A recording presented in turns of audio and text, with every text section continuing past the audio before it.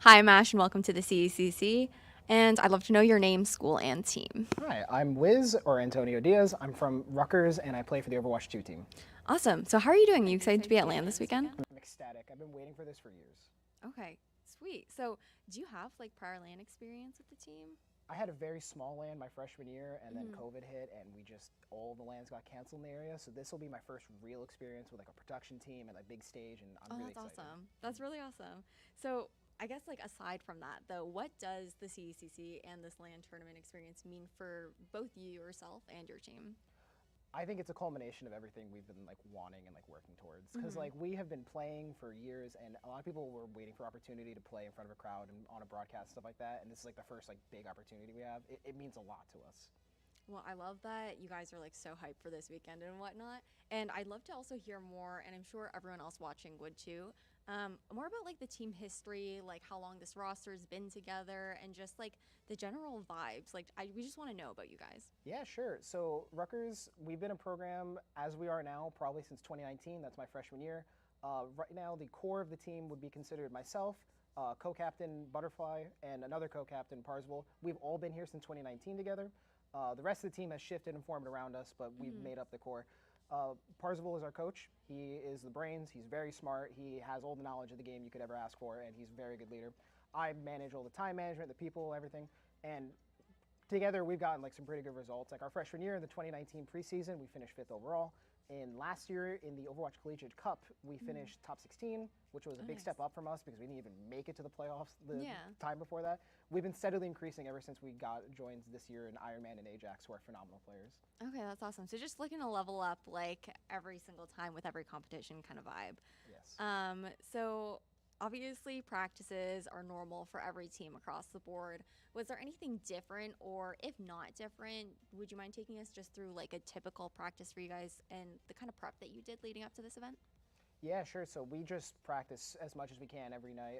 Usually Tuesdays, Wednesdays, Thursdays, we just go and we have like 2 to 4 hour scrims every night where we just find the best teams in the area at the same time Mm-hmm. and we compete against them and we just try all our strats out.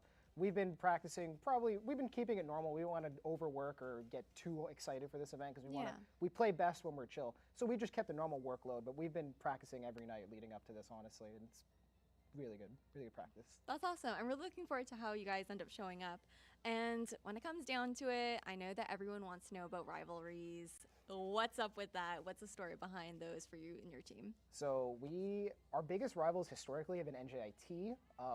Before I got here, they were considered like the greatest rivals in New Jersey. We were both Mm. the top 10, top 12 teams in the country. Okay. The last couple years, NJIT didn't really compete for a little bit. They took a break from competition, and this is the first time we're going to be playing them since they've come back. Yeah. So we are super excited to get a chance against NJIT on the stage again. In fact, the only other LAN that our players have ever been to was against NJIT in our freshman year 2019. So Okay. we have a history on stage against them. Yeah. Another team that we're excited to play is Fisher. They're not in our group, but hopefully we meet them in playoffs. Hmm. Their captain Neb and our player Ironman are good friends and have known each other since high school. And also, I'm a big fan of their hit scan player who plays the same role I do, Kabe. He creates Overwatch aim training routines, and I think they're really cool. So those are like the teams that we're most excited to play against. Okay, that's sweet. I hope you guys get to face off of each other on the big stage for sure. And then aside from winning, which obviously every team is here trying to do, what are you and your team looking to take away from this weekend at the CECC? We want to prove we've been consistently underrated, I believe, because we don't have like big name players, we don't have scholarship, we don't have these big things to pull in like huge Twitter followings. Mm-hmm. But we've been consistently getting better, and there's like community power rankings going around, and we are consistently put way below where we are. And we just want to go into this weekend, and we just want to prove ourselves against top teams like Fisher, like Harrisburg, and we want to prove that we deserve to be in the top 10, top 5, maybe top 3 in the country, and that's our honest goal this weekend, to prove that we belong there. Okay, well, I'm looking forward to seeing what you guys can pull off and how you guys show up this weekend in the competition. But that's about it for the interview questions. Before you do head out, I want to say a big thank you for joining us here today, for answering these questions, taking the time. And also, are there any thanks or shout outs that you want to give out before you head out? Just shout out to my boys. We got Parsville, we got Neutral, we got Ajax, we got Ironman, we got Laud, we got Woofaruni, especially Woofaruni, my favorite Doomfist player in the world. I love my guys. All right. Okay, I love that. Well, it's really nice to meet you. Nice to meet you too. Thank you. Take care.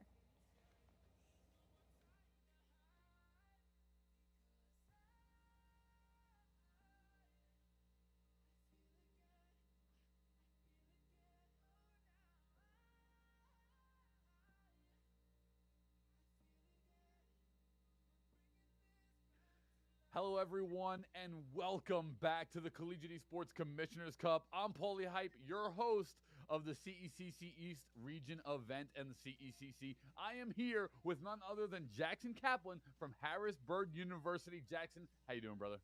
Doing good. How are you? Very, very well. I want to get right into it here as we are into these interviews. These schools, Harrisburg, one of the top in the country. It's really exciting to have you here, a part of us. Really quick, can you just give everyone a brief introduction of yourself, your name, the school, and the program? Yeah, so I'm Jackson Kaplan. I go by Shake. I'm the head coach for Overwatch here at Harrisburg University. We're located in Harrisburg, Pennsylvania, obviously. We are kind of one of the older programs in collegiate esports. Sure. Been around for about 5 years. We're one of the schools that's really invested pretty heavily in esports. We have a state-of-the-art practice facility. We have full-time staff. So we have a lot of support from our university, which is amazing. We've won 2 national championships in Overwatch, and I would say we're kind of like a perennial top 4 kind of team, always competing for number 1. So yeah, that's kind of the rundown. Excellent. Yeah, I mean, Harrisburg always has been a school that I've heard of ever since my entrance into collegiate esports, and I'm very proud of it. Always East Coast. If it's East Coast schools that are quality, I'm always going to support. As we get into it here, this is all about information. This is all about teaching people, the schools, the coaches of the teams, and just kind of really developing this collegiate landscape for other people out there outside of our industry. As we are looking to go to schools and different large size events here for the CECC. Is there a certain school that particularly your school either has a rival against or they're looking forward to competing against at the East Regional? Yeah, so I think Fisher College is kind of our biggest competitor at the LAN. I wouldn't consider them a rival necessarily. We have a pretty close relationship with them. Like we do weekly scrim blocks with them. We've been scrimming them pretty consistently for like a year and a half now. Sure. And then also, one of our players is on a team in Open Division with one of their players, so there's kind of a lot of relationships there. But I do think they're going to be our toughest competition at the event, so I'm looking forward to playing them. Sure, yeah. Neb and those boys definitely bring a certain skill level to the field, and so does Harrisburg. So I'm happy to hear that you guys are scrimming together. That's very, very key, tight-knit, close quarters there. Have you been able to play in a big facility like the one at the CECC Finals will be at? Yeah, so our guys last year, back in May, we were at the CEC LAN in Atlanta. So Right. yeah, we were there, and that was an amazing kind of facility, amazing environment. And it was, I want to say it was kind of the first bigger LAN for our players. We do host Hugh Fest each year here in Harrisburg. Right, sure. Which is a pretty big event in and of itself, but I would say kind of the environment that you guys had set up back in Atlanta, it was on a different scale. So I'm glad we got that experience, and then I think that'll kind of help us out going into the LAN at Rutgers. That's awesome, man. And a little hint. I can't drop too much just yet, but a little hint. This year's gonna be better. We have some nice stuff planned. I can't wait for the official announcements coming soon for our final event this year, the CECC 2023. I did see Hugh Fest. That's pretty awesome. I saw a lot of stuff around that. How did the Hugh Fest tournament go this year? Like, overall, I heard great things about the event. Yeah, so there was a little bit of a bumpy road, I would say. We were kind of scrambling a little bit to get everything set up this year. We got started a little bit later due to some kind of internal events, and yeah, so it was a little bit rough in terms of like setup and stuff like that, but Right. We got it done, and then I was pretty happy with the result. I think all things considered, it turned out pretty well. I think you have to really focus on that when you're throwing events because it's very.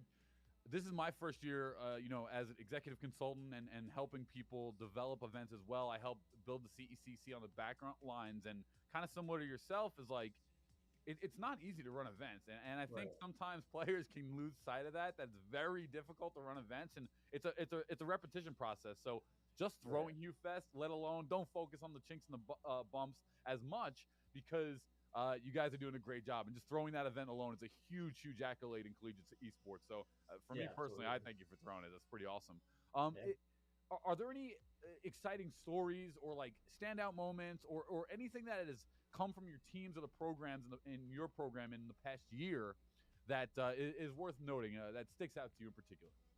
Yeah, I would say, I mean, I'd kind of go back to Hugh Fest. I think it's always a highlight of our fall semester, and it's always something that we're really proud of as a university because there aren't a lot of collegiate lands out there. Luckily, we're starting to see more and more, especially over the last year or two. Sure.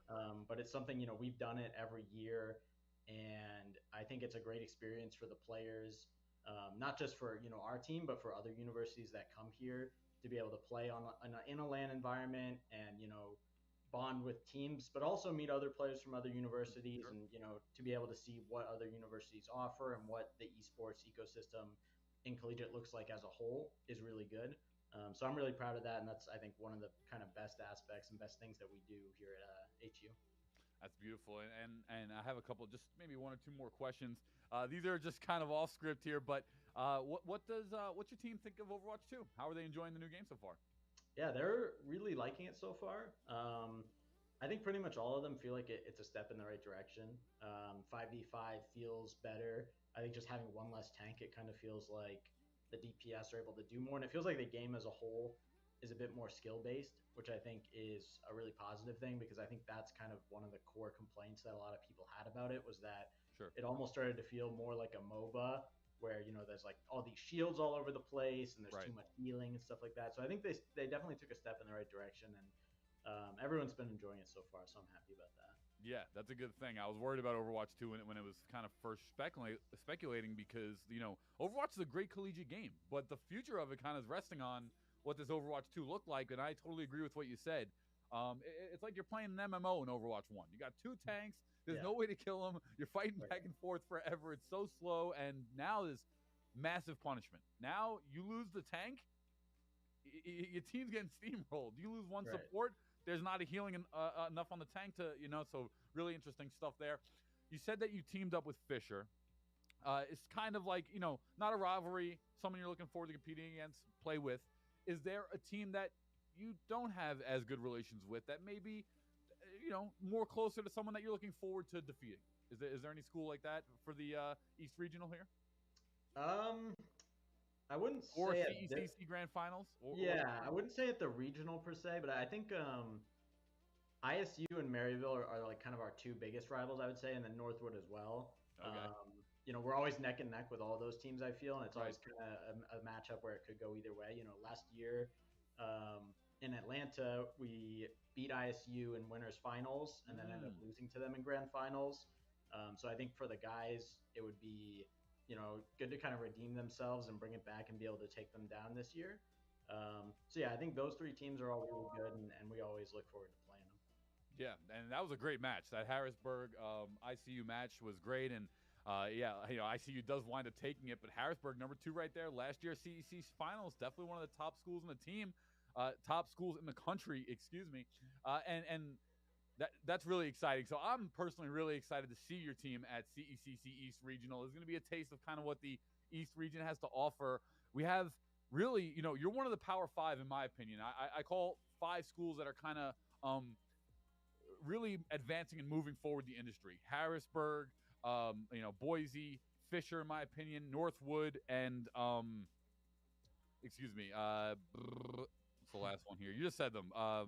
Maryville, ISU. Maryville, excuse me, Maryville. You 5 are like the 5 that really stand out to me. Throwing events, Boise State as well, and just really moving forward the industry in the collegiate space. So I thank you for that. And Jackson, I really appreciate you having you here on the show. And it is going to be such an amazing event at the CECC East Regional. We just were joined by Jackson Kaplan from Harrisburg University. He is their Overwatch coach. Thank you, Jackson, for tuning in today and joining us. We are so excited to see you at the CECC East Regional and the CECC Finals.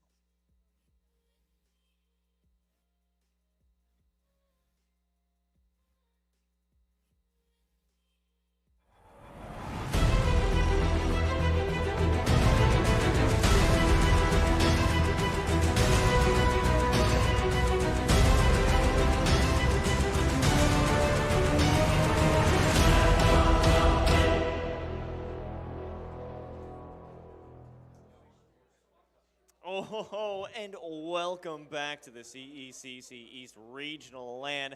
Before we jump into some Overwatch 2, we do have a little bit of fun, and the hype music that led us to it really is going to build the mood. So you may be familiar with this. Overwatch 2, sure, you know it. But have you heard of Overwatch 2 Charades? Something even greater than the game itself. We're bringing it to life.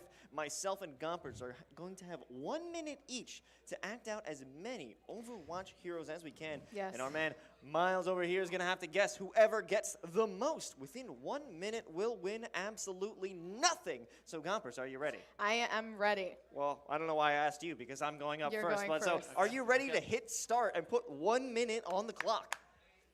Yeah, okay. They've Ready? given me no Count me down, context. count me down, count me down. On 3, 2. Oh, okay. Pointing. Oh, throwing something. Okay. I'm getting it. Pointing out. Oh, echo. Okay. Oh, okay. Throwing something. Oh, a little bit of dance. A little bit. Oh no. A reload perhaps. Cassidy. No, Ash, reloading the gun. Okay. 33. Okay. Gesturing. Oh, lifting. Oh, mercy. The staff. Okay. All right. Okay. Oh, some sort of motorcycle. Oh, throwing it out. One gun. Pistol. Put it down. I'm Bastion. What? I can't even. Okay. Something from the head. Something. Orisa? No.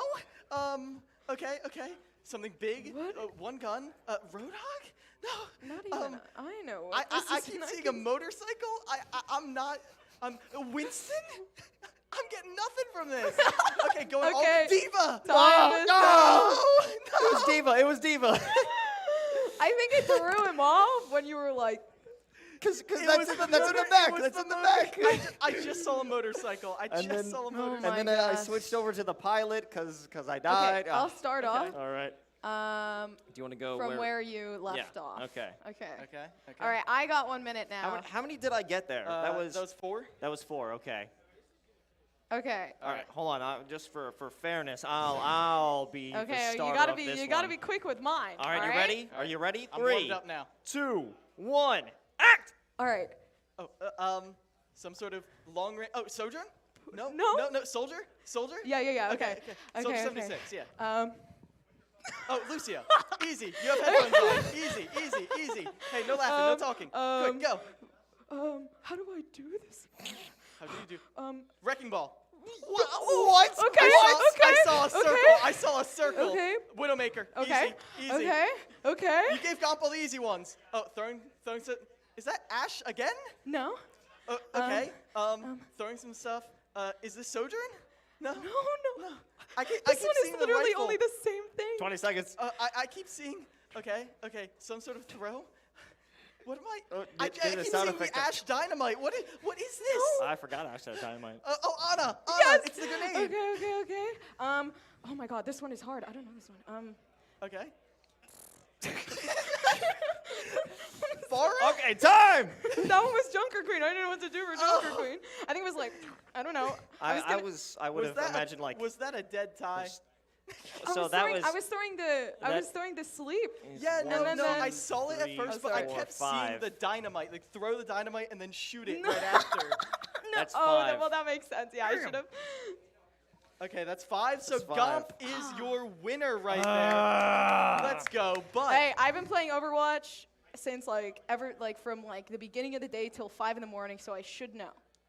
You Okay. should know. Okay, I thought I was gonna win because of the Ana situation. Like, how much time was spent on Ana versus Diva? I feel like this Okay, isn't but- good. I'm looking in the camera. I'm That's mostly terrible. proud. Yeah, I'm you mostly literally proud look like of a gremlin. I am a gremlin. the wrecking ball guess, though. Can we talk about the Okay, wrecking ball? I that literally. was I was just a guess. I was That going wasn't to. even- No, I If- saw. if I you saw hadn't the have said it. orb. I saw the orb. If you hadn't have said it, I would have crawled up into a ball and I would have jumped. Okay, And that's what okay. I would have done. Easy. And that would have been easy. Or I would have.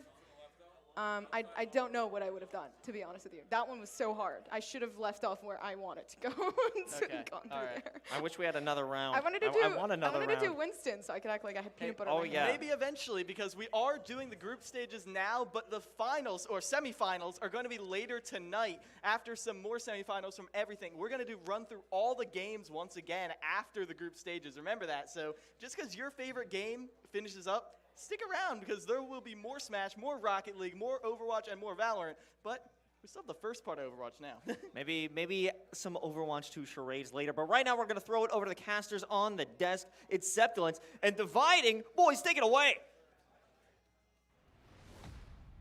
Thank you so much, Desk. And of course, we are Septilence and Dividing, excited to bring you Overwatch 2 here at CECC East. And folks, we've got a banger of a game coming at you. Hopefully, it's a little bit better than Los's Diva impression. Hopefully, we can enjoy that just a little bit more. But I know this is going to be a great one. Some of our greatest teams here this weekend going head-to-head in a pools matchup.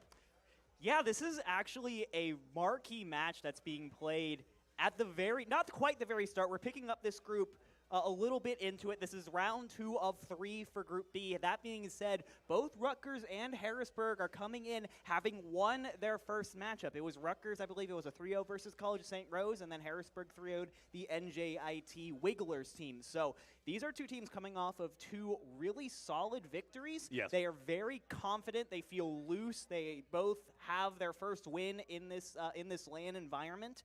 I think that this is going to be a clash of 2 really good teams that have a chance to make it really far in this tournament. Without a doubt. And now things are a little bit different. They all have been playing at LAN, but this is going to be their first time here on the main stage. This is the first Overwatch 2 we've got on the main stage today. We've got it today. We've got it later today. We've got it tomorrow. It's going to be a great one. I see we've actually gathered quite an audience over there as well, so I know they are just as excited to jump in as we are. And I think we can even take a look at the rosters. If we're lucky, we can see who these teams are bringing to the table. Ooh. It's looking like we got some mighty strong players here. My goodness. Hey, there are a ton of really awesome players here. I'm going to draw your attention, of course, to the left side of the screen. Those are the 2 teams that we're going to be watching right here, right now. Harrisburg University in the top left. That is one of the best Overwatch teams in the country. This is indisputed. Since the creation of collegiate Overwatch, these guys have been one of the top programs, led, of course, by Elk over there on the right side of the screen, former Overwatch League player for the Philadelphia Fusion. I want to say maybe the first player ever to go into Overwatch League, leave Overwatch League, and then join a collegiate team. It's worked out fantastically for them as they've been able, with their help, they've been able to accumulate quite a wealth of trophies, looking to add one more this weekend. Yeah, not only to leave Overwatch League to go to a collegiate Overwatch team, but one of the best in the country, like you said. I mean, Harrisburg is truly a team to look out for. There's only a few teams here that I consider that could even throw a stone towards this team. Of course, Fisher being one of them who we're going to get to see at some point later down the line. But Harrisburg, they are undefeated. Oh, to this point in time, they want to try to keep that title. I think Rutgers has a really good chance of taking, I mean, a map feels like a minimum. Rutgers is a strong team. I haven't had the chance to see them as much as I hope to, but I'm really excited to see what they bring to the table early. I think this might be more of a mental game than a physical. I'm not going to lie. It's about not letting Harrisburg's big status get to you. It's about knowing this team can be taken down. Something that's really interesting going into this also is that Rutgers is the only team of the 8 competing in Overwatch today that actually didn't compete in the open qualifiers last month, because we are, of course, at the wonderful Rutgers University. They are the hosts. They did not actually have to compete in the open qualifier. They earned their spot automatically as the host squad. Because of that, I actually asked one of the members, Wiz, beforehand whether you thought that was an advantage or a disadvantage, and they told me that was a huge advantage for them. They feel like this is a team that is getting very underestimated right now. They've been quietly making improvements and adjustments over the offseason. They were already a top 16 Overwatch collegiate team last year.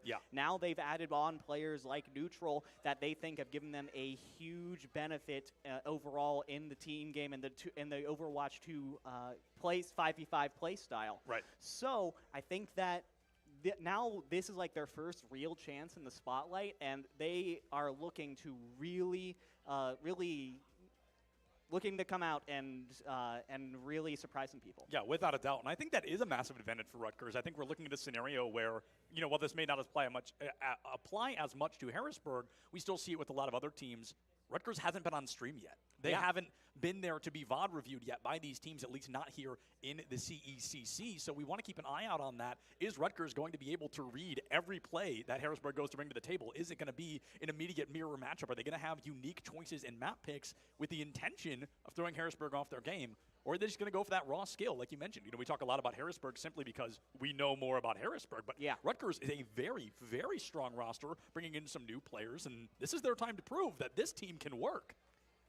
And there's actually some really interesting stuff going on with the way the metagame has been developing this weekend. Of course, I have been watching the Group A matches. I've been watching the Group B Round 1 matches to see how things have been going. Something very interesting I've been noticing is that a lot of teams have been trying to mimic the Overwatch League style that we saw earlier in the week, the playoffs, where you had the Winston as your tank, you had Sojourn and Reaper as your DPS, and Kiriko and Lucio as your supports. The interesting thing about that is we're actually playing this weekend a patch behind what Overwatch League was playing. So before the playoffs happened, we had a bit more of a Zarya-Genji sort of composition. They were seen as sort of the OP tank and DPS combo, respectively. And because of that, they decided to nerf those two characters. They got taken out of the metagame. Even so, we're playing with an unnerfed Zarya and Genji. Teams really do like this Winston and Reaper playstyle, especially after seeing some of the best teams and players in the world play it and see how powerful it can be in the right hands. I've seen a little bit of both, the old style and the new style. That being said, the Winston compositions really seem to be being played a majority of the time. Yeah, and I love that because Winston really hasn't had his time in the spotlight in quite a while, so it's nice to see him returning to the game, returning to the upfront of Overwatch 2 and dividing it completely correct. We're looking at a scenario in which are these teams going to bring out what is currently on this patch, the strongest composition, that Zarya, that Genji, or are they going to look forward to the future, kind of aim a little bit more for that Winston Reaper Sojourn combo? And honestly, I talked to a few schools this weekend just while I've had the chance. They're talking a lot about, Zarya is strong now, but she's not going to be strong much longer. And it's not to these teams just about winning this weekend, just about winning today. It's about being the best possible teams they could be, so they want as much time as possible to work on that Winston, to work on that Sojourn and Reaper combo. So I think this is something we're going to lean into a little bit more, especially with teams at the caliber of Rutgers and Harrisburg. I think they are going to lean more into that Winston play. And I think it does actually work out very well for this team, as I believe Harrisburg is going to be coming in with Akawa as their main tank player. I don't know if they have Divio as well, who is their usual off-tank player. That would be their specialist for the Zaryas, for the Divas. When you have Akawa in, who is more a main tank specialist, that's the person who has been grinding Winston all the way back since Overwatch 1, right? So I think that is going to really benefit the Harrisburg style of play. That being said, on the side of Rutgers, I don't know what really to expect. I'm going to be honest, I've never actually watched this team on stream before. They have been very secretive about their personal strategies. The first time I watched them was actually their match against College of St. Rose. I was just peering over their 20 minutes ago. I was just peering over their shoulders in the esports lab like a creep.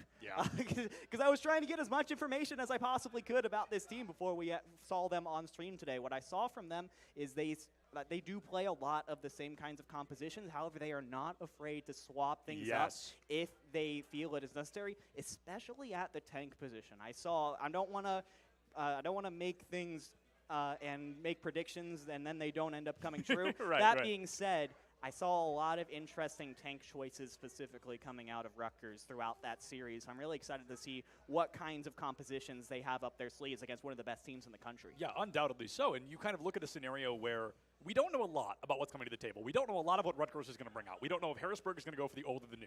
But we do know one thing. We know the map we're starting on. True. That is Lijiang Tower, a personal favorite of mine. I feel like a fan favorite as well, a map control point that can really bring out a lot of unique team compositions and characters. We often get to see my favorite character in the whole darn game, Mr. Junkrat himself, in Lijiang Tower, and I'm truly hoping we get to see him today. But I've been trying. I've been trying to tell the teams, if you play Junkrat, Septilence is going to go insane. I will be so excited. And you want to see Septilence go insane on livecast because it's really funny. It turns out these teams are a little harder to bribe than I expected. You know, it's not as easy as just offering a shout out on stream. No, I mean I would be excited to see the Junkrat, but we are to that point where it's pools, but every win is critical. Every win is crucial. Every win you find is super unbelievably important. And moving forward, you kind of want to make sure, we're undefeated. We've been undefeated. We haven't dropped a map. If you play a little risky, if you bring out the fan favorites, maybe it's a little shakier, maybe it's a little rustier, you do drop a map. So I won't hold it against anybody. If we don't see the J Silly, I'll just be a little sad. And you don't want to see Septilins when he's sad. It looks just like this, but there's tears running down my face. That's pretty much the only difference, I think. But when we get into Lijiang Tower, I think it's going to be a really good spot to understand where these teams stand as far as what kinds of compositions they like to play. So Lijiang Tower, I think, is a really good starting map because you can run a lot of different space there, a lot of different kinds of compositions. There is, you have Control Center, which is a lot more closed in, a lot more close-range comps tend to do very well. You have Gardens, which is very open, and so you have a lot more long-range compositions. As far as the Echoes, they tend to come out on that map if they come out at all. And then you have Night Market, where you can really run a little bit of both. You kind of have a closed-in point, but then a very open area surrounding the point. So it depends on whether you want to play close and inside those walls or you want to try and poke in from the sides. Yeah, Night Market is an amalgam of kind of a indoor-outdoor point where it is kind of enclosed, but there's several windows, there's several openings, so somebody like Pharah, like Echo, like Tracer even can kind of jump up through the window, kind of sneak up in the back line. Lucio gets a lot of value on, I'm going to say all 3 stages. I don't know if that's kind of a hot take or not. I don't think it is, but I think even on Control Center, Lucio, he's just so stinking strong. The speed boost going to be so strong. The beat going to keep the team alive when it needs to, and I think that's kind of what we need to keep an eye out on. Looking at team comps, we talked a lot about tanks. We talked about our DPS. Maybe we take a minute to talk about our supports, right? I mean, we've seen a lot of competitive Kiriko lately. We see Lucio, I feel like, every game. But we're in a point, at least to me in Overwatch 2, where it's not a full mandatory on which supports we're bringing out. Especially Winston and Ana, you know, they were so kind of hand-in-hand back in Overwatch 1. I personally think it's a lot harder to play Ana in Overwatch 2, so to see these teams bring it out at this caliber of play never fails to impress, because I know how hard it can be at this level. It's actually been really interesting to watch the evolution of this new meta, especially in a post-Kiriko Overwatch 2. Yes. Because Kiriko and Baptiste specifically, they offer a lot of very similar things to the hero pool. When you look at the very basics of their kit, they both have pretty decent healing output. They both have some form of immortality around their kit. They have a lot of really nice mobility. Baptiste with the jump boots, and then Kiriko with the swift step. Yes. So there's a lot of similarities here in what kinds of kits these characters offer. But when it comes to Kiriko, she really does enable a really aggressive play style. She's really good, especially because she can go in and do a ton of damage if your Kiriko is very confident in hitting her headshots. You can basically pick off any member of the team by yourself, other than the tanks, if you hit like 2 in a row. And of course, you have that ultimate, that Kitsune Rush is super good at allowing the rest of your team to take a lot of space all at once. It's the kind of composition, the kind of ultimate where you have to have a plan for it on the level of a Graviton Surge. Or if you don't and you're taken off guard by it, you're just going to get run over. Yeah, absolutely. And we actually, a lot recently during Overwatch Grand Finals and Semifinals, we saw this weird play of a team losing a player and then popping Kitsune Rush. And every time I was like, whoa, like, hold on, wait, is that? But every time that speed boost, that extra cooldowns, the damage that they were able to put out often helped that team win that fight. That is probably the base definition of feast or famine, risk and reward, because you can pop that, you can get that trade, you can make it a 4-4 and steamroll the rest of the fight, or you pop Kitsune Rush and still lose. And then you're out of Kitsune Rush, and that makes the next fight that much harder. So it's this constant risk, this constant weird matchup of, do we risk the ultimate in a numbers disadvantage, or do we willingly lose this fight, regroup with these ultimates, and move forward to the future? It's something that teams that only this caliber can really think through fast enough to get value out of.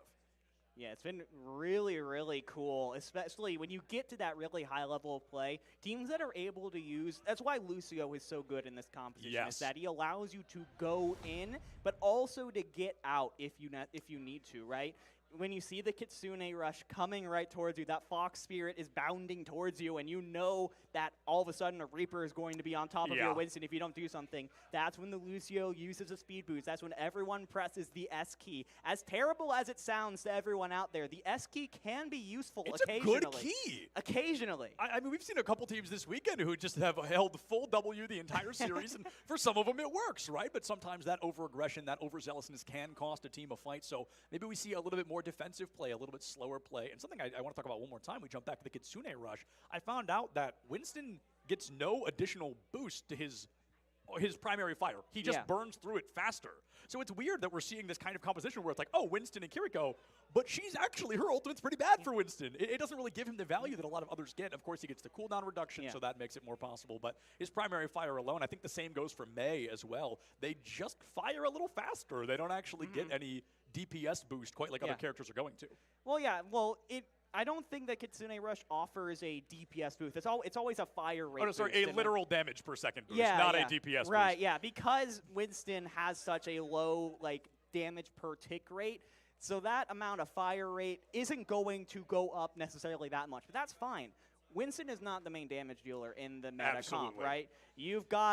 You are able to use the Winston as sort of a space creator. You get to move forward, put down your bubble, and not only do you get to move forward, push people back, and have your Reaper come with you, the Sojourn can then sit behind the bubble, know that they are protected, and be able to just put in pot shots throughout the entire map.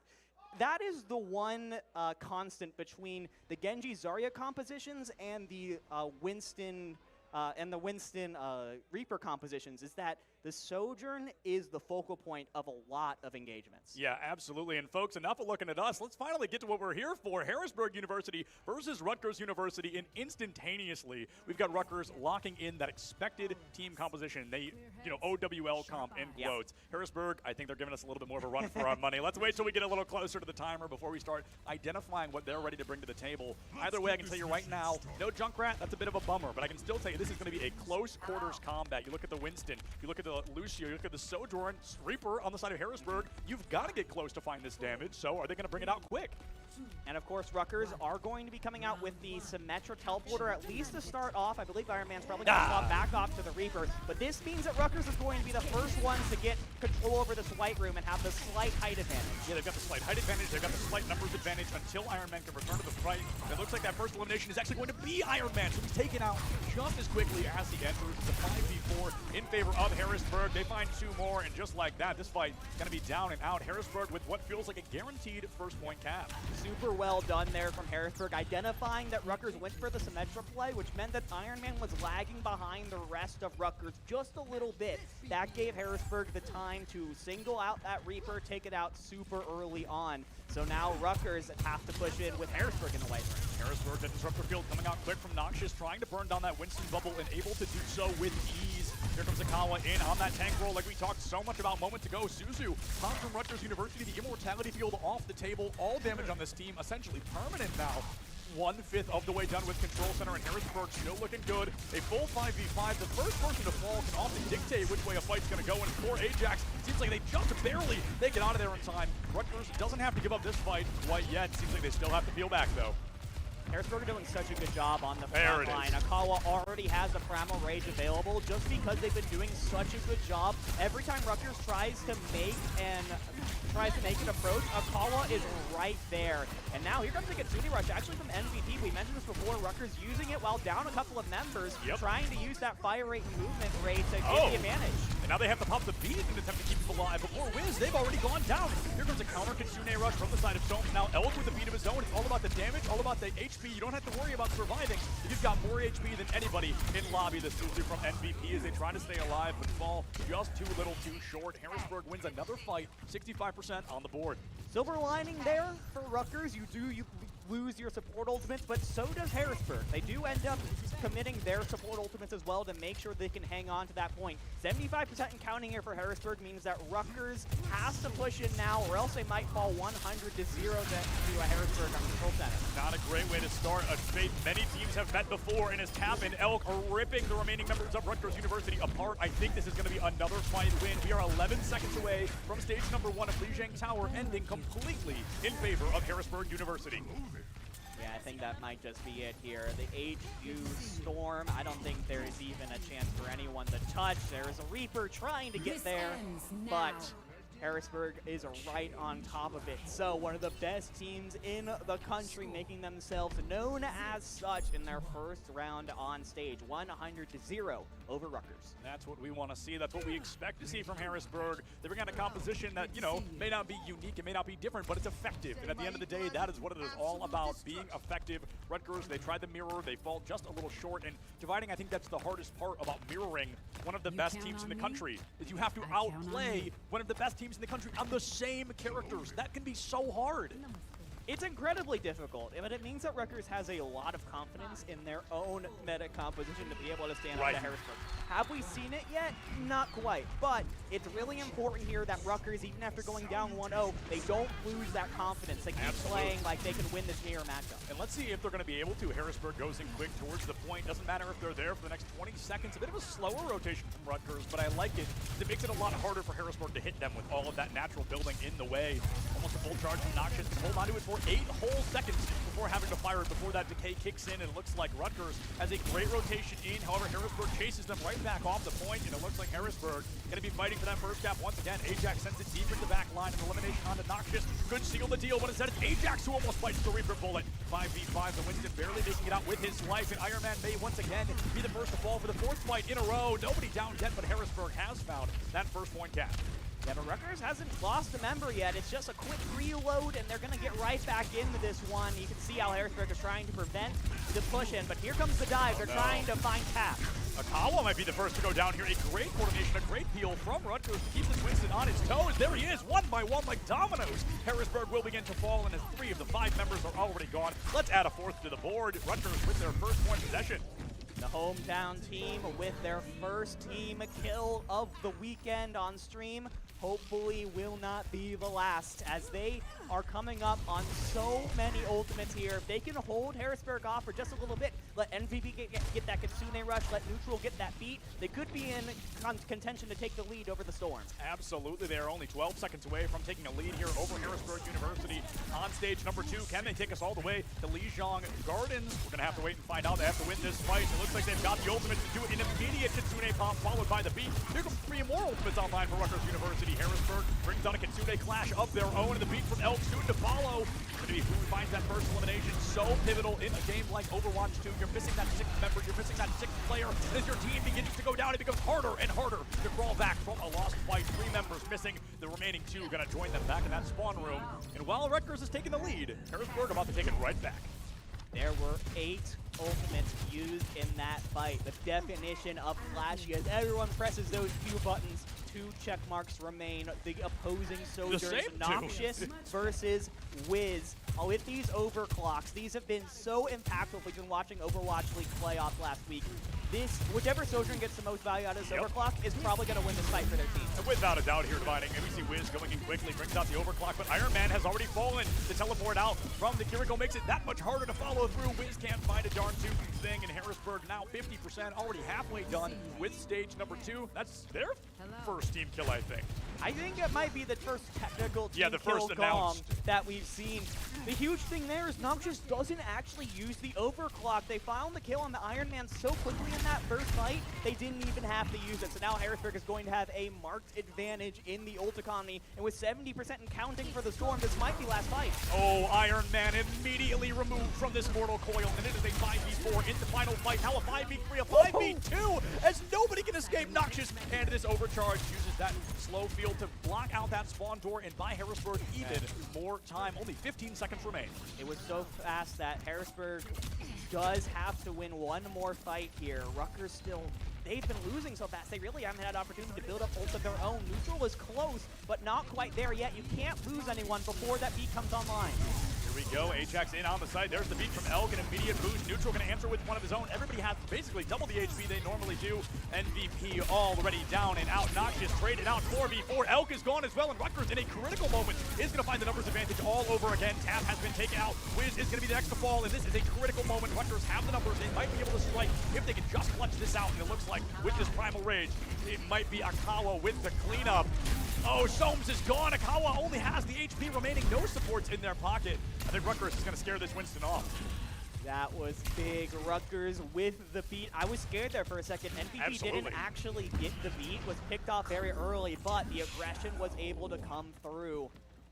Tap waiting in the wings with the Death Blossom available. Could be the match-winning Death Blossom here, but if Rutgers can play aggressive with this Kitsune Rush and Primal Rage, he might be able to take out that Reaper before they can get in position. Oh, if you get rid of that Reaper early, that is the #1 way to win this fight without much of a second thought. Here comes Tap early, and he's looking to tap that Q button. The first elimination going to be traded out instantaneously. Elk into neutral. Another Death Blossom coming out from the side of Iron Man, and it gives Rutgers a critical numbers advantage. 3 to, okay, now 0. I don't even get to finish talking about it before Rutgers has put Harrisburg on ice. 17 seconds left on the clock, and this could be the moment Rutgers takes us all the way to stage number 3. And my eyes were on Wiz here. They were outplayed by Noxious a little bit the first time the overclocks came online. This time around, only one Sojourn has the ultimate available. Will they be able to get the revenge for what happened before? Oh, Noxious into Soames. Iron Man gets a counter kill, but I think it's going to be too little too late. Everybody else in the team missing. 4 neutral, going to have to stall for their life. But with 4 members of Harrisburg trying to take you down, there's only so much you can do. Rutgers comes close, but unfortunately close and just not going to cut it. Harrisburg with a 2-0 victory on Lijiang Tower. It was so incredibly close, though, on Night Market, I have to say. Really impressive stuff from Rutgers, not just winning fights by pure mechanical skill, which they did a couple of times. We saw them do a very good job of planning out their fights. I think they, Wiz did mention NPP a lot as kind of the fight planner for the team, the brains behind the operation. Rutgers did a very good job understanding what ultimates they had, what ultimates the side of Harrisburg had, and how to play into it. That being said, Harrisburg, such a good team, and they are so good at coming up clutch when they absolutely have to. In those 99 to 99 scenarios, that's when teams like Harrisburg seem to be at their strongest. I mean, it's so funny, too, because one of the first things we talked about was, using Kiriko's Rush, Kitsune Rush, when you're down 1, the first fight, Harrisburg does just that. They get Kitsune, they pop it, and they flip the fight. I mean, they really put the cherry on top of that discussion, and right now they're only 2 maps away from winning out this pools and remaining undefeated in the pools phase. Rutgers, they really fought tooth and nail until the bitter end, but the end was a bitter indeed, dividing. They fall too little, too short on Lijiang, but the bright side of a best of 5 is they have at least 2 more maps to try and win this back. And I think that when it comes down to this next map, I guess the question is, when you're coming up the Rutgers, as they do have their own map choice here, are you still feeling confident in this mirror matchup? Right. How long do you want to try and play into this against one of the best teams that Collegiate Overwatch has to offer? I know you're feeling good about it. I know it was really close on Night Market. Is there a composition that maybe works better for your specific players, that maybe someone has a pocket pick that you really like, that you think you might have a chance of taking the Storm off guard?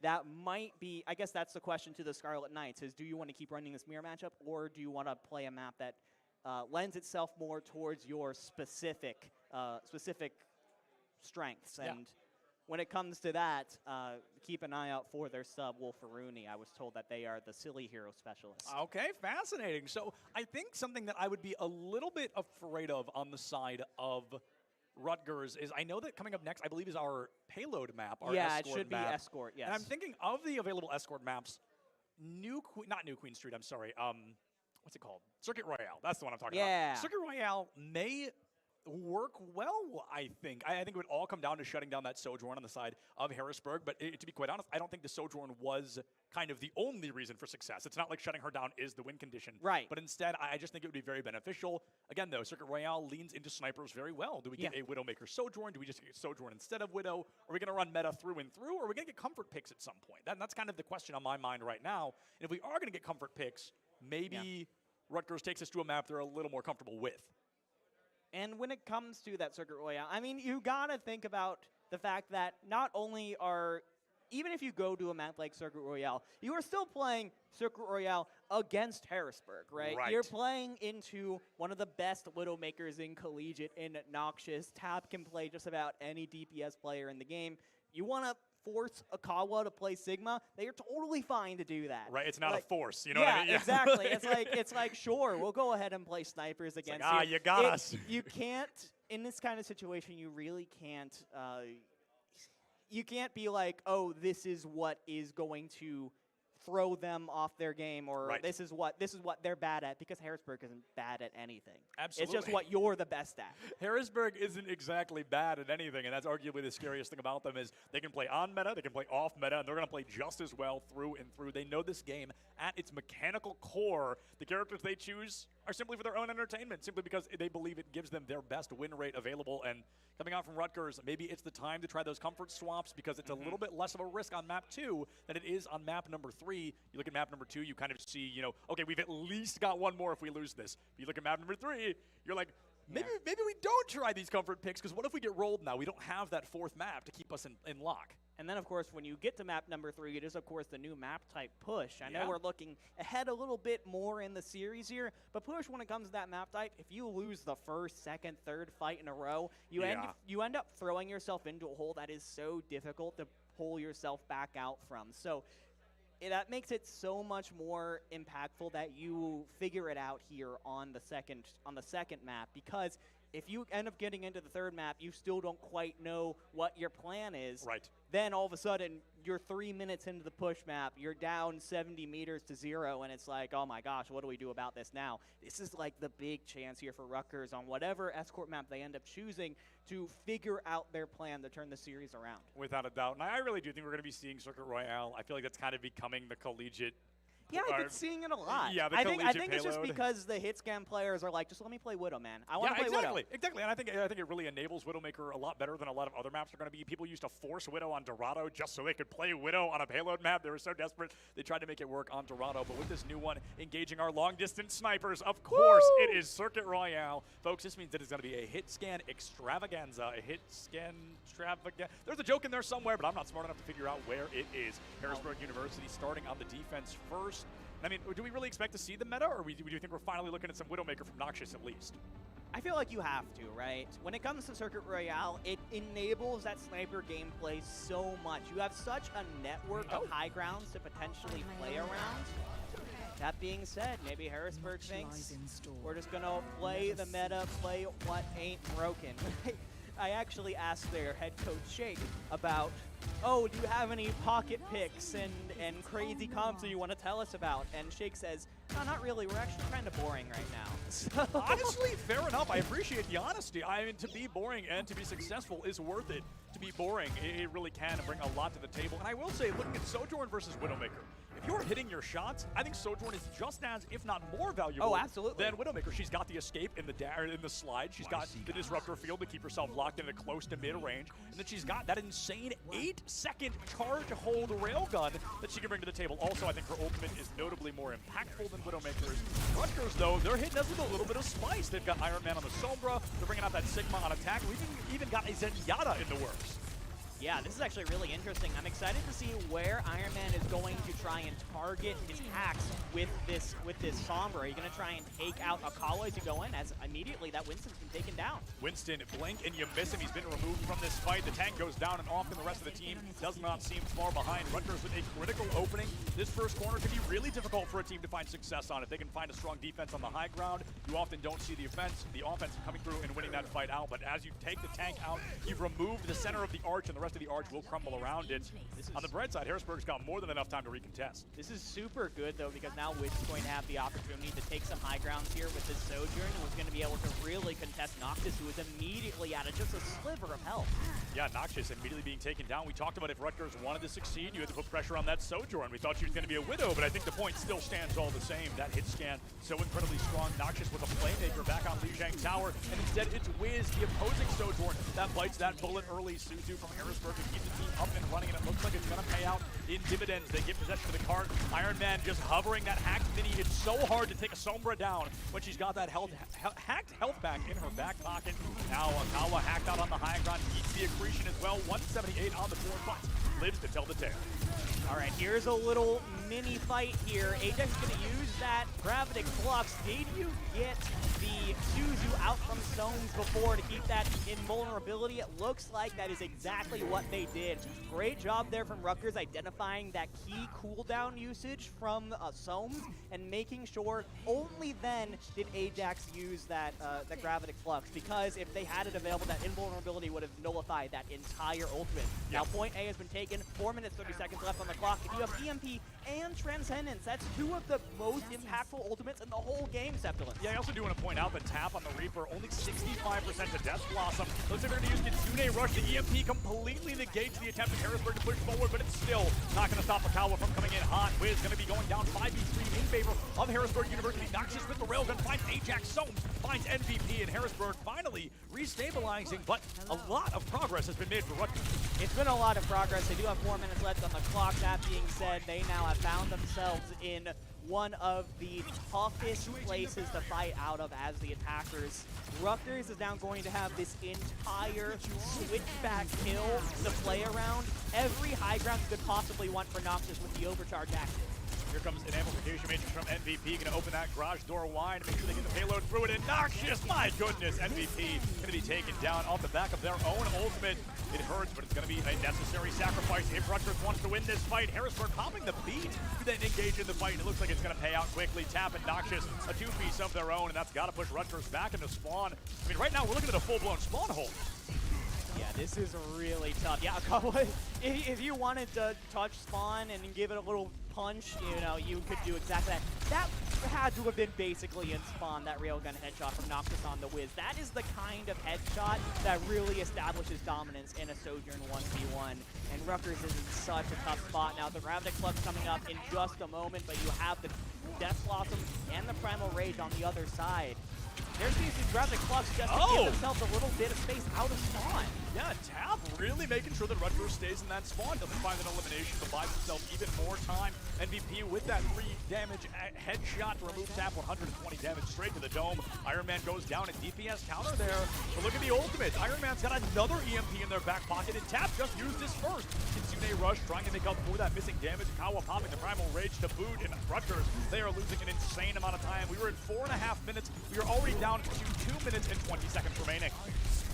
Yeah, already over half of the time bank for Rutgers used, but they're starting to build up their ultimate advantage once again. The EMP is back, the Transcendence is back. They almost have the Kitsune Rush as well. Kitsune Rush could be huge here for Rutgers University, and it looks like they may not even need it. Okay, maybe they do, but MVP isn't going to be there to use it. Noxious, the railgun headshot, makes it a 4v4, and as the defending team, Harrisburg, you'd expect it to move back, but instead, here comes that overcharge. Tap is gone, and it looks like Noxious trying to find even one pick, looking for an equalizer, and just not able to find it quite yet. Neutral making waves here on this Zenyatta, still hanging out on that Transcendence. Yeah, doing such a good job here is Harrisburg, but they are looking a little bit worse for wear as far as the ultimate economy. They're just now coming up on their support ultimate. Some's still about 10% away from the Kitsune Rush. Oh, Rutgers, I think, knows this and is going aggressive as a result. Yeah, Rutgers has to get aggressive here. They forced the beat out from Elk already, and with only 80 seconds left on the clock, Rabbinic Flux going to take him up. Not just going to be put down early, and it looks like nobody else is going to bite the bullet off the back of that Flux. Tap actually finds Ajax in return, and an ultimate that could have been huge for Rutgers is instead stacked against them. Soames pops a very confusing Kitsune Rush. Maybe it was Wait, forced us out Transcendence, are you kidding me? Oh, wow, okay, all of a sudden it's so worth it. You pop Kitsune for a Transcendence, and the next fight is going to be much easier against Rutgers. I give you Kitsune Rush, you give me Transcendence. Trade offer accepted by Rutgers, and I think they came out on the wrong side of this trade as they are falling left and right. Rutgers University now down to 40 seconds left on the clock. This is going to be almost certainly the last fight, the last chance here for Rutgers to even try and get this payload up the hill. Ajax swaps over onto the Diva to make sure, just to get themselves back onto the Winston. And they do have the EMP coming up in just a moment. The EMP could be colossal because Rutgers, not only do they have to win this upcoming fight, they have to win a minimum of 1 more to cap that second point. They put any additional time on the clock. Wiz deals a lot of damage, takes a heck of a lot more, has to get Suzu'd early. Now that is a critical cooldown that this team should have wanted back, but Wiz with the overcharge finds one. Tap comes in hot with a 3-piece, and that has to seal the deal against Rutgers University. The 2 remaining members were not going to be able to make the magic happen. And Tap doing a phenomenal job in an attempt at a C9, just not going to be able to cut it. And now it's all about stalling, delaying the inevitable, but the inevitable will find you one way or another. The wick begins to tick down, and the first half of Circuit Royale has come to a close. It's so tough that Iron Man never actually had an opportunity to use that EMP. Yep. If you had that opportunity to potentially use that in conjunction with the overclock, maybe you would have had a chance to finish off some kills there. That being said, Rutgers have given themselves an opportunity. The fact that they were able to get it up to that first bend on the second point means that they are going to have the availability of that high ground to potentially play around. That high ground right there that the camera is on, that is a playground for your Sojourns, for your Widowmakers if Rutgers wants to pull it out, right? So for your Junkrats, just throwing that in there too. Well, you know, I really want them to play Junkrat. I've been trying to get them to play Junkrat. Hit scan's usually a little bit better there. Oh, I mean, definitely. I'm just going to keep pushing the narrative, and honestly, I mean, Junkrat can definitely work on this map, but he's definitely not the best on this map either. Those hit scans make a heck of a lot more sense. And now Harrisburg, they are on the attacking side, so this might just be a bit of a bait. But to see them come out with a Widowmaker, I mean, Bastion, I think that makes a lot of sense, honestly, especially when you know there's a Sigma on the other side. Yeah, you're going to be able to potentially melt down the Sigma shields really easily, and that's kind of the cornerstone of this comp, right? You're able to use that flexible shield to potentially get yourself, to potentially give your Sojourn sightlines and deny sightlines from the other team, and this is an interesting look here from Harrisburg. There we go. Tap may swap back off. Yeah, but we do see the Widowmaker from Noxious! Oh my goodness. That was such a tight window to fit that headshot into, and Noxious just nails it. Pixel perfect there. I mean, what a clean snipe through the shield and the natural cover. It was an amazing job, and it gave Harrisburg the numbers advantage they need. It forces Rutgers into a quick S-key hold and makes them have to re-engage a little bit slower. Finds Harrisburg at least underneath the bridge. Might not buy them around that first corner, but every meter counts, especially when you only have to make it halfway to the second point to win out map number 2. Harrisburg coming in with an unparalleled heat, and it looks like Noxious going to stay on the Widowmaker. A little bit riskier here until we get into this straightaway, but even one elimination, as we just learned from fight number 1, can work well in their favor. Noxious already almost 60% to those walls. Has been doing so much chip damage, which is very difficult to do. A headshot, not quite enough to take out Ajax, but the Sigma is under a lot of pressure from Harrisburg right now. Oh my goodness, another headshot from Noxious. Unfortunately not able to take down the Sigma, but once you get headshot, it usually instills a little bit of panic, and it's on the side of Rutgers to know that even if a headshot comes down like that, things are not going to be looking well. Noxious making us nauseous with these headshots. Oh, I thought it was a 3-piece. It's only going to be 2, but Elk still, there's the 3! Neutral taken down by Noxious, and Harrisburg, they make the Widow work. We talked about Widow versus Sojourn, and I think Noxious has shown us they're a little more comfortable on one than the other. My goodness. I mean, after a performance like that, who even needs the railgun headshots when you've got yourself a scope? Noxious does use the sights there, so... But it seems like you don't necessarily need it here. I've been able to find the opening picks regardless. Rutgers, though, they're going to be coming into this one. They do have a chance for another fight before the golden box of victory is reached, and you can't lose Ajax before that gravitic flux is used. You have to be careful to keep your headshot out of the line of sight of that Widowmaker, or else they're just going to snipe you out of the air. Yeah, Flux is not your win condition for the fight. It's your win condition possibly for the entire map. Ajax picks up a few, gets taken down, but is not able to find anybody with that ultimate Iron Man's melee. Sends Noxious back to spawn, and for the first time in a long time, Rutgers finds themselves in the numbers advantage. Hopefully they don't oversell it. Hopefully there's no overextension in MVP, trying to seal the deal even further. Now it's a 3-piece in their favor. Rutgers 5 versus 2 on the board, and Zones in the back line takes out Neutral. A huge play, but I just don't know if it was big enough. That is a Harrisburg resetting coming. And now Rutgers is in such a tough situation here. The golden box of victory is so close for Harrisburg University, and while you do have the EMP available, Elk is ready with that beat to counter, and then they can follow that up with the Primal Rage, the Death Blossom, and the Kitsune Rush. Harrisburg is in such a good spot if they can use these ultimates correctly. Here comes the Kitsune early, the EMP from Iron Man trying to cancel it out, and it looks like nobody's able to make it. They get a little too scared of the EMP, the S-key working against them, and Harrisburg with a not so sneaky cap of second point. It was the opposite of sneaky. They just used all of their ultimates at the same time. Oh, here it is. Okay, look, this is probably the triple kill on Widowmaker that we ended up missing, so let's see this. Oh, there's one on to Wiz, and we know there's 2 more incoming. The Zenyatta pick in particular comes so late in the fight, but it's such a pivotal elim.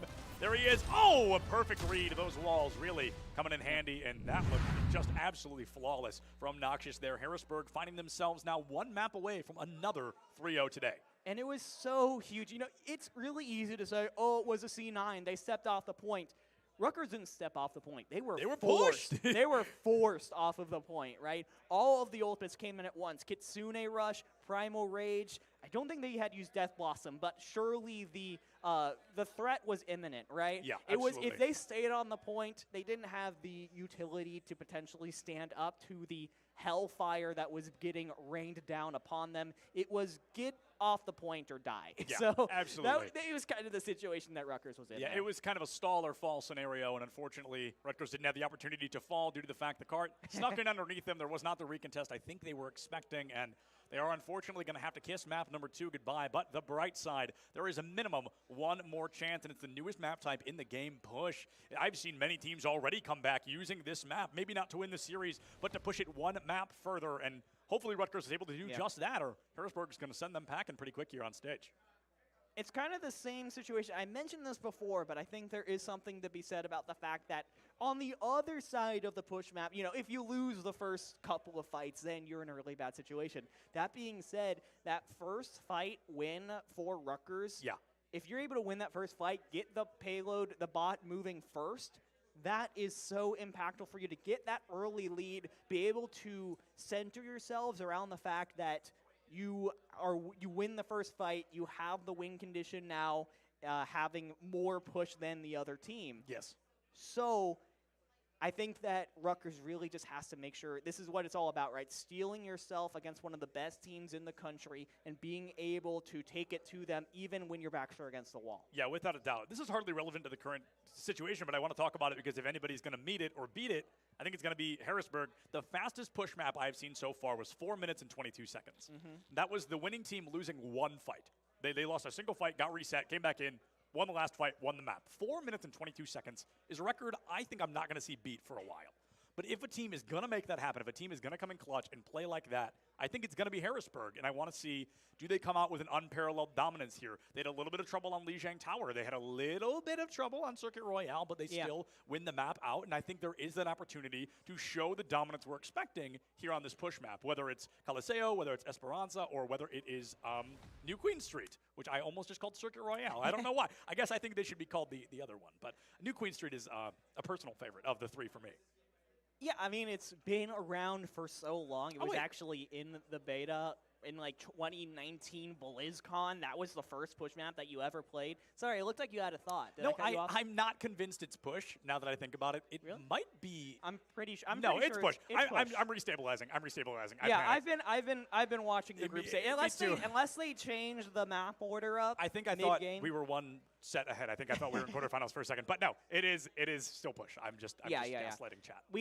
It seems like New Queen Street has kind of been the default Yes, here when definitely. it comes to the current meta. I think because it has been around for the longest throughout all the betas, and again, in the 2019 BlizzCon beta, when they first announced push as a game mode, it was New Queen Street that they were playing during that beta. So it's been around for the longest. You are the most familiar with it. You know how to best set up yourself for fights, and I think it also plays well into the sort of meta play style that both Harrisburg and Rutgers seem to have commit themselves to, at least for the first two maps. They had the opportunity to play a little off meta, and for the most part, it seemed like Harrisburg and Rutgers, they kept that kind of play style around with them. So that plays best in the New Queen Street. Esperanza has only been around for a little bit. I don't think teams have quite solved that map yet, and then Coliseo is just really weird with that super long straightaway in the middle. Yeah, that long straightaway really kind of changes things up because traditionally if you get past the straightaway on either side, we see the Reaper Sojourn. Yeah. But it's in that first fight where people keep trying to make things work, and it seems like the team that tries to make it work is often the team to lose that first fight.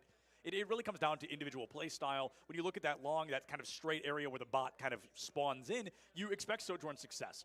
Reaper, though, might struggle a little bit more. So you're kind of on like both sides of a coin. You're flipping it. If your Reaper gets value, your team gets value. Right. If your Reaper gets canned, you're going to get canned. You're probably going to lose that first fight, and you may have to adapt. I know recently I saw a couple of collegiate teams trying to do like a Torbjorn thing on Coliseo, and Interesting. I wasn't personally fond of it, but I guess the turret in particular is really good. It's kind of pushing a fight one direction Sure. and forcing a team to be a little more scared to flank, kind of keeps all your fish in the same barrel. Torb is really good as an anti-flanker composition, and when you were in a situation before Overwatch League playoffs, I think we kind of thought there was going to be a lot more Tracer in the meta. Yes. So Torbjorn is a pretty natural Tracer counter. You can't really flank without getting shot down by the turret. Basically aimbot, right, if you end up in its line of sight. So there's a lot to be said about Torbjorn as a flanker counter.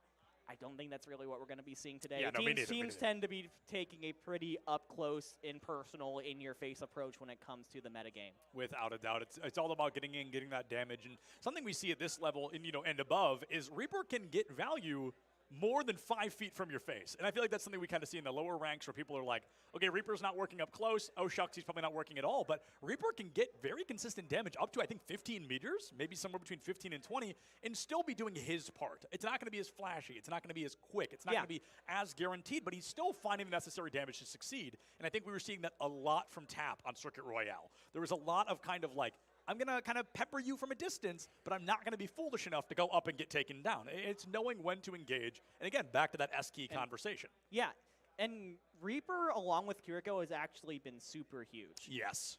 We saw it in the playoffs, right, where when it came to the Kitsune Rush, Reaper has already been known as a tank buster. When you give Reaper the fire rate increase and when you give him the speed increase, dude, is scary. It becomes like you see him go bam, bam, bam, bam, bam, like right into the Winston, and is like, how do you even survive? You just have to walk away. So it is really good. It's about making sure to manage that aggression as Reaper, making sure you don't go in too much, as you said.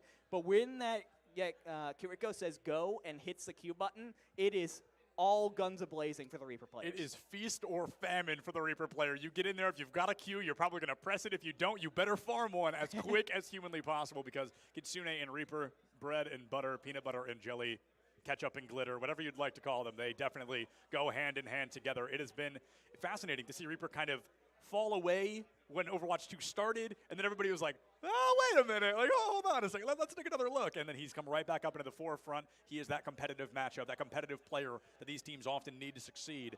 I know we're jumping into our push map right about now, and I'm very excited because it is not the one I anticipated to see. It is the one that, to me, feels the fastest, but I think that's just kind of a pseudo effect. It's going to be Coliseo.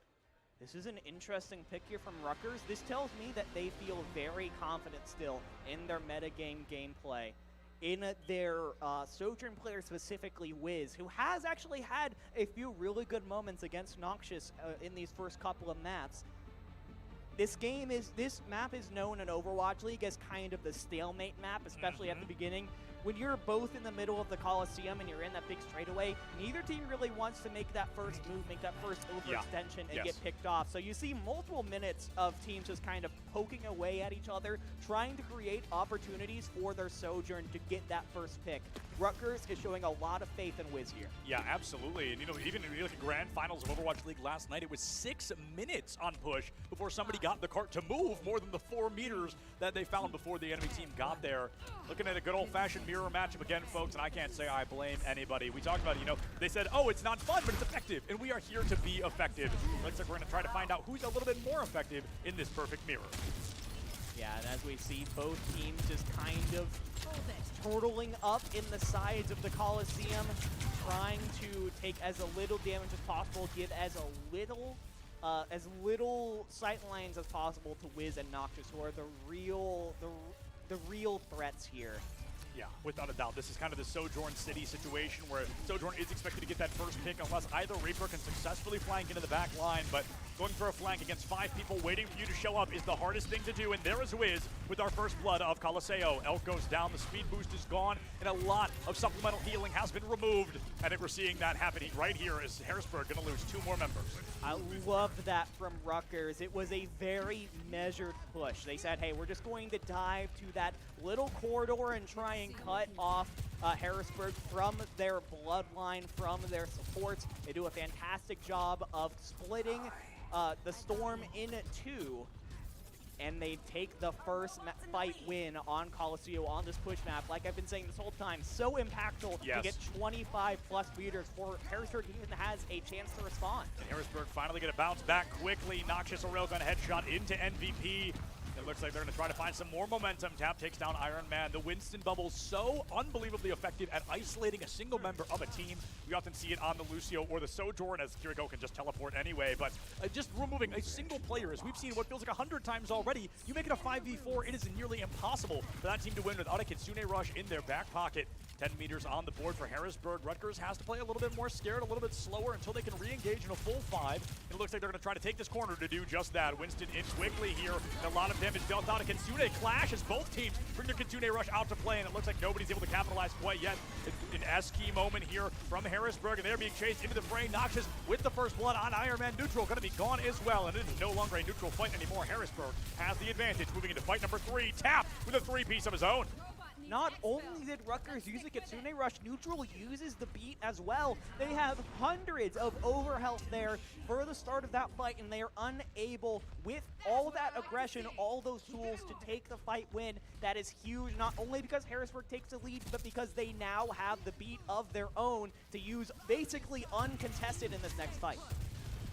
A little bit more action from Rutgers, so they try to get some dominance, but Tap just TPs into the back line and takes down Wiz. Not exactly a huge play, but a pivotal one, as you took a lot of damage off the table, forcing out a Primal Rage from Ajax, and oh, poor Iron Man can't make it out either. The rest of the team is expected to fall now as the linchpin has collapsed underneath them. Harrisburg University taking the lead, nearly tripling what Rutgers was able to bring out in their first fight. And now they're going to just about, yep, they do unlock the checkpoint. They get themselves the forward spawns, which is going to be huge. If they end up losing a fight, they're going to be able to get back in a lot quicker.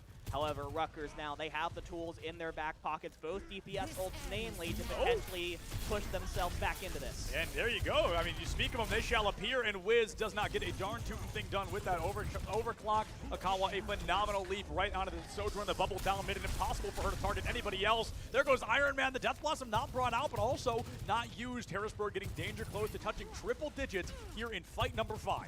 I love the awareness there from Akawa. As soon as Wiz uses that overclock, the Winston is just right in that Sojourn space, making it impossible for her to try and pick off any of the squishier members of the Harrisburg University team. And now as we cross 100 meters, Harrisburg is coming up on 4 ultimates. They might be able to push this all the way if they use them right. Iron Man's got to go big here, tries to TP in, still going to commit to the Q button, and it looks like it's not going to be able to find much. The DPS down for Rutgers once again. Akawa finds MVP, and that may be the beginning of the end for Harrisburg here on Coliseo. They think they have this in the bag. They've won the fight. They used the ultimates, and now they are one fight away from sending Rutgers out of this matchup. And they do have the Death Blossom still from Tap. You see them waiting in the so bush, Fortnite style. Can they get the Oh! jump on him? They actually used the bubble early, and that's going to allow him to take out Wiz and MVP. There it is. Soames goes down to Kitsune, just barely making it out. Frame perfect, but Wiz and MVP just cannot survive that Death Blossom. Noxious with the overcharge. Feels like a little bit of a quality guarantee, just trying to make sure everybody goes down when they need to and fast enough for no recontest to happen. But there's the Lucio. Here's the Kiriko. She is back from spawn as well with a numbers disadvantage. Harrisburg has a very real opportunity to lose this fight. They want to win it out right now. They want to try to complete it in 5 minutes flat, but Rutgers coming back in numbers. Ajax finds Elk. The rest of the team just can't cut it. Harrisburg on the back foot for the first time in a long time. But now this is where we see what we were talking about here. Yeah, Akawa's going to go ahead and just swap back over to the Winston as there's no chance for the recontest. This is what we were talking about now. Harrisburg now over 100 meters over what Rutgers has on the clock. They have to win 3, 4, maybe even 5 fights in a row to even the score at this point. With 4 minutes, 30 seconds left on the clock, the margin for error is very thin. The margin for error is near impossible here dividing. On the bright side, if they do lose this fight, they've got about one more chance to try and stabilize before they lose Coliseo in its entirety. Akawa takes down Wiz, I believe the 5th time in a row. Wiz has been that first blood. That is putting Harrisburg in another primal position to succeed. Elk drops the beat for Harrisburg as Ajax brings out the primal rage, but I think it may be too little too late. Cap finds MVP, 5v3 in favor of Harrisburg, and the rest of the team will join them back in that spawn room. 4 minutes on the clock, 134 meters on the board. Harrisburg looking rootin' tootin' and ready for shooting here on Coliseo. And while it'd be awesome for Harrisburg to just win the map and finish the series right then and there, they know they don't necessarily have to push that bot all the way. They just have to keep it on Rutgers' side of the map, make it impossible for them to make any progress. And of course, with the 4 ultimates coming up in just a moment for the Storm, they might be able to do just that. Here comes the Disruptor Field, trying to keep the team of Rutgers a little safe in this Mega Health Pack room, and it looks like it's going to work out well. It keeps the team up and running. Akawa brings a Primal Rage. Another Kitsune Rush from Somes, followed up by another Death Blossom from Tap. They are farming these ultimates like they are free right now. A little less success. Iron Man coming out with one of his own, able to take down a support. Now that Somes is gone, Harrisburg, danger close, but close. Just not going to cut it. Rutgers winning out another fight, 3 minutes to make it 100 meters. It is just taking Rutgers so many ultimates to just keep Harrisburg from finishing the map. That time it was the Death Blossom, the Kitsune Rush, and the Beat. They now only have the Overclock left, but of course Noxious has the response from the other side. Historically in this matchup, Noxious has gotten the better end of these 1v1s. Wiz has to reciprocate if Rutgers has any chance of getting back into this.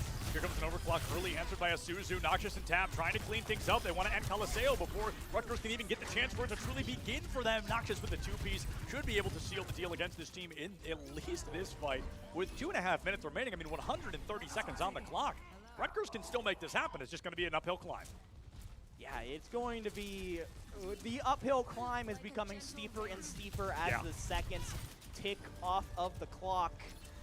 And the forward spawns have been achieved yet again here for Harrisburg University. We have a beat coming up in just a moment from Elk, but a Primal Rage from Ajax, who might need it in the moment, getting chunked down. Wiz, a phenomenal railgun headshot, takes Tap off the table early, and Tap has been a real playmaker in these pivotal moments for Harrisburg University. The numbers advantage 4v3 in favor of Rutgers. The Primal Rage from Ajax buying every available second. The bot keeps getting so close to completion, but Rutgers not going to let that happen. Now 150 on the clock, 110 seconds remaining. This is going to be a tough one, but Rutgers can still make it happen. It's absolutely possible. It's just the start here, though, for Rutgers University. And Harrisburg was very smart in that fight. Didn't use any ultimates, because, again, they know they have their win condition. It's just making sure that Rutgers doesn't make any more progress. So Elk hangs on to the beat. You now have the Kitsune Rush and the Primal Rage as well. Rutgers is going to need a lot out of this beat from neutral. Kitsune Rush into immediate Suzu, buying the time 1 second of space to get just a little closer, taking absolutely no damage. Can't be crowd controlled, and now they're able to get into the fight early. Elk, Akawa, they're trying to make it happen. Harrisburg has been in this exact spot. This is the 4th time now. They win this fight out in the center, but then they get so close, and Rutgers always clutches it back. This time Harrisburg committing an ultimate. I think they are going to want back. The fight well already won, and Tap hits that Q button. Now they don't have it to seal the deal in the next fight.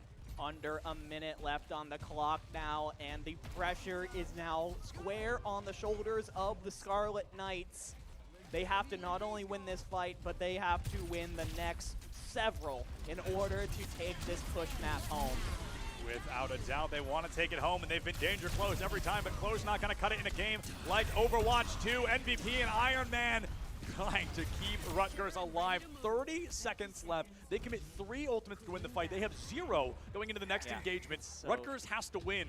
Let me do the math. 6 fights in a row to win this out. It has just been the ruthless cycle. Rutgers builds up ultimates. They use them in the fight to get back to the center, and then they have no ultimates left to win the next fight. It's just been the vicious cycle here for the Scarlet Knights that they have not been able to get themselves out of. They have the Primal Rage coming up from Ajax, and it really is only the beat from Elk right now from Harrisburg. So if you can force that early out of the Lucio, maybe there's a shot here. Yeah, maybe you can win the fight dry. Akawa tries to use the bubble to zone out the Reaper, and Iron Man is unfortunately going to be on the wrong side of that railgun once again.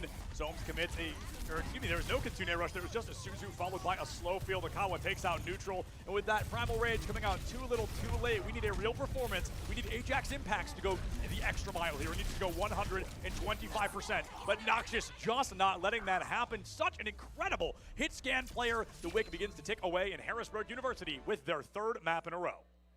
And that is going to be the finishing blow for the Harrisburg Storm. They finish 3-0 in the series. They continue their rampage through Group B, 2-0 so far as game is concerned. Rutgers will fall to 1-1, but I think what's important here and what Rutgers needs to keep close in their minds is that this was very much not necessarily a case of Rutgers playing bad. It was just Harrisburg being Harrisburg. Oh, absolutely. And being one of the best teams in the country. And I've said that like 5 times at this point. I feel like I'm a broken record right now, but I have to nail it into the viewers' heads that these guys are legit. They have been legit for years. And being able to even take a point off of these teams, take fights, make it competitive, that is an accomplishment in itself. Yeah. And I wish I could remember the exact number, but it slipped my mind at the moment. I know for a fact they are top 10 in the country. It's somewhere in there. It might even be a single digit, but unfortunately, I cannot remember. I know it's a great team, and like you said, it doesn't unfortunately give us the best example of Rutgers because it's a David and Goliath story. You were going against the Goliath of Goliath. It's a very difficult scenario to come back from. Rutgers, I think, played incredibly well on Lijiang Tower. I think Circuit Royale, they give us some incredible signs of life. And on Coliseo, they fought tooth and nail. Unfortunately, they lost those first couple of fights. They weren't able to stabilize fast enough, and that ended up costing them. But the fundamentals are there. The success is there. And I think against almost any other team that is in Harrisburg, that would have been a much, much better series for Rutgers. And I think what's really important is that even when it seemed just about lost, you were down 0-2, down over 100 meters on push. By all means, it's like 99% of the time you lose this series. Rutgers never gave up. They kept themselves calm, cool, and collected. They made sure that Harrisburg couldn't finish the map. At the very least, they were able to take that away as like, hey, we were able to keep Harrisburg from completing a push map against us.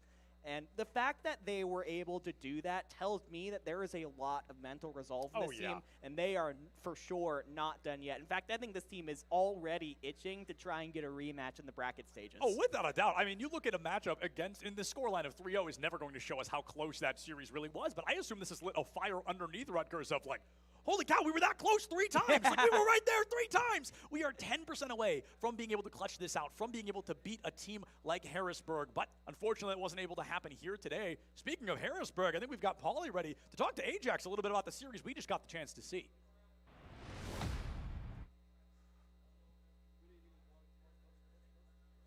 Here, and I'll have him introduce himself. They just won. Who am I with? Tell us the school you're representing. Obviously, you just beat Rutgers, but here we go. All right, so my name is Noxious. I play for Harrisburg University. Excellent. All right, so here with Noxious, you guys just defeated Rutgers. Well done. Storm rolling. I remember Harrisburg from CEC last year. Were you able to attend that event? No, I'm actually the only new player on the roster for this semester. So it's a first for me, you know, being on LAN for collegiate. So it's really awesome to be here.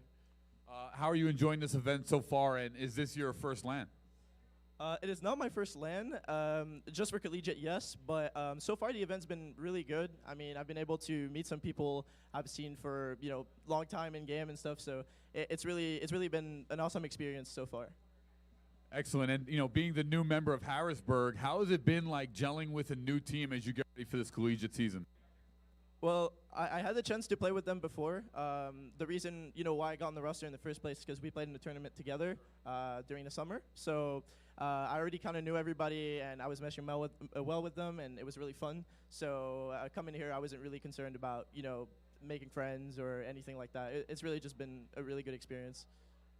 Well, you just heard from Noxious. That was natural-born chemistry as Harrisburg starts storm rolling here in the East region for Overwatch. But when we come back, we will have a special exhibition match with 2 members of the Rutgers University basketball athletics team. So don't go anywhere. When we come back, that special exhibition match. Production, back to you. Hi, I'm Ash. Welcome to the CECC. And why don't you introduce yourself, your name, school, and team? My name is Jack Vignon, tag is Tarzan. I'm from the College of St. Rose up in Albany, New York, and I'm the head coach of esports for St. Rose's esports program. Oh, well, it's really nice to meet you. How are you feeling about LAN this weekend? How's your team feeling? You guys excited? Yeah, I mean, LAN events are always a good time. Yeah. We've been able to do a couple in the past. The travel is always fun, getting to travel with all the students. It's great when there's multiple days, get to stay at the hotel. That's always a good time. And playing in person is always great too.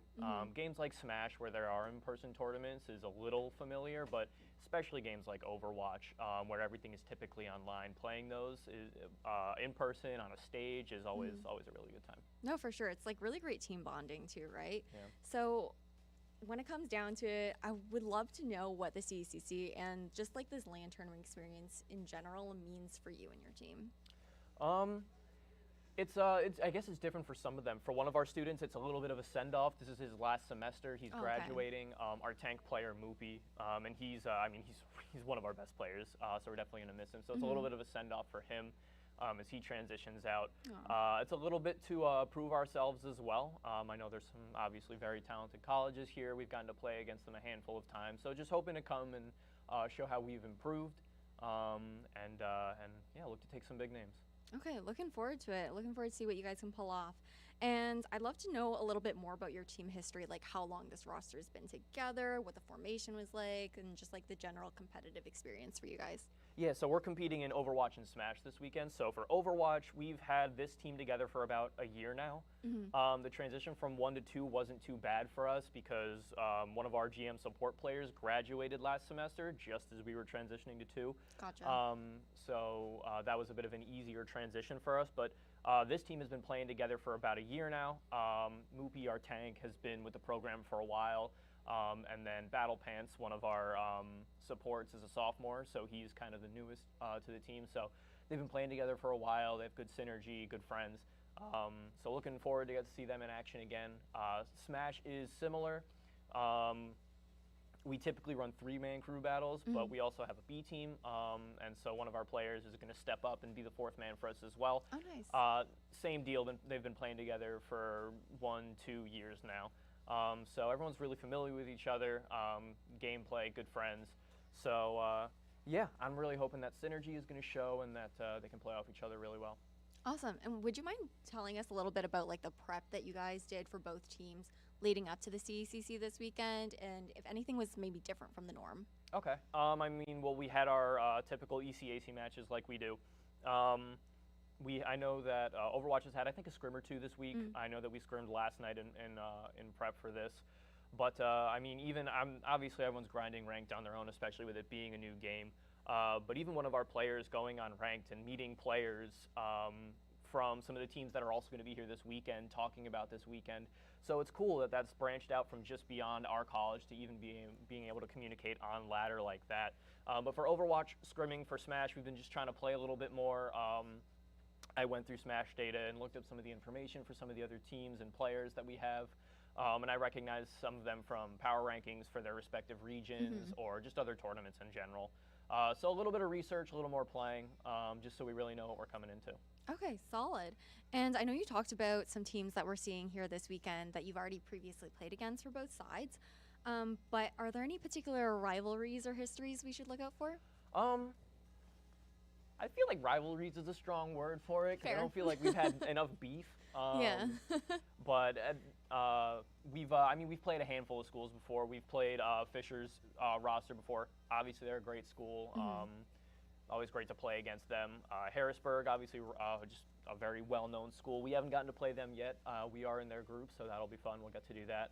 Awesome. For Overwatch, and then also looking forward to playing Penn State again. They had a really good team. We had some pretty close games, so I'm excited to, and hopefully we'll be able to pair up with them again. For Smash, we've gotten to play a decent amount of the teams in this that we have here. We've played Fisher's team before. We've played NJCU before. They have a lot of great players. And we actually were at a LAN a few months ago where Quinnipiac was. So we got to play them, so it'll be cool to play them again at another LAN. So it's great. Like it's funny, even walking in and seeing some of the jerseys for some of the teams, I'm like, oh, I see those colors. I know it's that school. Yeah. So just seeing the same teams at LAN has been pretty cool. That's kind of nice. starting to get familiar with other collegiate teams. Yeah, form those storylines, like meet people, scrim, whatnot. But so aside from winning, which is everyone's here looking to take the W, right? So what are you and your team looking to take away from this event, the CECC this weekend? I know that you mentioned like making a name for yourselves and whatnot, but is there anything else like on top of that? I mean, when I come to like LAN events, I think it's just a great opportunity for the students. We hang out in our esports arena and they hang out at college all the time, but traveling, it's just kind of it's a trip. It's a huge memory for them. Yeah. You know, a lot of them are already very good friends, and so it kind of just doubles on top of that. The stories they're going to be able to tell from this, the memories they're going to make is always a great time. But I think even just furthering our esports connections, there's going to be a lot of great players here to either maybe they want to queue up later, maybe they just want to get games online another time. So I think it's really the memories and the connections that's going to be really, really important this weekend. I love that for you guys. Well, it was really nice to meet you. Thank you so much for taking the time to go through this interview with me and whatnot. And then before we do send off, are there any thank yous or shout outs that you want to give out?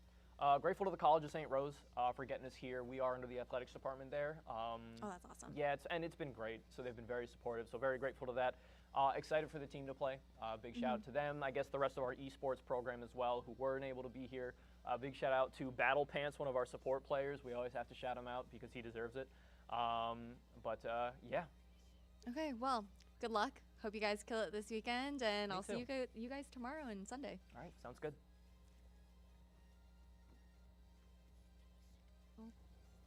All right, well. Hello, everyone. I'm Paulie Hype, and welcome back to another exciting interview as we prepare here for the CECC. I'm, of course, your host for the CECC, and I'm really excited for this one as we have Quinton, the president of Rocket League, from the host school from our East Regional, Rutgers University. Quinton, how are you doing, brother? I'm doing great. How are you, Paulie? Very well, very well. Really excited to get this interview, and thank you so much for taking time out of your day to spend it with us. Can you give us for anyone that might not know who you are outside of the loose introduction I gave, can you give more of a full introduction, please? Yeah, so my name is Quinton Nahemovic, otherwise known as Goopy in game. I'm the coach/president at Rutgers University. We're located in New Jersey. We're the state school of New Jersey. We've been a program for Rocket League about 5 years now. I've been president for about 3.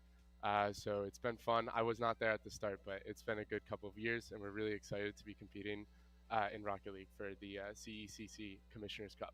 Yeah, this is going to be an exciting weekend, no question about it. Is there anyone in particular that you're looking to compete against this weekend, or any standout team that you want to go against? Yeah, definitely Penn State. We've had quite the rivalry with them in the past. We love playing with them, scrimming against them. Always a good time. Couple keynote players there is Bran. Really, really good player. Really excited to see what he can do on the field against us, but hopefully we'll be good enough to counter their offense because they're a really strong team. So you guys said that you scrim them a bit, so a friendly rivalry, but still looking to compete and for and sure. beat them if Yeah, you and then at the traditional sports level, Rutgers definitely has that rivalry with Penn State, so it kind of worked out. Okay, yeah, that's pretty definitely. Good. It's interesting that you said that, Quinton, because we're seeing and developing all these esports rivalries. I didn't know Rutgers and Penn State actually had like a traditional sports rivalry. That's really interesting point there. Yeah, at football games, we no matter who we're going against, we always chant against Penn State. So we have our rivalry, but like we said, it's always a good time practicing against them. We all have them added, so it's always a good time. That's always a good time. East Coast, Yeah, of for course. My buddy went to Penn State, so it's going to be interesting to see you all compete. 100%. Have you been able to play in a big facility like the one that they had at the CECC Finals, not only last year, but a bigger one this year? Yeah, so not really. Land-wise, we're actually quite the inexperienced team, especially with this roster. So it'll be fun to kind of test our limits in the LAN environment, as well as we have played in the basketball arena for Rutgers, thanks to Rutgers Esports graciously hosting an event there for us. That was pretty fun. Some internet issues, but other than that, I think that's expected at LAN environments. So that was just gave us some experience, but for the most part, we have not played against any other school in a LAN environment, so we're really looking forward to it. Sure. And that's actually kind of the reason why Rutgers was a suggestion I had made before we started this this series planning, and I was thinking it because I had seen those past Rutgers esports events, and everyone I had seen in the past had a great turnout from Rutgers University. For sure. They seemed extremely supportive of their on-campus. So I'm like, they were telling me, they're like, we need to find a place that we can get people in the arena that are going to support it. And I'm like, every one of Rutgers events I've seen, they've had massive support from their local base. So, I'm excited to be at this school and getting to visit your amazing campus. You guys are going to get some plus home field advantage here. Yeah, exactly. Right. We're right there. We're right there. Yeah. And you're from our homes and everything like that. Yeah. We'll be well rested, well fed, and exactly. we'll be ready. No travel time for you guys. Exactly. That's great. We'll be there. What does competition, what does competition look like for your school in particular over the past semester, let's say? So we made a huge addition to our roster this past summer with a player named Yeti. Really great guy. His name's Josh. He has been really helpful so far in just kind of letting us learn new things about the game that maybe we didn't know about before, as well as evolving the things that we did know about before. And he's a player? Yeah, he's a player, yeah. Definitely, he's our youngest player, a freshman. So in this school semester, we were really looking for balance, making sure that he felt like he could prioritize academics while also participating in such a fun, competitive environment, while also showcasing his talent. I think we've done a pretty good job this semester. It's been disappointing. our results in CRL, the qualifiers and stuff like that. But we we have begun making our name for ourselves in the Rocket League scene at least. I know other Rutgers esports clubs have done a great job of doing that as well, including Smash, Valorant, and League. So those are just some names, but for sure, like competition wise for our school semester has never been higher. We are ready to put in the work, put in the grind, and yeah, we're just really excited. That's special. So your newest player, a freshman, came in and then started teaching you guys about things that you should be doing further and evolve the team chemistry coming in. That's really amazing. No, especially from such a young player, for sure. Right. Yeah, that's what I was thinking when you were telling me. That's really, really cool. Yeah. I'm really looking forward to seeing your team compete at Rutgers. Are there any exciting stories from your team, your university, or just your program in general that are worth sharing? Yeah, I would say the number one thing is that our passion speaks louder than words, really, or any story that I could tell. We don't have the best funding necessarily for these players. We're not giving them scholarships yet. We hope to do that in future years, with the support of our administration and everything like that. But I would like to just really congratulate and thank the players that have dedicated so much time. And I know, teams all across our country right now is doing a great job collegiate wise, trying to balance academics with this newfound sport. And I just really appreciate it. So the story I would have to share is one of our players named Aquario. He came to Rutgers and he had been playing Rocket League for a while in the semi-professional scene. And when he came to Rutgers, he had no idea he was going to play.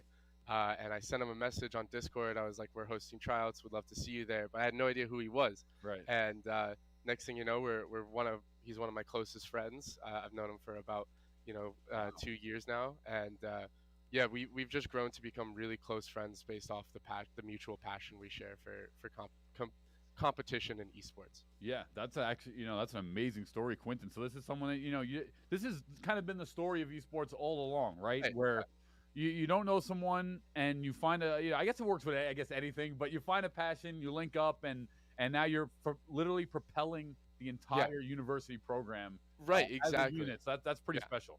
And especially without the insurance of money or guarantee of any That's sort really of tuition, difficult. it's really just about these players wanting to do this. It's all based on motivation, intrinsically, and they've done a great job at showing me and the rest of this program that we have at Rutgers their value as a competitive student. Well, from the hype master, now that's hype. Now that's hype. Right. You know what? Because so many people I talk to and so many colleges and universities I talk to right now, it is about the scholarship. And there's roughly about 16 million in scholarship across the country for esports. And the fact that your school doesn't have it and your players are just as hardworking, driven, and competitive in the space without the scholarship is really saying something special to go over. What's the state of Rocket League right now? How is the team feeling about the current state of Rocket League esports? It's a little bit kind of a side thing. Sure. But yeah. What's the state of the collegiate Rocket League right now? I think it's getting better for sure. I think Psyonix is taking a more proactive role in their involvement with it. Sure. Last year we saw the expansion into European Worlds and had some European teams come over to Dallas, I think it was, which was really special to watch. Definitely really motivating to our players to see that developers of this game care about this scene just as much as they would care about a professional scene. Right. I think the one thing that it does need is advertisement, and I would really love to see that from Psyonix and other than Twitch drops and all this, because a lot of CRL viewers might just watch it for Twitch drops, but I think you can really publicly advertise it, and they have started doing a better job. For example, there's an in-game link now to watch CRL when it's live.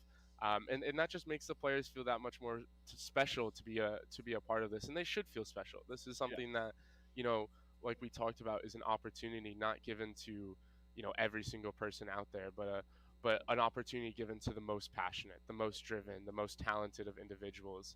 And if that opportunity can be secured and ensured with some sort of tuition, all the more better. Sure. Because we're talking about college life. This is some of the most important time of your life, and you don't want to miss a second of it. Right. And that's definitely the sentiment. Anything helps. Yeah, right. And that's the sentiment we share as a team, is that every single CRL that comes around every single season, we don't want to miss it. We want to be a part of the Rocket League collegiate scene, just as Northwood is, or any of the big name schools that offer tuitions and scholarships. But once again, it's going to be a long journey for a lot of teams. But we're just hoping that teams in the Big Ten and other really well-known academic schools start focusing their esports program because it's necessary for sure. Absolutely, and I love it. As we round out here, are there any final thoughts, Quentin, that you would love to leave the viewers with at home before we head out? It has been so exciting to talk to you today. Yeah, thank you. You as well, Paulie. I would just like to say, shout out Rutgers Esports Center. They're not affiliated with our club or any game club for that matter, but it is something that Rutgers has done to extremely support our students here who are interested in competitive video gaming, which is to have a LAN environment, to have a place to bring your friends, show off a little bit, and it really looks nice. It feels nice to play in, so I'm just excited to get everybody in there, get the other schools in there, and compete LAN-wise, so. Yeah, thank you so much, Paulie. Of course, man. You just heard everyone from the man right here, Quentin, president of Rocket League at Rutgers University. Again, that's the host school. We'll be there next weekend. The entire collegiate, if you're Valorant, Overwatch, Rocket League, or SSBU, we'll see you down at Rutgers University for the East region. And the teams that win those events will qualify for our CECC Grand Final in May 2023. Quentin, thank you so much for being here today. And I'm so looking forward to meeting and hanging out with you guys at Rutgers. Oh, for sure. It's been a pleasure. Thank you. All right. Enjoy, Quentin. Bye. My name is Nicholas. And welcome back to the CECC Regional LAN here in the East. Okay. We've got an exhibition match coming up between the D1 basketball team and the Rocket League players, so we're doing it blindfolded. Now, you may ask, why? Why would we do that, Gompers? Why are we doing this? To be honest, I don't know. But we're doing it, and that's the exciting thing. I should move over a bit. I was sorry. I couldn't see. But I'm excited. How will we know what we're casting? The sound cues. The ball hitting the hoop. The cars and the boosts. So I've got we just the have to be idea. intellectuals. I've got the idea because justice is blind, and we wouldn't want to pass judgment on these professional athletes and these professional esports athletes, and there may be a disparity in their skills, and we wouldn't want to point that out because this is all fun. It's an exhibition match. There's nothing up for grabs here besides just a little bit of fun and excitement and maybe pride if you and you clout, play well. Clout is actually the most important thing. Wait, it's the basketball team too against the Rocket League team, so. So yeah, whoever's the better Rocket League. Whoever's the better baller, really, whoever's the better is baller, going to come out on top with this one. Yeah, and wow, we're gonna have to just wait a little bit. I'm excited because I've never been good at sports. Have you been good at sports? I used to wrestle. And really? I like to think I was decent at it. Like what? Would you do like suplexes and? Oh like, yeah, judo like if you throws? wrestle, I the mean, I guess that's fireman's judo, carry. right? That was my move. I loved the fireman's carry. I would always throw that whenever I could. How good were you? What was like your record? Well, I did it for a couple months. I did win a tournament. Well, I won like 3rd place at a tournament, and that's an achievement. That's pretty good. I've never made top 4, so I've never also never you used competed. to swim. So yeah, I used to swim too, Used to swim. competitively. Yeah, but that was like in elementary school, but never got a second. Wow, look at That's for sure. the matchup here. It's Rutgers University versus Rutgers University. We've never seen a intense Rutgers competition. versus Rutgers. Well, today at least we know Rutgers is going to lose. and Rutgers is going to win. I guess that's what is most important here is that the Scarlet Knights are gonna take first place in something at some point here at the CECC. So you could say that Rutgers came here to CECC East and won on LAN. Now, if we're going to talk about the specific title that they won on or the specific event, we don't really have to get into that. Yeah, we don't have to get into that. If I were walking up and I was Rutgers, would I say I won a LAN against Rutgers, or would I say I won a LAN? Yeah. I would, yeah. Exactly. See, I'll bring in my own professional experience here. I actually competed on LAN with the professional hype man himself, Paulie Hype. Really? And we competed in Halo before he was a professional at Fisher. Okay. We got destroyed, dumpstered, as some would even say. I would, because that's how I felt after it. But we did get a bye round, so we went 1-2. So I won on LAN. It doesn't matter the specifics behind it. Okay. I won on LAN, so Rutgers can win on LAN. It's all about how you word it. That's true. That's true. But deep down in your don't do that to me. Deep down in your mind, you know. But honestly, no. Rutgers has been they've been performing today, overall. So you know we got to give them credit for that one. I mean, yeah. I mean, specifically in the Rocket League match that we saw today, it was the first one that we saw. But enough talking from us because we have to blind ourselves. But we are going to know that there's energy in the air because we're sending it over to Poly Hype.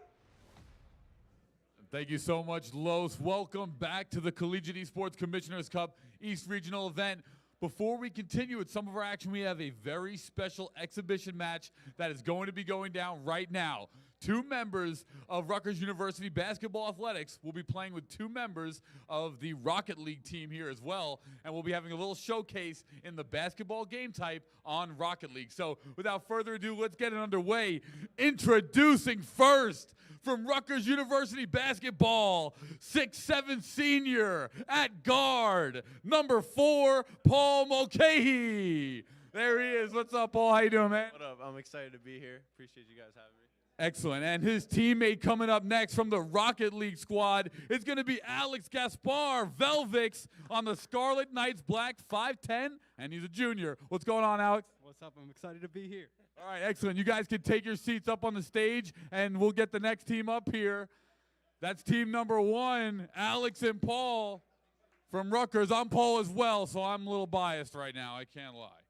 Okay, coming up next here, also a 5th-year guard at 6'7" from Rutgers basketball, Caleb McConnell. Let's bring in Caleb. What's going on, Caleb? How you doing, man? I'm doing good, man. I'm doing good. Excellent, excellent. So let's bring up his teammate next here. This man said he had no last name when I asked him, and he said, don't ask me again. So here comes up JT at 5'10", junior from Scarlet Knights White. JT, what's up, man? How you doing, brother? I'm doing great. How are you? Very good, very good. Well, you'll be going against Paul and Alex. Take your seats up on the throne up there, and we are getting ready to throw it back over to Gompers and Los for casting this Rocket League basketball matchup. Over to you guys. Oh my God, I am so glad that Pauly did those introductions. If I was standing next to them, I would have been incredibly, incredibly emasculated. But hey, you can't see how tall I am over here, so we're all good. But I feel like we get like a good idea based on like you're almost my height, so. anyway, we have the exhibition coming up, so it should be a lot of fun. And I'm glad.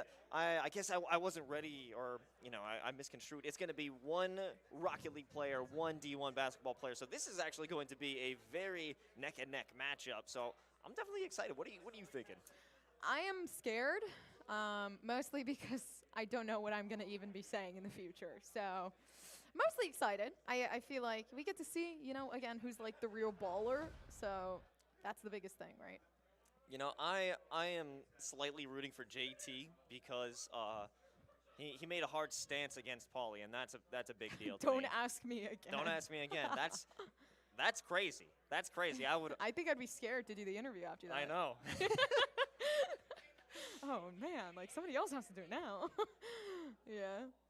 Well, I mean, yeah. So that's I'm biased because I'm intimidated. Okay. So that's. I mean, JT's a pretty swagger name too. We talked about on the desk how you need the drip. I think the name, Yeah. he's carrying the drip with the name. Yes, I think so. I'm sure if we pulled the shirt a little bit, you would see the drip. I don't know. Can we get a chain check? I don't know if they could hear me. I'm pretty sure they can't, but I would certainly like to see a chain we check. got a Okay. blindfold. Now we gotta. I'm starting to regret this idea already. I am too. But hey, you know what? This is for content. This is really hard. Okay, well, I can barely hear. All I know is that there are some boosts, going on. There are some aerials. Okay. I'm gonna guess which side they're on. I feel like I'm getting a gut feeling they're on the blue right now, right? That would be a bold assumption. I think. And you know what? I'm gonna have to agree. It feels really blue. It does feel. It feels really blue right now. JT's got to be scrambling this bad boy. He's fixing it. Wait a minute. Okay. Was that a hoop? You know what? I think that was the blue side because we were on the blue. I cheated. I cheated and I looked because we had a goal here. It was Blue Rutgers who got it. No way. Is that illegal? Is that an no illegal way thing for me to do? Oh yeah. You know what? That was blindfolded, clueless, and you're looking. Yeah, my bad. Oh, there's another one. I think that one was blue as well. I mean, but based on the first goal that we saw, right? Okay. It had to be blue. Is, And they're getting. is it another one? I honestly don't know the sound effects for this. Okay, so it was a goal. We're going again. We're running it back. Okay. It's got to You know be. what? And now I'm thinking, ready? Let's listen in. Okay, they're driving up the ball. I feel like it's up in the air. I'm hearing some boosts, so maybe they're bouncing it back off the wall. I'm not hearing any backboard action. Yeah. So No, sounds like a demo just happened right there. Somebody got absolutely destroyed, crushed. Aerials, Gompers. What are you hearing? I'm hearing groundwork. I feel like they're Groundwork. Yeah. You gotta kind of like, you gotta mix them. You gotta mix them, rinse them before you go in for that dunk. Yeah. Did I bump into you? Okay. I don't know. where you are right now. Yeah, I don't know where you. I literally feel like I'm in a dark room, but I'm not. So, yeah. As of right now, I mean, I feel like. I'm looking for my. Okay. Oh, it sounds like another one. Okay, we need to guess who is in the lead right now. That's my question. It's gotta be blue. It's gotta. Because I they have a started feeling- off on a lead. I have a feeling orange took it back. I'm trying to look for. I had a monster here. I don't know where it went. I'm just putting my hands on the desk. Wait a minute. Oh, okay. Wait, no. This one's gonna be a quick one, right? Ready? Off the kickoff. I can hear some of those tires screeching. I'm feeling like it's okay. Ball in the. I'm guessing over towards the orange side. This is what I'm feeling right now. Orange is looking pretty weak, I would have to say. I gotta well, we agree don't. with you. Well, it's not looking like anything. We can't see. So. Orange is sounding pretty weak. I'm getting some weak vibes from Orange right now. Why do they say it's because of the car? Like, you think it's out of gas, out of power? I don't know. It's just the vibes that I'm getting. The vibes that you're getting. Rutgers University is really letting us down right here. But I Rutgers agree. University is absolutely defying expectations. Okay, completely fine. I think that was another scorer. Who's scoring all this? Who's balling out here on Rocket League? I feel like we have a professional player on the team. I feel like we have one on each. Okay. I think that was Orange. I think Orange is taking it back. I think it's JT. He said, "Don't ask me again." Don't ask me again. He's Because like, he can. You think I'm he gonna said, score "I'm in not-" this game? Don't ask me again. He said, "You don't need to know my last name because I'm on the brackets." So. That's. I mean, we also have the Pauly's team, which has a Paul in it. I don't know which one he was. You know what? Pauly is pretty hyped, so I think that maybe he's on the blue. As we all know, that hype is equivalent to blue. Hype is a cool color, I guess.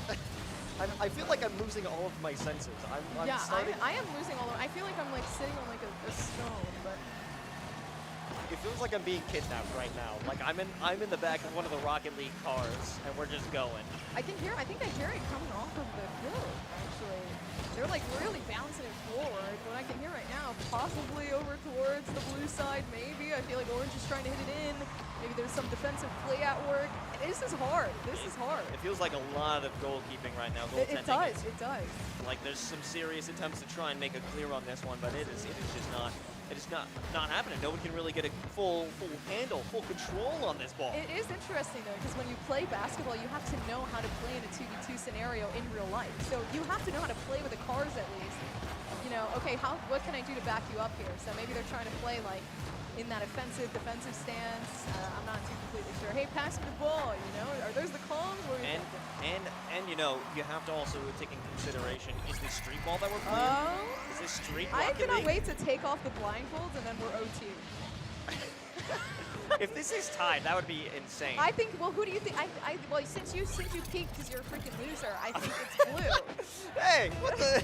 I could have lied to you. I could have fed you false information. And then now you're even more of a loser. Oh my god. I think the score. Okay, we get a special treat if we guess the score line. You go first because you're a cheater. I'm gonna say it is. Don't freaking look either. I did not look. Okay. I wouldn't. When there's things on the line like pride, I wouldn't. It's got to be 3-2 right now, orange to blue. Well, you don't know how to count. I think it's. How many total goals do we have? I honestly don't know what You know they what? are. I think it's 4-1. I think it's 4-1. I think it's 4-1. Okay. I do. I think Who's winning? I think blue's winning. Orange team is winning. I think blue. Orange team's winning. It's 3-2, baby. Nah, I think That's blue. it. I can That's hear it. that. You hear My the money, tires? No, listen. My money is here. You hear the tires? You hear the tires? That sounds like blue tires. Like what is a What is the difference between It's a blue like tire? it's like in Minecraft where you step on, you know, dirt, you can hear the dirt, and then you step on snow, you can hear the snow. It's like okay, that. and this sounds like you're stepping on blue. It sounds like you're stepping on elves. Oh my god. Oh my god. Oh, and I can hear the time, so I'm assuming that the time's starting to tick down a little bit. Maybe we've hit the 1 minute mark?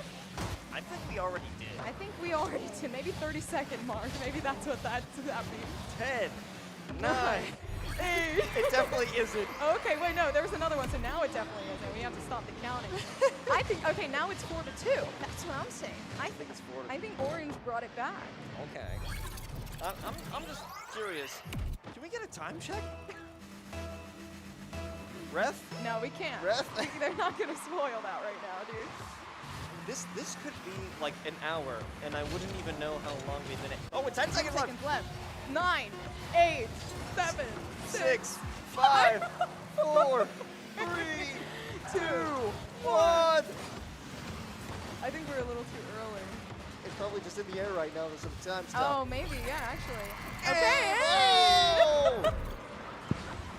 Okay. Well, that was. I don't know if it's over. I don't know if it's time to take off my blindfold. I don't know.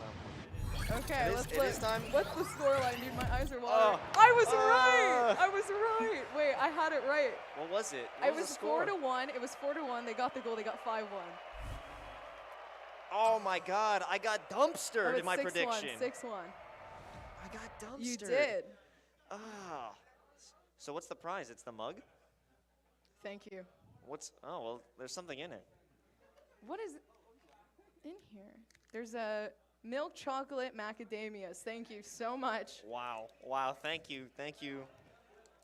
That's all the way from the Hawaii's. the is it? Hawaii office, the production office at Let's pop it. CECC. It's like popping a champagne open. Well, I don't want Ready? to take part in this. I lost. This is I think you're just gonna break it. I think I will too. You know what? It feels like there's like little poops in here, so I'm not going to test that.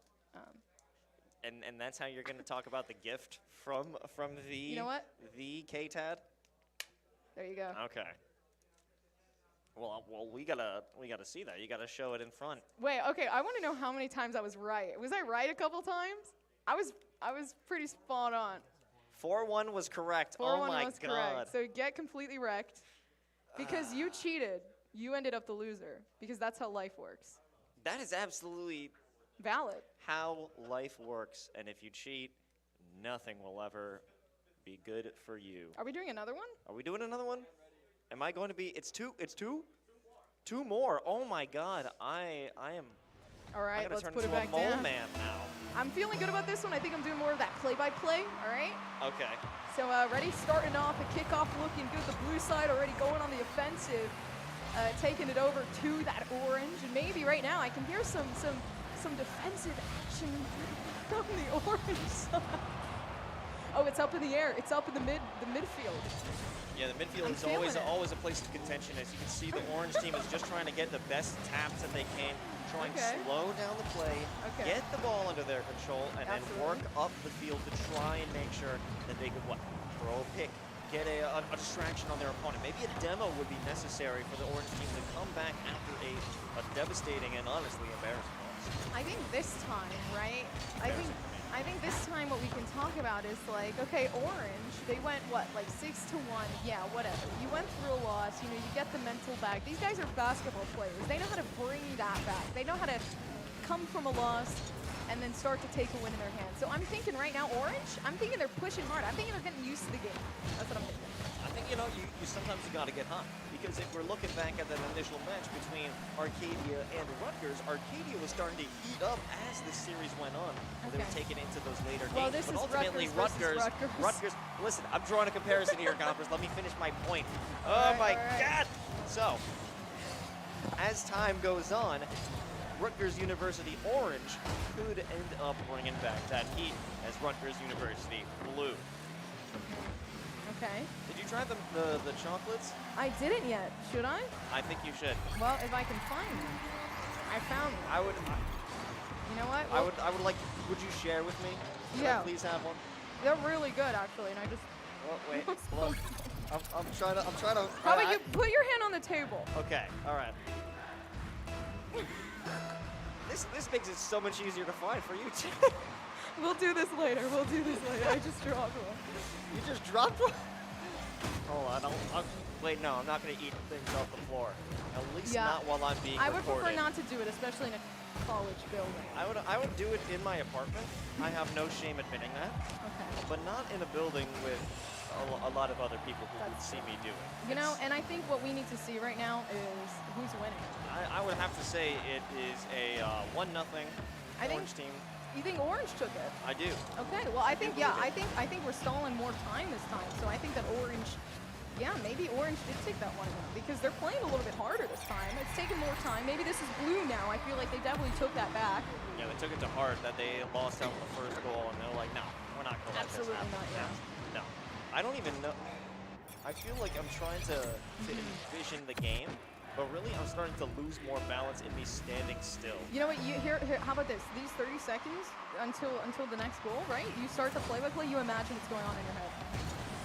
All right, and a great tip-off, but now it's looking up to JT. He's trying to make a dribble. He's got a great aerial heading over to, I don't know what team he's on, the opposing team. Why did he do a dribble and an aerial? Why is that? Because he did a dribble into an aerial, Yeah, into a somersault, into a backflip, into a demolition.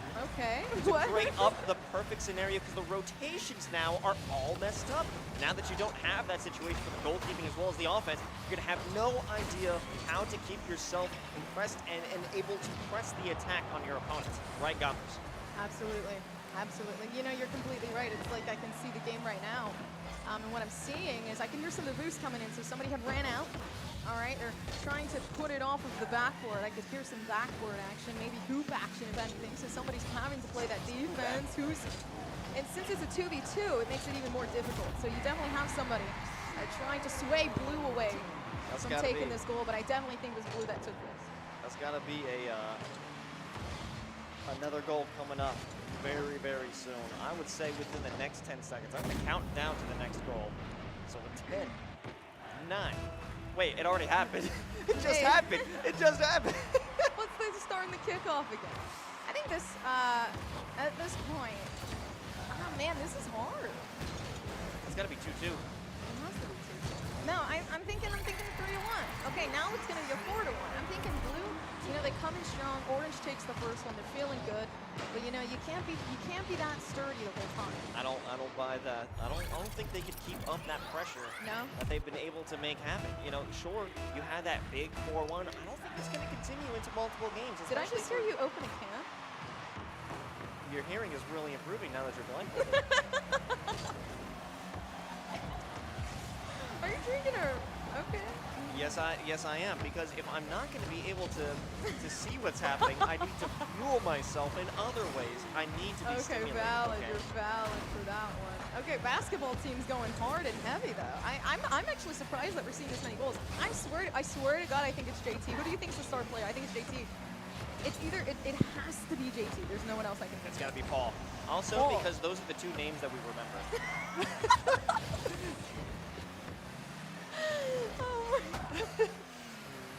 Well, Paulie, you know, like, come on. Yes, because, I mean, the reason that we remember those two names is because Paulie made it a point to talk extra about them.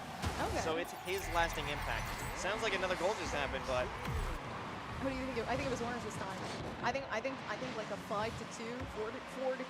So you think that Blue is up 4-2? 4-2. I think it's 4-2. I mean, you know, that sounds like a valid assessment. Promising, right? But I'm an Orange believer, okay? I believe in them. It's got to be 3-3. 3-3. 3-3. Man. It's back and forth. It's hectic. It's manic. Where are we getting these numbers? What if it's like 6-0? Oh. Well, that would be embarrassing for one of us. I think that one was Blue. I think we're coming over to that sounded Blue. To a 5-2. 5-2. You know, we have the sound of Blue tires, but now the sound of a Blue goal, I think, is also the sound of a Blue goal. Do you think we can smell the colors because we're blindfolded? I mean, like I'm smelling like an orange field right now. I'm smelling the Blue team coming over towards Orange. I can hear it. Right, the cars doing car things. Oh, like what? Like driving? Like how cars like to jump in the air and boost themselves. Yeah, I mean, that is classic. Okay. It's a classic move. But at this point, I'm going to have to go ahead and say that Blue team, they are flexing right now. It is a little bit of a disparity in the goals. Okay. In terms of the games, they have the first game, so they're flexing on it right Okay, now. I agree. I agree. They wanna show it on. I mean, the 2-0. Also, the thing is, when you have a Rocket League player on your team, and it seems like they do, it seems like they have somebody who's generally knowledgeable about Rocket League, especially hoops, based on the performance that we saw at that 6-1. So, I'm thinking that maybe, somebody on the blue team is destroying it. We're gonna be able to check out the scores. Can we get a time check? Does anyone know how much time is left in this game? 5 minutes? I feel like he's trolling us. That's how much. Oh god. No, he's trolling. Next thing you know, it ends like 2 seconds later. I wouldn't be surprised by that. We're just being. I think they're just trolling us We're because just we're being bullied vulnerable at right this. now. Yeah, I mean, who else to bully but someone who's vulnerable? That's usually All how right, it well, works. now we know who's not going to KBBQ tonight. Listen, I'm not talking about me specifically. I'm talking about in society. All right, who gets bullied? We live in a society. I really wish. Okay, this is too many goals. I feel like we're hitting an 8-1, 8-2 score line. I honestly feel like the game could have ended, but they would just Replay? They would just replay the game in our ears. I feel like that's what's happening right now. They're laughing at us. I'm not even facing the right way. All right, we're handing it off to the professionals now.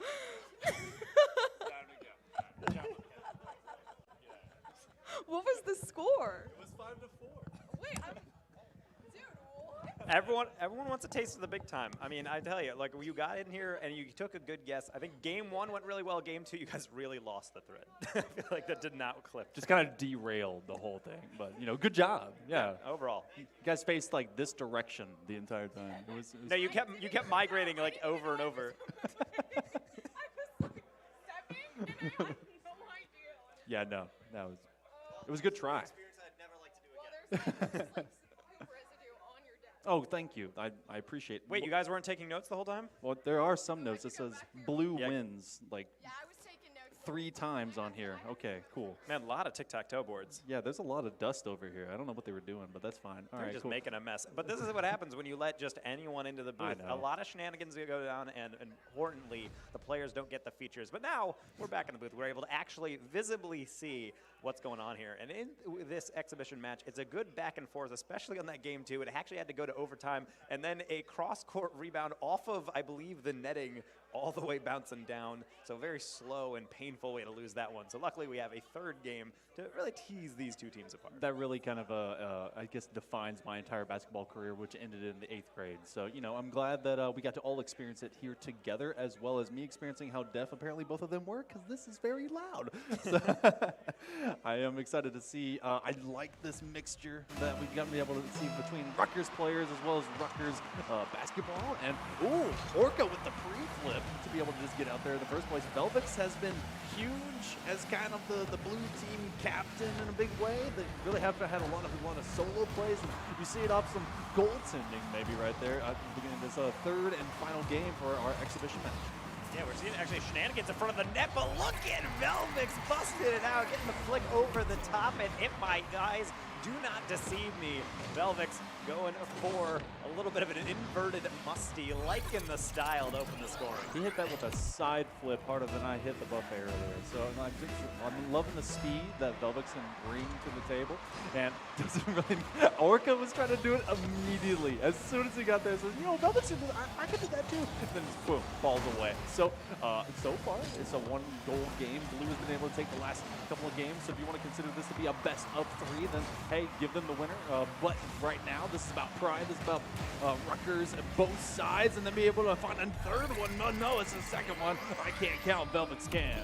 Well, I mean, we're thinking about basketball. We're thinking, that's from beyond the line. Yeah. So that maybe if So the it's 5 one, points. yeah, if a layup is 1, then maybe the long distance is 2. But no, every basket counts the same here. And right now, blue team really getting it done. Velvix leading the charge, and oftentimes we talk about, man, the third man, the second man really needs to step up here. But for a lot of these players, these are D1 athletes, some of the best athletes in this great country. And yet, this is the first time they might pick up the control in this game. Might be a little bit janky at times, much like that shot from Velvex, going for the near side, but going to bonk off the rim. It's all instinct when you're that level of just regular traditional athlete. Then you try to be going an esports athlete. I'm like, okay, cool. They can still kind of do everything. I'm not jealous, not whatever. And then being able to get your own tap from the backboard, Velvex finds their hat trick in a hurry. What can Velvex do at this point?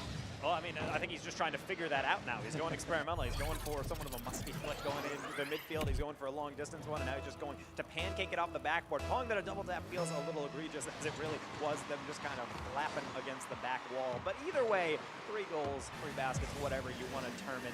A dominant performance, and Orange there letting the threat get away from them to try to get back into this, and maybe that is their lifeline. JT chasing it down out of the corner, maybe into the middle. Looks like it's destined for the backside, but it's going to just miss over. I thought that would go inside the rim. Velvex already trying to get another different kind of musty, but this one's going to be pinched out from the midpoint of the court, as it were. Not a pitch, not a rink, not anything else. So Velvex trying to be able to just 1v nothing because no one's back there to defend. I truly believe that basketball needs to start implementing the 5-point play from beyond the midpoint of the court. I think that should be legal.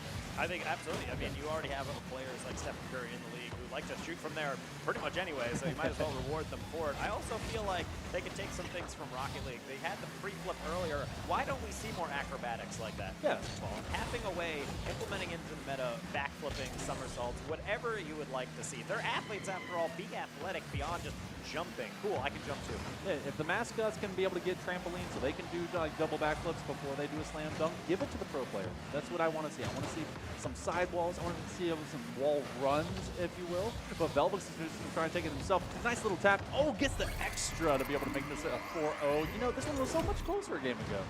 I mean, it was a lot closer, but Velvex just turned it on. We said they keep kind of get all these different approaches to goal. That one is the equivalent of the finger roll off the layup. Just putting that a little bit extra over the top of that rim to get number 4. And those are the hardest to save in hoops, particularly because when you are goaltending in this, you're not going to get a foul called for you in this game mode, but it's certainly a difficult thing to react to at the last second as JT was looking for the backboard, not going to get that bounce in. That one's going to come off the front side of the rim, and we'll have a breakaway possible, but this is going to go off of that perimeter that is tough to deal with if you're not used to what hoops is. Well, it's all about trying to be able to make it from the outside and then maybe take an individual play like Velvex has been doing. JT waiting for the bounce, but he's going to have to ramp on up. Orca trying to chase him down as best they can, gets that corner boost. Orca maybe with their own basket play, not going to happen. This one could turn into an extra opportunity to be a dunk. It goes out the front of the rim, and so we have these fast breaks and maybe one of their own, as it will be Rutgers in orange that finally gets on the board. Yeah, and Rutgers really taking advantage of Rutgers' play here. Rutgers really needs to play the way Rutgers is playing, because the Rutgers game is not working against this Rutgers defense. Yeah, Rutgers really needs to kind of start analyzing what Rutgers is being successful with and what Rutgers could do better, because Rutgers at this point is just being Rutgers. And when you're Rutgers.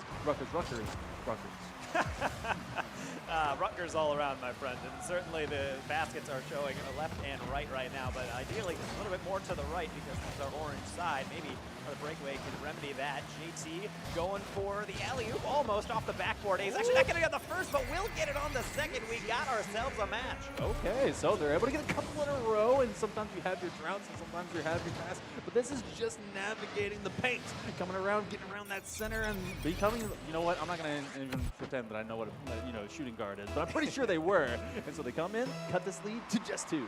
Well, you have to guard, you have to shoot. That's probably a position, right? Somewhere there. There's something power forward. I don't know where the power comes from. I thought that was a car term. Either way, we are dealing with a little bit closer of a game, but you got to make sure you tend that goal. Look at JT getting there just in time, but with no boost, he's going to have to leave it for his teammate. A delayed reaction on that jump, so that leaves it to the captain to take it to the back post. A fantastic save off their own rim. All right, so there's still a little bit of life left in these Rutgers orange, but with only 80 seconds to go, demos have become the name of the game. I don't think anyone's going to be calling a technical foul here anytime soon, so keep demoing, keep getting them off the court, be able to roll that ankle, but no, Velvex is looking for the redirect to be able to take that one off, but it's just off the mark. JT gets bumped, it turns into a passing play over to Aorca, and that's another demo, somehow gets rid of the best player on the court right now in Velvex. They have to be able to get this one beyond the rim. Aorca extends it, but they can't can't get enough hype.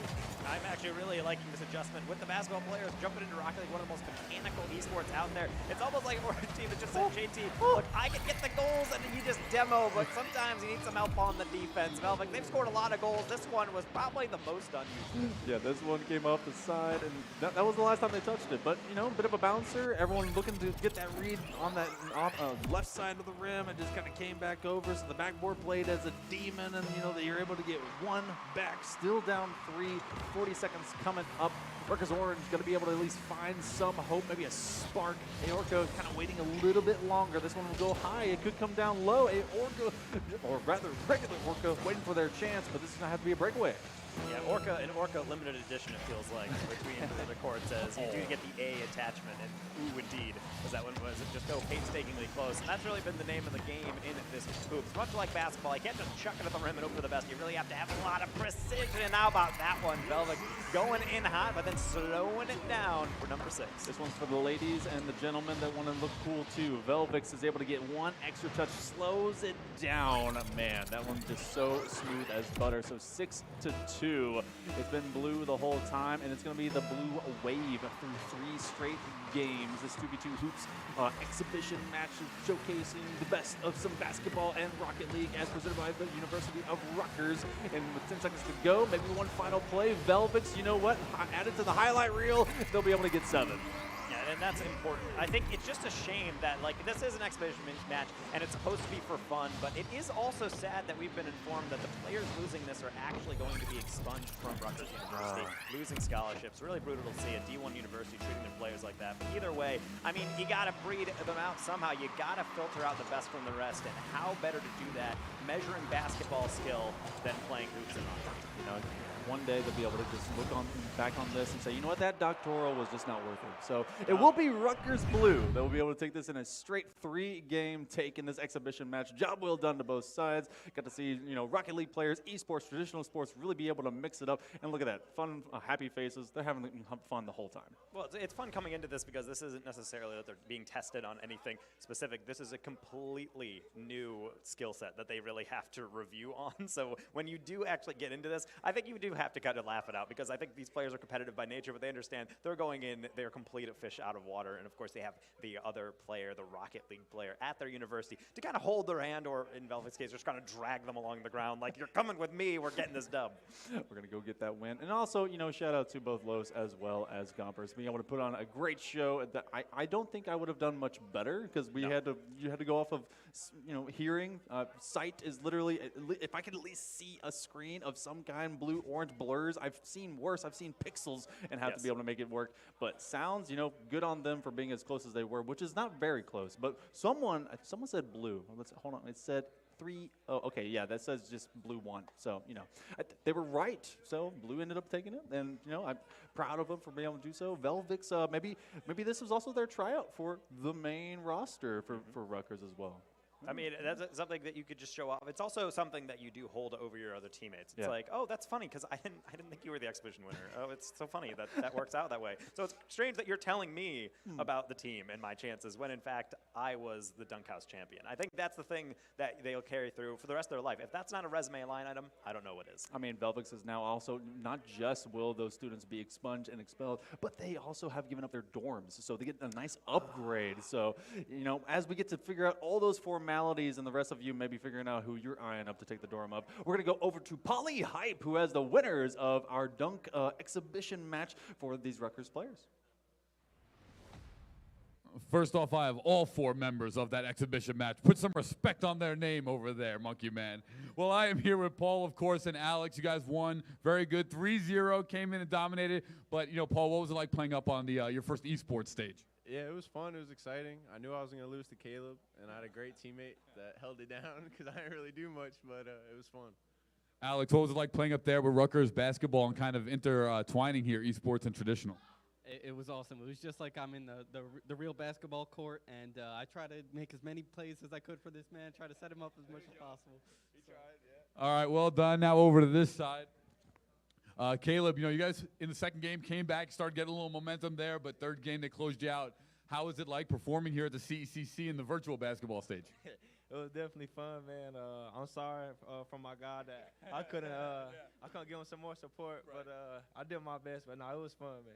And JT, same question over to you. What was it like playing with Rutgers basketball up on the CECC stage? No, it was a lot of fun. I'm a big basketball fan, so big fan of Caleb here. So very exciting to play with him. I was glad to see him bumping people because using his skills that he has to bump people, get him out of the way is very appreciated. Well, in the next edition, we'll have the esports players joining us on the traditional court. No, I'm just kidding, but that would be the next one. I'll have to join them for a 3-on-2, and you guys will still win. So, well done. It was awesome having Rutgers basketball here. Thank you guys so much for coming out and playing, all of you. When we come back, we will have some more Collegiate Esports Commissioners Cup action. Don't go anywhere. More CECC when we return. All right, welcome to CECC. My name is Miles, and I am here with, what's your name? Gilly. And what team are you from? What game do you play? I'm from Loyola University, Maryland, and I'm playing Valorant today. Alrighty, and how long has that team been in existence? So I'm in my 3rd year now, and I believe it's been here for 3 years, but I didn't play the first year because of the COVID year and everything like that. But last year I played, and this year we have a whole new team with a bunch of freshmen. Yeah, a lot to adapt to right there. Have there been any challenges in particular you've overcome with that new group? Yeah, mostly within the first few weeks, just with the comms and getting all of our comms down and studying maps, stuff like that. But after that, we kind of got through it and we figured it out. Yeah, and are there any particular standout players or even just standout performances that you want to shout out from this initial season? Honestly, probably our player Bai. He's radiant right now, but he's been really good on the entry. I as well. I play initiator for the team, and then another guy, Kobe, he's pretty good. So he's stepped up a lot over the past year to now because he's the same age as me.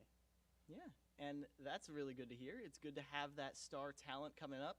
And looking into the future, you've been here 3 years, so you've got 1 more year, possibly more, but hopefully not. But how do you feel about the longevity of this team with all these new freshman members? I think it's going to be great. The new freshmen that we have come in, we have 2 freshmen, a sophomore, and 2 juniors. So I believe they're going to be able to carry the team the year after when we're gone. So I think they really have a good future coming in. Yeah, and well, back from the future into the present. Now you're here at this LAN. Have you been to a lot of LAN tournaments? This is actually my 2nd ever LAN. Yeah? I went to one over the summer in Philadelphia with the school team. Not these guys, but our school team last year. And I think we went 3-3 there. So we didn't do too awful, but this is my 2nd LAN. I'm just excited to play. Yeah, and I have to imagine all the people here for their first LAN are also pretty excited. Flashback to a week ago, you're all getting ready for this LAN. What was the atmosphere like? Oh, it was lots of practices. It was all serious. Just getting into it. We have our weekly games Tuesday, and then after that, it's scrimming every day. Just preparing for this. So we feel pretty prepared, and we're ready to get after it. Yeah, scrimming every day. So I got to ask, are there any teams in particular that you have your eye on, you want to take down? Not really. I mean, we're kind of just in it to win it all. So, yeah. Whoever we got to beat.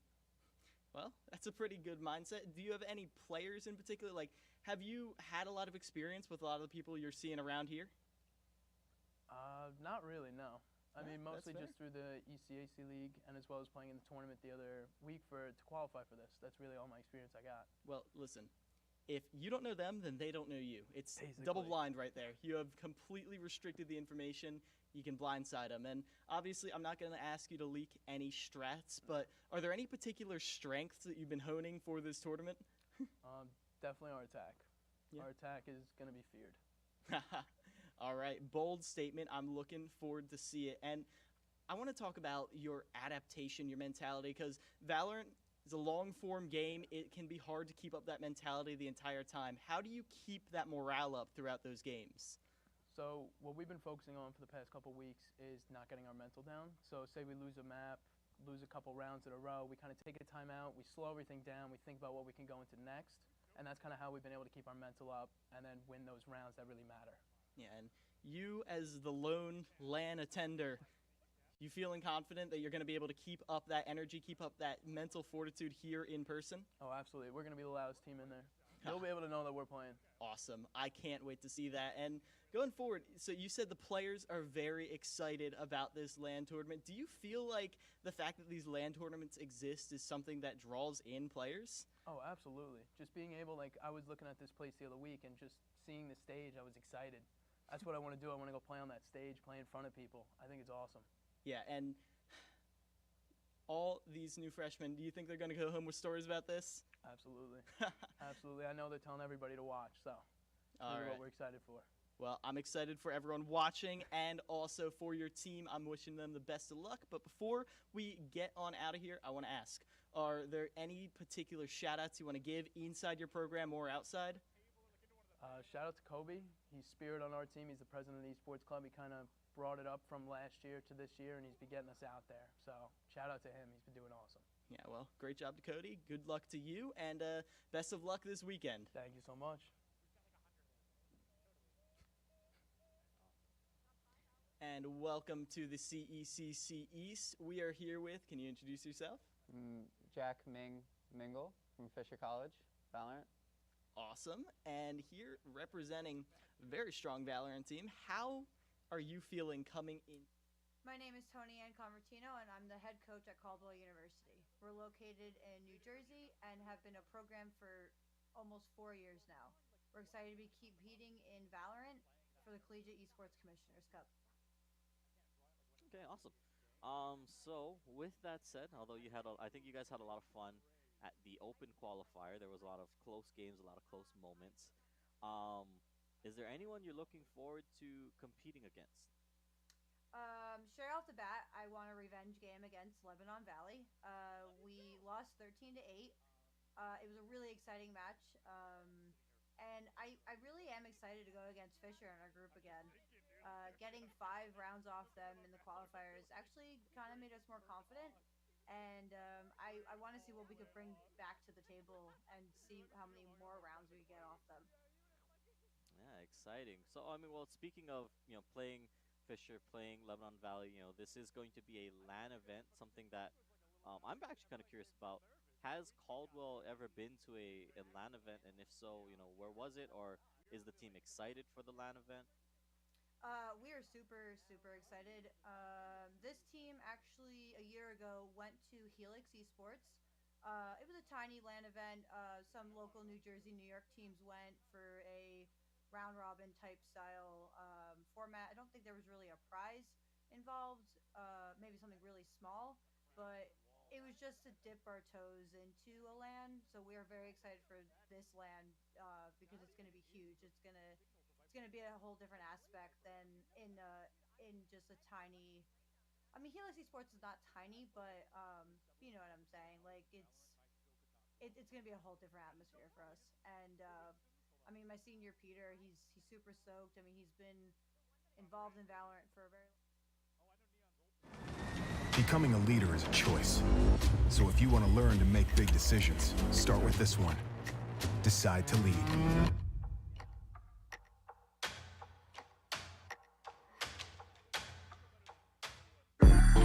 I'm an ex-drug dealer, and I'll be your sub today.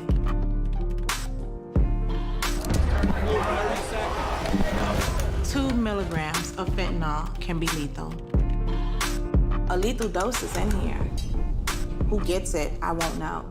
It's cheap, it's potent, and it's profitable. The sad reality is, fentanyl is being mixed into everything now. More kitchen now.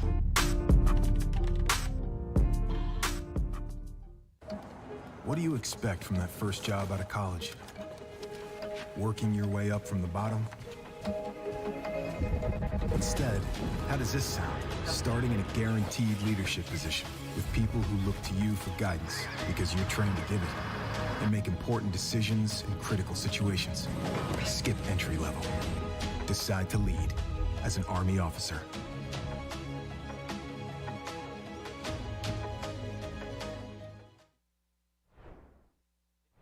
I'm here with Austin Johnson of Syracuse University. How are you, sir? I'm doing just fine, thank you. I want to talk about all the really fun stuff you've done throughout your life. After reading your bio, what are you studying? Computer science right now. Are you playing any video games or a part of any teams? Right now, I'm just casually playing video games, but growing up, I was part of many teams. Okay, yeah, definitely want to dive into that. Also, right now, I got your contact information through the Army ROTC, and is that something you're doing at Syracuse University? Yes, I'm actually a cadet here in my 3rd year in the Army ROTC program here at Syracuse University. What does a day-to-day look like for someone in college also in ROTC? Well, it's early mornings, so you wake up pretty early, bright and early, going to PT, get the physical fitness part of the day done. After that, it's a lot of classes, a lot of studying, homework, and there's always going to be like back and forth things with ROTC as well. That just kind of keeps your mind engaged, and you're just all working together to get to an end task. Now, did you grow up in the military? Or your parents in the military? My dad worked as a contractor for the Army for a while. That was a big part of my life, so just moving around a lot, experiencing new places to live. That's really awesome. Where all of you? I don't know if is it classified. Can you tell me where all the cool places you've lived? No, it's not classified. Yeah, I grew up in Oklahoma, but I moved to Arizona, South Korea, up here in Fort Drum, New York, as well as around Fort Meade, Maryland. What are the top video games that you like to play? Oh, I'd say Counter-Strike. CS:GO is my biggest and favorite video game of all time. Played that a long time, many years, a lot of thousands of hours. But other than that, casually I like playing games like other shooters, Escape from Tarkov, and other survival games such as like Rust, DayZ. I just really enjoy playing those kind of games just because it's just my style. Thinking back to all the places you lived around the world, it sounds like in high school you were playing CS:GO, and then you may have done some stuff internationally. Let's talk about that. What happened through those years where you were playing locally or internationally? And I lived in Seoul, South Korea, and in that area there's a lot of gaming cafes and stuff like that, and that's kind of what introduced me into PC gaming. Growing up, I would only play on console, but then I kind of started moving into PC gaming. Introduced to Counter-Strike, played it a lot. Ended up moving back to the States, and there were a lot of local tournaments, LAN tournaments that I would go to. The first one I went to was in Toronto in 2018, I want to say. And then after that, I would travel down to DC before I lived in the DC area, and I would go compete there. What is available to those going from ROTC into the Army Reserves as an engineering officer? What does that look like? I guess first, what kind of studying does it take to become an engineering officer in the Army Reserve? Right now, I'm going for my undergrad in computer science, which could transfer over a lot to the things that I might be doing as a commissioned officer. But other than that, after I graduate here from Syracuse University, we go through Engineering Bullock, which is an officer training course just to educate you on how the engineering side of things works. So that's going to be a lot of that, and there's also going to be a lot of logistical stuff that I will be learning and be managing, and that's just something that I'm pretty excited about. Right now in ROTC, is there PT? Is there other stuff like that, or does that wait until you get into the reserves? How's that all work? Yeah, it's actually very involved. There's PT. I got back from PT a couple hours ago, and this weekend there's going to be a field training exercise up at Fort Drum. And that's going to be a weekend of being out in the woods, conducting tactical lanes, sleeping out there. It's a tough time, but it's a great time. That sounds like a lot of fun, man. And as you go into the reserves, is the reserves more where is that the weekend a month type organization, or is that how's the reserves work later down the road? Yep, so that is going to be 1 weekend a month usually, with a 2-week-long training in the year, which is called your annual training. It's definitely not as much workload as it would being active duty, but reserves, you kind of always have to keep the planning part ahead. So even though it says it's 1 weekend a month, there's a lot of planning that goes into the training for all the soldiers there. It can be pretty time consuming at times. I hear a lot of people say that joining the military and while in college or later, there's just a lot involved. There's a lot of physical, but I would love to hear your perspective on how you do school, and we'll call this work, ROTC, and gaming and life. What's your balance like when it comes to all things you have going on in your college years? Yeah, well, the balancing act is always a big part of it. Always a lot of things that you have to keep in mind and that you got to keep doing. I have to say balancing ROTC and schooling, that gets tough, and sometimes they conflict with each other, but you just kind of have to dial in, really get into your studies, try to do the best you can on your exams, keep that GPA up, because that also accounts for what you do in the Army. They will look at your PT score, they will be looking at your GPA, so that's just something that you have to do just to make sure that you're a good cadet. Are you playing Counter-Strike right now occasionally or often, or are you playing, what else are you playing right now? Yeah, just because of the time balancing, there's not much room for me to be in a competitive scene right now, but I will say that I do like to play Escape from Tarkov a lot, just on my off hours. That's probably my favorite game. Hey man, congratulations, good luck. Thanks for taking this time to the interview, and any last words you have on maybe what people can look forward to out there if they were to join something like the ROTC or the Army Reserves? If you would like to join ROTC, I have to say that it really is an awesome time. It really does improve your character. You will learn to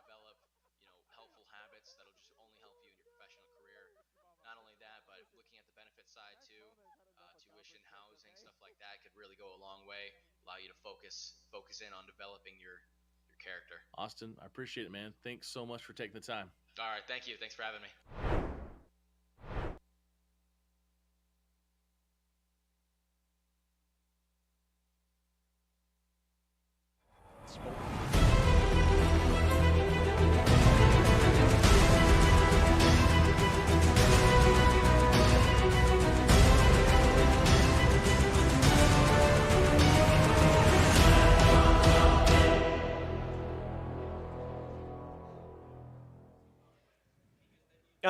Welcome back, gamers. Now, before we jump into our last title of this circuit here in the group stage, Valorant, we're going to do something equally important. It's Valorant-related shenanigans. I know that's what everyone was hoping for. They were like, no, we don't want to see the game yet. We want to have fun first, okay? Okay. So now, joining us on the desk, it's Septilence. Thank you so much for, on a great cast. Thank you. Over on Overwatch. I'm happy to be here. I love Valorant. So I love Valorant, too. I think we had a great cast, too. Yeah, your cast was pretty good. I only caught part of it, but I did enjoy it. Let's just move on then. So this is a fun little game. It's gonna bring out our artsy side. So there's plenty of icons, plenty of abilities in Valorant. We know what they're called, but do you know what they look like? That's what we're going to find out and see if Gombers and Septilence can figure out what these abilities, icons look like. We're gonna start off with something very simple. This isn't even an ability, it's a type of agent. What is the symbol for an initiator? Okay, well, you said it would be easy. Yeah, what happened? I wish I was on the charades one. Why am I on this one? This one's, You know what? This one's All I so know- hard. You know what? No, fine. Our practice All I is. know is that they're circles, so I'm just going to guess what an initiator You is. see it every time you start into a game. Come on. Mine's little. Wait. You can't look at mine and change your No, I answer. didn't. No, I'm not changing mine to his. I'm not changing mine to his. I know what it is. This is my guess. I know what it is because I just remembered who's an initiator. Oh, no, that looks way better than mine. All right. Okay. Mine's totally right. Present them. Mine's correct. Now, that is fantastic. I want to say great job on both of you, but you are both unfortunately wrong. Absolutely. Oh, dog, I did not know that. It is a lightning That's bolt. That's fake. That's not real. It is fake news. That's photoshopped. Valorant caster, by the way. That's photoshopped. Valorant caster. That's unfortunate. I don't know if any Valorant caster could draw you the initiator symbol. You see it once at the beginning of the game. Maybe. Hey, maybe that's the case. what are you gonna play? I don't know. I'm planning to go for that. You know that symbol with the. I don't know what with it's the called. Let lightning me draw it for you. Hold on. Okay, all right. This one should be very easy. Okay, sure. It's the boom bot. Can we draw the symbol for the boom bot? Not well. Not well. As long as you could do it right, that's all that matters. There are no points here, and if it's terrible, then that's just admitting it to the fans. I know that it doesn't, and I know. That looks like an Among Us reference. That's not even. That's, you didn't even try and put wheels on it. You I didn't think there were wheels on it. How does it roll? Do you not know the bomb, buddy? She said before this, Gomper said, "Yeah, if we get Ray's kit, I'm gonna get it right." She said, "I know that one." I know that one. I know that one. Oh my. Well, let's move away. Let's move away from Ray's. Let's. Okay. I'm ready. Let's check out, obviously, one of the most popular agents here. It's Cypher. What does the trap wire look like? Oh, that one is actually pretty darn easy. I know this one. I did it first. I know this one. Okay, not bad. Not bad at all. Well Why done. didn't you start off with that one? Why didn't I start off with that one? Yeah, that's the easiest one. Actually, Jet Updraft is probably easier. Yeah. Well, this isn't about you guys having an easy time. It's about me enjoying myself, okay? Okay. Fair enough. Fair enough.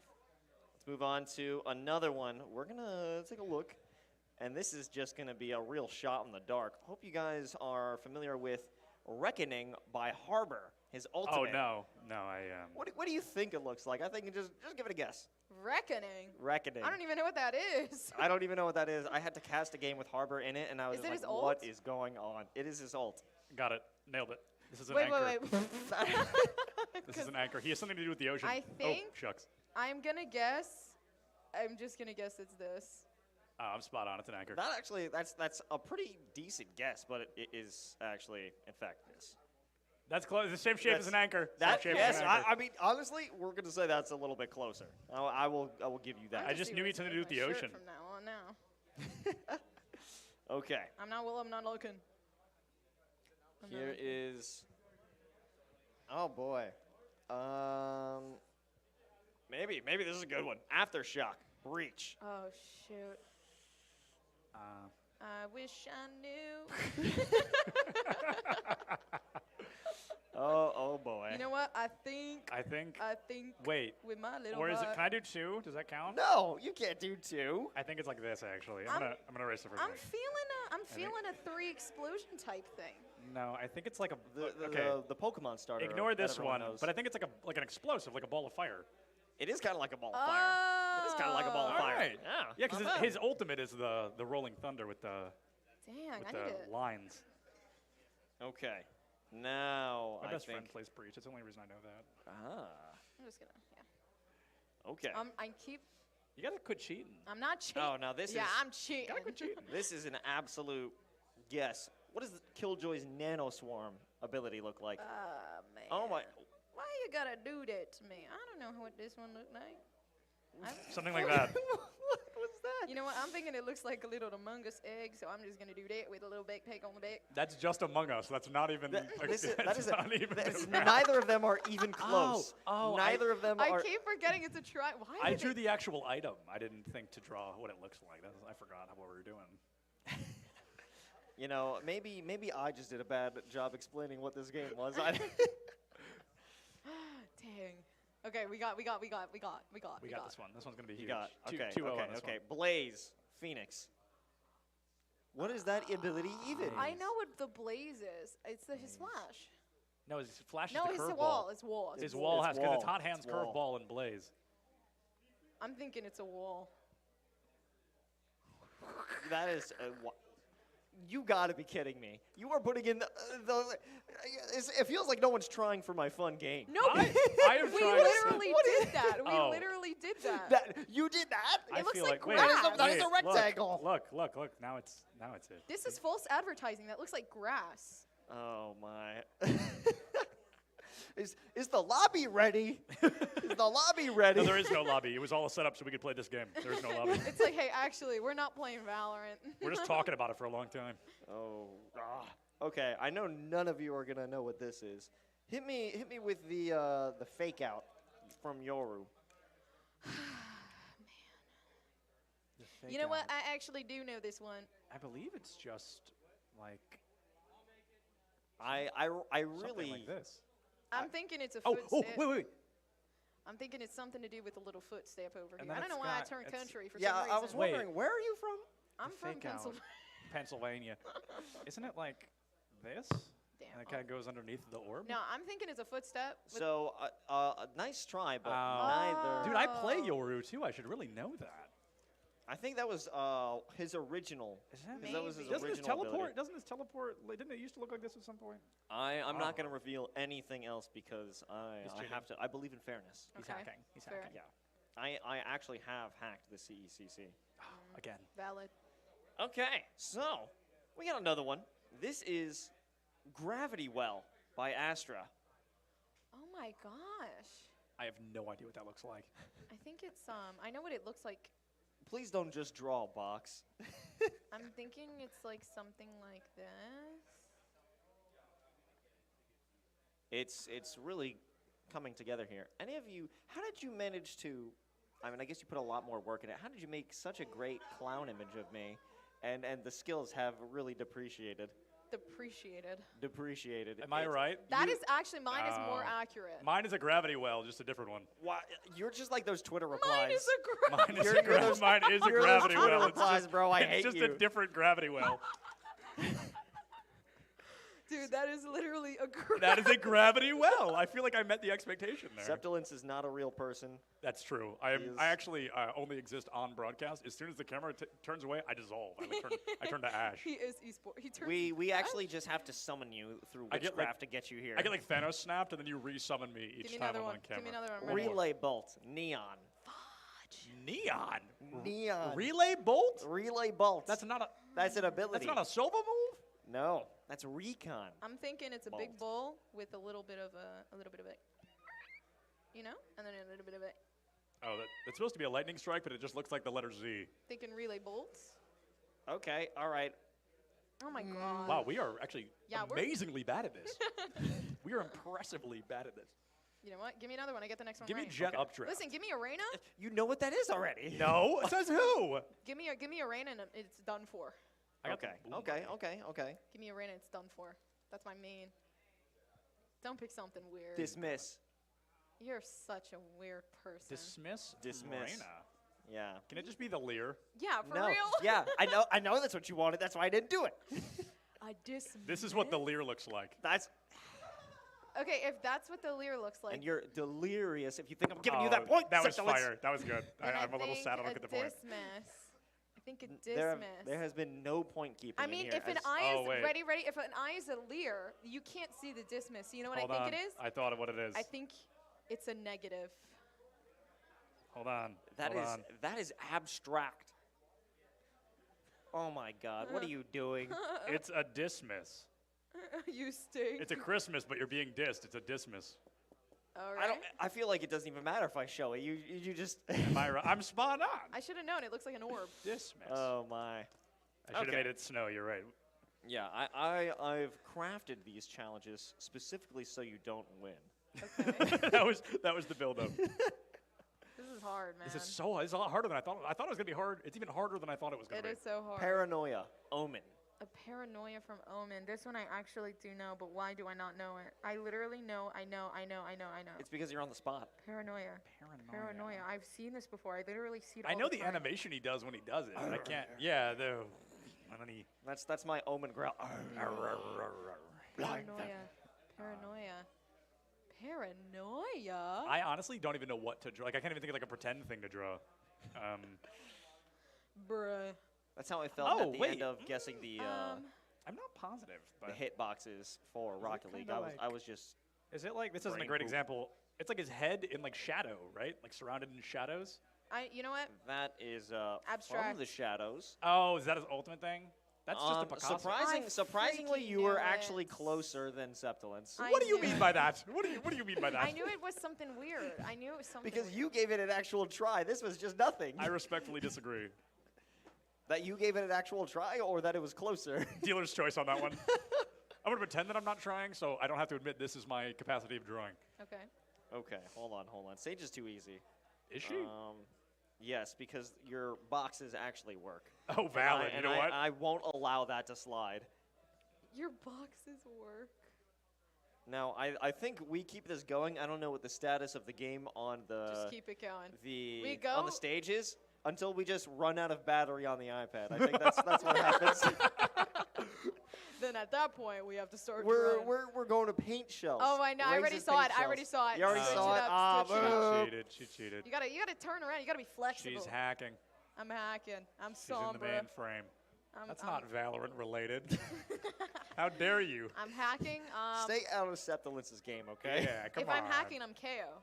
True, 0-point knife. Can't tell you what it looks like, but I know it's an ability. What does a null command look like? Bruh. Why do you gotta pick the weird ones, man? Because we've been through this. It's so you You know don't what? win. I think a null command, genuinely, I think it looks like this. I don't know what it looks like. Oh. Stop it.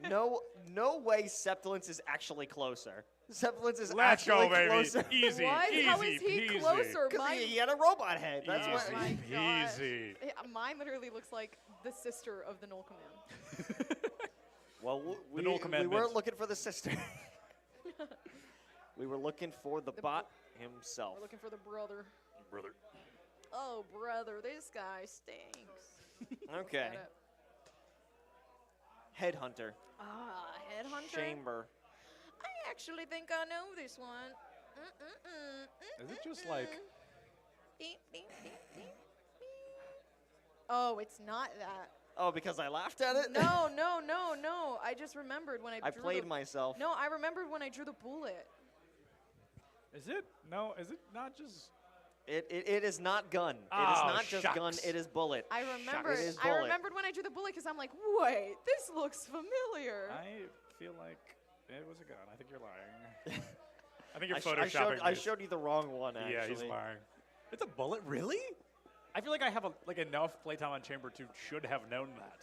Seize. Fade. Why you got it? Why you got it? Again, You know what? every throwable in the game looks like this in my brain. I actually think it looks like a drip. Okay.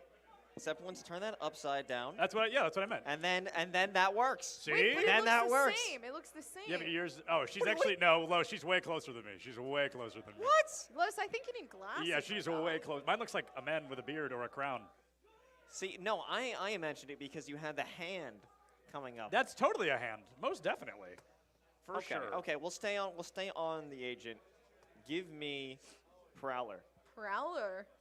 From who? You're the caster, aren't you? Whoa. He also said, "Let's stay on the agent." Listeners at home may have caught that. I like the face that you added. Thank you. But the meow that you added. There's two of them? Yeah. I didn't know that. I forgot. This is what it looks like now in the here's, game. for bonus points that count to nothing, what does the Prowler sound like when it catches you? It sounds like It goes. You know? Yeah. Oh, I was thinking. No. And then it goes into the. That's the bite. But you said when it catches you. When it catches you, it bites. Okay, I guess what the lead up to the bite. This is an ASMR. It is. You're welcome, everybody listening.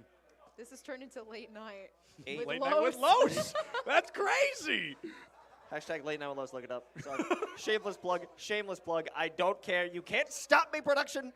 Wait. Do you want to do the representation of the COD lobbies that we did before? I think that was hilarious. I think we cannot do that. We've lost two of our members. We will get banned on Twitch. What do you mean? We're not saying anything wrong.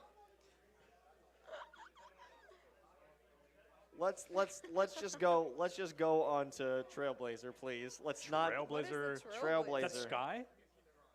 Is that Sky? That is Sky Trailblazer. Sky's. I don't know. Is Trailblazer the Tasmanian tiger or the bird? Walk through it in your own mind. I'm thinking it's an animal. This looks like an animal cracker, but. What animal cracker is that representing? Bard. A dog? It's Bard. With ears on its neck? That's an ear. It's a Bard. It's a Bard? It's the okay, Bard. it's no, the Bard it's the dog. No, it's a tiger. It's the dog. It's a Tasmanian tiger. It's not a dog. The Bard is the guiding light. That's not even the right ability. That's the Flash. I knew it was one of the two. Oh my God! How did you get here? Yeah, what up, Kat? What's up? You guys are gonna get to see a lot more of him in a few minutes, or you're gonna get to hear a lot more of him at least. All right. Who invited that guy? Who is that guy? I really haven't seen him before until this morning. Who do you know here? Yeah, that's what I thought. He's gone. He ran. Do you even go to Rutgers? I don't think you do. Yeah, all of us go to Rutgers. He doesn't Absolutely. even go here. Get him out. Let's get it. Let's get Toxic Screen. Oh, this one? I should actually know this one. Toxic Screen's the wall. Yes. Oh, wait. I think it's just like that, right? You know, kind of. Not really. Ew, why do they make the Phoenix wall look like grass and then they make that look like waves? I feel like I'm getting whiplash. Well, neither of And then them Harbor are has his grass, own though. wall. How about we jump to Harbor, huh? No, I don't know. I let's got go lucky somewhere earlier. else. Yeah. Let's go No, somewhere. it's been a long time since we've docked at the Harbor. So let's check it out. Okay. This is gonna be Cascade. What does that mean? What does that look like, really? Is the major question. I think it's the wall. And now I think I'm gonna prep our second item because the iPad is going to die soon. Why did you do the anchor again? Well, I was right the first time. The odds were high that it was going to work again. Everything is just the anchor. I had a 100% win rate last time.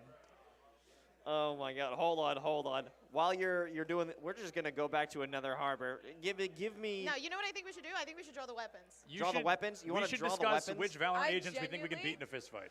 Okay, Yeah. none of them. I think I could beat up Sova. Okay, here's my reasoning. And why. I'm thinking Cypher because he's a techie. He's like 6'4", He's though. a nerd. And what kind of He's bro, huge. that dude is big. He's a big dude. Listen, he's a big dude, but Yeah. he's a techie. Just because you're tall doesn't mean you know how to fight. Are you saying techies can't fight? Listen, Are you making that statement have you live on ever- stream? Do you know the reason why Cypher isn't in the meta right now? No. Because he's not a buff guy. You're right. He's not a buff guy. I think I could beat up Sova and no one else. If anything, they need to buff him. I feel like He's getting a rework. The He's getting a person rework. I'd be scared fighting is Reyna. I think fist fight Reyna goes down. Yeah, but fist you fight, just- no ability. Yeah, fist fight only. Because she's only good once you're dead. True, or when you can't see her. Like if you're fighting her in round 2, she just beats somebody else up, and then you're going to fight her. It's a GG. It's wraps. I think Sylvan would be the easiest, and I think. He's the strongest. He's got. He has a big bow and he shoots electricity. Yeah, but he can't use a from fist it. fight. It's a fist fight. Okay, yeah, it's a fist fight, but to carry a bow like that and to push it back is hard. Well, it could be a Radiant bow, so it's easy. I think no, and Omen. See, Omen is dead, so that would be scary. Because what are you punching? Yeah, okay, you cannot beat Omen. I think that is just like that is a no, that is a zero. But you can shoot him. So I like, would sometimes I would it's just take, a gun. I would take Sage. Yeah, but you can't. It's a fist fight. I would take Sage in a fist fight. I think Sage. Oh yeah, Sage. She can heal herself. Well, no. She's both sword and shield. True. Okay. I am both sword and shield. I don't know. I think no. Yeah, that's exactly what she said. All she has for her is her wall. That's her sword. I mean, that's her shield. No, that's her shield, but the sword is the weapons she has. Like a gun? Yeah, okay, but I guess it is a fist fight. You don't bring a gun to a fist I fight. think the person who's gonna win in a fist fight, no matter what, it's got to be Brim. Obviously. Oh my, Like, come on. Have you seen his forearms? He's Absolutely crazy. literally what was that car name again? Was it Muscular Daddy? Oh yeah, he's Muscle Daddy. He's Muscle Daddy. He's Muscle Daddy. Yeah, that's facts. I think Breach that's too. a callback. He's like in the same category. I think in case you were unfamiliar with the concept of callbacks, that's what that was. Listen, maybe you weren't here for the Rocket Breach, League. I don't know. Breach and Brimstone on the tier list, I'd say they're the strongest. Okay, I so agree. can we get this written down? Yeah. Breach So and Brim, S, they're tier. They're S tier, right? D. S. Yeah, you got it. You got it. You can put them on there. You can put. So I think Breach and Brim, they're S tier. How do we go from like? I would say Sky is A tier. No. Sky's muscular. Actually, She's so muscular. That's why I put her in A. That's why I put her in A. Sky genuinely. I think she could take Oh, on Brim. hey, we can't take KO in a fist fight. I think. I think Sky. We absolutely cannot do Sky that. is S tier. KO, my handwriting's so bad. KO's a robot, Sky. and then yeah, Sky. we can't take. Actually, you can't beat up a robot. Let's move Sky down to A tier. I think man, Sky is an A she's tier been demoted. compared to Brim and Breach. They're so muscular. Exactly, because she's strong. But she's strong. But yeah, I would say Phoenix would go in C because he's a pretty boy. Chambers a pretty boy. Chambers he's just boy, a rich kid. Yeah. Chambers, all right, Chambers E. We could beat him up, no doubt. No. He's just a rich kid. No, Chambers. Chater. He's have you smart seen him get though. sturdy? He's very smart. He is very Did smart. you ask if I've seen him get sturdy? Yeah. I cannot say I have. He does hit the gritty if you had the card out. Yeah, he does. That's true. So what do we want to put him? Where do we want to put him? Wait, actually, okay. In terms of personality, he seems like a rich guy, and I think rich guys don't fight. That's what I'm saying. Maybe I think he's E tier. But also, I feel like he's very smart, so he could like outsmart just you. 'cause he's If you're smart. thinking of like Sherlock Holmes in those movies but with how Robert is he- Downey how Jr. is- Sherlock Holmes can't win a fist fight though. He has to use his brain. How is he going to He uses his outsmart? brain to win the fist fight. How is he going to outsmart a punch in the face? Okay, well, I mean, this discussion is going to have to go on. Unfortunately, here's the sometime final later. list. This is take a screenshot, finish it at home if you want to. But right Tweet now, at us. Tweet at us, please. We want to hear your thoughts on this. But now we're going to throw it over to our casters, Catnator 3K and Ash. Take it away for the groups. What's going on, ladies and gentlemen? I mean, us having to switch off of that death segment is one of the saddest things that has ever happened today. That was something. It was something. It was something. How do you feel about that tier list so far, actually? I think it's pretty solid. Yeah. I would put Sky back in S, Yeah. personally. But, Valid. And I I agree. mean, you make your own decisions in this world. I think this guy's pretty muscular. But hey, you do what you will. Anyway, we've got ourselves two powerhouses, two pretty muscular schools coming up here. We got one group stage game to play here for the game of Valorant. We got Group B. We got the top of Group B as well. We got the Loyola Greyhounds and the Rutgers Scarlet Knights. Now, Rutgers got home field advantage playing at their campus today. So how does that factor into the matchup? Well, I think you have to consider the fact that despite having home ground advantage in that kind of sense, they're still playing on stage. It's not like they have that experience where they're playing on stage all the time. So I don't really think it makes that much of a difference in this particular matchup, but we're talking about it a little bit in the green room, Kat, and Loyola currently 1-0, so is Rutgers University, so they're currently at a tie, and whichever one takes this dub is going to be able to get that edge up. Yeah, so with Valorant, it's a little bit different than the formatting that's coming through for groups, where several teams can make it out of groups for our other titles. In Valorant specifically, we're looking at the top two of each group. So a win here gets you into 2-0, where you can play for that three-way 2-1 tie or to get all the way up to that 3-0 to guarantee your qualification. So you get 2-1, the odds are pretty good about qualifying. So win this one, and you're looking at a team that probably is going to play their way forward. And Ashley, I'll let you handle the map pick. I mean, I feel like I say it all the time. Hey, it's Ascent. I don't think when it comes down to best of ones, I feel like the map that you see in 90% of the time is going to be Ascent. It's that bread and butter map for almost every single team out there, especially in collegiate, and it's safe when it comes down to that as well. Yeah, absolutely. It's a safe map. It's going to be the pick for this one. The best of one to come through. Winner of this one will send themselves into probably that semifinal that will come through later tonight. We'll have to see what that case ends up being. Unfortunately, we got ourselves some fun facts to discuss about these teams. And I think my personal favorite, because we do have quite the tidbits from Loyola University, is Spirit. They enjoy long walks on the beach and brewing their own mysterious concoctions. I really need context onto what a mysterious concoction is, because, like, are you talking cocktails right now? Are you talking, like, do you brew, like, specialty coffee? Like, what's going on? Maybe none of those things. And that leaves a question as to what are the other options? Right. Maybe some cider, a little something like that. Interesting for sure. Maybe just a G Fuel. Okay, maybe. Or maybe the flavors. powder for energy that won't disclose a specific brand, because that would be bad.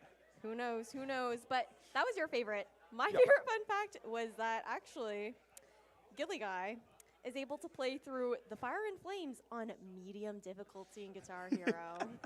I like the truth, the brutal honesty in it. Medium difficulty. Now, you could hard, experts push it for sure, because then people are gonna want you to prove it. Yeah. But to not even go for hard, be like, I play medium. Like, it's medium. I like that. I like that energy. It's pretty good. It is definitely pretty good. And then looking over onto the side of Rutgers, they kept it simple with the fun facts, right? Did. So we're gonna be actually looking over towards, I believe, Fruta. Yep. They're a chess player. So looking at mind games here in this matchup. Possibly the IGO. We'll have to see as we get ourselves into our agent select here for what will be our only map of this series. At the Astra coming out on Ascent, I like that personally. Yep, Astra's really nice because it adds that additional crowd control that you don't really have when it comes to the other controllers. Having that concuss, having the gravity as well, can be a huge difference maker to slow down plays. But I'm looking over at Loyola Maryland right now. They've got the double Sentinel setup right now with that Sage and Killjoy. How are you feeling about that, Kat? The Sage is always interesting to me. I think the Sage can have so much value on Ascent, but it comes down to how you play her. I think on the defensive end of things, she can be incredibly successful in terms of blocking that mid control. Same story with the wall down towards B main. But a lot of the time, we see that util come down very early. And when you do throw up that Sage, you sacrifice some sort of utility in terms of your initiator to get early info. So you're looking for info peaks on the other side of the map. So it depends on how confidently you rely on that Sage util, and if you're willing to hold it for the actual expenditure towards when that execute comes through. I've seen it played well, but also seen it played not so well. So it's a question of how it's played today. Yeah, because you also have Sages who prefer to be a bit more defender-sided, and then the others who go for more of the battle Sage plays, For sure. right? Going for those aggressive walls, playing on top of them, trying to catch people off with angles, but then at the same time, that means you're really relying on your ability to win gunfights. Yeah, I definitely think to that battle stage point, she's become pretty useful in terms of taking space on the A-split up towards Cat to block off that wall for Garden. So we'll see what gets utilized today. Regardless, we're into the action, into the thick of it. Vile taking over towards Kyle. That drop, I believe, is her down towards Cat. That Prowler should have that confirmation, and it does. So there's a player close towards the archway side. That Ray spotted out very early. Let's have the blast back to get a dodge and just pick up one early. Prophet send two back, though. That's the fade. The initiator plays contact, not fearing anything. Like just the frags because of it. Same story coming through for this Rutgers team. They've taken out everybody, but Hamzine falls shortly after. Stated and Caulfield finish that one out. It's Rutgers up 1-0. It's pistol round. Things can get scrappy, but when it comes down to it, you're also lacking a little bit of firepower on the side of Loyola, right? I know I'm saying this pretty early on, but it's just down to the team compositions that have that lack of flexibility in that kind of sense, where you're really relying on Gilly to kind of play more so that role of a pseudo-duelist with the flashes. I'm interested to see if that's foreshadowing coming through on the defensive end, because they played so aggressive on those angles up towards mid. I mean, the race instantly dropping out of Cat was about 10 seconds into the round. It's scary if you get too confident in those close contact peaks, but it works so far. And we've got it again. B5 immediately on the angle with that Spectre, going to pick up 2. Fruita's got another one in addition, so the Initiator combo has been there with the Duelist, and they found that value.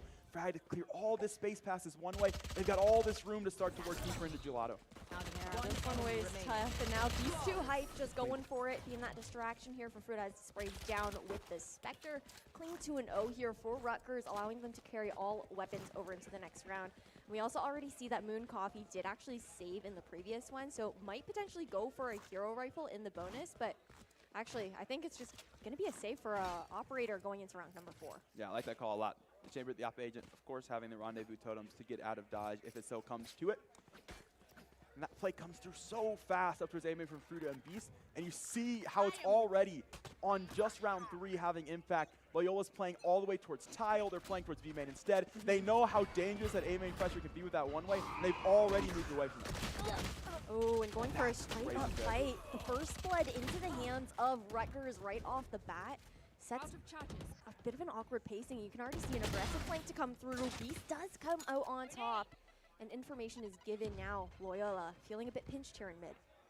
It's a rifle to be secured top mid if they can get there. There's hands sitting on Sabrosa right now. Spirits come through Spawn, has picked up 1. Has caught the look on the contact for Fruit as well, so there's no flank opportunity. That fragment going to guarantee this KO has to play out of the space. Tower's broken pretty early, so won't have that value. Achilles walks the fragment, doesn't know about Cubby. Well, now the pop flash is there, and Fruit has the frag. He went off screen as well, so Loyola suddenly down to just 1 member. Secondary pop flash is there. Fruit, that play. Ash, tell him what happened. Man, just actually baiting, peeking straight off the flash, knowing that now with the KO flashes, there was that change that went out a couple patches ago. It takes a little bit longer to pop, and took that into his hands for an advantage. Now a 3-0 here for Rutgers, setting them up really nicely for the remainder of this half as far as money goes, and Loyola Maryland already feeling the heat as far as being stuck in that back and forth economy. So we often talk about teams that play early on this close contact on the defense of, well, if you get rewarded enough times, there's no reason to change. So you do it so much that you start to get yourself out of position. But man, if they're jumping into these aggressive angles and winning the fights, why not play them? Chill out in the open, still finds the frag, traded now by the Stinger of Spirit. That's an op on the ground. Buys hit a nice, clean 1-tap on a Prof as well. That's 2 guns to be picked up. Handsy suddenly getting involved. Where's this coming from? The eco round massive from Loyola. Hey, you know how these collegiate players can handle things when it comes down to the Sheriffs, right? So it would be huge for Loyola to be able to actually convert this round in their favor. Now an op in backside will be zoned out by the fragment, but Fruta trying to retake here from stairs all by his lonesome. That wall to come through to Tile, I'm not sure if it gets the whole angle, but it's a gap for the Operator, which is quite nice. Collier's going to pick up 1 towards B main. Teammate will fall off camera though, so that's going to leave a 1v3, one that, oh, you've had some luck early. You have the money to get this rifle out. It's going to play for the exit because of it. It's going to hold here to the workbench. It's picked up 1. Second look, perhaps the Classic comes out. We'll find the Sage. Will not find Spirit though, so we'll get out with 11 HP. The Fade. They got the Operator as well. But Rutgers definitely killing the economy with those other 2 players. This is high potential for Loyola to try and turn that momentum in their favor. You can feel high energy coming into a next buy round right off the back of a Thrifty, right? But still, regardless, after winning out that Thrifty, they still don't have that much money to play with. But at the very least, Rutgers is being a little bit more pressured here as far as economy goes. And on both sides, we've got 1 ultimate available. Fruta is going to have that null command. And you've got the Nightfall available here on the side of Loyola as well. Only Hot B main is nothing. And once again, Loyola now willing to play around this A main spacing. Austin spotted pretty early as well. That jump peek's come through. Bai's taking a shot, so they know that op is sitting currently towards the top of the Cat. Rutgers will adjust accordingly. They've taken the mid space away. They'll play the trademark pizza. They'll play very passively on these angles. Going to look for that op contact yet again. I like the split default across the map, though. Playing contact, waiting to see if Rutgers is going to continue to aggress the same way that they have previously. Moon Coffee will be taking an aggressive stance here towards B main. And I don't believe when we were looking, isn't actually within the trademark at the moment. It's not up and available, so could be punished for this. Is good for the first, but the trade doesn't come through. Trade comes through, and well, the trade comes through for Loyola as well. Bai's going to find out with the Operator. Will jump into the angle for a quick scope peek. We'll find the trade, and we'll get the spacing up on the wall, playing aggressive into this B main window. Talk about battle stage possibilities. Here's one right here. See if they find this value because of it. 0 points come through, has found nothing. Allows the cap player to clear the space towards Archway, is able to come on up, and that will be there for the help for the split on the retakes. We'll come through over the CT angle, over this mid-market angle. Three looking towards main though, and by. There's that aggressive angle. That wall came up so early and it's found its value. It's caught Beast the Raze. The entry duelist already out of this one. Both flashes instantly pop from the KO to take them out of this. Nebula buys with the shot. There's a spotless opportunity. Second shot's gonna rise as well. There's no trade. Cardi to pick up one. Now Hansi gets involved. Fruita's got to trade back the other direction, and suddenly a one-on-one. He's got that spike half. It's got off in time, and Bai hasn't found that shot either. The Wiz come through with a classic. The El Clasico, tried and true, is able to win out the round. A 3K for the Sage and a 2-3 scoreline. That's the thing about Loyola's team composition too. We talked about how it was going to be difficult to find any early momentum in a round on the attacking side, but once they get situated in a post plant, they've got utility for days to delay. And although we didn't see that being used too much in this particular case, we've seen now that Loyola really shines in the post plant situation. Yeah, that they will, and that trend, we'll see if it continues. It's a matter of getting there to sight. This should be a round where they definitely should be able to do so. It'll be just the Bulldog in the Rutgers University hands. An early play up towards this one way. Oh, the shorty. Like that, this Rutgers defense has been consistently changing up the look. While they do play close contact, it's never in the same direction. So you see how much initiator utility early round Loyola has to throw out to try to find where these players hide. It's playing so slow. Top flash to come out, and the shorty, unfortunately, not able to do too much as expected, though. Actually going to go for another fight. Fruita, okay, what? Fruta's been nasty with those. What the hell? The crowd liked that one, and I can't blame them. That was cold to come through. That's the first eco look on that Sheriff. That gun not recoverable at the moment. The rest of the Loyola team going to look to regather themselves here up towards Gelato. We'll take the A main angle now. Could take this site. So Rutgers on this 2-2 split. They got themselves a tour de force online, but it's all the way over towards mid, so not going to have value unless they can get into the retake. We know how hard it is to retake with an operator, so you want to have maybe an additional member going into this one. They've got good util to stall this one out. Fragment's going to come through in the dark cover. Paranoia out a little early. No tag, but it's stalled for time. 30 seconds stall potential. Okay, still going to pop through the smoke, and Fruta's not able to land any trades so far. Looks like Loyola Maryland should be able to convert this round. Woo! JPF is going in, and Hamzy to close it out, tying things up 3-3. Fruita just learned the hard way. You got to be careful about when you use that one tap. Use it too early in the round, got to say. The shot was nice, but didn't have it when it counted, so 3 players walk into sight. JPF hits a nasty spray transfer to come through to find that player gen, and then immediately onto the player that's sitting to the back of the dice. They've got the bomb side, and suddenly they've got themselves a round. Now we're at an opportunity to take the lead for either team, right? Rutgers ran away with the first 3 rounds. Loyola able to answer right back with 3 of their own. So it's another bye round across the board, and this next round is actually going to be what tells the tale, I think, for the remainder of the half, as far as being able to continue to take that momentum or build it. Many ultimates will be expended right off the bat here for Loyola, but that also doesn't leave them with much in the future. So all utils come out. You mentioned the fact that, it doesn't leave with much for what is going to be a pretty hefty retake to come through. There's Nightfall for the Rutgers side as well. There's going to be that showstopper, but Gilly is taken down at least one early. A chamber going to fall. Nightfall now out. Pop flash well from Fruita, and there's the showstopper from Beast. He's picked up 2. Cartier has another, and they've got the bomb site right back. Dark cover going to come through towards this A main angle, so they got to do work to find these opportunities. Violet pick up one over the smoke. It's a paint shell back down, though, so this util having so much value for the Rays. They'll pick up a 3K. The defuse picked up as well. Hamzy stuck towards wine, nothing to do. You mentioned the fact all that util is there, and well, you see it in action on the retake. Yep. You also have to think about the fact that by going for that more battle stage style, always expending the wall in situations to actually get advantages for peaks and whatnot, right? Not really using it in a post-plant situation. So I find it interesting there, because Rutgers have been moving players around so consistently. They recognize the fact that ult does stand there, and they move what is that raised KO over towards B. They get early 0 point to go down B main, thinking it's going to be that early B hit. So they have all that util to come back into that retake, and they only put just that one prowler, that one piece initiator utility towards A. So I really love the way they're clearing those angles and working off of ult tracking, knowing what this team might be bringing to the table. IGL looking very good right now for the team. No, 100%, because Rutgers, they're a little bit safer when it comes to their utility, a little bit more conservative, and now going into this next round, Loyola playing slow once again. The tempo very quiet on their side, but this is to be expected. But looks like we might see first point of contact here in Tree Cat. Yeah, we haven't got a look here deep into contact on the Cat. This will be the first opportunity to see what team holds it strong in the defensive, and it might just be a drive confidence. And they line on up. Bai's happy to take that one away. He waves to him, and he'll send his team on their way into sight. Wall's going to go down to make sure they've got that guard and split. They have the res to work with this round. They don't need it if they take the first 2 frags unanswered. Fruta at the very least, if able to live through this. No, okay. Just going to go down. JPF good for 2. Moon Coffee in a 1v5 situation. They don't have too much money on the side of Loyola, so I feel like the smart thing to do would be to save here. But I don't know, what is she going for? Yeah, JPF's just going to close that one out. A flawless 4-4. Yeah, looked very good on that take. Shots were landed quite nicely. An interesting lineup. I mean, I feel like maybe that's our fault. We talked about the fact that Initiator Utility was so wisely placed the last couple of rounds, and then the literal drive peek from 2 players rather than throwing a Prowler out to the Cat to clear first. I mean, we know better, boys. Let's see it.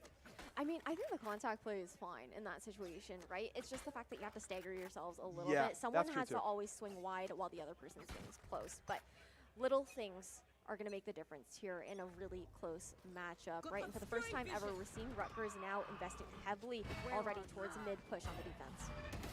Wow, pick up 2 very early yet again. That battle stage find the value early round. Beast has traded 1 back, so there's an eco frag to be picked up. Gonna need more than that, though, if they want to turn this into that thrifty round. Gilly gonna walk away out towards tile, just nearly. That bullet gonna graze past the head, so won't be caught by that one.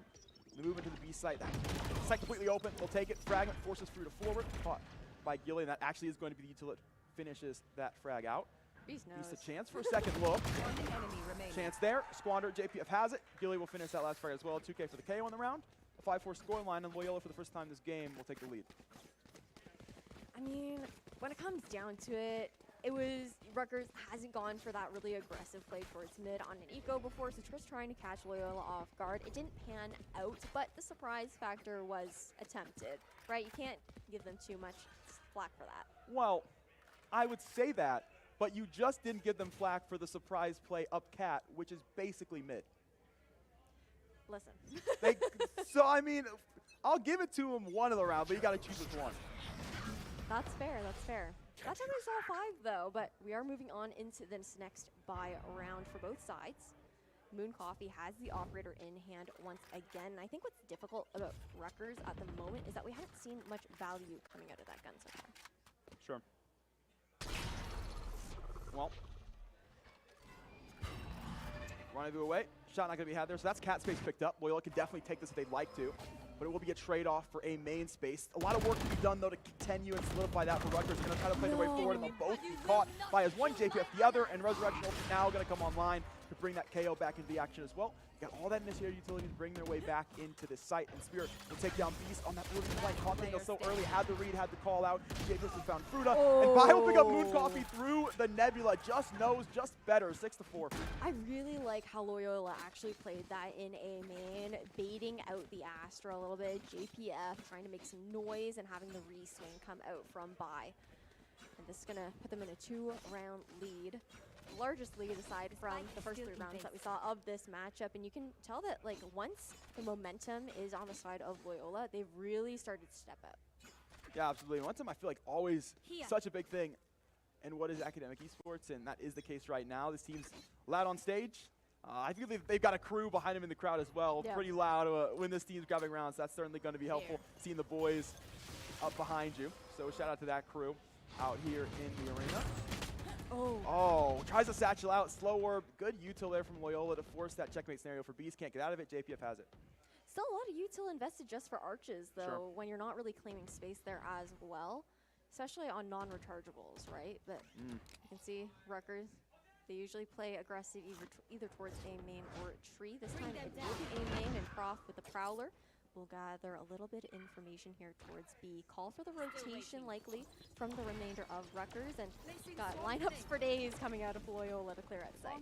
Yeah, Loyola is a team that's not hitting B unless they've got at least some sort of numbers advantage, and they know they have the space there. They've been very clinical about how they hit it because they know how hard it is to get out that B main choke point. And yet again, they've done their due diligence to get out of this angle. Fi's picked up one onto Prof.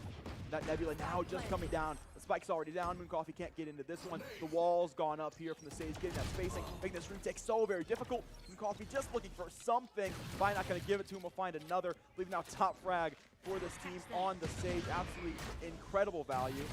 CECC has nothing. These players absolutely pinched towards the CT angle. I feel like here you're just really playing for exit frags, right, on the side of Rutgers, trying to do a little bit more damage to the economy. It's also pretty late in this half, right? We've got one more round to go with side of this one. Able to take down 2 at the very least here for Rutgers. So Loyola, they do run away with the round, and we've got one more round in the half. That we do. I will say there's a significant difference between 7-5 and 8-4. You're not wrong. You're not wrong. I mean, I'm not I don't crazy, want to. I swear. No, you're not crazy, Okay. because when it comes down to it, 7-5, as Tanner Metro likes to say, is the most deceiving half of the game, because on a turn of a dime, if you earn the pistol round in half number 2, you can be equalized once again. Right, absolutely. So you win the pistol, you should be winning the anti-eco, and then from there you're looking at a tight scoreline. So this could be a pretty crucial round for Rutgers. Remember, it is the best of 1 moving into this one, and the winner of this one is going 2-0. Top 2 of each group is making it out. It's groups of 4. So you go 2-0, chances are pretty good you're making it out. So Rutgers, a lot of pressure on this round, and they'll take it slow. Yeah, Loyola. Always slow, clinical at the beginning of an attacking round. This is really how you kind of have to play it, though, with the composition that they have. You don't have any explosivity, so you kind of have to wait, see what information you're able to gather. Thus far, not showing any presence, so Rutgers doesn't really know what to expect at the moment either. But the From the Shadows will glean them a little bit of information. Rutgers should know that at least one player is hovering outside A main as the rest of Loyola start to rotate in. It's the most passive I've seen Beast on an angle, I think, all half. 0 point comes through, peaks anyway. Damn. Nasty shot. JPF going to fall. It's the Astra that's the smokes out of this one. They got double initiator still, but a lot harder without that vision now. They recognize the throw slow to make sure no one's pushing to take the extra space for quite a bit of time, but they'll head for the hills. Especially when you don't have that explosivity. The smokes is what provides you that cover. It allows you to take a little bit more space and cut off line of sight for the defenders. Now with 30 seconds left, now 20. It's a mad dash here towards the B site in an effort to get the spike planted. Null commands come out, but a crossfire here watching lane. That Prowler going to come through is deceiving as Carrier's not going to get spotted. It's the Workbench player instead, and they'll pick up 2, not the 3rd. Fi has the trade, has the chance to still get this one to the site. It's done just that. It's a 4-second plant, and they've got it down most definitely. Oh, plant! You just didn't hear it. No, we're good. No, okay, I was about to say, like, no way you didn't plant it, but I'm just deaf. Fruno and Carrier going to find themselves 2. Already on the defuse, though. So plant goes down, but it's immediate retake coming through that CT angle. Hands trick one back to B main. A little too late. Defuse is already on its way. We still take it, and Rutgers will sneak away with a round they definitely could use. I think that's difficult for Loyola as well, because we saw the Killjoy being Hamzy on the late lurk trying to catch Rutgers off on a rotation, right? But what ended up happening there towards B main, I don't think was obviously part of the plan whatsoever to lose so many players right off the bat. Hamzy thought he had a little bit more time to get over. Now we're looking into this pistol round here for half number 2 of Rutgers versus Loyola in Group B here, and round 2 of group stage for them as well. And Rutgers, to equalize, will have to take this pistol round if they want to do it early on. And we already talked about how Loyola seems to be a very emotional team, momentum-based, and if they get an early start here, it could be an early map. Now, that it could be. Let's see if that is the case. 0 points out towards Tile is going to have the info on towards 2. Rutgers still going to keep pushing for this mid control early. I feel like you kind of have to too, right? With how much stall potential there is coming up from Loyola, and usually you have Killjoy utility watching towards mid as well. You have to draw it out as early as possible, or else you're just going to be full stopped when you're trying for a late flip. Yep. So they do take into that mid space and make that presence, that noise, and that does bring the wall down. So no utility spotted for them in towards mid, but they have gotten a wall out at the very least. Of course, it is that pistol round, so you can't buy the slow orbs. You just got the wall. That's it. So that space is now here towards Cat. It's so annoying too, though, on pistol to deal against the wall because you don't have bullets. Knife it down. It takes you forever. Don't have bullet. Yeah, it wastes so much time, and now only 40 seconds left. So halfway through this round, and Rutgers really only have bottom mid control. Yeah, waste time and gives the info away, so they get that contact towards Cat, and they have to completely reset the default yet again. They finally work their space in towards mid. They just got themselves a gravity swarm out. So they've got extra util away from this team, and now the Astra spotted to jack the A site. They know the util's limited. They can hit this one, and they can hit this hard, and they're doing just that. The Rutgers team going to play the way forward. The Dice player stands no chance. Beast has that one. They've got the space in the site. Keely's out on this swing, though. Scaffold has picked up one. All the team is here. If they want to play this one quickly, they'll wait it out. 0 point's going to come through. It's suppressed just this first player onto the site. Good pop flash to stall out what that 0 point potential could have been. Now looking to try and break door here, but with that dark cover, with the one way, guarding it so far, it's going to take a little bit more time before it's committed.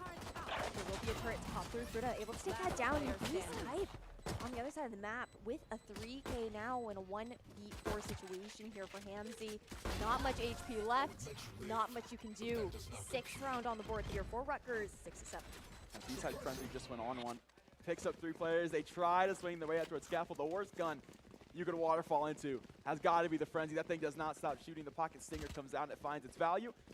And well, Beast wants to get a little upgrade in this one. Forget the pocket-sized guns. Going to come through the Vandal light armor.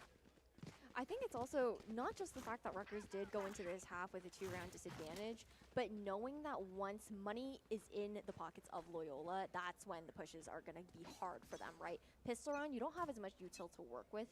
Both sides don't. But you want to get those reps under your belt before you potentially get like stalled out really hard in future rounds. And on this save here, Loyola heavily stacked towards the A site. Turret, the only thing to watch here on B with their Killjoy Hamzy watching towards mid, and Rutgers playing a really quiet anti-eco as Moon Coffee waits for potential aggression outside of A. Yeah, we know that Cat got walled round 1, so Rutgers going to play more towards his B side. I know the A split's going to be a little bit harder with a bit of utility.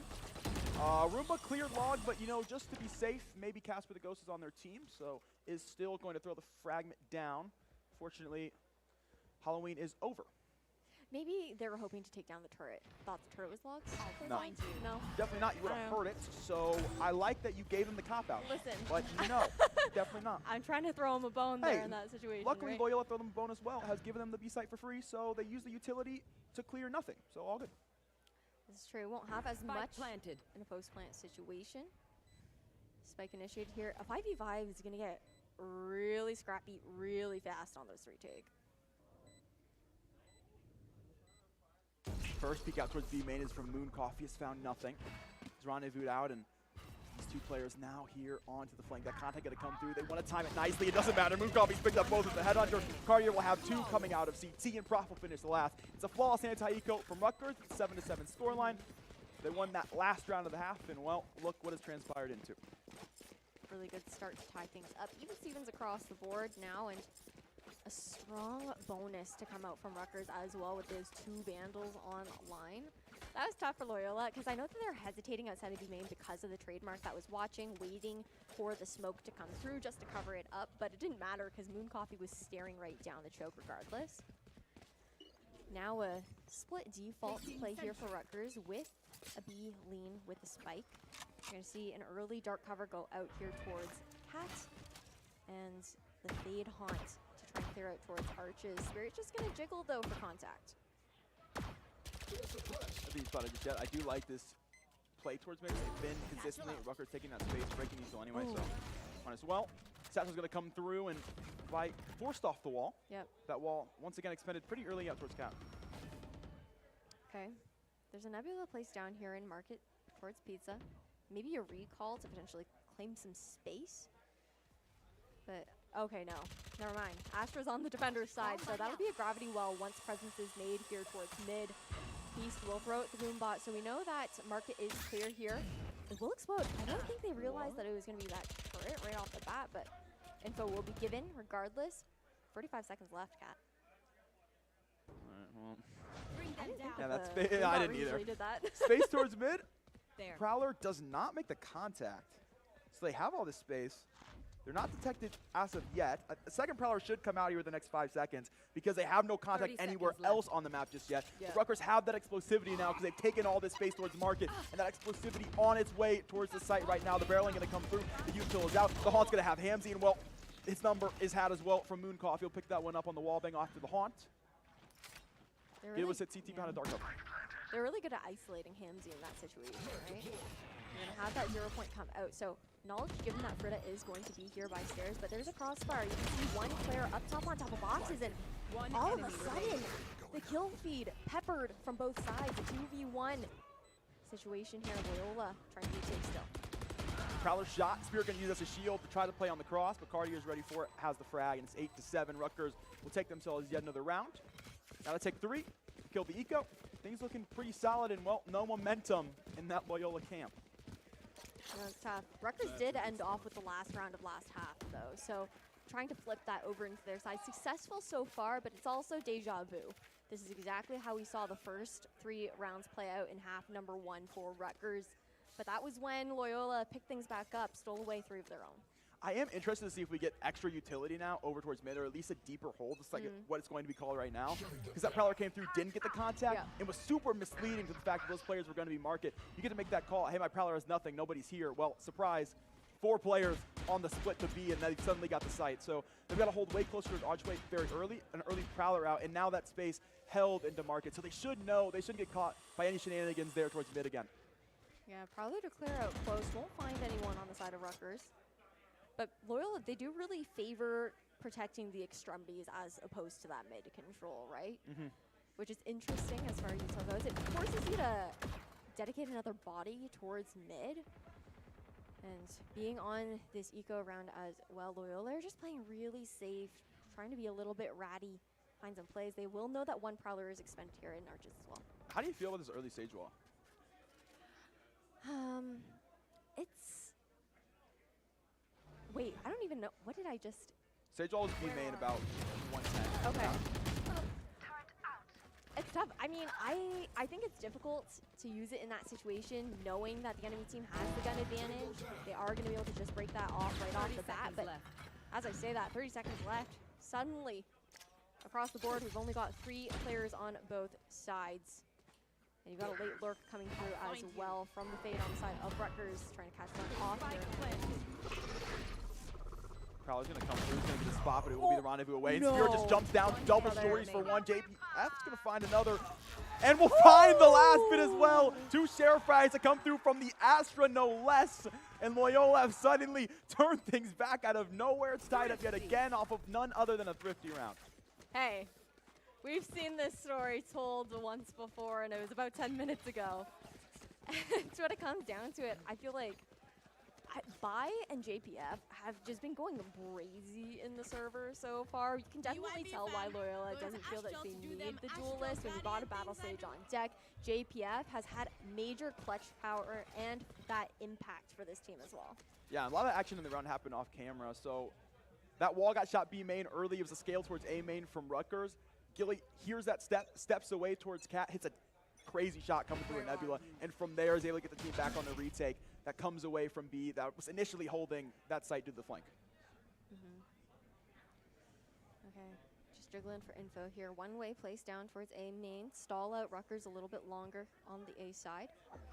But just playing contact here across the map, you're going to see a Prowler go out towards B just to trigger a little, maybe itch of a rotation out from Loyola, but they're holding steady at this moment. They've got wine control over on A side. Yeah, and that KJ util definitely helpful in the aspect of no shenanigans, no funny business over towards B. So Loyola can confidently put that extra player over towards A, and they'll put it into wine.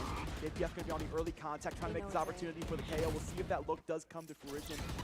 There's the gravity wall. There's the look on the peak. JPF to find 1, but it's traded right back to the direction. Prof has JPF, and Beast is going to take down that wine player with a nice placed pink shell.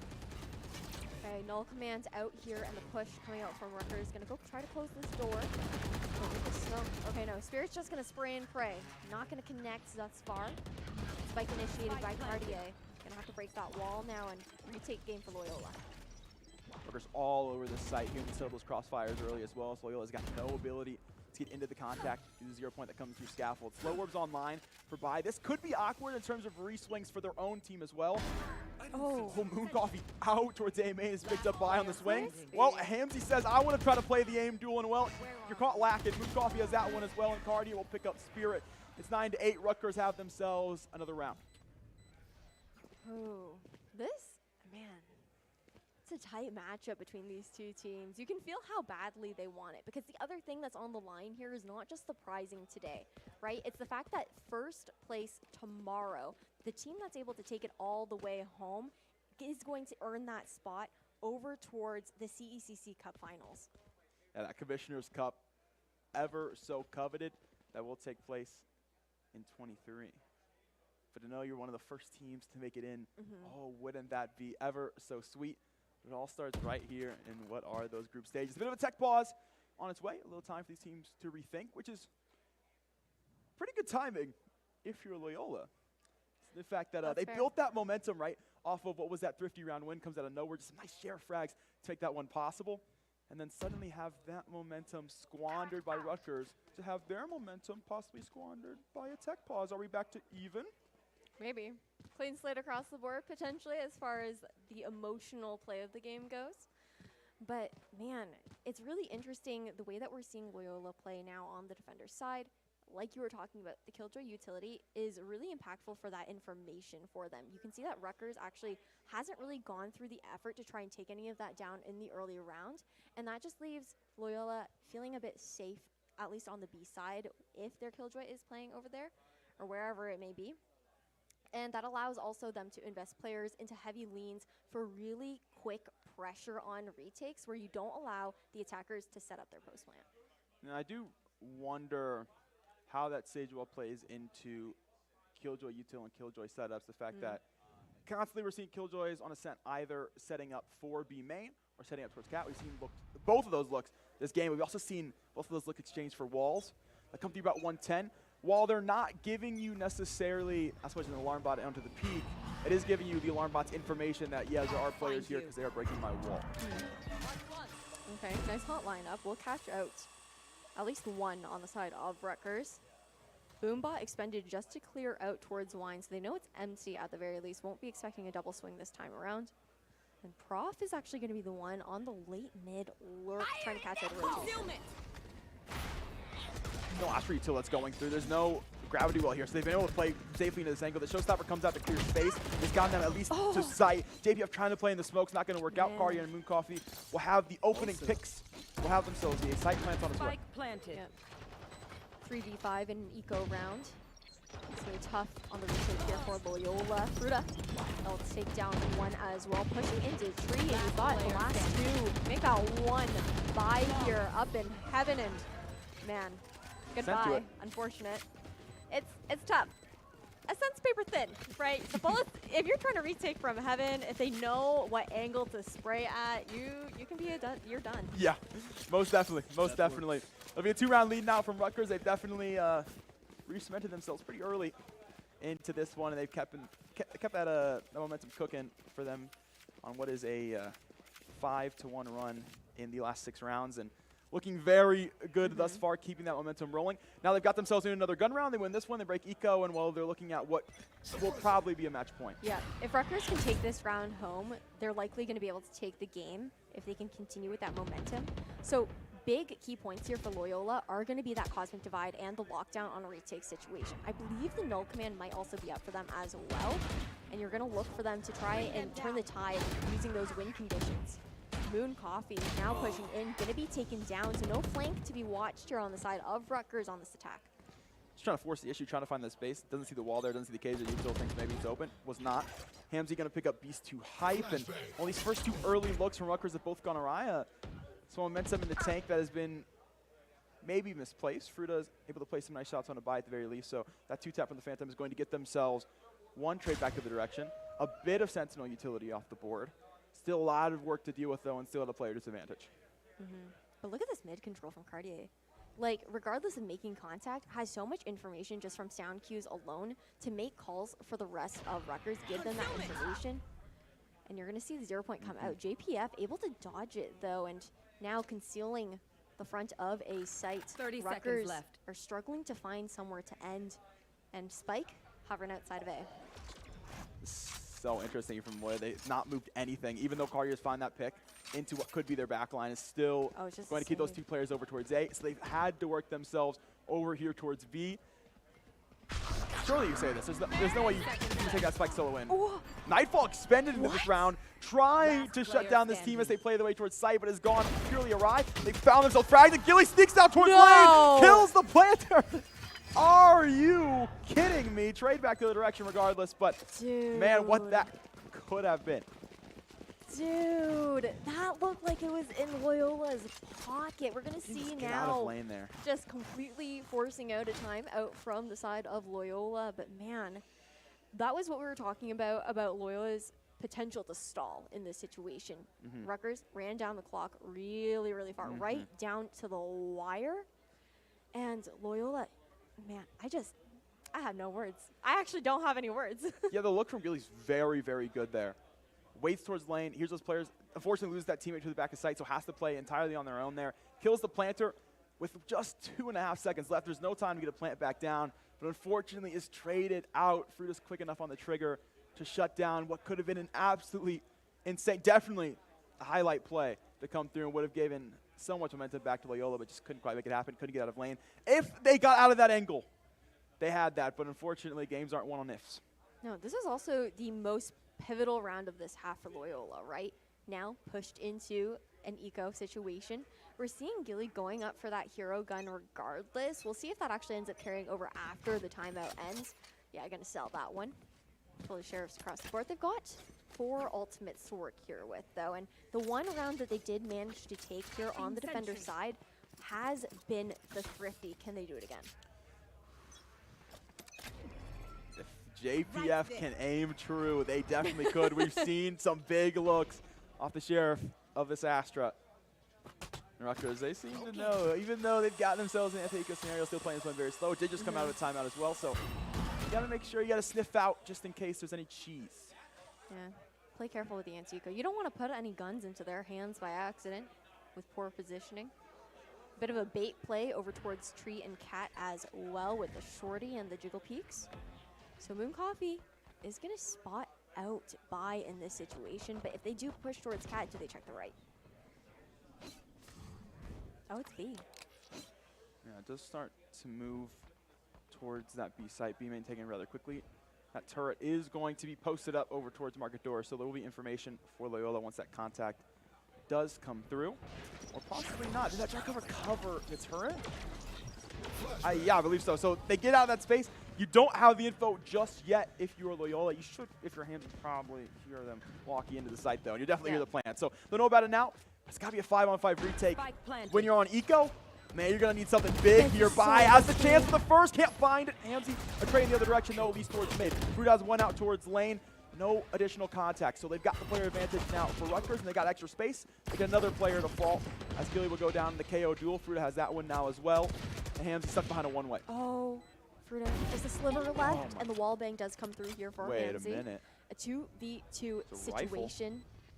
And guns available to be picked up. Rifle in hand, but not going to check towards B main. An off angle here for Prof. And Cartier watching diligently here from stairs will close things out.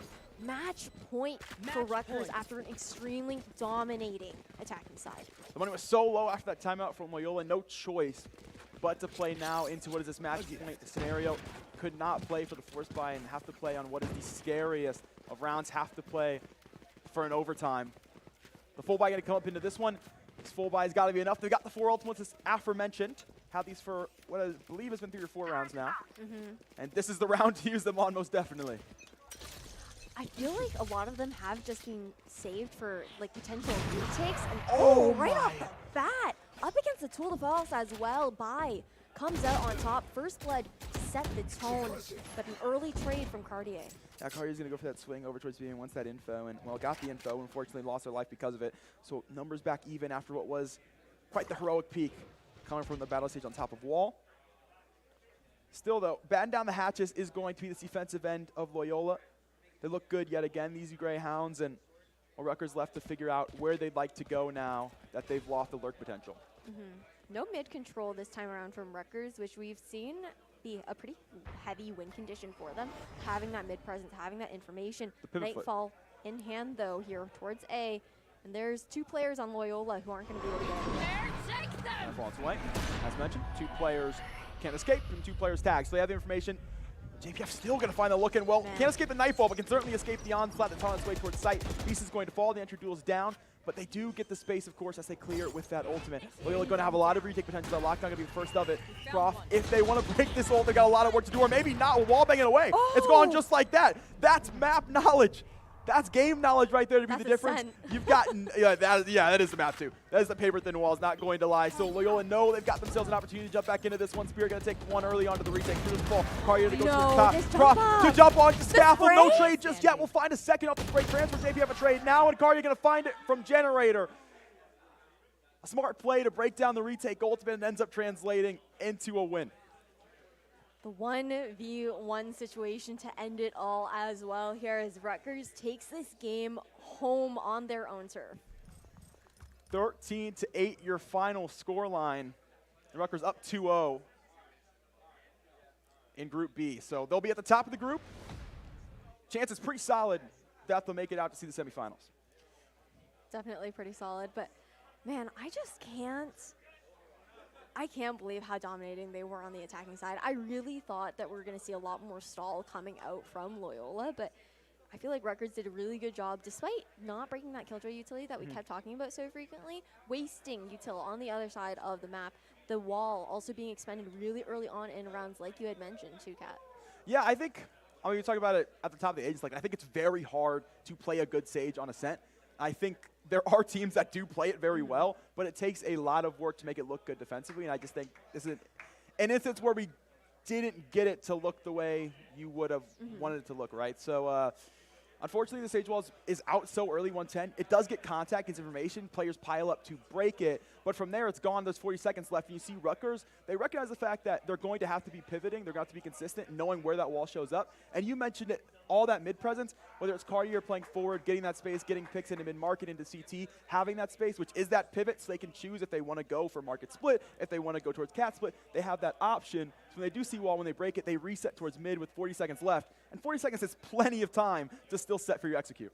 No, and then on top of that, it's also, Bai did go crazy. Like, we can't take that away from him. Like, he went crazy on the battle stage. But when it came down to it, I really think it was the mid-control that was a struggle for Loyola. We talked so much about how that mid-contact for the side of Rutgers gathered them so much information around and around again.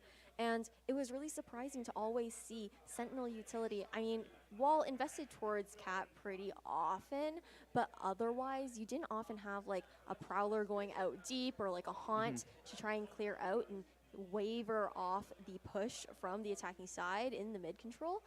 And that's tough. I mean, we saw util extended a couple of times, but it only really reached down towards mid-arches, and that's not enough to glean. Yeah, definitely.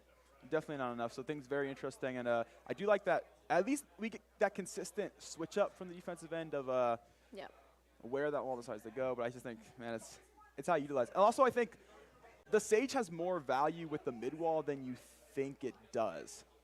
So the fact that players can stare down mid pretty easily, that wall can be broken pretty easily, I think it has a lot of value breaking down that mid split, and also making sure players can't take space past that pizza. So guaranteeing for a numerous amount of seconds in the round, what is it, like 25, something like that, that those players aren't going to be able to play into that angle, makes you not have to worry about what is exactly that issue for Rutgers. So if there is a Vider view that comes through from here, I'd say the Sage comp, good idea. The wall, solid intentions as well, but that wall just needs to go in a different place at a different time. So we're going to throw over to Paulie High, who's got an interview with Freda, who's going to walk us through how they take the map win and how they're feeling about going 2-0. All right, thank you so much, Catinator, and I'm here with Fuda from Rutgers University. You guys just clutched out an amazing win right there. Tell everyone at home kind of how you're feeling now snowballing into the Valorant heavier competition part of the day. Yeah, I mean, for that match, we were a little bit nervous, but in the beginning, we were definitely not warmed up. I mean, we had 2 hours break in between. We had, Rocket League or whatever was going on, but yeah, just, I guess, the second half, I just told the boys, yo, let's just wake up, let's just win this game, and, show what show what Rutgers really is about, and yeah. Absolutely. Is there a certain team that you're looking to go against here, either in finals tomorrow or at some part of the day today? I'd say definitely Fisher. Okay. Definitely Fisher, because yeah, we played them last time, and it was really close. It was like a 2, like we lost it was a BO3, and the third map was like a 10-10, and it was just 3 unfortunate rounds in a row, and we just ended up second seed here. So definitely Fisher for sure. Great. Well, they'll keep winning here. Hopefully get that chance to play Fisher. It was a quick 2-0 for Rutgers University. When we come back, we will have some more Collegiate Esports Commissioners Cup action. Don't go anywhere. More CEC East region when we return. Are you the one others rally around? Inspire soldiers to follow your lead. Explore more than 200 careers at GoArmy.com.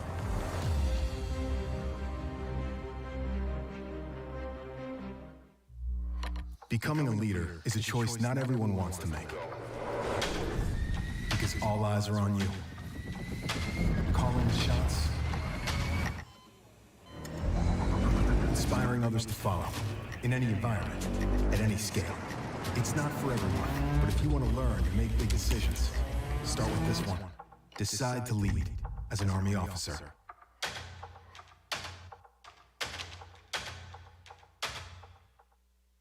We all got a thing. A thing that gets us out of bed or keeps us out of it. The thing we live to do, that we do for nothing at all. But don't do it for nothing. Take it to where it means everything.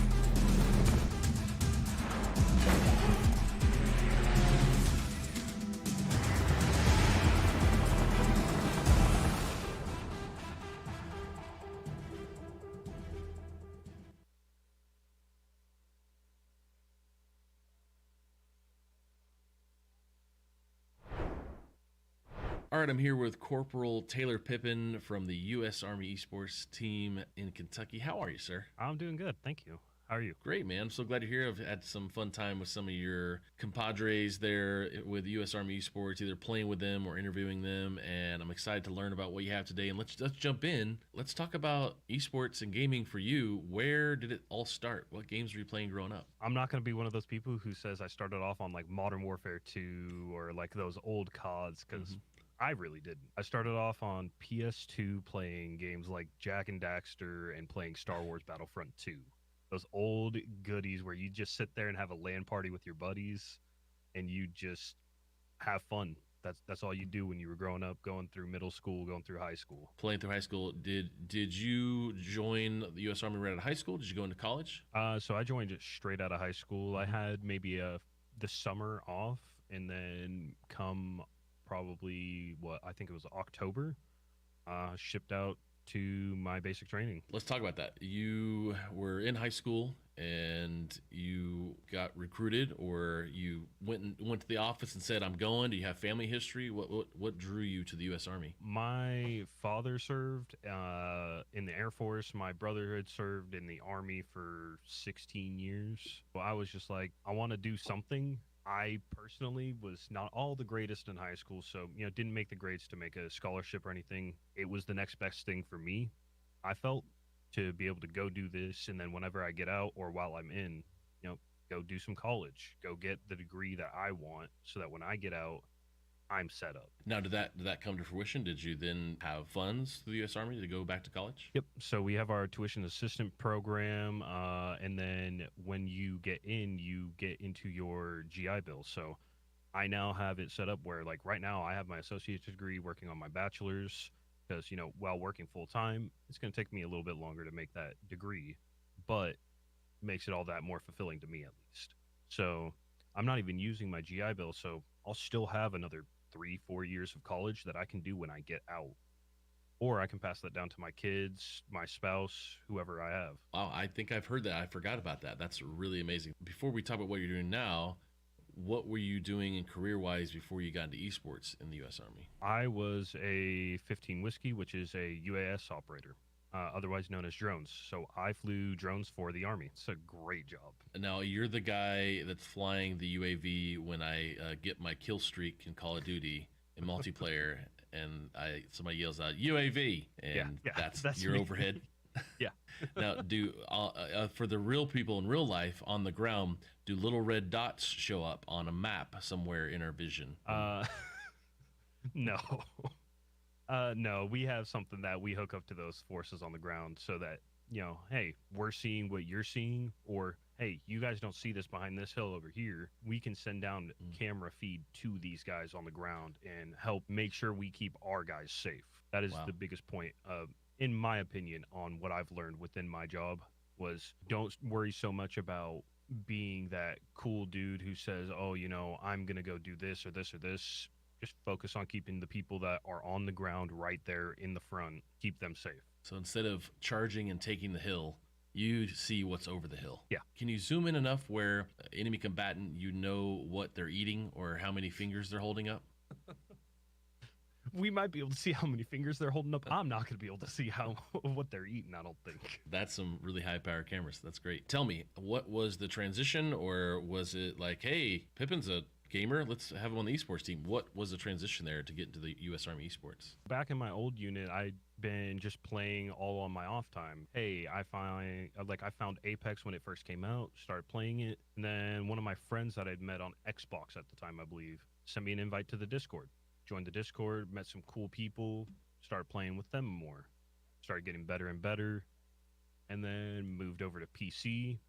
And for me, it was a whole 2-3 year process because at the time the unit had just been stood up. So U.S. Army Esports, when I first joined their Discord, was still in their beginning phases.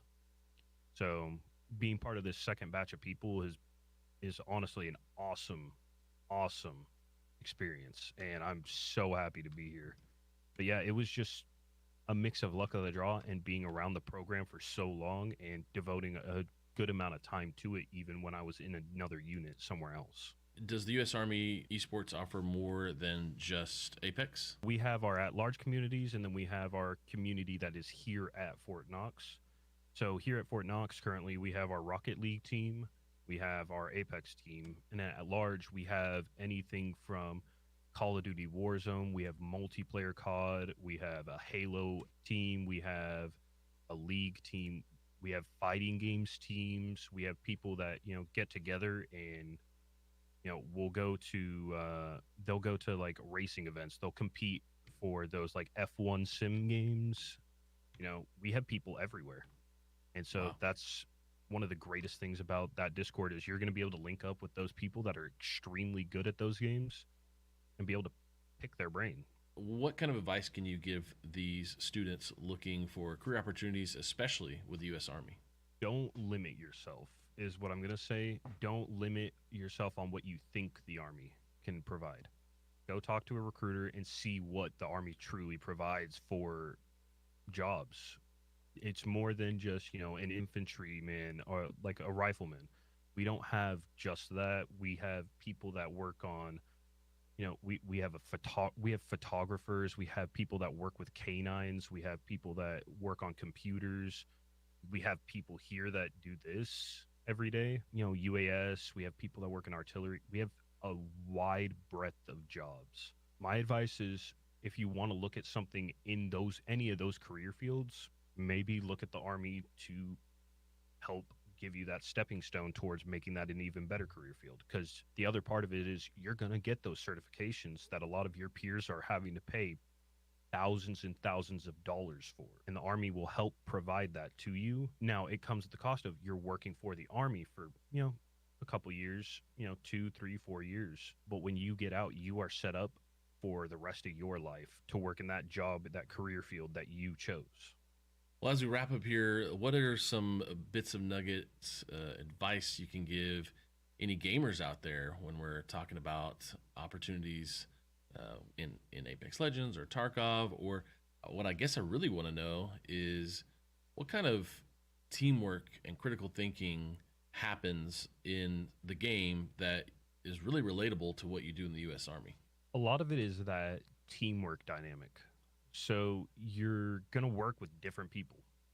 It's just going to happen. You're going to work with people from all cultures, you're going to work from people all over the world. And within Apex, if you're a person who, like me, when I go to rank or something like that, I'm going to go solo queue for a little bit. I'm going to go work on my individual skills. At the same time, you're going to work with different people within that game. You're not going to work with people that you just directly know. You're going to be playing with, a duo maybe, or just 2 other solos. And so just remember that you have to be adaptable when it comes to that teamwork. You have to be able to adapt to other people's styles of how they do things to make things work. Well, Corporal Taylor Pippin, thank you so much for being here and taking the time. I know you got to get back to cranking and grinding Apex Legends so you can destroy some dudes in the lobbies. Are your lobbies like 3.0 KD, 7.0 KD? I don't know about the KD wise. It's usually high-ranking people, though. Well, I will hopefully not be in your lobbies sometime. Well, thank you, Corporal Pippin. I really appreciate it. Thank you. All right, welcome to the CECC East. We are here with, may you introduce yourself? Hi, my name is Matthew Otterstedt. I go by AMP, and I'm the captain of the St. Thomas Aquinas Super Smash Bros. Team. Awesome, and I'm very excited to see you all here. You have been up and at it for a while. How long has your program been in existence? I think this is our 5th or 6th year that we've been going. We've had our ups and downs, but slowly we've been building a more consistent roster and actually been able to compete a lot more. And you have that very consistent roster. We've seen you in a lot of tournaments, but have you had any particular peaks this season you're really proud of? This season, not particularly. However, qualifying for this tournament here was definitely huge for us. Like, we love getting to go to LAN events like this. We definitely wish we could have seated a little higher, but it's things that that motivate us to work harder, and we're hoping that motivation that we put into our practicing, for this event is going to take us, even higher today. And I'm not going to ask you to leak anything in particular, but is there anything in particular that you've been working on that you're really excited to debut? I mean, as always for myself, I keep labbing out my characters, trying to practice them up. We always have our villager player who always catches the other team by surprise. I don't think it's much of a surprise at this point. A lot of people know him. He's kind of like, I guess, the face of our team. But it's always fun getting to compete. And also, we do have one more player that's brand new to the team, hasn't competed with us before, and we're actually really excited to show him off this week. Ooh, very excited to see that. But you were talking about Derpager, and obviously got to talk about the elephant in the room. Yes. But one team does not make a player, No. Especially in this format. So how do you use a star player like Derpager?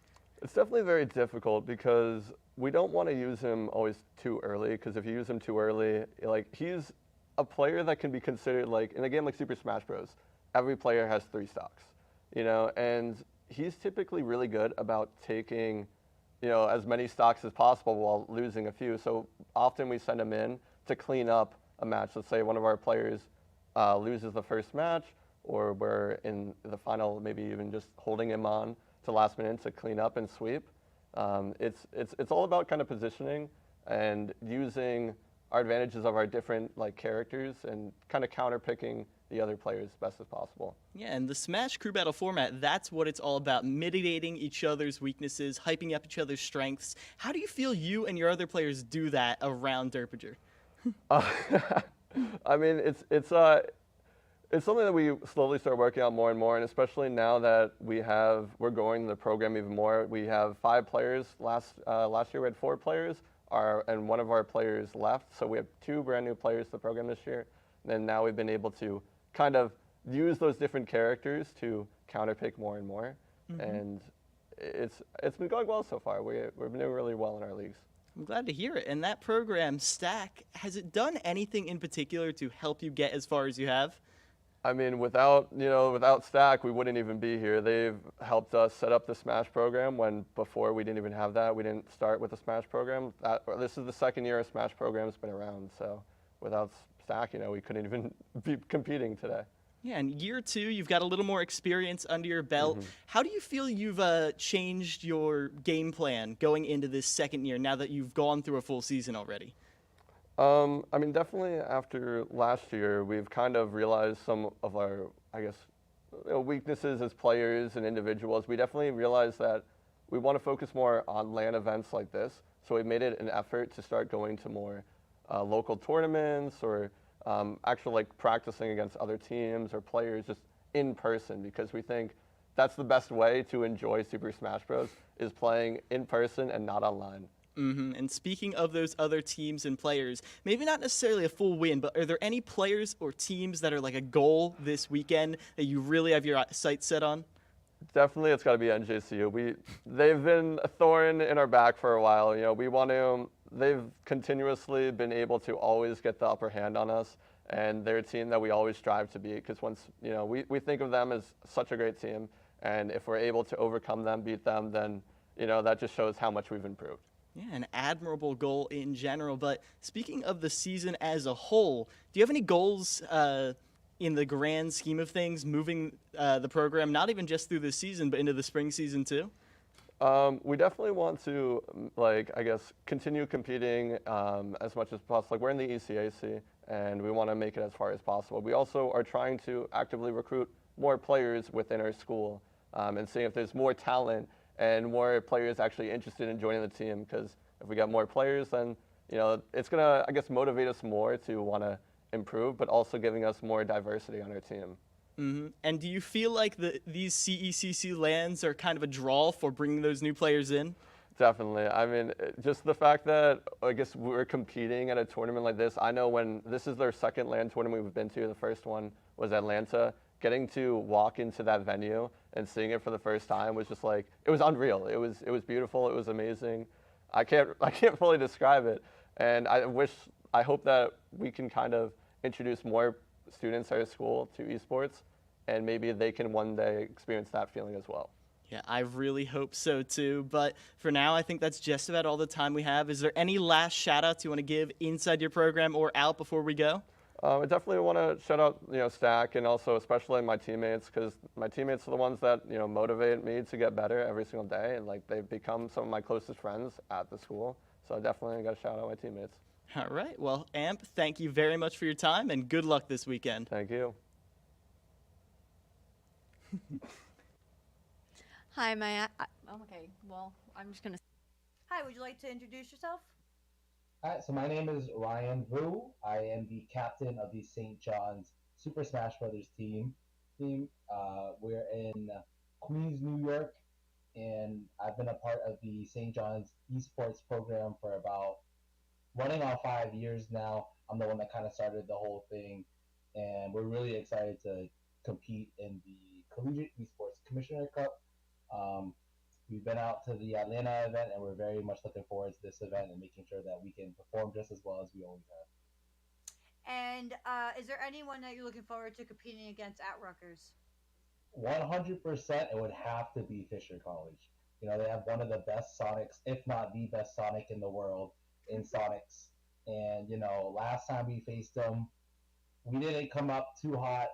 We ended up losing, so a big run back and a big turnaround to try and prove ourselves once again would be great. And I know you were down at CECC Atlanta. Were there any other lands you've ever been a part of? We've gone to Brooklyn and we go to Xeno Saga, we go to Encore Aeon, and of course at St. John's, we also held our own St. John's local. We have weeklies and monthly. We actually have our monthly coming up this Friday, and we're very excited. We're going to have a little costume party. So it's a great way for us to get practice and get our names into the scene. Who are you dressing up as? I'm going as Naruto Uzumaki. Is that why you're wearing the headband at NJCU? Yes. So, funny story the funny story about the headband actually is when we first started the program 5 years ago, I bought everyone on the starting roster headbands because it was a new program. And we were always like, if I were to go to war, this is the team I'd go to war with. So I got everyone headbands. I even have I don't know if you saw it at the NGCU event, but I had the Hokage's cloak on for a couple pictures just to make sure people know I'm the captain. Oh, I peeped it. What has the competition looked like for you this semester so far? So far, we're in 3 different leagues. We're in the EGF, we're in the ECAC, and the CECC. And honestly, the competition has only been getting harder, which is great for me to see. I love seeing all these players improve, and players that colleges like DePaul, that we faced multiple times over multiple different seasons, and seeing their roster change and seeing them improve as players and seeing us improve as players and creating these great flowing matches. I just love to see it. I love to see esports really take off and evolve as time goes on. And are there any exciting stories you want to share about your players or your program from this past semester? A funny story, there's tons of them, but the one that I really want to focus down on is that this all started as me and Alan Momola on the team just being club members and just going to club, just finding other gamers to game with, and then that created into St. John's local, and then that has turned into St. John's esports, and then the school hit us up like, hey, we'd want to sponsor you guys and actually do this through St. John's. That's really how we all started. And the funniest thing is one of our biggest members, EJJ, we were joking as we were going away from quarantine. We were like, oh, it's going to be business as usual. Alo's going to win all the tournaments, yada, yada, yada, unless a cracked freshman comes in. And then a cracked freshman came in and decided to win our first tournament. And from then on, we knew that the ceiling was a lot higher than we thought it was, and we got kind of comfortable. But with these freshmen always coming in and being better and better and better, it just really pushes us to just stay sharp. And I know you're part of the Smash team, but what other game titles do you have in the program? So at St. John's, we have Overwatch, Valorant, League of Legends, Rocket League, chess, FIFA, and of course Super Smash Brothers. And currently, actually, as of recently, they've taken me on as the Valorant main manager. So I've been doing stuff for Valorant. I've been doing stuff for League of Legends. I've also been doing stuff for Smash. So I dip my toe in a lot of pools.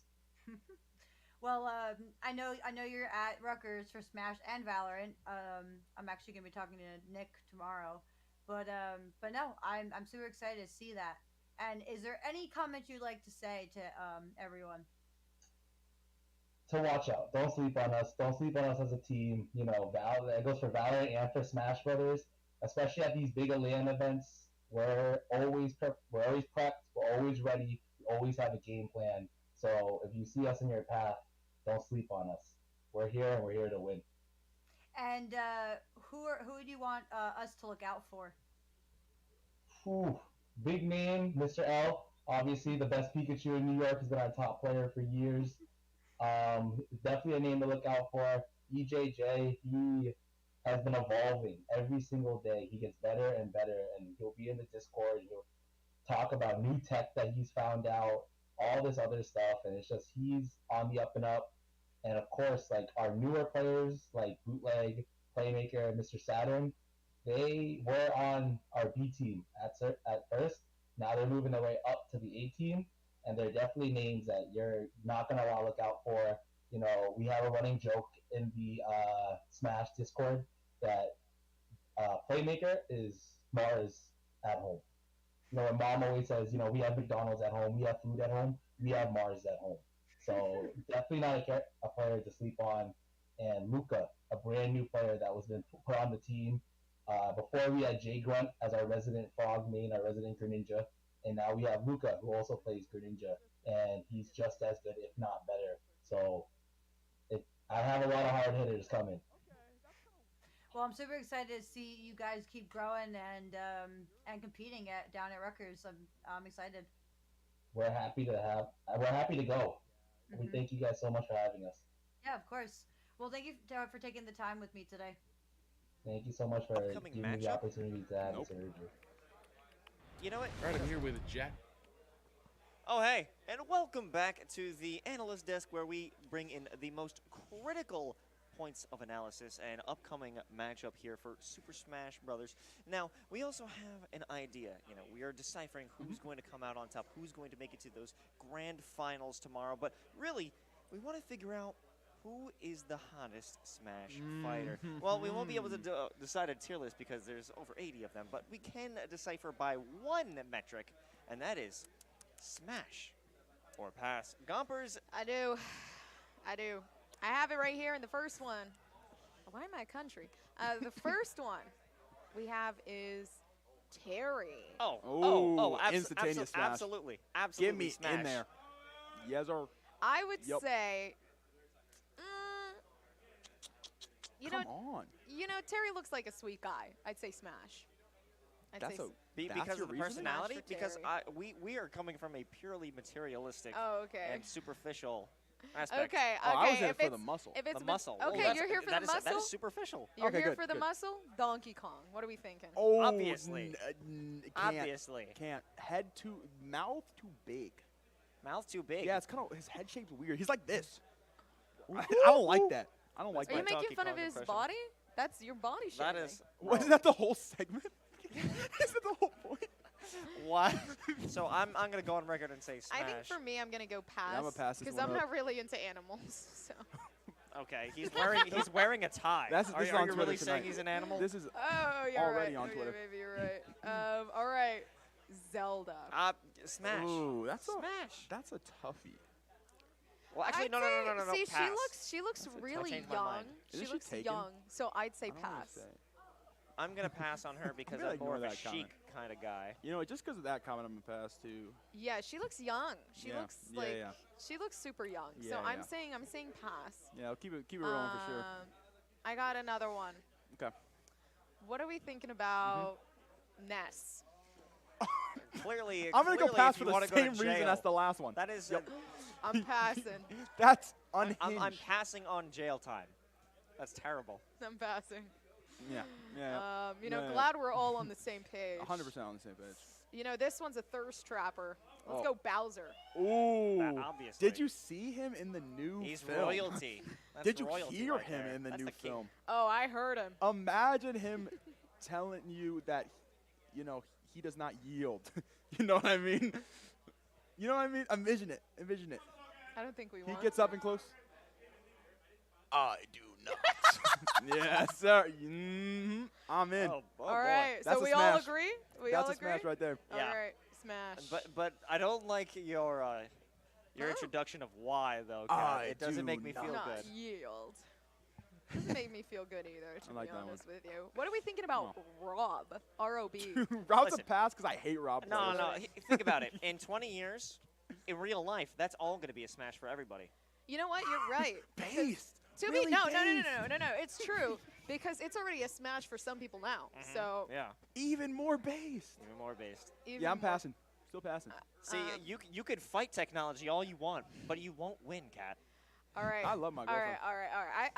I might have to pass on the robot, but I think I don't know Pac-Man.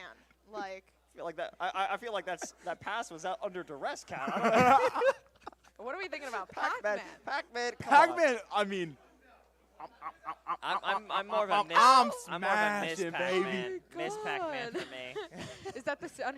He gonna make me ghastly. He gonna make me a ghost. Oh my God! What? I'm gonna pass. Ooh, because- that was good. I'm gonna That's a pass. good impression. I'm gonna Thank you. pass because Thank of you. that That was, one. I prided myself on that one. All right. that's All fine. right. Isabel. Smash, absolutely. She takes care of the village. You know, Yep. she is a boss. She's a girl boss. True. Okay. She's on the news. And she can I sing. mean, You know. I hella bells. You're trying to trap me right now. You're doing a Nuts. Google search All on right. Isabel. She's in her early 20s. Yeah. Yeah, I mean, she Come literally on. is the. What do you mean? She's in charge of too many things She to is. not be. She is in charge of a lot of things. to not I'd be say, an you know what? She adult. is wifey material. I think What? I'd wife. I you, think I'd. you, Oh, wifey you really material. switched up Yeah, after yeah. confirmation there, Gompers. Well, Yeah, kind of weird how long you held back, for sure. Either you do or you don't. I don't think that's the right mindset. It's called Can we smash qu- or can we pass. quote That's that? what it is. Can we quote that? all right. But a good one is Palutena. Goddess, of course. Yeah. Oh shoot. Yeah. And she's got crazy movement. She's beautiful too. She's beautiful Yeah, too. yeah. I'll take that I'd one. say smash. Yeah, I'll smash that one. Yeah. You'll smash that one. I feel like Yeah. I've given the most smash out of everyone here. Oh, Well, really? Yeah. Well, you'll smash anything. It's okay. Truly. I mean, look at the guy. You have the glasses? Yeah, put those on real quick. Let me get those. I'm thinking. So say that again. You'll smash anything. Now this, ladies and gentlemen, is a guy who will smash anything. Oh my god. Okay. Well, will you smash What's the going on? me fighters? Yes. No. All three. Yes, of course. most- Listen, here's the thing, because a me fighter could be anyone. It could Okay. be me. Okay, that's And which is I'm I'm taking that the wrong way instantly. I'm so sorry. A me fighter could be me. It could be anyone. It could be me. It could be It could be someone Kat. close to me. It could be Kat. It could be. Put the sunglasses on again? I'm heavily disappointed in you could be. guys. It could be me with 2 eyes. I can recreate that. Yeah, I'll smash the meat fighters. Yeah, I'll give them one. My real question: Would we Mm-hmm. smash Steve? Oh, yeah, smash him out of competitive. Yeah. Now ban him. That's not a pass. That's a ban. Yep. That's a ban. Yep. What's what? Not a fan. So you're passing on Steve? I'm banning because I'm the physically- pass is a denial. I'm outright removing him from the conversation. Yeah. I think Steve. Yeah.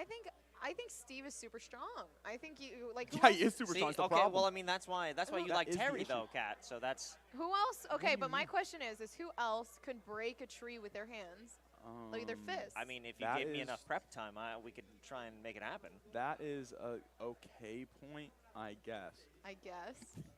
But Well, I would say Steve would be a very good husband because of all of the Yeah. different skills that Steve brings to the He table. can mine. Yeah. He can can craft also. yeah, but Steve He is can never cook. around. Yeah. Oh, Steve you're is right. always trying to fight some Why'd dumb this get dragon so deep? somewhere If they If don't you know. want to be a know? stay-at-home, if you want to be a stay-at-home spouse, Steve is your man. Look, all I'm saying is I- Steve said he left to get the milk, but there's cows at home. Yeah, he just didn't want to get his hands dirty with the udders. It doesn't check out.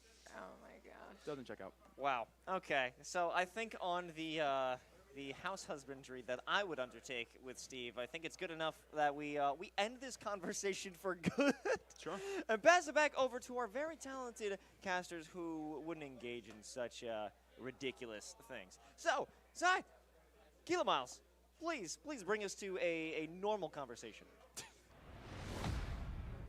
Welcome back, everybody. We are back from the desk. It's Kilo Miles and Sai here for a semi-finals match for the CECC East presented by the U.S. Army and Army ROTC. We have returning to the stage St. John's taking on St. Thomas Aquinas here in what looks like it's going to be a pretty interesting bracket. I think we've got the whole bracket right here to take a look at. Let's see how these group stages panned out. Okay, so getting into the bracket, Rutgers, a surprise pick, took it over SUNY Poly, and they're set up in the semifinals to go. Fisher versus St. Rose is set to happen, and that's going to be fantastic. We've been talking to Fisher all day. I know they're going to be really strong. Quinnipiac? I've tried so hard. Quinnipiac. God, I've been trying all weekend. Quinnipiac is going to be going up against NJCU, and we've got St. John's coming up now, which is what we're going to be streaming, versus Stack.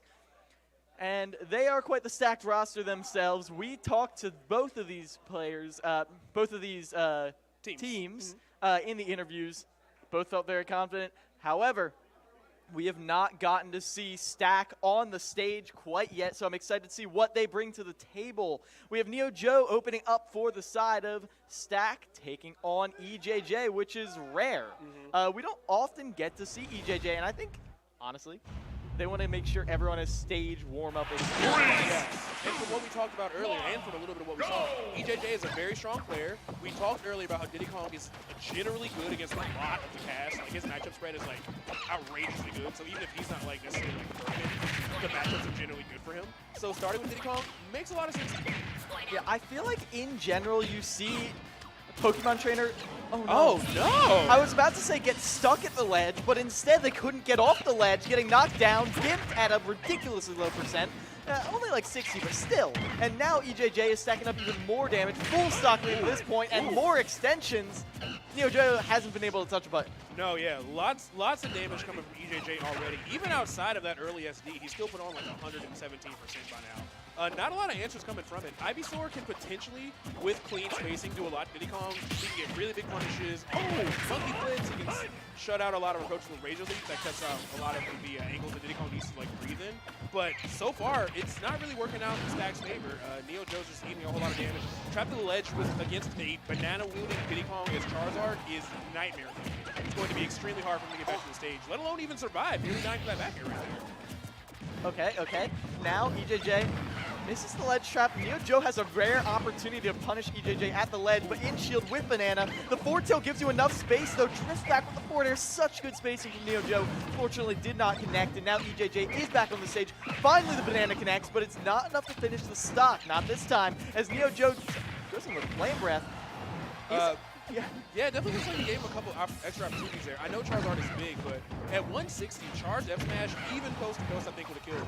Meanwhile, Stack is actually in a really good spot because if he finds just one F tilt, I'm gonna say just one F tilt with that much rage, honestly could have sealed his fate. But look at that! Immediately coming out of the switch to get Razor Leaf into that up air, just obliterating EJJ's first stop. Okay, bye-bye EJJ, as now Neo Joe can feel happy with that. Already a better start than some we've seen earlier, but right now, whew. Definitely looks like he's way down there. And he has Squirtle, who's another scrappy character that can definitely like keep up with and box Diddy Kong. He just can't outrange him, so he's just gonna have to be really on the mark about like when to press him. But Ivysaur, honestly not bad. He's snuck that stock out pretty early. I don't think his recovery will be like too terribly endangered by Diddy Kong. And with the right read, he can take his second stock before he's out of here. So hopefully Neo Joe can find something kind of even this back up. These consistent parries on the Razor Leaf, though, are making Neo Joe scared to even throw it out. EJJ has complete control of the ground game because he can't even use the slow projectile. This is the situation I'm talking about. Keeping him kind of trapped up there. Of course, really you're won't with the monkey flip, but if he guesses right with a vine whip or an up air, the stock is gone. And we almost saw it right there. Beautiful tech on the platform from EJJ to use that in ball to survive an extremely dangerous situation against Neo Joe's Ivysaur. Yeah, this is very doable right now, but EJJ an advantage. It's not easy to escape that, as Neo Joe is forced to recover low. This time. Now EJJ rolls right on through. Oh, slipping and sliding right on through each other's hitboxes, but now we see Neo Joe standing calm on the platform. Neo Joe is not overextending like most people in this scenario would, and that's exactly what EJJ wants. One missed extension just like that, then it lands on top, but EJJ does not capitalize. So let me break this down. So let me break this down. The problem that we saw was in that position, Neo Joe did not have a better game plan as Charizard than just spacing F tilt and back air. There wasn't a better option than that, so we had to commit to it really hard. Or maybe if EJJ makes a big mistake, Charizard side B. But all three of those options hard lose to Diddy Kong holding Banana in shield, so there wasn't really a safe win condition unless EJJ made like a huge mistake. He'd have to make a big mistake. He knows what he's looking for, and also he's got a character with like high speed and good frame data. So Neo Joe was kind of just like forced to kind of play that game. Maybe he could find a throw if he's lucky, which would have been like the best mix-up I think he could have gone for right there. But that was just a really tough situation to be in, especially after unfortunately losing that first stock so early. I think it was only like 50%. He might have reversed the wrong way with Squirtle. But yeah, EJJ, he got that first stock. He's like, oh, bet, I'm just chilling. I get to play defensive Diddy Kong, and you have to like actually really deal with this character. Yeah, and I really did feel like, you called it out, spacing those forward tilts was their main option, and it worked. Perfectly spaced hipper forward tilt on shield was proven through a couple times to be safe when Diddy Kong was holding Banana. How many times did you see a perfectly spaced forward tilt? How easy is it to get a perfectly spaced forward tilt? Not that easy. And obviously, in some scenarios, like when they're getting off of ledge, you know there's a set spacing you can go to. But in neutral, when you try and throw out that forward tilt, a lot of the times EJJ can just overshoot where he shields a little bit. And then all of a sudden, oh, I'm right on top of them. Banana got me. I'm up smashed. I'm dead. That's what we saw at the end. And it was repeatedly an issue, as now we're getting into the next player. EJJ did not look untouchable in that game, far from it, but still giving St. John's a very strong start. Yeah, for sure. Now for St. John's, we have Ampy coming in, who is a Falco player. Falco Diddy Kong is actually a pretty explosive matchup. Diddy Kong, even though he's smaller, because of his weight, he kind of ends up being combo food anyway, and Falco combos arguably harder than most of the cast. It's definitely like there's a lot of combo heavy characters, but Falco is like the guy. Like, his entire game plan is mostly that. So EJJ is going to have to be really careful. Obviously, Reflector can be a huge problem, not only just with the banana, but also for stuffing out Monkey Flip. So EJJ has to play a really, really honest neutral. Meanwhile, Amp just needs to, or Amp?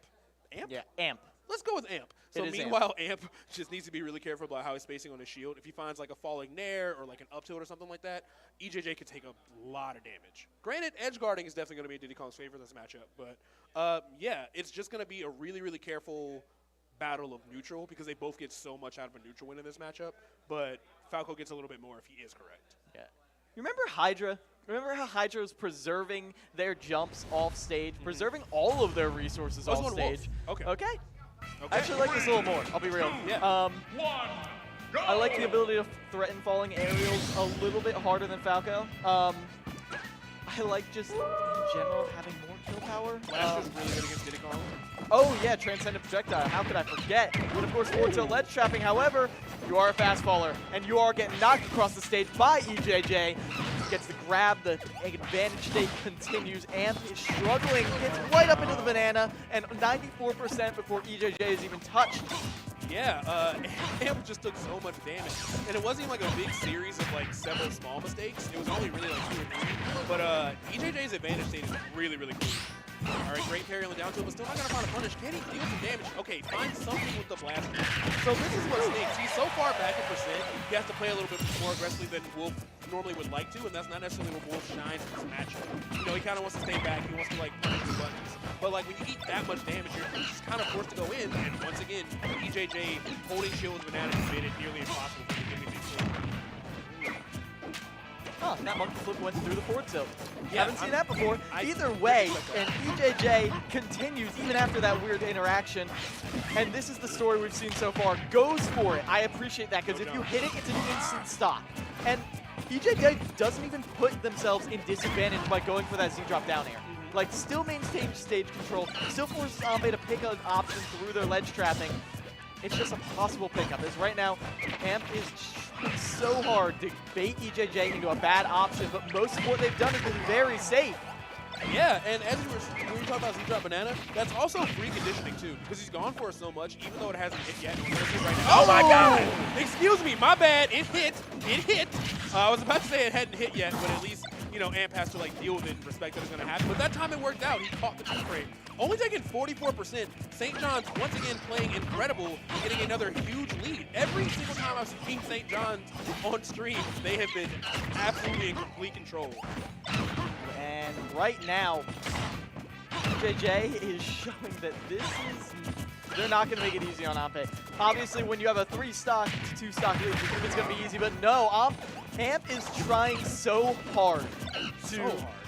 Just to win neutral. Just to win neutral once. It's a lot of nairs, a lot of falling on top of the shield, trying to space the aerials, but they're trying to vary things a lot. I don't blame Amp for it. You want to try and bring that variation, but at this point, EJJ has shown that they can react to most options, and the confirms are just so strong on a fast follower like Wolf. It really is. So, to break this down a little bit, an area where Wolf really shines in general is the ground game. He's very scary on the ground. You have to respect like rising short hop, you know, nair, or occasionally like, you know, an out of shield back air. You have to respect these things, but overall, he's going to be really strong on the ground.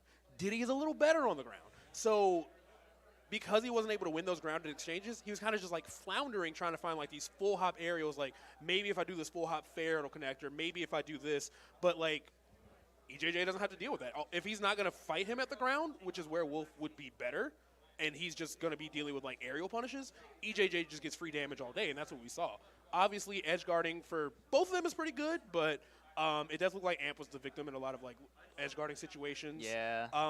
And even when EJJ was at the ledge, nothing really scary was happening. We didn't see down smash, shoe frames. We didn't see like F tilts. He even jumped a couple times where like maybe a Wolf back air could have came in, but like he was able to get back to stage for free. The ground game was so far in his favor because it wasn't really even he wasn't even really playing it with them, that it was just kind of like, it was just a really rough spot for any Wolf player to be in, I think. Yeah, I feel like in general, it's a lot harder to make comebacks because of the fact that once you're being beat up, let's be honest, sorry Amp, but getting a little beat up at times, once you're in that scenario, it's so hard to not just recover, not just regain composure, but then turn it around and be like, well, okay, Now I need to find a counterattack. That's what makes a super strong player. When you are in a rough spot, when you have the pressure on, the heat is high, and not only are you able to stabilize, but you're able to turn it on their head, to get the counter, to get the reversal, to turn their edge guard into yours. We've seen it a couple times. We saw it happen earlier against Mr. L when he was on his run. The first stock that he lost was that reversal down air because his opponent was under a ton of pressure, but he missed the edge guard. He was like, I can at least find this punish. I can at least get this to kind of stop the bleeding. Those kind of moments, they are key. And you were talking about strong players. I'm so sorry. I did not mean to cut you off. But when you're talking about strong players, you have mentioned Derpinger a lot to me. Yes. He's a very good Villager player. He's normally like the anchor or one of the leads on this team. I think Villager Diddy Kong is very good for Villager, actually. Those falling fairs and bears make it really tough for Diddy to get in. Obviously, if he's able to pocket the banana, Diddy loses a huge neutral tool when he already doesn't have a great neutral against Villager. So the counter pick here makes a lot of sense, especially considering that they're already down 2 players. And EJJ already on a run of his own, taking 6 stocks and counting possibly.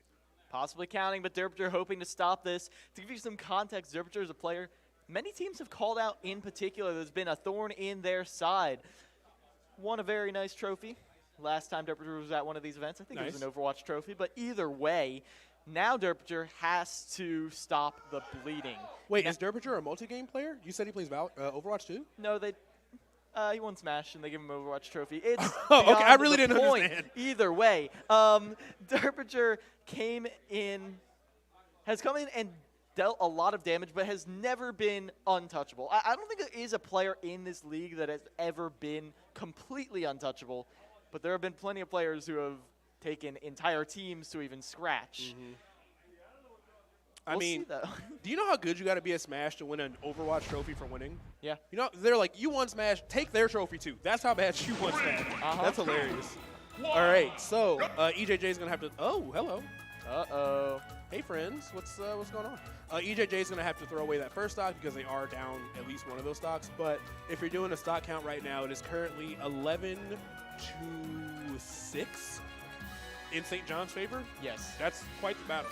Yes, Derpinger can do it. If Derpinger takes these 2 stocks, doesn't die right now, which is possible in Villager Diddy Kong, that can really, really help with closing the gap here, but it's definitely going to be easier said than done because EJJ is playing incredible. Yeah, and you're going to see the pace that Derpinger sets immediately. This is what I'm talking about. Exactly this neutral. And especially with those rockets. Okay. No, I like that. Derpinger baits EJJ towards the corner and then tries to immediately grab them and throw EJJ off. Like, looking like they're retreating and then immediately turning it into offense, that's a sign of good things to come if you are a fan of stack. But right there, EJJ's already starting to turn things around. Yeah, EJJ took a lot of damage right there. As soon as he stopped just kind of like spacing those aerials and just trying to hit his shield, he ate a ton of damage. The big thing that makes this matchup scary is that it's very hard for Diddy to retain stage control against Villager just because he's so floaty and there's so much stuff he can throw on the way. And especially right now, he's going to pocket the banana, meaning that St. John's EJJ won't have access to this for at least a maximum of 30 seconds, way longer if he refreshes it, which you can do from here. If he just takes it out of his pocket and puts it back, that invincibility time or that time that it's gone, just like stays refreshed. But all that aside, yeah. Oh, nice. Using the axe to punish that aggressive barrel. Wasn't necessarily sure where to drive that, but down tilt's a raw back air for EJJ, going to take that stock immediately after, giving him 7 stocks to start this off. And EJJ. Hello? And EJJ is out of here. 7 stocks. Very good from EJJ as an unfortunate SD concludes that run. Yeah, I saw it. We all saw it. He was driving a Tesla. Anyway, so it looks like, unfortunately, he SD'd right there. I don't know if he wanted to, like, arc down and, like, hit something. Honestly, I'm sure that wasn't the plan, but. So, I'm not going to talk about. I feel like he was forced to get a little creative once the banana was gone on the approach options and, like, tested out the barrels without it. It got them killed. But then they were probably like, I know I can hit those barrels. Like, I know I've done that before. I know I can do that as an approach option. Goes in with the barrels, woo, and does not connect with the ground, which is usually a good thing. Like, you think you don't want your rocket to crash into the ground. However, a little different than NASA. Okay. It is not rocket science. Working theory. That matchup is so annoying. He said, I took 7 stocks, and I don't feel like doing it. Working theory. He just said, I don't want to do this, and I don't have to do this. He took 7 stocks. He did his job. He mathematically took the most stocks he could possibly take for the rest of his team. He Yeah, said, but- Villager Diddy Kong? No, I got plans tonight. I'm not doing it. I don't blame him. However, Mental now health that's Derpinger with 2 stocks.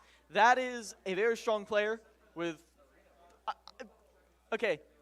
They're gonna seems send him like Hydro. seems like basic math, but 2 stocks is better than 1 stock. But it's so good for your mentality to have that, even if you don't use it.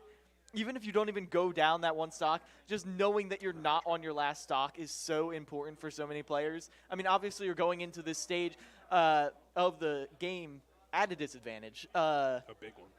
But I don't see this being the biggest issue. I could see Derpinger getting it to at least looking relatively even. Obviously, Mr. L is in the back pocket. I was going to say, do you think they're going to send in Mr. L? No. No, they're sending in a Puff. Okay. This is Tico. This is one of, yeah, this is the captain. This is the team captain. Yes. Okay.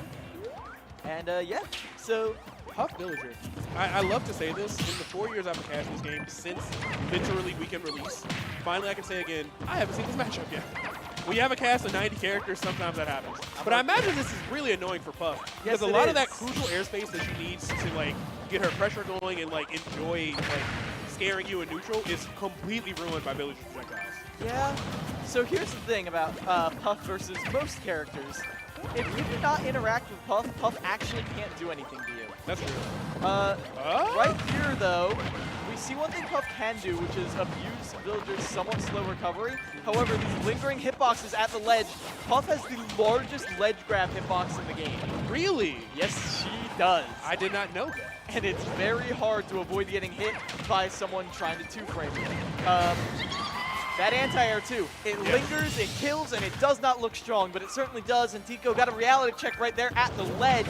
Now, that's Derpinger at 42%. Oh my god, Oh 47? my lord. First of all, he just got beat up by all of nature. Just sticks, slingshots, axes, everything. Here's the thing. Derbinger's made a crazy comeback. Derbinger's taken 3 stocks now, and their deficit was about 5. So, honestly, not too far out of this. Now, Tico had to get hit by that opening setup because if Puff's shield breaks, she literally just dies. So it's like, do you want to lose the stock right now or you want to beat this 50? Tico had to take that 50. A lot of tough choices have to be made. Ooh, Derbinger's going ham. I was breaking down this, not this matchup, but a similar matchup with Tico just the other night, and this is exactly the problem we kept running into. The fact that you have to take these crazy risks to get minimal damage once they're at above 40%. Yeah. Because Pound, they're never going to let you get away with it. Now here's an opportunity to go for the stage spike, but really tricky drift right there from Derpinger. Gets the back air, and now that's Tico on his last stock. And that was unfortunate because Tico went down, tried to get the edge guard, and successfully got the roll read, but wasn't there in time to get the rest punish either. So that was a big opportunity to take that stock off of Derpinger, and then died immediately after out of reaction. So it's looking pretty good. Stack has actually really brought this back. He's taken, what, 4 stocks now? Yeah. I think he's only 1 behind. Oh, going all the way out, but the Rocket Ride is not in position, does not have the wherewithal to get that dash attack, and because of that, now forced to win neutral again, just to get Derpinger off stage, just to get an opportunity to finish off this child. I think one thing that's working in Derbinger's favor really well is that all these aerial punishes that are happening on shield, Villager's nair out of shield is beaten every response. So Puff, okay, cool, here's this back air, here's, you know, pound, here's all these things to make you afraid of shielding, but because none of them have, like, led to anything, or even taken the stock, as we see at 154%, he's able to just kind of reset with that neutral air and then continue zoning him over and over again, and just peppering on so much free damage. Yeah, and the free damage, it comes at quite a cost for Tico, as this is getting very scary. A counter hit off stage right here from Derpinger could lead to a lost stock, and Tico just keeps going off stage, which obviously Puff has the aerial drift to keep himself safe, but one mistake. Ooh, great pressure. How is Tico going to find the stock? It is crucial that Tico finds it, but no! Gets hit by the sweet spot of the slingshot, actually. So he spent so much time peppering him away from the distance, and it doesn't have that much knockback, but it has enough to keep resetting neutral to the position that he wants it in. But the sweet spot, probably really going to wreck a character like Puff because she's so light. So Derpinger has taken 1, 2, 3, 4, 5 stocks, and they had a 6 stock deficit, so they're pretty much back squaresies and pretty much in there. Yeah, I feel like the answer right there for Tico was trying to find a way to exist at the ledge to be there for a ledge trap, because that's where Puff gets a lot of her kills. If you're not able to get the edge guard, which Derpter is making it very elusive, wait for them to get up into your nair, and you take the stock. And that's at like 160%, which is where we saw Derpter getting to. The issue was, you see how Derpter was covering their recovery? Just with the Lloyd Rocket, with the constant aerial harassment. It was so tough for T-Call to even be near the ledge. So the only two options were go off and possibly get hit by a turnip, possibly end up dying for it, or stay on the ledge, roll back, try to avoid the Lloyd Rocket. It just wasn't working out. And Derpter, even though T-Call wasn't finding a way through, kept varying how the Lloyd Rocket was, didn't give T-Call an opportunity to even adapt to the timing. Like, you know, every Joker does the falling AHA to, like, catch you while you're trying to stand there and edge guard you. Derpter got creative with it, because Lloyd Rocket is quite a bit slower, but a decent bit deadlier. And it provided a major threat for T-Call trying to edge trap. Yeah, I really don't know what T-Call could have done differently. I mean, he very much was forced to just navigate through this minefield. Every percent, not only, you know, does it suck to get hit, but also the mental damage of now I have to use Jigglypuff's extremely slow ground speed to try to find my way in. Boom, gets peppered, sent back out, peppered, sent back out. But, of course, St. John's going to send in Mr. L, takes some speed. We saw Mr. L probably be VIP of the tournament earlier with 11 stocks. So this match determines a ton. Stack is only down a single stock, but these two captains are now battling it out. And this is kind of for all the marbles here, because the next player to even make it through is still going to be fighting one of the other team's captains no matter what happens. Great combo coming from Derpter, 39%, 53 and counting from Villager. Out of all the characters rack up damage, and Villager beats you. I would not expect it to be him. We have not really seen anyone scrap that much with Derpter so far, and that's exactly what we're getting to see is Derpter throws those boxed up hands with Mr. L, but landing there, punished hard with that back air, gets the regrab as well. Is there anything more Mr. L can get off of it? Edge guard right here. What is their ability? Oh, I love that. Jumps up with a turn up. So but doesn't actually get the... A really rare SD for Mr. L. We've championed all day about how good Mr. L is in edge guarding and pressuring people off stage in situations they wouldn't expect it. And the work was done, but Mr. L actually went straight up, did not get the second part of the attack. But all that aside, finds that deep back air. Honestly, just went right back to his game plan and was able to find that stop. I feel like one of the only characters in the game who can exist off stage for as long as Pikachu is Villager. Maybe not even quite as long, but even so, the fact that Derpter is able to play that long game out there is crucial. But now here comes the big damage.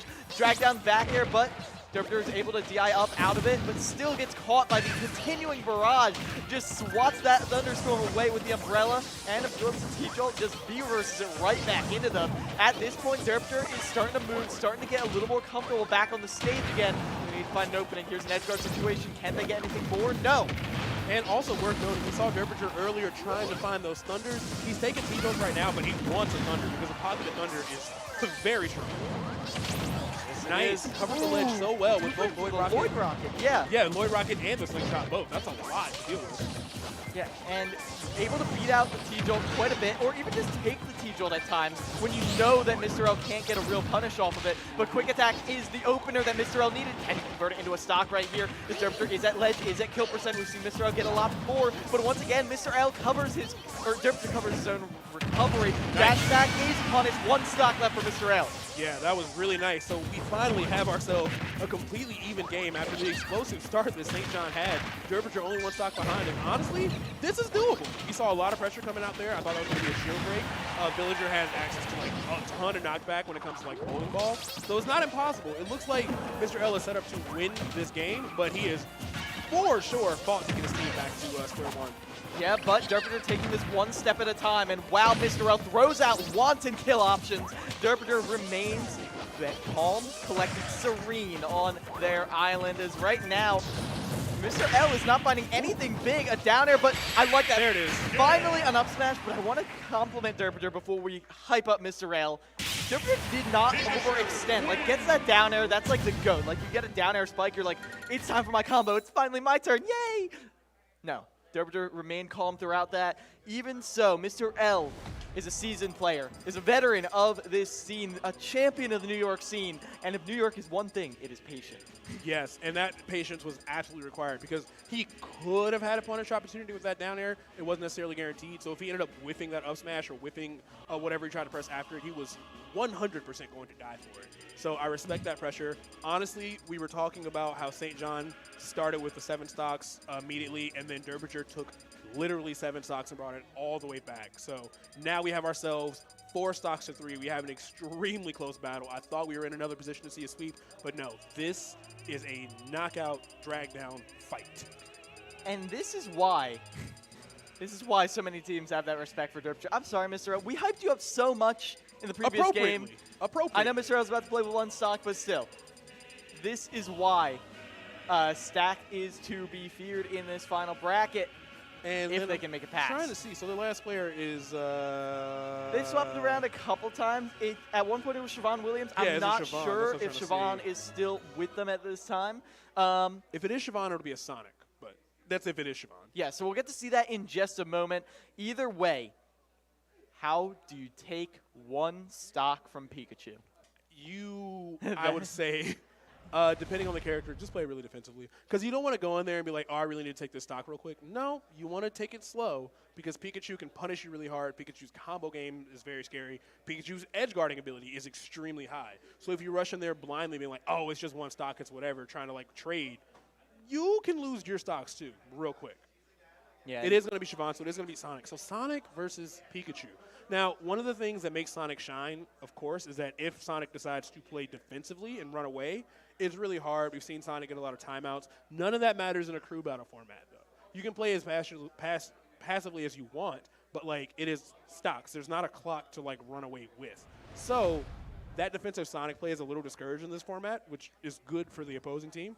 But, yeah, let's see what Siobhan has to offer. What I do want to see, the big thing with characters that can stall for time, or even just zoners in general, you have to demonstrate that if they do not respect your options, that you're going to punish them hard. If you can't demonstrate that you have a punish game, oh my gosh, 27% already.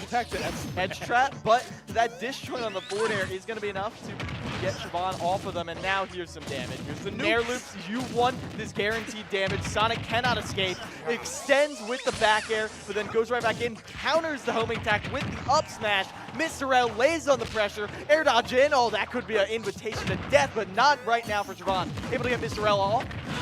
Don't get thundered. Okay, doesn't get hit by the thunder, but we've seen Mr. L get some crazy punishes, especially with that up smash call out we saw with that homing attack. And Siobhan almost took that stock because Rage F smash the ledge actually will do it. A lot of early air dodges, and Mr. L is starting to catch on. Here's an opportunity, 76%. I think just going for the ledge trap right here. I like that, hanging back to avoid the thunder because Sonic can just run right on back in. Goes for an optimistic up smash though, and Mr. L will never let you get away with that. Yeah, and that was a big gamble too because even if it connected, it wouldn't have killed at 78%, even if you called it out right. So, yeah, that definitely worked out for Mr. L. And Mr. L coming in with the combos, like it was the noobs and getting the dare! Just barely not getting the spike hitbox, but Jesus Christ, the fear he put in Siobhan Williams' heart. He's his entire team's last 2 stocks, but it looks like he might be their last one if Mr. L keeps the pressure up. Cuts off the homing attack with the thunder and then the kill sparks, but still Siobhan hangs on for dear life, gets the very last little bit of recovery, but jumps into the up smash right there. And calls that out so hard, knows that Siobhan wants to jump up to punish, knows that Siobhan is so eager to finish off this stock, and Mr. L, when you know what your opponent wants, you can punish them so hard for trying to get it. Mr. L took 9 damage in 1 minute and 20 seconds just now. Nothing was connected. Fully just an advantage state. And Siobhan, his percent on Mr. L has been pushes solid, them off, but he can't close his stock out. Oh, that's huge. Gonna have to make an awkward recovery here too. Oh, nice delayed air dodge right there. Siobhan gets 1 more lease on life. I don't think Mr. L is going to let you get away with much more. It's an edge guard situation. Can Siobhan make it back? Oh, no! Oh, not like this. Mr. L, no! Okay. Yeah, and don't do that. will be St. John's taking it back. Mr. L tried to end it in style, but Siobhan at the very least died a warrior's death. And that will be Stack falling here in the semifinals. St. John's. They took some blows. They took a lot more blows than we saw earlier in the day, but they took them in stride, and they will be moving on through these semifinals. Oh, it is best of 3 Oh, here. This one is best of 3? Oh, okay. So they get another chance. So All right. Stack has another chance, and they have shown that they are doing very good. Apologize for the little bit of miscommunication, folks, but that means we're going to see another crew battle. If Stack takes this one home, then we're going to see a final third crew battle. But if St. John's cleans it up, gets a clean 2-0, they will be moving on. So I'm going to ask this question. Mr. L is clearly like, the big breadwinner on this team as far as like what we've seen results-wise. Not that EJJ wasn't, because he just took 7 stocks himself. So either one of those two players could definitely like carry if they needed to. But like, do you leave Mr. L in? Like Mr. L is still warm. Mr. L just did a 3 stock right there. Like Mr. L is obviously still very good. Do you start with him, or do you start your whole roster plan all over again? Because it started off really far in Stack's favor, right? Like Stack lost like 7 stocks off rip, right? So do they? Or St. John did. So do they like keep that? Do you think they keep that same player in, or do you think they kind of switch it up and just start it over? I think you do want to vary things a little bit because, A, it's important to keep people off your toes. If it's very clear that you send people in the same order, the same time, or even that you send the same people for the same matchups every time, people can plan ahead very easily. It's important to show adaptability, show versatility. More than that, I think it's important to give everyone a chance to get warmed up on the stage, especially if you end up going to that third crew battle. It would be better to have as many people warmed up for on-stage play than to just put all your bets in Mr. L. And let's say they do win, they do lose this. Let's say St. John's does go down. We do go to a third crew battle.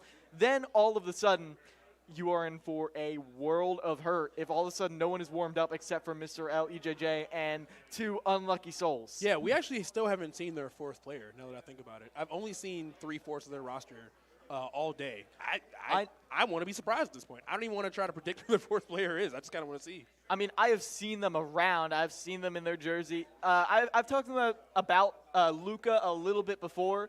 Okay. You did talk about Luca. Luca, very good ninja player, succeeding Jay Grunt in the St. John's roster. But, well, we haven't gotten the chance to see them. I would love the chance. Hey, Tico. But until we see that, I do want to see the different variations St. John's has in their roster. Meanwhile, turning towards Stack.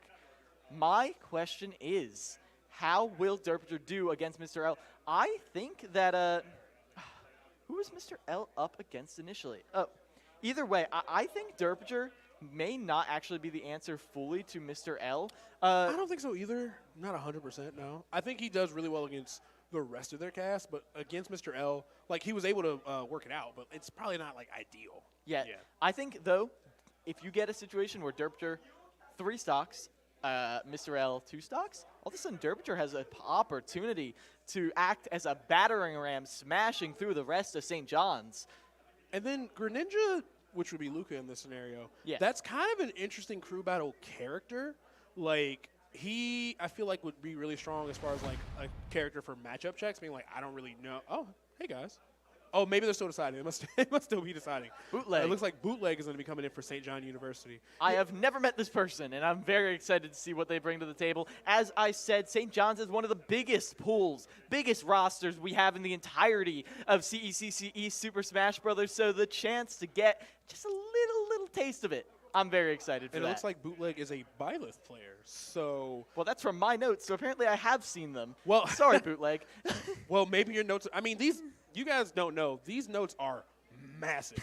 I am so thankful. Thank you, Miles. Miles did a ton of work researching all these teams. Clap it up for Miles, honestly, just for doing all this hard work, because, Lord, it's so well organized. It's so detailed. I love this. All of those notes are made from watching these teams, watching them through trials and tribulation. It is always a pleasure to see them.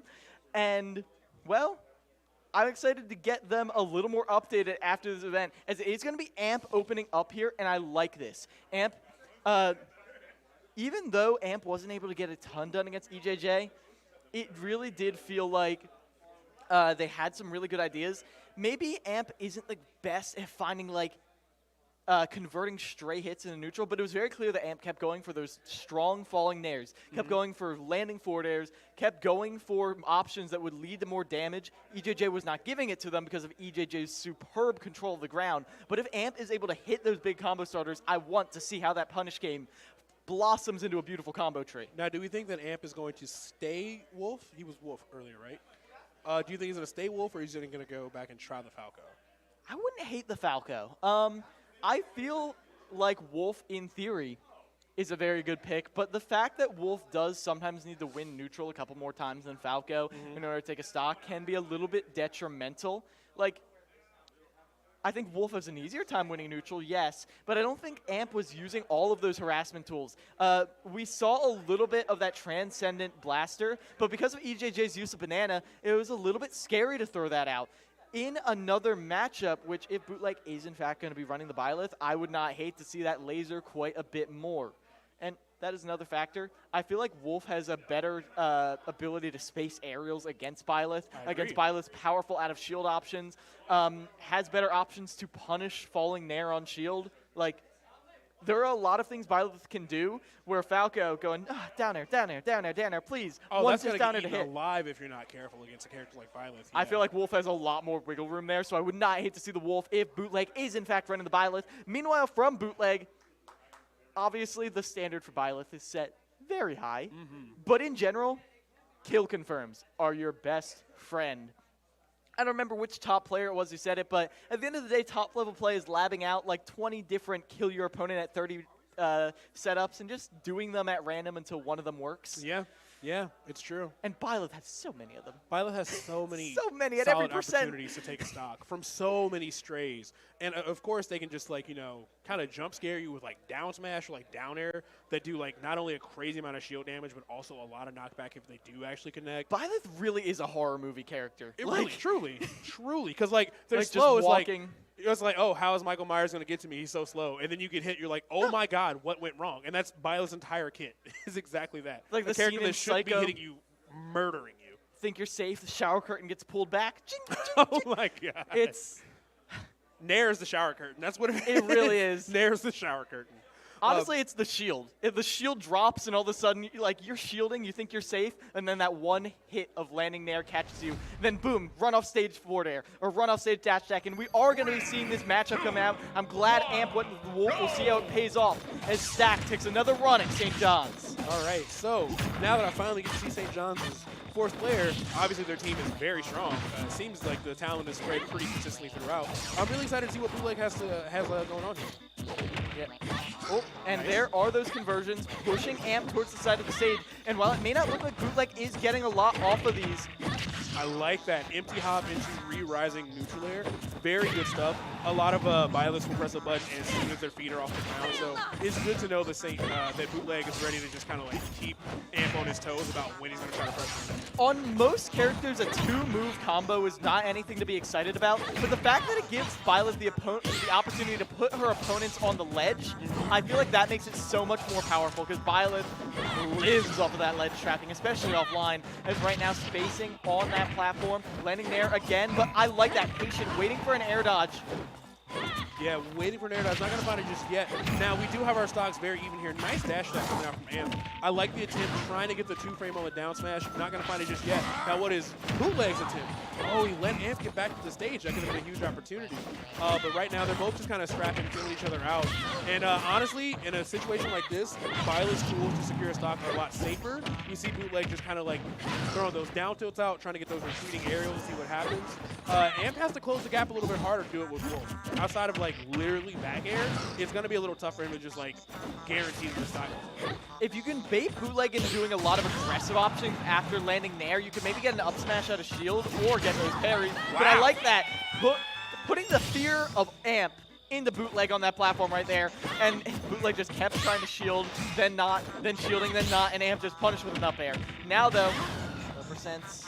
We did see a nice double parry from Bootleg's probably pretty upset. That was a very shocking up air and really smart because I literally was like, what is Wolf going to land? But he found a way. Ooh, out of down tilt percent. That's good.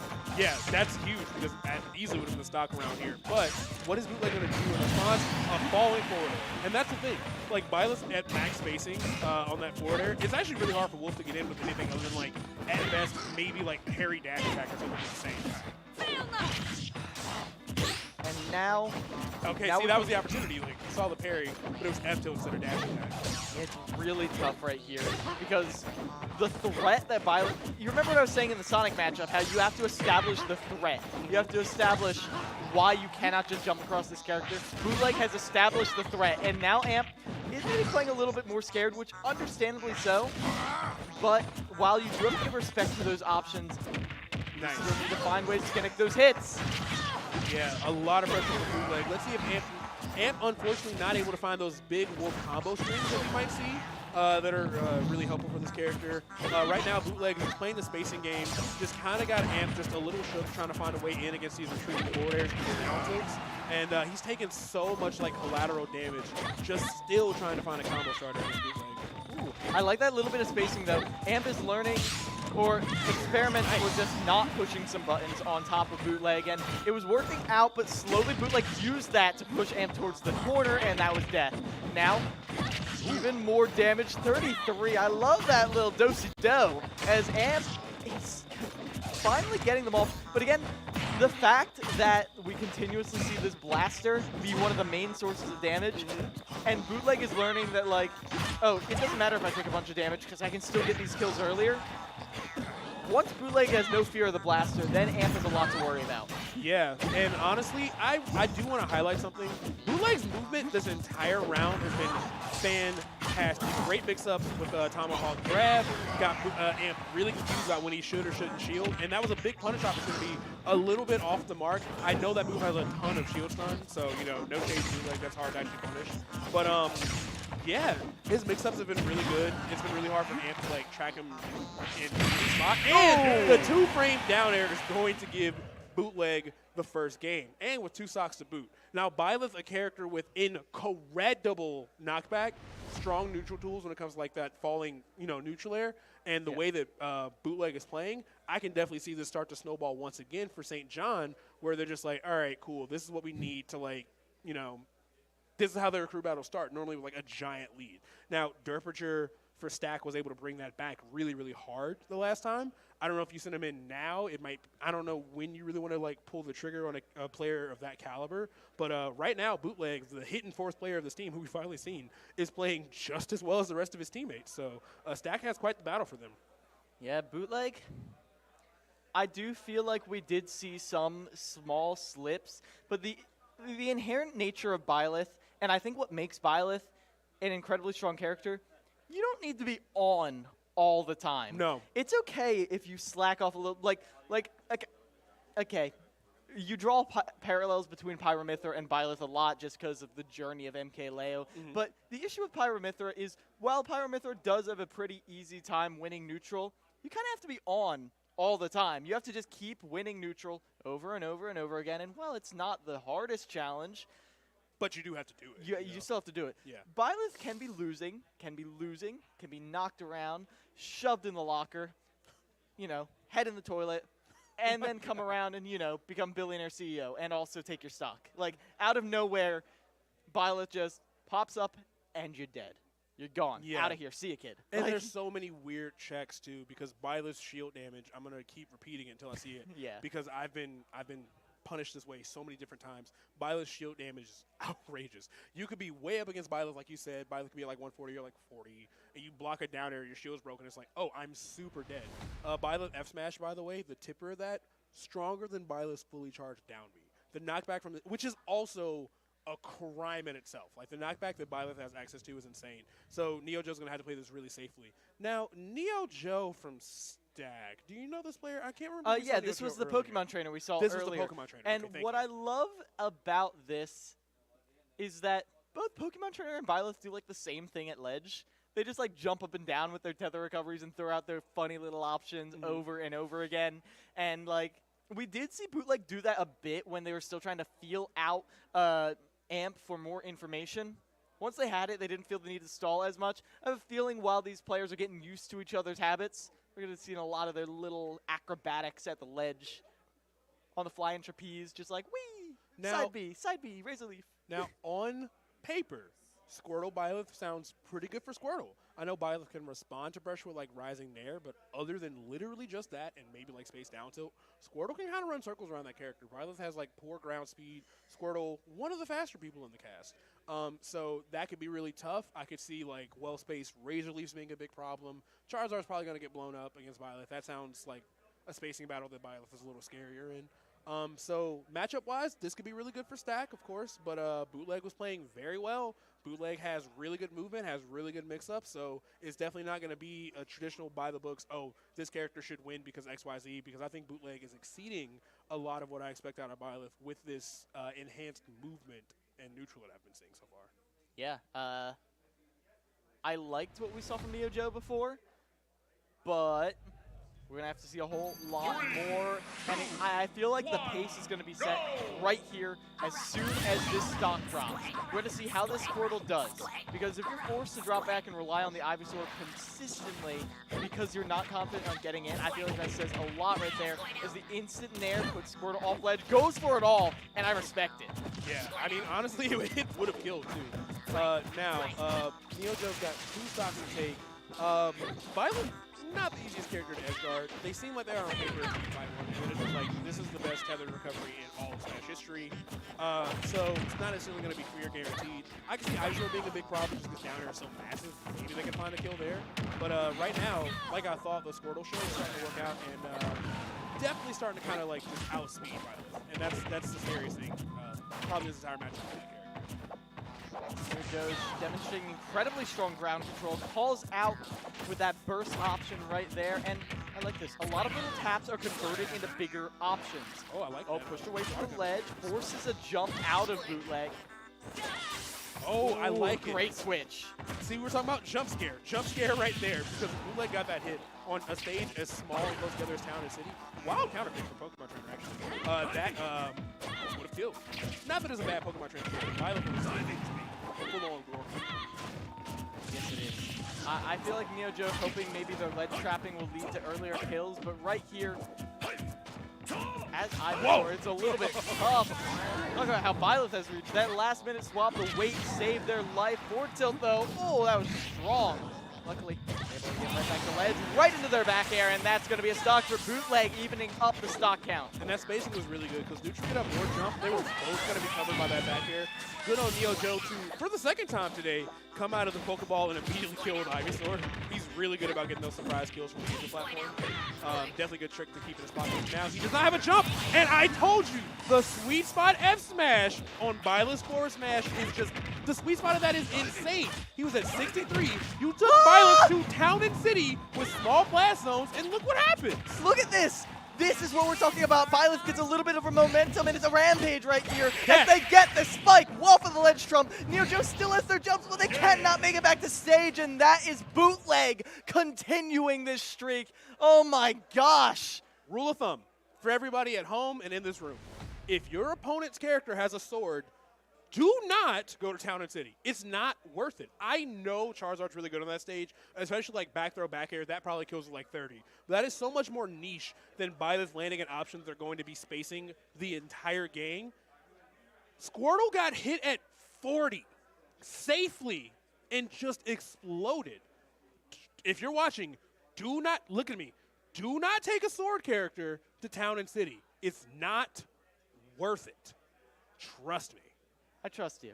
That was a war crime right there, but that we have to give credit where credit is due. It's one thing to have the opportunity to push the advantage. It's the other thing to do it. A lot of those were not completely true combos. It is forcing your opponent into a panic situation, knowing what the common panic options are, and hitting them hard for even daring to try to air dodge, jump, I don't know, throw out a move.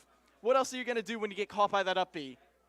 Off stage, you're dead. I've died to that so many times because one of my grind partners is a Byleth player, and I'm like, if I don't hit this edge guard, I'm dead at any percent because up B is just such a strong spike. And that was just a ledge trump too, which I don't even blame them for going for because of how strong. You want to delay your ledge timing a lot. Like you want to make sure you're varying it, but the thing is, when people get caught for instant ledge options, their first option they always go for, and you remember that instant ledge option that got them killed earlier, the first option they always go for is delaying significantly, which is an open invitation for Byleth to run up, scoot you off of that ledge, and take that stock for their own.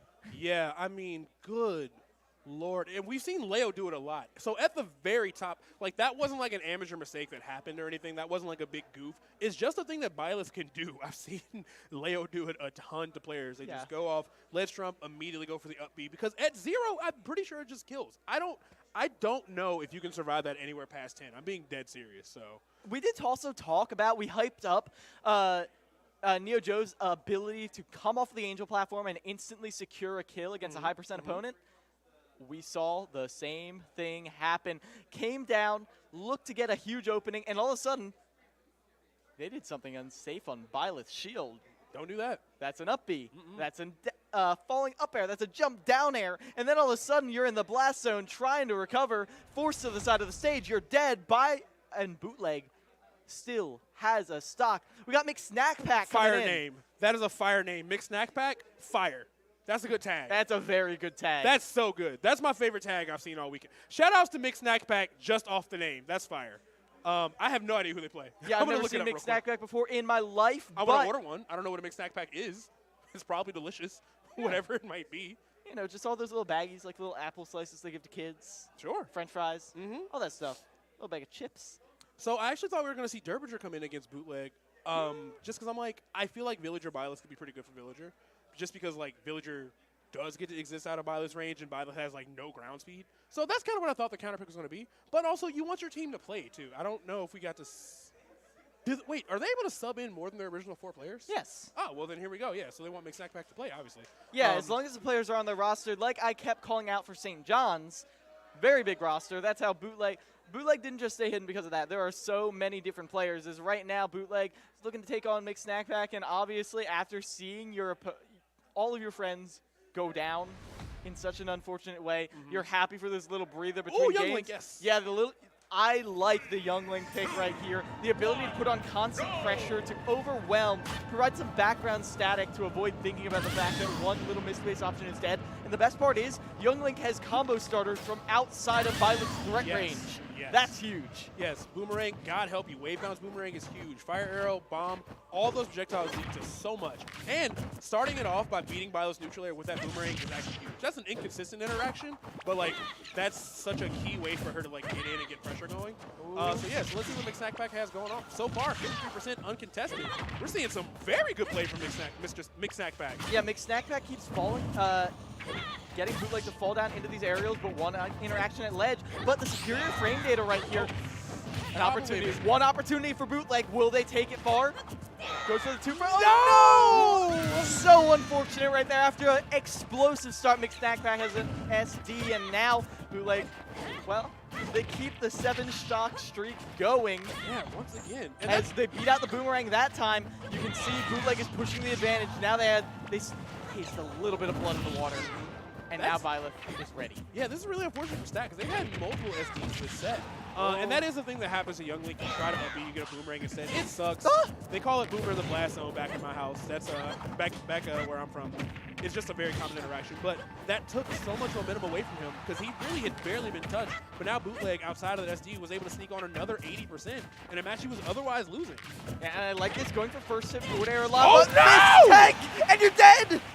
And that right there, that you can see is 1 stock to 1 stock. And this is very doable as Dashtech sets up, calls out the jump, that's no jump, all the way down, and that's Bootleg taking another member of stack down. Sai is out of here, and that's Mixed Snack Pack gone as soon as he took his debut. Bootleg is getting hyped up so hard by all of St. John's. You can see member after member coming in, patting him on the back. I thought Tico was coming in for a hug right there. Sai, by the way, still not here. Sai, oh my God. Bootleg. What?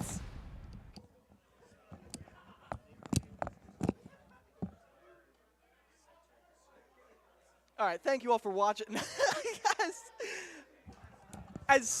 Okay, we talked about the panic options, though. We talked about the panic options. That was the most textbook example of the panic options being exploited right there at the end. Okay, A very common scenario, landing there into dash attack.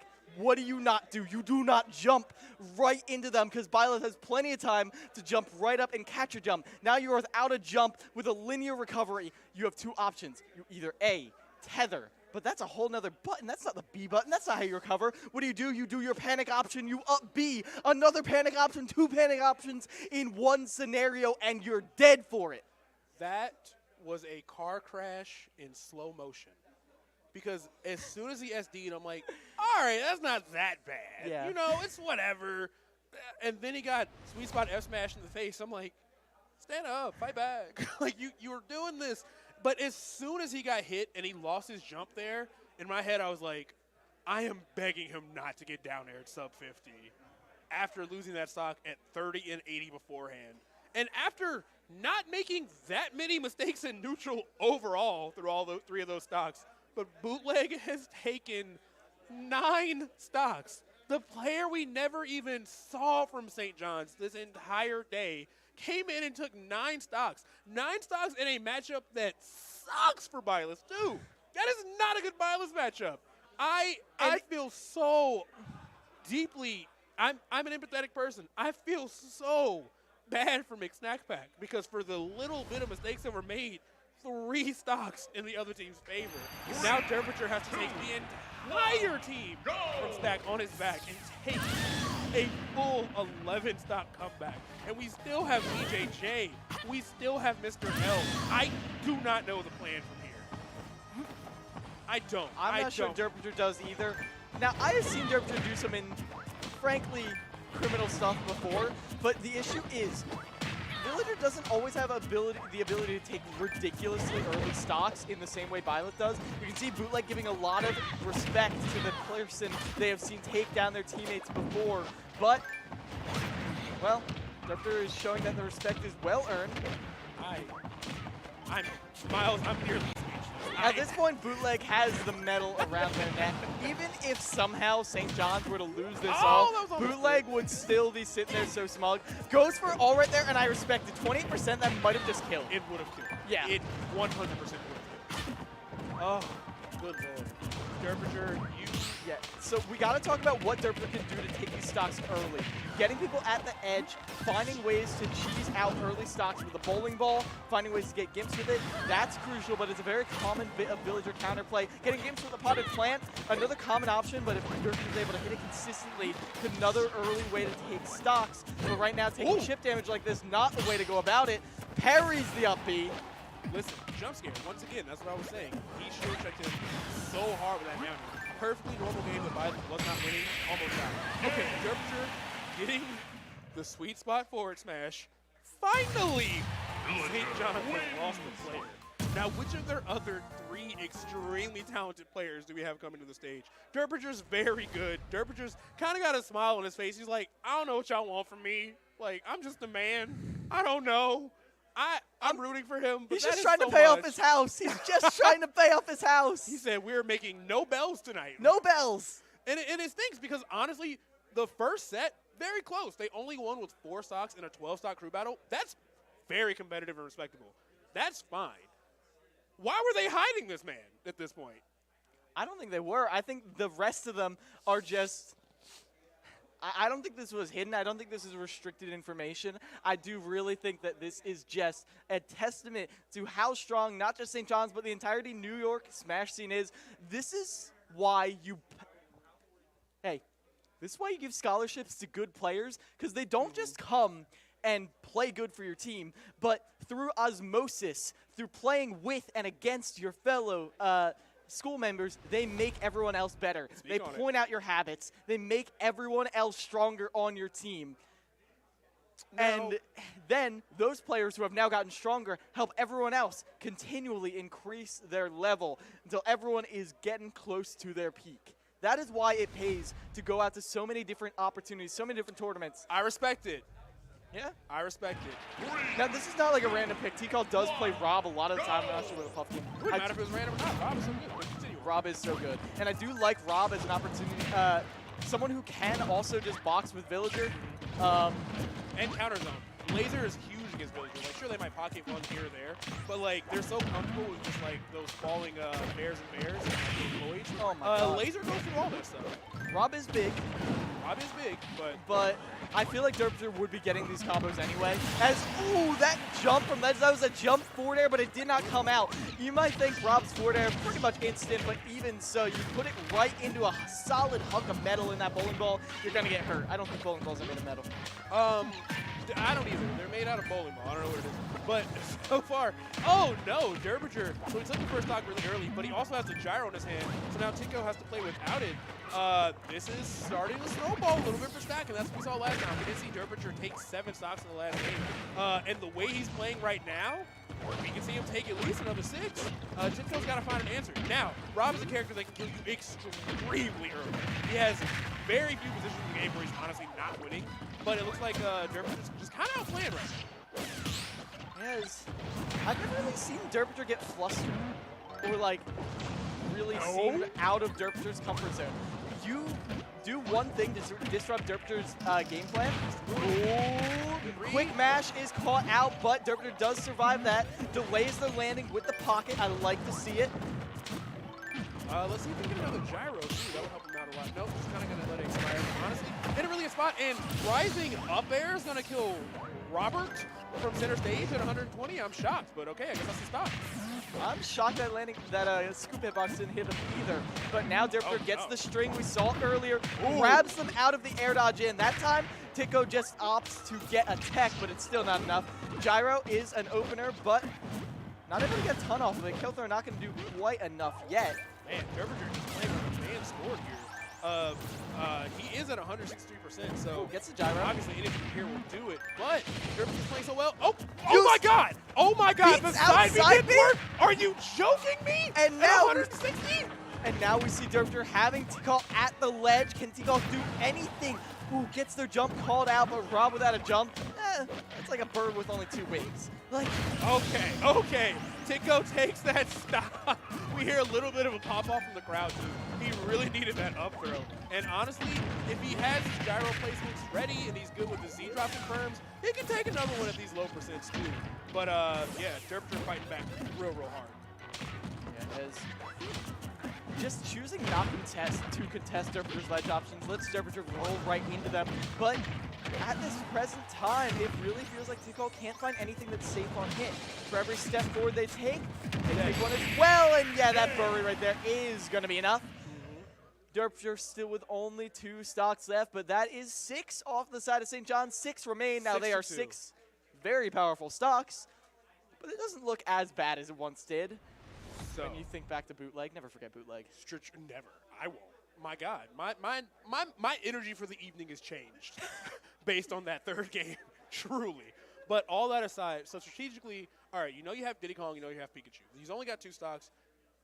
Do you try to let Diddy Kong suffer through it, or do you throw in Mr. L a little early and see if he can just maybe win outright? Because neither of these matchups are like that crazy. Derbinger is playing extraordinarily well right now, but obviously both EJJ and Mr. L, in my headcanon, are the 2 strongest players on the team. Yeah. I don't know after Bootleg, because Bootleg was on fire, but what would you do? There is a player who I respect for this a lot, formerly the Great Gonzalez, now subscribed to my YouTube man, who intentionally puts themselves through terrible matchups just to force themselves to play perfectly, and this is in early stages of the tournament, in order to get them hyped for when they need to play perfectly on their main character. I don't think they need to do that, but I think that is a viable opportunity to go into a matchup where you do need to play perfectly, where you can't just throw out the banana, where you can't let yourself autopilot. That would be a very good choice. That is, first of all, that's protagonist energy. I have a very good friend, Benson, unfortunately, no longer with us, but their trademark thing, they're a very strong player, but they would never do stage bans because, quote, they always want to fight their opponent at their strongest, which is main character energy, but I get it. So it sounds like the Great Gonzalez, or subscribe to my YouTube man, has been doing that too. Okay, we're getting to see Luca. We're getting to see that Greninja we've been talking about all day. So Greninja versus Villager for the 2nd time today.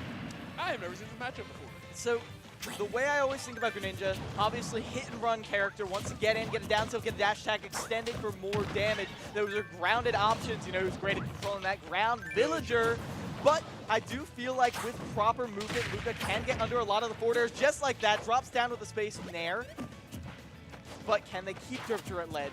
Now, one of the things that makes Greninja scary is that, like, drop zone fair is really terrifying. Those combos with the surprise shadow sneak, those are really good. But Villager is very, very mobile in the air, can definitely fight back, as we're seeing with those up airs, and can really delay his recovery with those waves.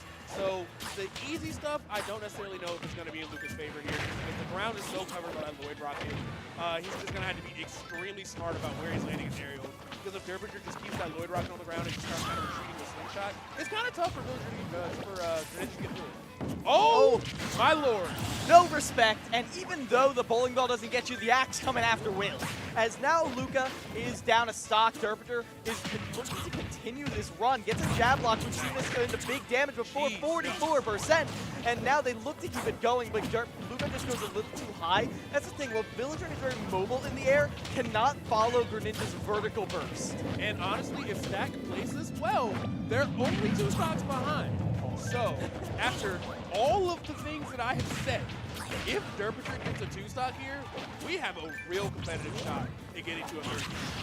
Ooh, but that forward air from Luca does not want to let that happen. Really nice stuff. Now, Derpter did catch that water shuriken. Oh, that was so sick! Using the wall jump to B-reverse water shuriken into the axe, that was such a smart combo from Derpter. Derpter is playing with all cylinders firing, and he takes the stock with that up smash. If he can take one more, Stack has a fantastic shot at keeping themselves alive in the top 8, but gets F-smashed by Luca at the ledge. Derpter going a little bit too crazy trying to find some of those ledge traps with the axe and the tree, and now he has 1 stock left for his entire team compared to St. John's 4. Yeah, if it had worked, it would have been huge, but right now Derpter's back to the consistent game plan while the stocks are even, goes for a spike, but Luca keeps the pressure up, stays on top of Derpter, has the buttons to do it, but Derpter just falls right through that up air, and now Derpter has a little bit of safety, a little bit of comfort, but is it enough? Is it enough to stabilize? Is it enough to get your resolve back? Oh, Derpter, I'm getting so tense just watching this. He's playing with so much intention right now. 1 stock decides they're going to remain into this tournament. Again, I've never really seen Derpter flustered. Even now, Derpter is playing so calm as Luca runs into their options, but Luca, 1 down tilt could just be the game right here. Down tilt, up smash. I think that would be enough to finish them off, but Derpter knows it. Derpter feels it as there are chants in the crowd. St. John's is getting hyped for their Greninja, but Derpter is refusing to give it up easy. Luca wants to finish this off now, but he cannot go straight up because the bowling ball is coming straight down, and that's Derpter getting all the way to the final defender of St. John's. Oh my god, okay.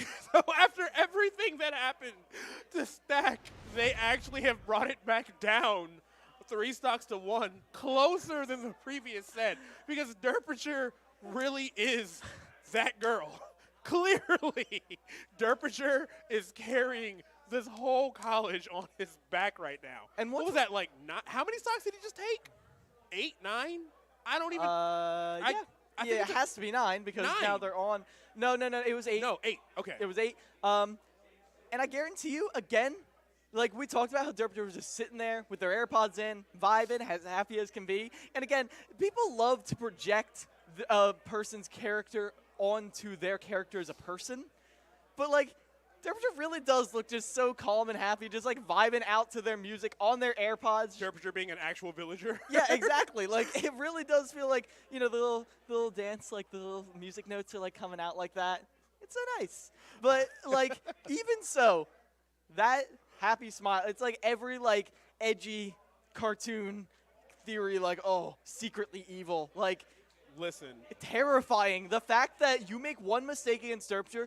I saw Derpter, they died for it, but I saw Derpter set up a tree at ledge with 1 chop in it.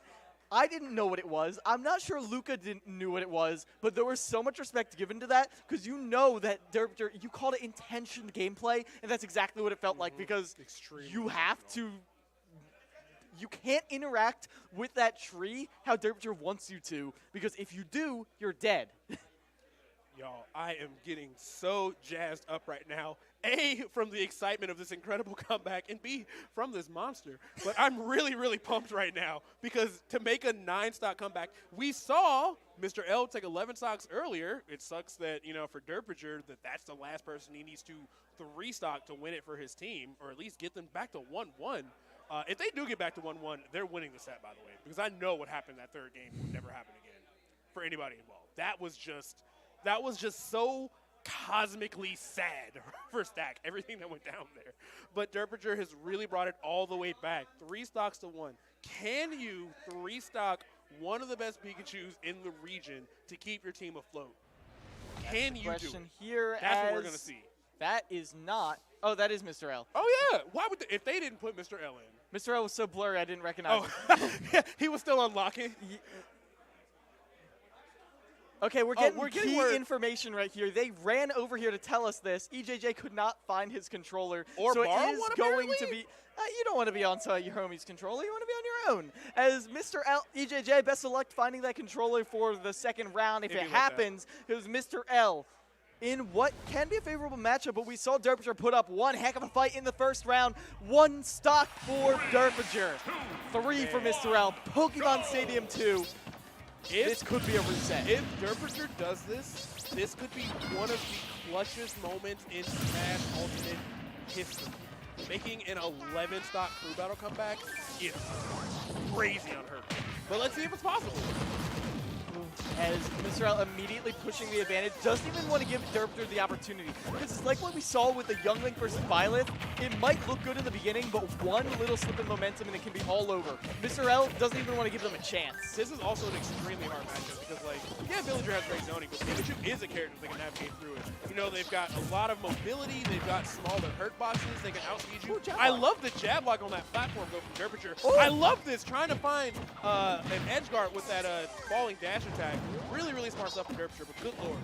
3-stocking to Pikachu, I don't care what character you are, that is a tough game. Hasn't been done before, but the extension off of there, nothing Derpinger could do, but... no way! Wow, that did it! All right, so St. John's was able to take it. Did you see that face that Mr. L made at the camera? Mr. L went, ooh. Oh, okay. Oh.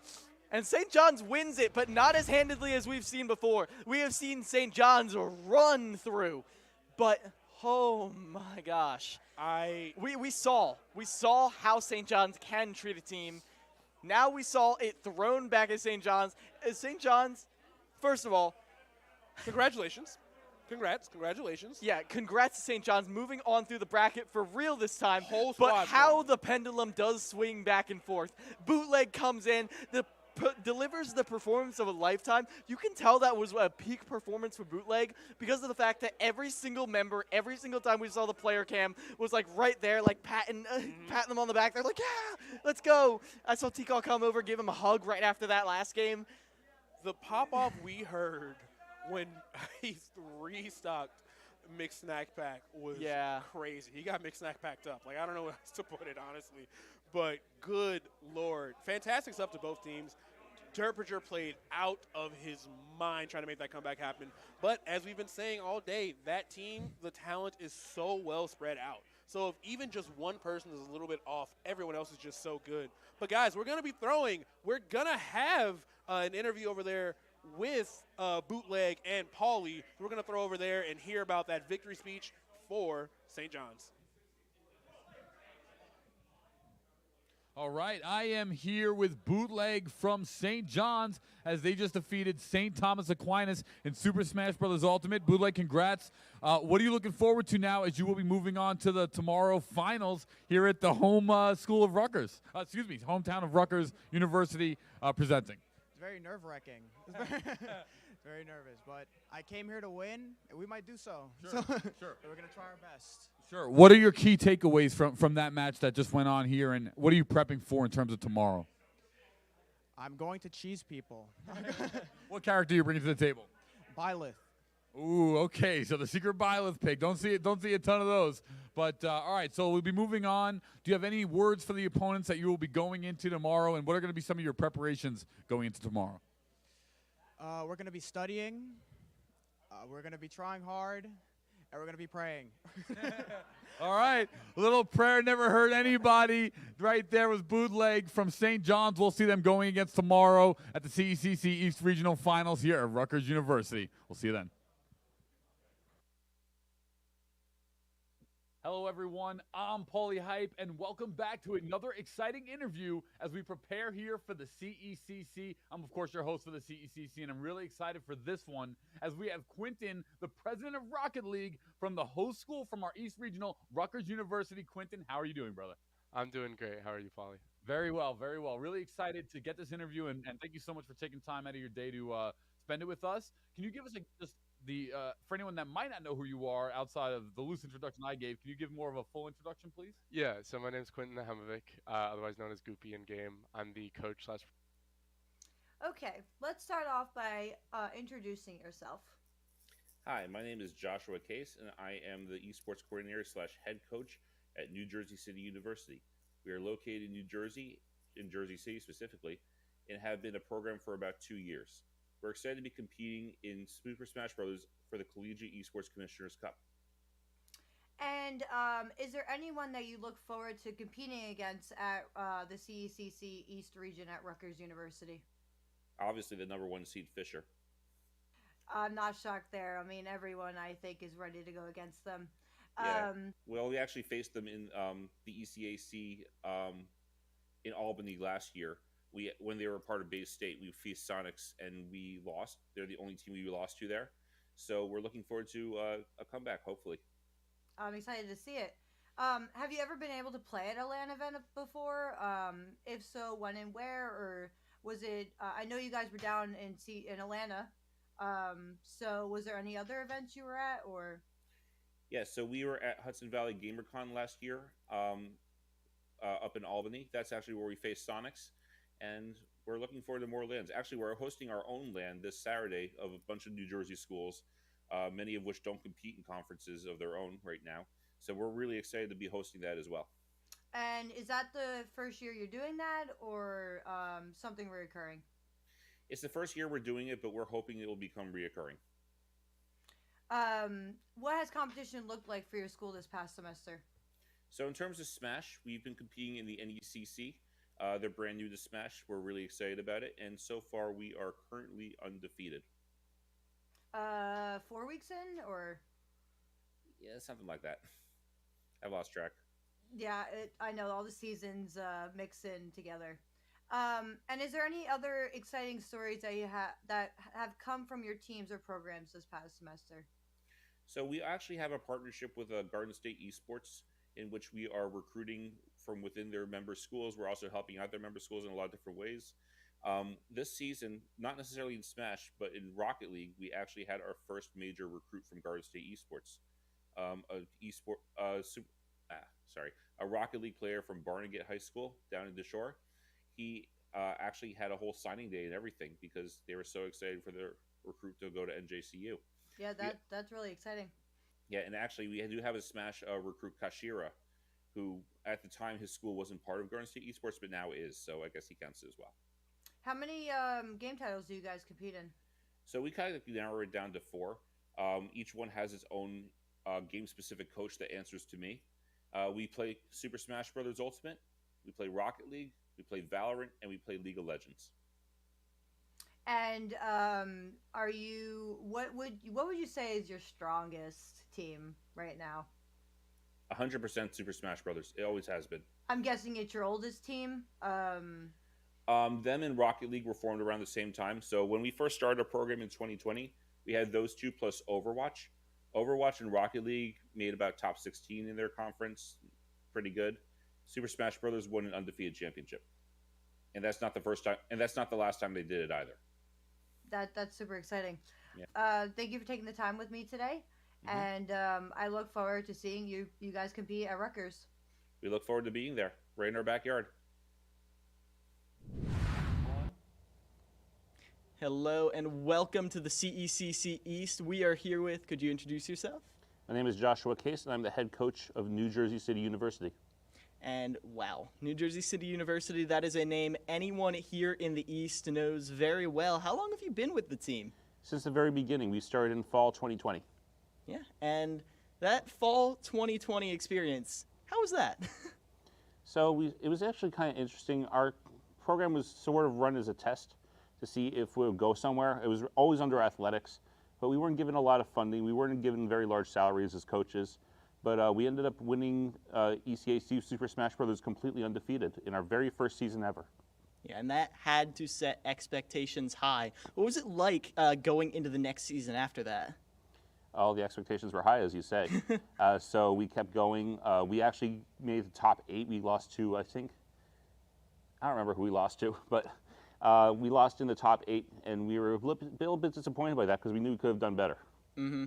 Yeah, and I know definitely just the nature of college orgs. You've seen a lot of players come and go. What's it like managing those constantly changing rosters?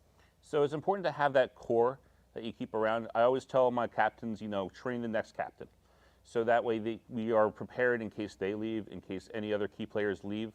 So that way someone can step up to the plate. Say, for example, we have Hydra on our team, for example, for Super Smash Bros. We have Wilson on our Rocket League team. Both are competing this weekend.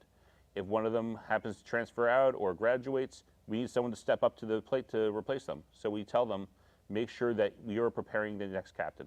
Mm-hmm. And that is very important, having that chain of succession. But also, you play a very important role in keeping that team spirit alive through the generations. So can I ask, what in particular, can you give an example of something you've done as of late to, help the teams when they were kind of in a rut? So one thing that I realized, especially this semester, is that the program's kind of outgrown having overall head coaches. So myself and my former partner, Justin, were working as the 2 only coaches in the program for the last 2 years.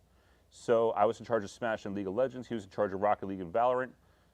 Now I have 4 coaches working under me. They're technically assistant coaches by the university standards, but we have them each as the individual game coach. So actually this weekend, they're not here today, but this weekend you'll actually see our Smash coach and our Rocket League coach individually helping out those teams. That's very good. I'm sure that did a lot to help them get there. What else has your program, the NJCU program, done to help your players get as far as they have? So we have a lot of support from athletics also. We are an athletic program under New Jersey City University. They provide us with plenty of funding. Once we prove our success, they really went all in. We are treated just like the volleyball team, just like the basketball team. So having that support from athletics and that support from the NJCU community has been essential for us. And you mentioned the community. Is there a community following for the esports teams? I wouldn't say as much as like basketball or something like that, but for example, I once on Facebook announced that I was the head coach of NJCU after our championship. I had taken a break from the social media platform for a while. And one of my friends who happens to go to NJCU said, "Oh yeah, I heard about them. They did really well. You're in charge of that?" So clearly there is some kind of following. Hey, that's really good to hear. Mm-hmm. And so looking forward towards this LAN, how many LANs have you overseen people go to as coach? So for Smash, quite a few. We attended CECC in Atlanta last year. It was a lot of fun.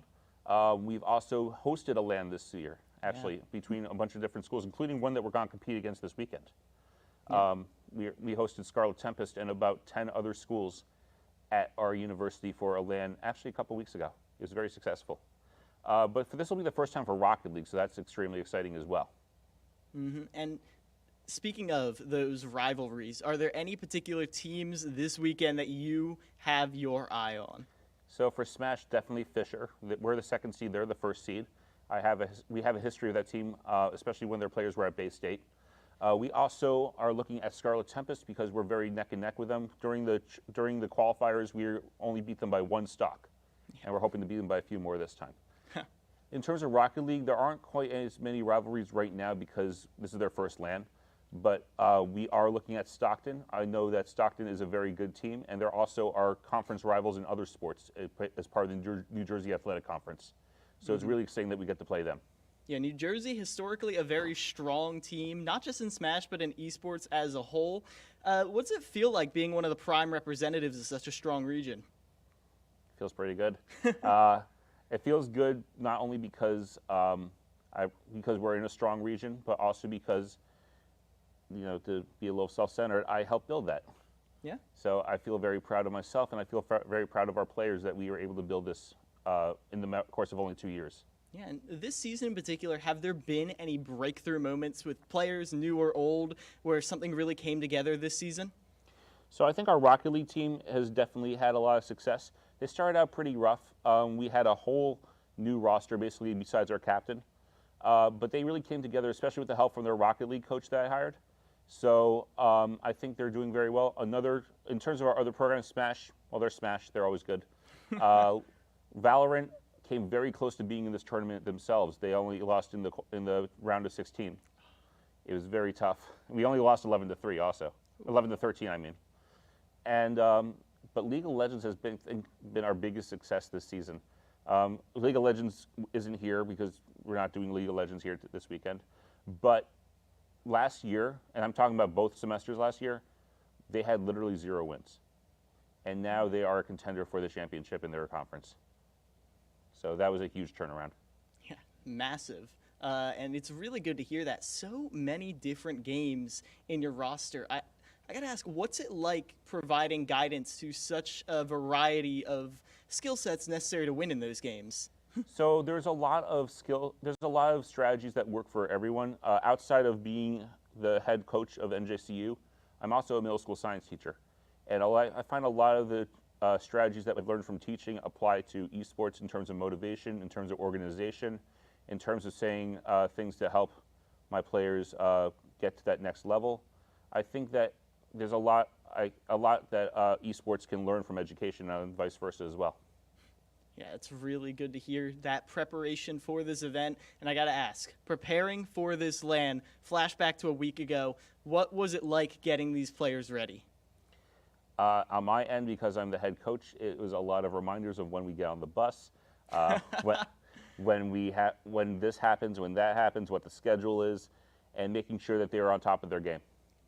Well, given that you all were some of the first people here, I guess the reminders worked. They always say, if you're early, you're on time. Mm-hmm. Well, now, looking forward, are there any players in particular you want to shout out, or people who have helped you get the program to where it is today? So I certainly have a lot of people to shout. First of all, all of my players are worth shouting out, especially our captains, Hydra and Wilson, who are here this weekend. They've been here since the very beginning when I was.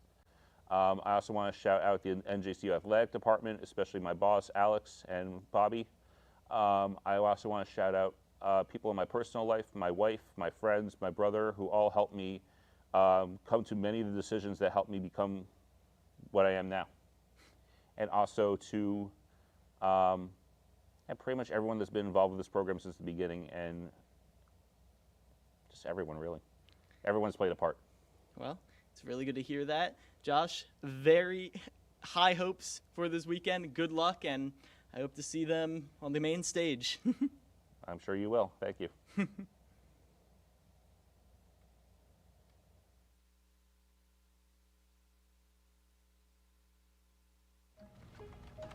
Skip entry level. Decide to lead as an Army officer.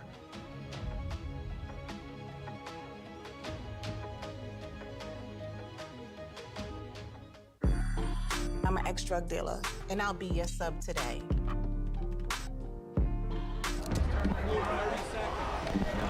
Two milligrams of fentanyl can be lethal. A lethal dose is in here. Who gets it, I won't know. It's cheap, it's potent, and it's profitable. The sad reality is, fentanyl is being mixed into everything now. More kitchen now.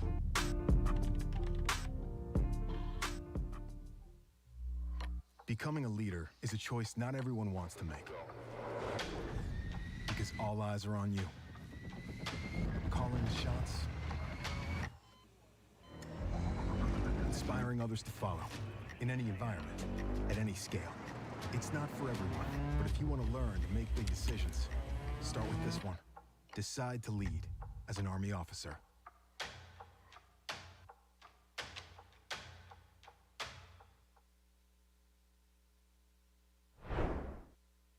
Okay, I'm here with Sergeant Tyler Shell with United States Army Esports. How are you, sir? I'm great. How are you? And I'm great. So glad that you're here. Now, where are you located? Right now, currently, I'm in Kentucky, Fort Knox, Kentucky. We just got here not too long ago. We moved here. So. And is there something specific you do on base there that you, career-wise? Yeah, so now I'm full-time esports. I'm here to do esports and outreach and, go to events and all that great stuff. Let's go back then. So we're talking about esports, talking about gaming. Were you a gamer growing up? What games did you play growing up? Oh, absolutely. I grew up playing, everything from Spyro all the way up to, Call of Duty 4 was my first, online game. I played a lot of Halo. Halo 2 was probably one of my first, and Guitar Hero, you name it. I played it all. So you like FPS, first-person Oh, shooters? absolutely. It's my go-to. I've been on a big Escape from Tarkov grind. I kind of got to it late, but I've been having fun. So Actually, let's go back. Let's go back to schooling. Let's talk a little bit about, were you in ROTC or any other programs that helped you get into the U.S. Army or other programs for college? So the U.S. Army, I came straight out of high school. Wasn't really sure what I want to do with my life yet. And I grew up. My dad was in the Army. It was kind of like that lifestyle I knew. I picked it up right out of high school. Loved it ever since. I joined. I've been working on helicopters pretty much since I joined. And then here I am living the dream. Been working hard for it. So grateful to be here. Now, is that like a mechanics career or a hydraulics career? What does that entail to be able to work on helicopters? For helicopters, like later down the line, I can go into a separate field for like AMP. I can pretty much work on all the airframes on the civilian side and make a decent amount of money. It's amazing working on helicopters and whatnot. It's just like something new. I never thought I would be doing it. It's just a great feeling watching one fly after you worked on it. Do you ever get to fly the helicopters? Oh yeah, absolutely. We get to go on morale flights all the time. Fly around the area wherever we are. Now, do you ever feel like you're in Call of Duty when you're flying a helicopter? I wouldn't say that, but I'm not flying it, but I get to sit passenger and look out the windows, and it's amazing. It's a good feeling. Now let's talk about what you do with U.S. Army Esports, and what would you say your role is, and what are you actively doing on a daily basis there in Kentucky? Right now, I'm the team captain for the Apex main team. We compete the highest level, at least try to. Now that we're here in Kentucky, I get to do this full time, so I get to practice, do VOD reviews, do studying, talk with my team that are here, and really just grind, get on the grind and practice and try to be the best I can be. Really using the opportunity I have here to just be the best I could. Now, what would you say your ranking is in Apex Legends? Oh, I'm a Masters. I've been Masters a couple times. I just never really pushed for the Pred. It's hard to keep a steady 3-stack and grind it when, we're all active Army. Most of us, for a long time, were at large, so we weren't here doing this. So I still had to do my job full time. I had to work 12 hours a day. I have a wife and 2 kids, and it's hard sometimes, but you make it work. What kind of advice would you give high school students going into their senior year or graduating about career opportunities with the U.S. Army? The U.S. Army has like just about anything you can think of for a job-wise that you might want to do. You can do the medic field, you can do the mechanic field, you can do the if you want to do ops of any kind, security, cybersecurity, anything that you can think of. Pretty sure we have firemen and welders and stuff like that. Like really anything you can think of that you would want to do as a career, you can make it in the Army. Well, Sergeant Shell, this has been amazing. Thank you so much for your time. I hope to never meet you in a lobby on Apex Legend. I will be in fear of my keyboard and mouse being broken, but I thank you for your time. I appreciate it. I appreciate the opportunity. Thank you. Skip entry level. Decide to lead as an Army officer.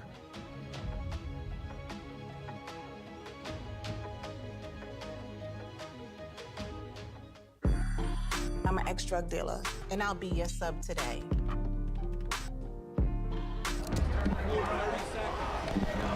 Two milligrams of fentanyl can be lethal. A lethal dose is in here. Who gets it, I won't know. It's cheap, it's potent, and it's profitable. The sad reality is, fentanyl is being mixed into everything now. More kitchen now.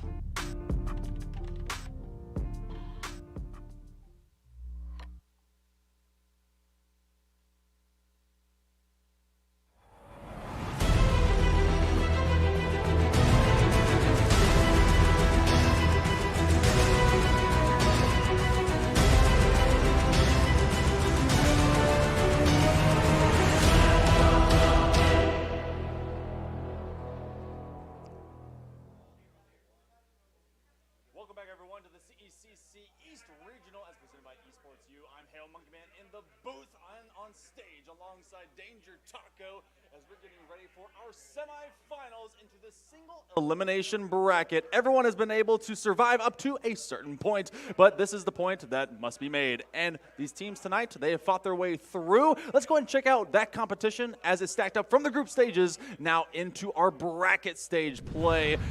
Danger, we have just one match remaining for today. These semifinals are going to be lethal. Absolutely, and same with Stockton. They are already in our grand finals. They're awaiting the final results from the matchup we're going to be bringing you with Rutgers and Delaware. But if we rewind a little bit, we see a bit of an upset. Arcadia and Alvernia, a little bit of a rivalry coming out with Alvernia moving on. Obviously 3-0'd by Stockton, unfortunately. That's the end of their run. And on the downside, we did see Delaware have a rough state of affairs earlier on. They did take a 3-1 loss, but then comes right on back, get a 3-2, I believe, reverse sweep against Staten Island to make it here. So a lot to play for. Rutgers getting that 3-0 as well as that victory earlier. There's a lot of momentum moving forward. We talked to the team. They seem super confident. They could not wait to get on main stage and show everybody what they have. This is maybe a collision course. If you look at the math of what the bracket has been able to paint for us, Stockton, there's, everyone's like, I want Stockton. I want Stockton. That's what Rutgers University, the Scarlet Knights, were saying after they won that night fight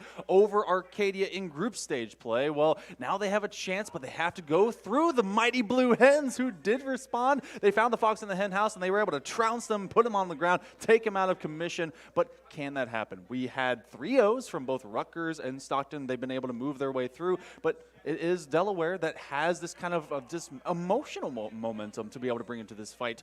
We got to see them be able to be consistent. I think that's the name of the game going into this. They've shown they can do it through 5, but they also put themselves in a bad situation. They just so happen to overcome it in that quarterfinal match. Absolutely, and the main thing that I'm looking forward to out of Delaware is to make sure you stay consistent, but it's also reaching that peak potential and making sure they do not back away. I think apprehension through the midfield led to a lot of awkward challenges. They let a lot of space be moved into by Arcadia, and that really was their downfall. However, I'm not sure if you heard the feedback watching it a little bit earlier as we went through our other esports. It was loud in the players section, just feet away off camera from them as they were completing that comeback. There was a game in which they were down by a single goal, and then all of a sudden, I blink, about 2 minutes later, it is 6-2. Ooh. They were pouring it on, and that is something that I was worried about, is that, yes, you can get shots off, but they're few and far between. But if you can find the aggression and dial it in just to the correct amount that you're not capitulating anything too brutal on the back end, then you're in a good position. I think they've hit their stride, or whatever the equivalent is if you are a hen, because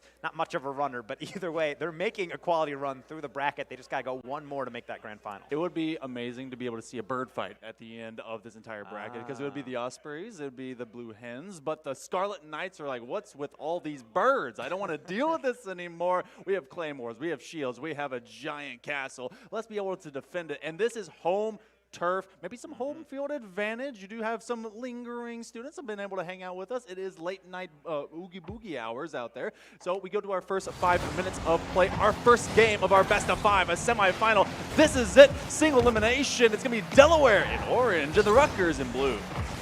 This is going to be a pace-making game, as I don't really know what to expect out of this, because we've seen these players trying to make this happen. However, the main thing that I'm looking forward to out of these teams is how they're playing now. Group stage, more or less, is just the warm-up. We mentioned it feeds into seeding, but past that, seeding doesn't matter. It's just beat whoever's in front of you to go as far as possible, and that's what I'm looking for out of Delaware. They're my biggest question mark. Turn it into an exclamation point with an early shot, not nearly fast enough to beat that near post. I'm already seeing something of a difference maker, and that is Delaware bringing out a player in Stellar. We don't have a whole lot of film on this player, at least in particular, so I'm going to be looking eyes on as to what Stellar could be, maybe to live up to that potential. Puppet, though, was also one of those players early on. We didn't really have a lot of film, but then they were able to showcase a lot of great things, especially as Anxiety was basically a field manager. Them and Aquario then would be able to have a surplus of shots. First minute of play, no one's been scoring, but there's been a lot of pressure by the Scarlet Knights. Puppet will continue on to that, throw it into the backboard. That's not going to be a clear, but that won't be a finish either. Going to be deflected right on the top of the box. Aquario, try number 2. Going to the skies, using a lot of boost, and for good reason. That was dangerous. It got closer and closer. I think they might have been going for a flip reset, but either way, that attack is done. Anxiety and Aquario are going to have to now clean it up out of their back end. Delaware can maybe mount some pressure, but that third man maybe too dangerously far away. Don't want to commit to anything that they don't have to. Oz is trying to just play the odds as they just kind of bait up a slow no progression into that corner with 100 seconds first. Let off this clock. It's a one-on-one. Gonna win it. Oh, they do have a great touch, but that was a bit of a tough one as the low side corner wasn't going to be navigated too easily. A shot will come in as well as they're starting to rain the likes of Delaware into their own half, stuck in the hen house. Another set of Foxes is trying to hunt them down. This is a big clear. It's going to be Anxiety that has to half flip all the way out. You do see the second level, Mr. Kiddo, but that's a great, fantastic 50-50 win, and that'll be able to turn what could have been an offensive opportunity now just into ashes.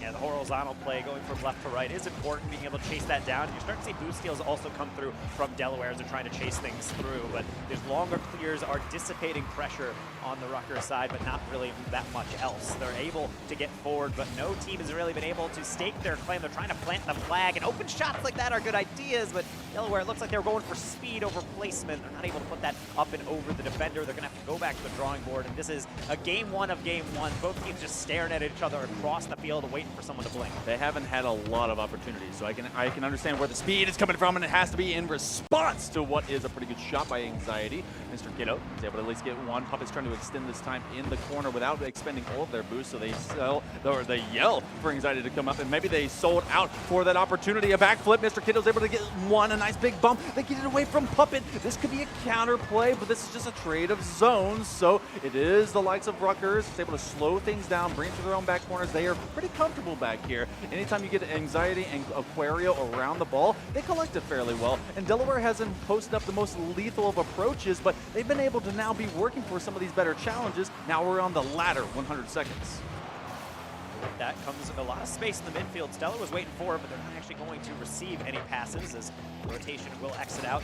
Somewhat slow down, but Stellar refuses to leave. And I like these half rotations. They're unpredictable. It's hard to really get around it. If you're Rutgers, a miss doesn't help either. At least you do have a second man. That's why you're stagger defenders, just in case disaster will strike. However, nothing befalling them quite yet as Aquario tries to hop on this one. Even a wave dash tucked in is not going to be able to beat past the Blue Hens in the midfield. And now Delaware starting to pour it on, but a weak touch right there. Going to call an early end to what I thought might be an extended stay. And that was very dangerous because we did see Rutgers setting up for what could have been a sure thing out in the midpoint of the pitch. They were right at that midfield line, but someone overcommitted onto that rotation. I think it was Puppet that went for that challenge. It's now a one-on-one. Kiddo doesn't have any boost. Big power flick. It comes off. That's very awkward. A chance for Stellar to be able to put it through. It's still bouncing nearby, and it takes every single player to be able to get to that defensive stop. Mr. Kiddo is going to try and at least put one on target, keep the counterattack from happening, so Rutgers has to take a second breath, a second step to be able to get a second chance. Now, you talked about the castle walls. They're still standing right now for Rutgers, but for how much longer the Blue Hens have been pecking away at it quite a lot. That's a whole different type of species of bird, but they're playing like a whole different team, so I can't really blame them. Crazy biology going on right here in this game one. 20 seconds remaining, and we're still looking for our opener. Aquario maybe looking to provide it. In fact, for the other team, I thought, nearly turned provider in the worst possible way. But now, here comes Rutgers with one more shot. Aquario gonna let that one roll and gonna get one more tap. Puppet to the skies. Same with Stellar. Anxiety is gonna chuck one deep and with a miss, nearly finding a 0-second winner. But in fact, we're destined for what something is really to be destined when we have this close of a game in OT. Oh my goodness. Okay, so Rutgers, you were putting up that you want to shut up the likes of all the talk around Stockton. Well, Delaware has been able to at least put you in a position of competition. Now a nice back feed as Puppet is going to be trying to grab that top level rung, but no, it's just a consistent cycle. Rutgers did this at the beginning of the game, and now we're looking for a challenge just to be able to contain it within the box, give themselves extra opportunity, but Delaware has done such a stellar job of being able to at least answer the call to the challenge to the top level that will come out wide. So the first half minute and more is now going to be giving Delaware a chance on offense.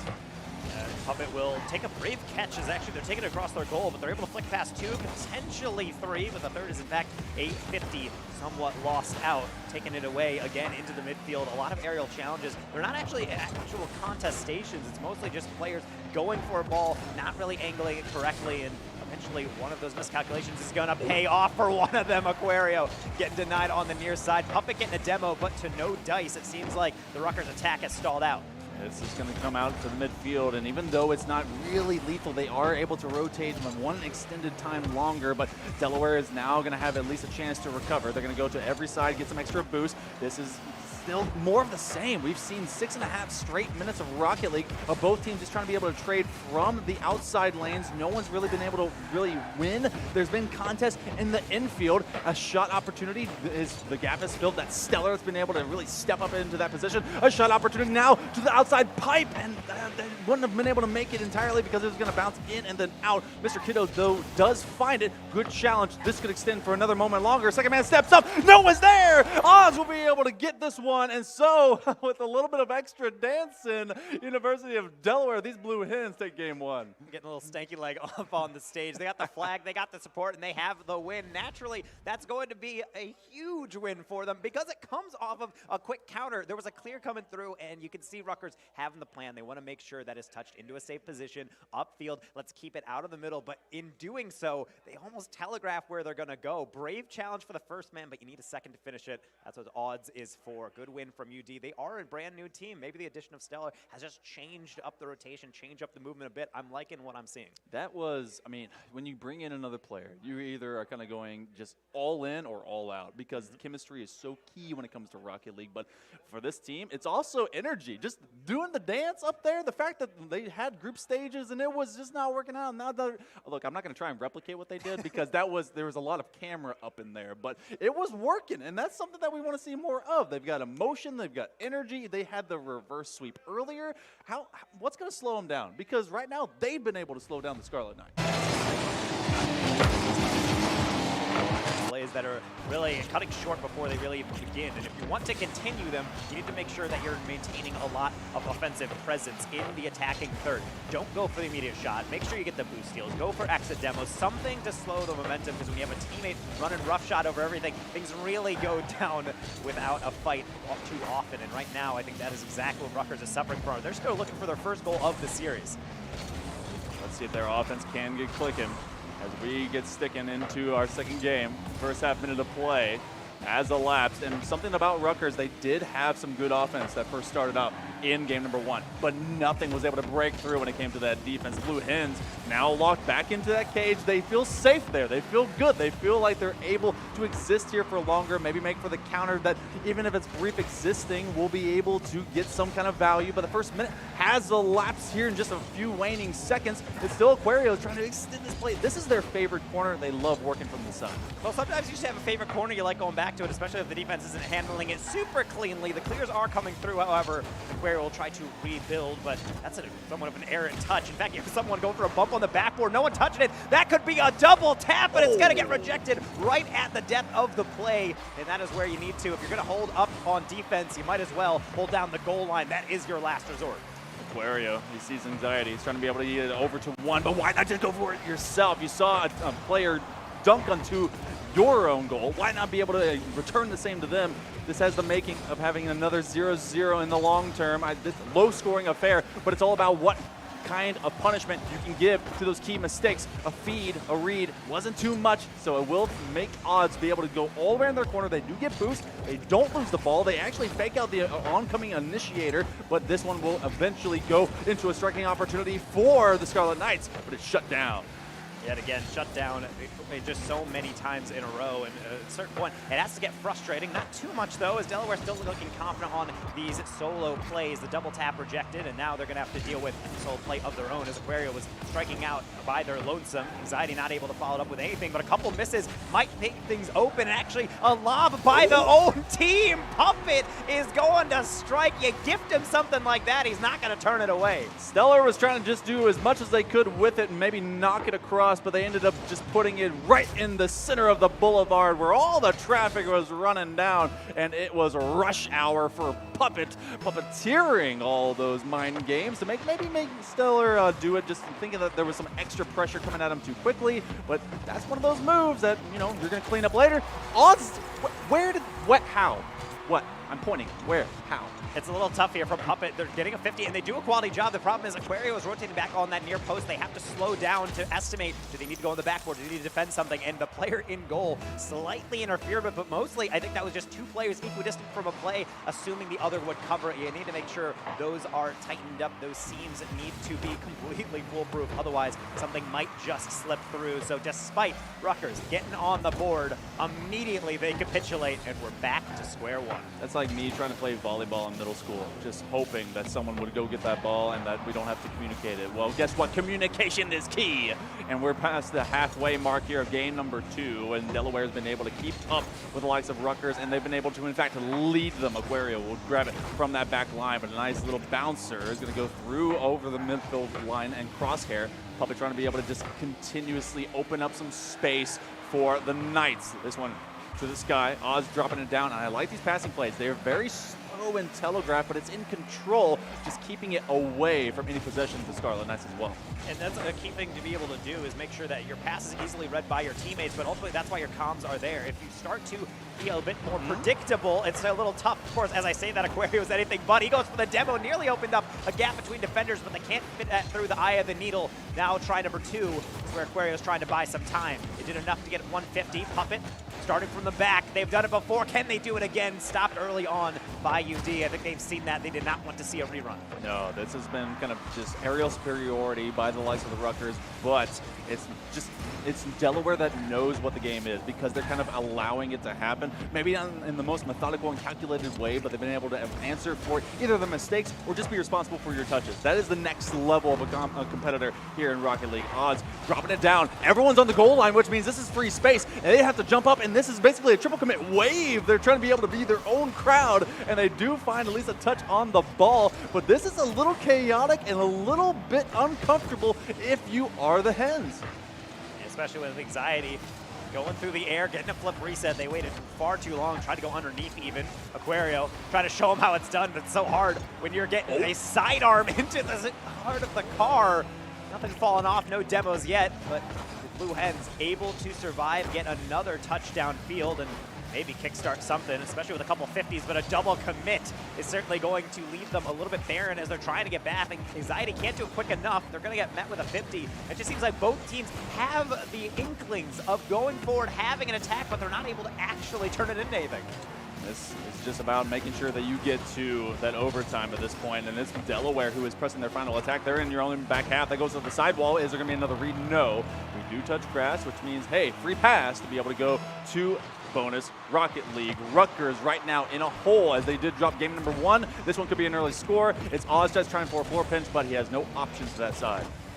No, but it's a good job to be able to stay close to the ball up until the very end as you're running out of boost. As speaking of, Rutgers, I don't know what that was, but both of them somewhat equidistant, just like UD was in previous plays, but they are able to recover. And now a demo downfield. Puppet cleared 1, but not the second. Only a 50 from Aquario, followed up by Anxiety, but he gets too close to it. He has to get the boost instead. Wide deflection nearly finding its way into that back post. Delaware, can they put it home? Stellar with a double tap, getting it on the highlight reel. Game number 2 going to UD. I understand the read that the goalie was looking at. They said, Stellar, there's no way they're going to be able to get back to that one. But as soon as the no started, it was a yes way in the form of Stellar. This has been a Blue Hens offense and squad that has now taken 5 games in a row. 3 in their reverse sweep when they were able to take down the previous opponents, and now 2, they're on match point. They're looking to go to the grand finals. They're trying to be able to take on Stockton. They're telling Rutgers, you have to now reverse sweep us. And the worst part is for Rutgers is that you're not even playing poorly. This is just UD able to keep it just close enough and then scoring through. I will say, though, to flip it on, you're not entirely faultless in this. It's not just that the other team is peaking. You have had opportunities, but it's too disjointed. The solo plays have worked in previous series. This one, it needs to be more combinatorial. You need to make sure you say, hey, teammate middle, get this on the follow through. Hey, I'm going to try to play this middle. I'm trying to get demos. But again, they're not actually doing any of that disruption. They're just sticking to what they know best. And right now, that is not even working anywhere close to that. UD running the boards in these OTs. I am just so curious because Rutgers, we saw them earlier be able to take down Arcadia, and they were able to answer that with some good execution, good speed, and kind of just a lot of, not too many, but at least demos as part of their arsenal, their weapon set. Haven't been able to see them really control Delaware, so that's something that may come about here in the game number 3. Again, this is single elimination. CECC East Regional will be able to feed ultimately into the big CECC at the end of it all, but this is one that you want to be able to have a chance at, especially because you talked a lot for having your hometown crowd said, we want Stockton. Well, you know, maybe they want you, but the Delaware Blue Hens, they look like they want them more. And we mentioned how Rutgers is playing within their home, a little student activity center, and I don't even know if that is as much of a buff as we might want it to be. For right now, I think they need more than hype. They need to reset the mental and make sure that they are not getting tilted. Yes, you have to win 3 in a row, but how many times can you do that in ranked? That does happen from time to time. It's just about taking it one game at a time, improve things incrementally, and I think they're very much back in it. I would like to see them maybe get something early, but Stellar is able to shut down the infield touch.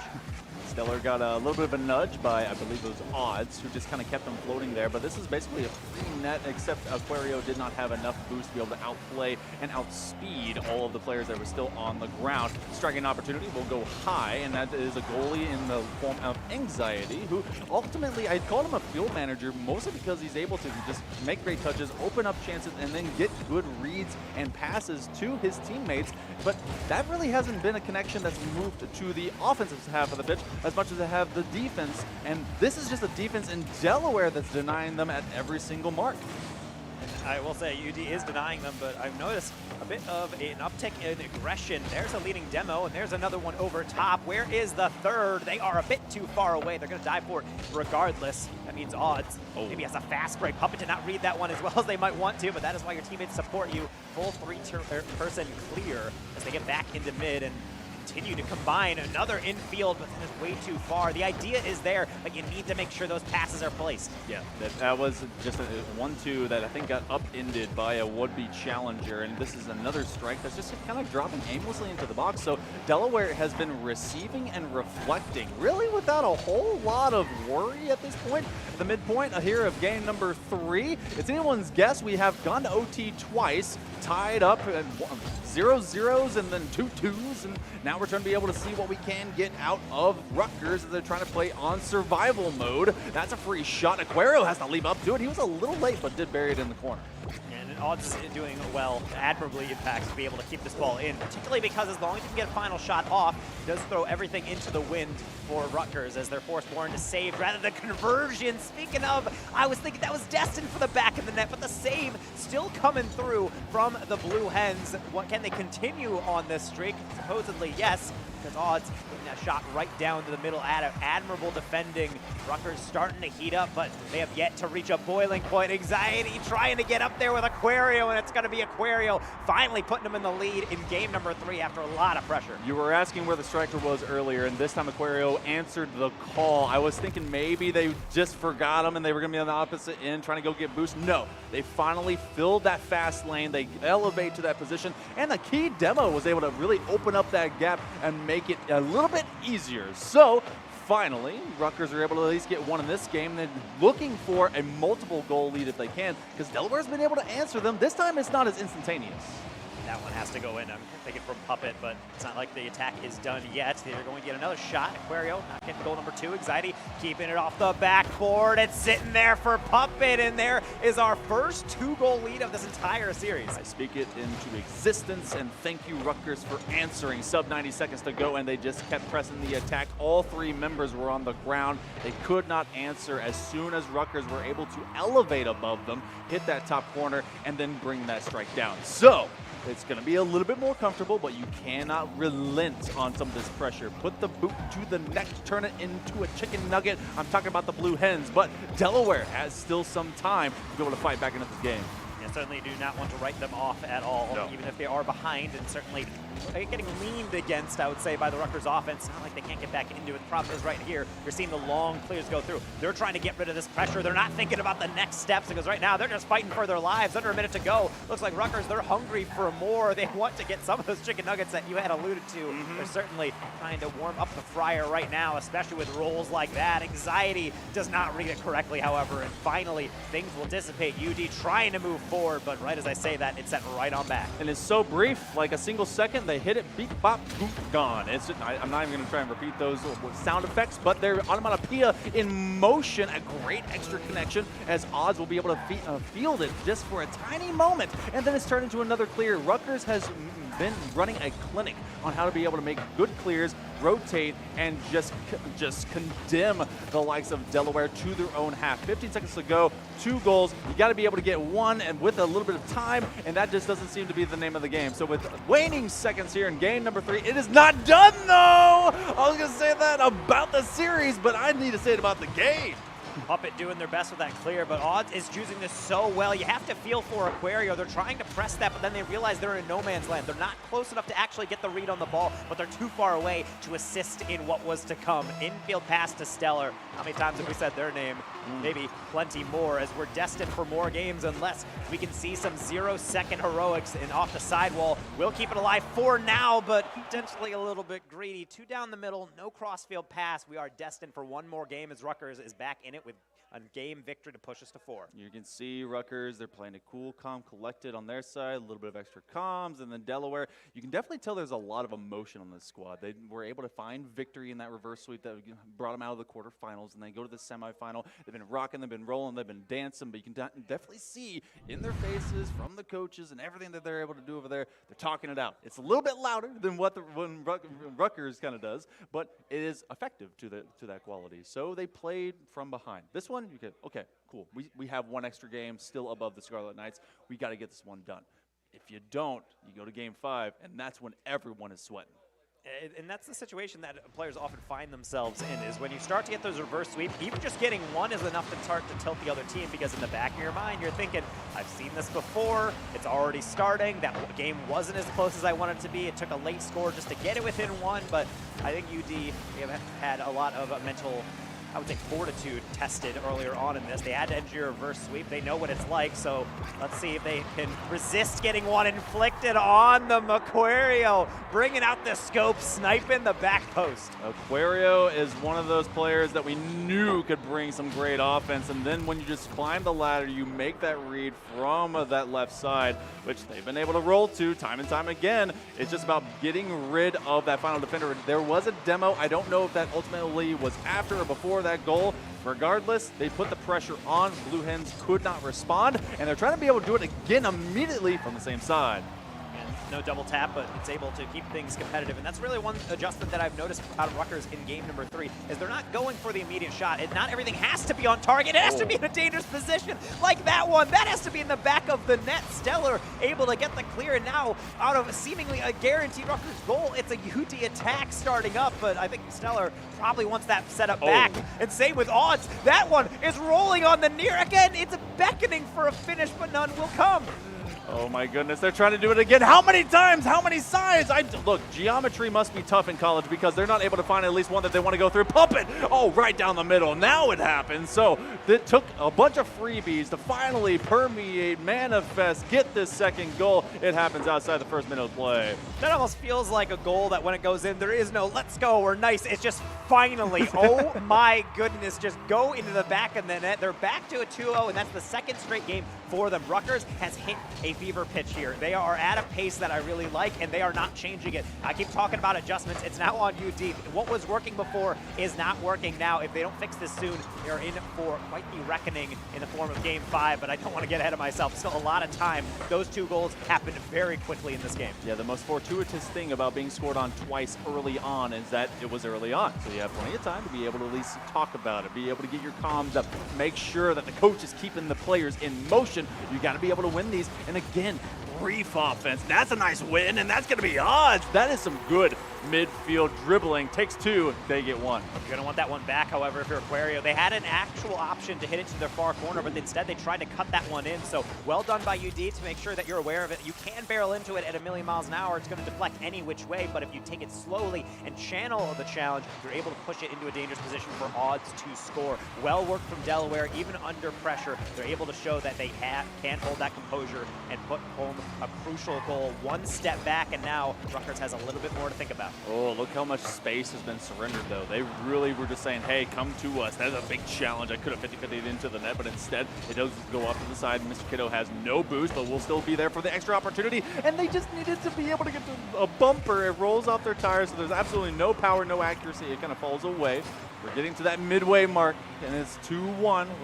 being able to cut this lead in half for them. This Blue Hens are trying to be able to fight back. Passing opportunity, goes to the corner, comes on out. It's a shot. The defender still is able to get there as they go from post to post. Half flip there. Puppet saves the day. And that weak shot is somewhat understandable by UD. They're just trying to make sure they have the placement in Aquario. Look at the lob over. It actually was followed up by Anxiety, but they didn't anticipate the crossbar. Nearly number 3, but that's why you have that 4th defender signing that scholarship as well. The crossbar comes in handy when you need them. I think that that scholarship is actually a little bit more than the other players because he will always be there, or they, whichever. Hyper dependable. True. They're always at the game. I noticed that. They're never late from class or anything. But Mr. Kiddo, waiting for a chance, maybe upfield. He's trying to be able to work these perimeter sections, still in that same backside corner as Blue Hens. They want to be able to have more offense. They just haven't been able to win these challenges, and now you see them really hyper-focusing to jump upon the Scarlet Knights, keep them from be able to have those interconnections, those 1-2s, and they're starting to really find at least that read to make it less and less if they get anything cleanly out of their own half. Less than 100 seconds remaining. Diving in, I kind of like the aggression there, but it now isolates your defender on an island, and they've got to be able to get that single touch.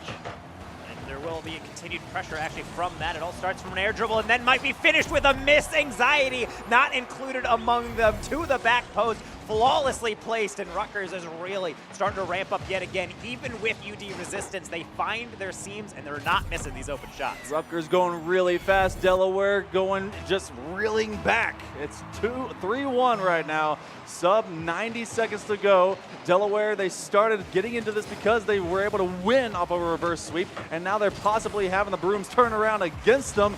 It is a do or die situation before game number 5. They're going to be able to at least get one, probably with around 30 or so seconds remaining. Mr. Kiddo has no boost, trying to play as a fake bulldozer, maybe as just like a little wagon and someone's pushing it right along. Oz is going to lose that 50-50 on the outside, and we're in 1 minute remaining. Rutgers is trying to ride this momentum. They're right in between a lot of these stellar passes. And a couple shots coming in. Stellar, in fact, will be able to take that one over, but well met. The rotation from Rutgers is a bit unorthodox, but going forward out of defense, they're following each other's 50s, they're playing for them and calming them effectively enough that even when they're taken, the follow-up player is able to get it. And same on their offense, they're just keeping it around the goal. Not every shot has to be on target because they know eventually it leads to something like that. Diving in is UD. And now we're just starting to see this game roll away. Oh boy, this one's got to start feeling bad. Blue Hens, they had all the songs, they had all the dances, but when all that rhythm is broken up at the end of the day, it is a Knights Fest that is able to survive it. So, can this one be turned around for Delaware? This game seems like it's in the books. They're going to score one every 10 seconds and now way less, as Rutgers have been able to just take this offense that we knew existed and be able to rush forward with it. And right now, they're just closing this game out. There is no hope of a comeback. And now, in a way, this final 15 seconds is, of course, get a goal, maybe move forward if you're UD. But ultimately, this is extra time that you need to take in between that minute between 4 and 5, because this game has turned on its head. No longer are we in the territory of one-goal games. Of course, as I say that, we're at the potential to actually get one in the final 4. But even still, focusing forward, this is not just a game that Rutgers has roared out and Delaware was just a step behind. This is several steps behind. In fact, they're tripping at the starting line. From the very beginning, it felt like Rutgers had control of this, and now it seems like it is their series to lose. Rutgers, they've got that hometown buff right back in order. Maybe it just wasn't turned on. Maybe it was toggleable. But either way, Delaware have allowed the last 2 to go in their favor. So we go to game number 5. Another game 5 to be able to end out the night for tonight's bracket play for the CECC South Regional. Rutgers, they're running high. They're running mighty, but look at them, cool, calm, and collected to be able to get this going. They've got their coach. They're looking pretty stellar. University of Delaware, they're talking it out. What's got to be the words that they got to say? Well, you can see it's serious expressions, but there is an IGL somewhat mentality, I would say, coming right through the middle, and that's important to have, because the worst thing you can do is say, it's fine, just reset, because you need to focus on, there are mistakes. You can't dig at them too much in the heat of the moment, especially because Rocket League, there is not these longer phases where teams can take that break, somewhat like we saw almost in the Smash competition a little bit earlier between rounds, where you can really game plan and think through what your strategy is going to be. You have about 60 seconds, about half of which is done now, and now you're into it, and you really have to think to yourself, if we're missing these touches in the midfield, we have to step up aggression, but it's easier said than done, especially, as you mentioned, with the hometown team coming out swinging. That first shot, though, not nearly as accurate as Game 4's. If Rutgers is able to score this first goal, I think that Delaware obviously has put themselves behind, but I think that that just starts to really open up the entire tidal force that is Rutgers and the Scarlet Knights. They're trying to be able to do it through individual play, but also that's been able to open up some space. Blue Hens, again, contained to start the game, which is just pain the whole way down. Right now, it's still even at nothing apiece. And that's really the key aspect, is that Rutgers not only has scored first in these past 2 games, but they've scored twice in a row. That was a pattern that we did not see in games 1 and 2. And with that, it might just seem like it's a simple opener. It doesn't have a lot of consequence to it, but it's just the flow of play. If Delaware can get an opener, that's huge for them, not just because they will have the obvious lead, but because it reminds them that this game is still in their control. It's not always them just playing the back pedal. However, sometimes it might feel like that. These air dribbles starting to get real dicey. That back post is getting closer and closer to going between the sticks, off of the bar. So hard to read, but not for Aquario. You could feel the desperation, that last save by Mr. Kiddo as he streaked across and then just couldn't make this read. It put Oz in a backflip situation, and that basically leaves the entire net open except for where your car is. Don't take the shot where the backflipping Fennec is. Just put it everywhere else. They do so. They get that opening goal. It comes outside the first minute. It is just 1. Delaware needs to limit the damage. And that's a rough one. This one could be as well. Anxiety. It's going to miss by pixels. Teammate's not going to be able to get it by at all. That's a solid 50 into the mid, but this is where Rutgers is feeling themselves. They're going for these solo plays again, but they're even getting more acrobatic, and that is what happens when you trust in the team and trust in your own skill set. You're able to open up a whole new can of a wonder on the other team. They don't know what to expect, and it really feels like the main detractor from UD. They just feel like they're trying to react. They don't know how to dictate the pace. Maybe touches like that help, but not when Anxiety is reading stuff like that. Something that you had asked for earlier was Rutgers being able to respond off the initial touch from the 1-man, and the 2-man and the 3 able to step up to the plate, be it at the goal line or the midfield, and just giving an opportunity a chance to live. Delaware, when they get to the opposite half, it's more about just being a breakaway, extending space. They've not been able to really work out plays, getting some better passes. When they do find those interconnections, they're just as successful. You do have Odds available as an option, but he was there just to be able to provide a single touch and maybe allow people to rotate. Otherwise, there's really no rhyme or reason what's happening. It's a big takeaway by Anxiety to be able to get away from Stellar, who's just looking for their own touch for nothing more than just a chance to breathe. Yeah, and the play is disjointed right now. You can see the disconnection a couple of times. Delaware has hit it forward. It's off the backboard, but then you have 2 players cycling out for the boost. Everything has to be in sync. If you're not moving forward as a team, then you're essentially forced into retreat. Sometimes you can go at it alone, and it will force that first save, but where's the second? Met by Puppet, I suppose, is the answer. Infield, Stellar going to aggressively turn for that. That one, something I didn't anticipate. Certainly not the Rutgers defense. Not going to harm them, though. It seems like they will have another clear in the mid, and that miss in the mid will not help either. Gotta be able to get a single touch. That's key. Your teammates have to trust you enough that you can field the ball, and they will just be able to then rotate around you. If they cannot, then that starts to stutter start everyone as they want to make this rotation happen. Oz goes for the challenge. Aquario over to Puppet, and Puppet just can't get there in time, so it does not come in from the outside edge, but Anxiety is able to make sure that they stay offensively minded, rolling around that corner. Oz, no boost. That's pretty much the name of the game and has been for Delaware anytime they're trying to be able to come out of their own half. 90 seconds remaining. Strike. Where's the goalie? It's a side flip out of Stellar, and it's still Rutgers running downhill. They're trying to make sure that they get one more just to secure things. I know that would steady the nerves, as certainly they can't feel too comfortable against UD in the late stages. The problem is, it seems like everything has gone their way. Same with these air dribbles. Even with nothing in the tank, they're able to force out a delayed challenge. Puppet going to be deflected. Anxiety to the back corner, keeping possession. It's wise touches like that that have made Rutgers so dangerous.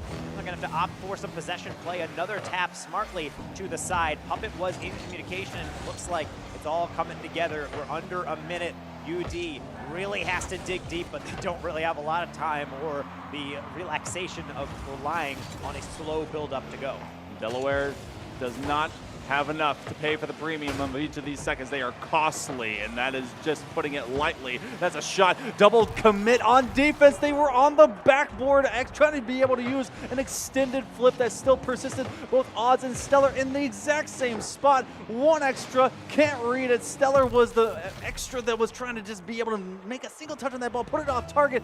Didn't happen. 2 goals. Rutgers basically has put this one away. One of the harshest things about playing defense for a long time is that you're so desperate for the clear that sometimes you rush it through, you don't pay attention to the comms, you don't pay attention to, more importantly, how much boost you have, and eventually you'll end up throwing one away, much like that. No boost through the midfield, more or less a kick-off goal, and Anxiety might have just put this one to bed. Mr. Kiddo was trying to play for a low side 50 off of his tires, but that ended up just going and backfiring. The other direction, we got 3 for the Scarlet Knights. Rutgers, they started down 0-2 in this series with 25 seconds to go. Blue Hens, they're not out, but they've got some work to do, and they've got to do it quick.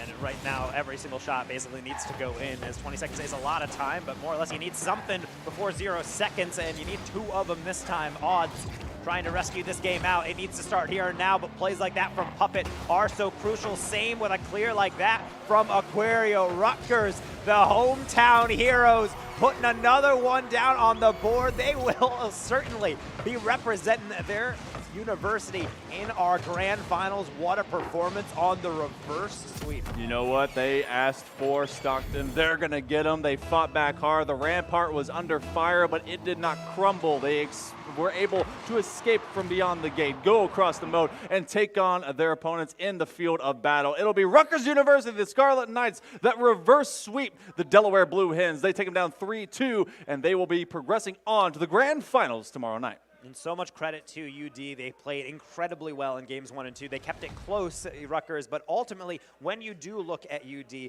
I think what you really see is the common, I would say, fallacy that some teams get into is where you're saying, okay, what's working right now is fine, but I think we're good at this point. And then game 3 starts to slide away from them. They're saying, it's all right. You know, that happens. A little bit nerves, hard to close the series out. And then I think in game 4, we really hit that point where Rutgers had everything figured out, and there was just no options remaining. UD did not have the speed or really these touches for outlets on clears that result in a lot of janky challenges down the stretch. And that is where Rutgers, I felt like, had a vice grip on the series. And my goodness, did they not let go. That game 5 got really out of hand down the stretch. It did. That was just Rutgers at that point showcasing, you know what? You had a chance to put us away. Game 3, it should have been that.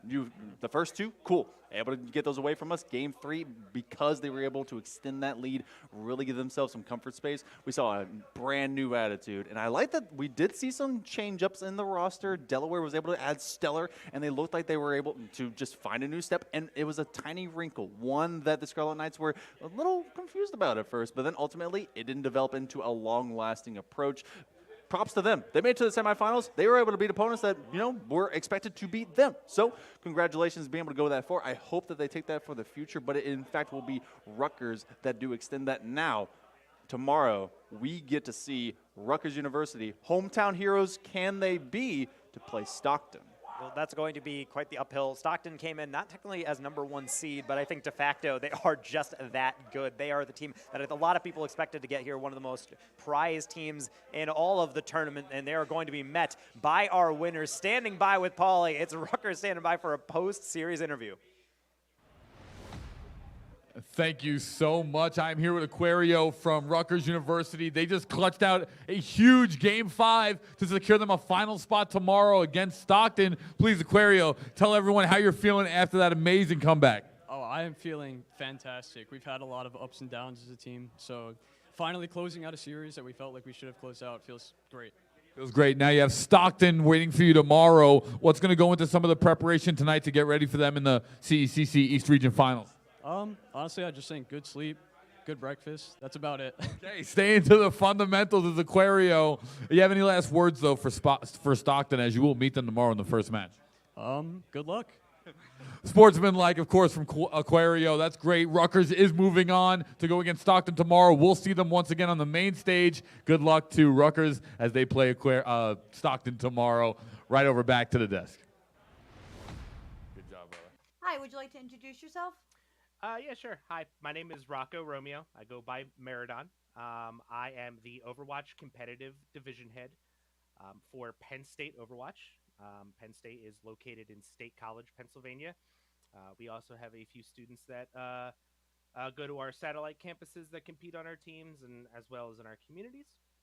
The esports program has been around since, I believe, about 2011. So, what, about 11 years? So, we're still going strong, and we're excited to be competing in Overwatch against the talent that's brought in the Commissioner's Cup. Wow, 11 years. Have you been there the whole time, or No. how long have you been there? So I've got introduced to the club in 2020. When Okay. I first started, I did managing for our we call it our Division 2 team, our not main team. Yeah. And then kind of worked my way up and got with the big boys last year, and this is the second year with the big guys in my senior year, so I am my final year. That's exciting. Have you always just been Overwatch, or have you been with other game titles? In the club, yes. Okay. But I do personally play a whole bunch of different things: World of Warcraft, role-playing games, other first-person shooters, but mainly in the club, just Overwatch. And when the program first started, do you know what game titles the club had? Yeah. So our biggest one that we had was League of Legends. They're kind of almost an affiliate now. They have their own club, but like we're sort of kind of one-ish. Okay. That has been and still is our largest branch of the club. But we've always had CS:GO. Rocket League has been around for a while. Call of Duty has also been around for a while. Valorant's been really popular with some of the newer games coming on. And Overwatch, when I started, was becoming popular until the game kind of got a little stale before Overwatch 2 just came out. So it has definitely, Overwatch 2 has definitely was able to breathe in a bunch of life into our community. So Oh yeah, I we're back see to it being all healthy. over. Yeah. And is there anyone you're looking forward to compete against at Rutgers? There's actually a few teams, so I'm excited to see how we do against Harrisburg and Fisher College. I know those are the two teams those are two teams that are, for one, I believe, of actual varsity team, and teams that we have got our rear kicked in from in the past. So I'd love to see how we and by in the past in Overwatch 1. So I'd like to see how we do in Overwatch 2. Also excited to see Arcadia there. I got to meet the esports director last year at another LAN that we went to. He was a super nice guy. They have a good group of players there, so it'll be nice to see them again. And that actually brings me to my next question. What was another LAN that you've been to? So the only LAN that actually there's been two LANs that I've been to. We did the it's called HUE Hue Fest. It is I've heard of it. It's a tournament that Harrisburg puts on every year. We were actually going to do that this year, but they did it in Overwatch 1, and our players were like, I don't think we could play in this anymore. Like, we need something fresh. So we actually skipped out on it this year. But we did that last year. And then in the spring, we did the PA Cup, which is also hosted by Harrisburg. It took place at the Block in Philadelphia. That's the Nerd Street, big, giant esports arena that they have. It's really, really cool. We placed second there. We lost to Harrisburg. Oh, nice. But That's good. That's where we met the Arcadia guys. That was a fun tournament. You see, LANs are beneficial in not just competing in person, but you meet people and make relationships that way. It's a lot easier. Oh yeah. A lot of networking going on. Oh, absolutely. What has your competition looked like for your school this last semester? Not too bad. So just getting into the swing of things, we're still trying to get used to playing Overwatch 2. Subtracting a player the whole 5v5. It's taking a little bit of some adjustments. Overall, not too bad. We're trying to pick up from where we stopped at the spring season in the whole Overwatch Collegiate tournament that Blizzard holds. We got top 12 last year and top 16 in the fall. So we were doing pretty good for a club team with pretty much no funding at all. Up there with the big boys like Harrisburg, Fisher College, UTD, UCI, all the big names. So we're trying to get back into the groove and get back up with the big boys. And what conferences do you compete in? It's basically just we just do Overwatch Collegiate and any of like the local lands. That's really all we compete in at the moment. But we're always looking to kind of expand into some more.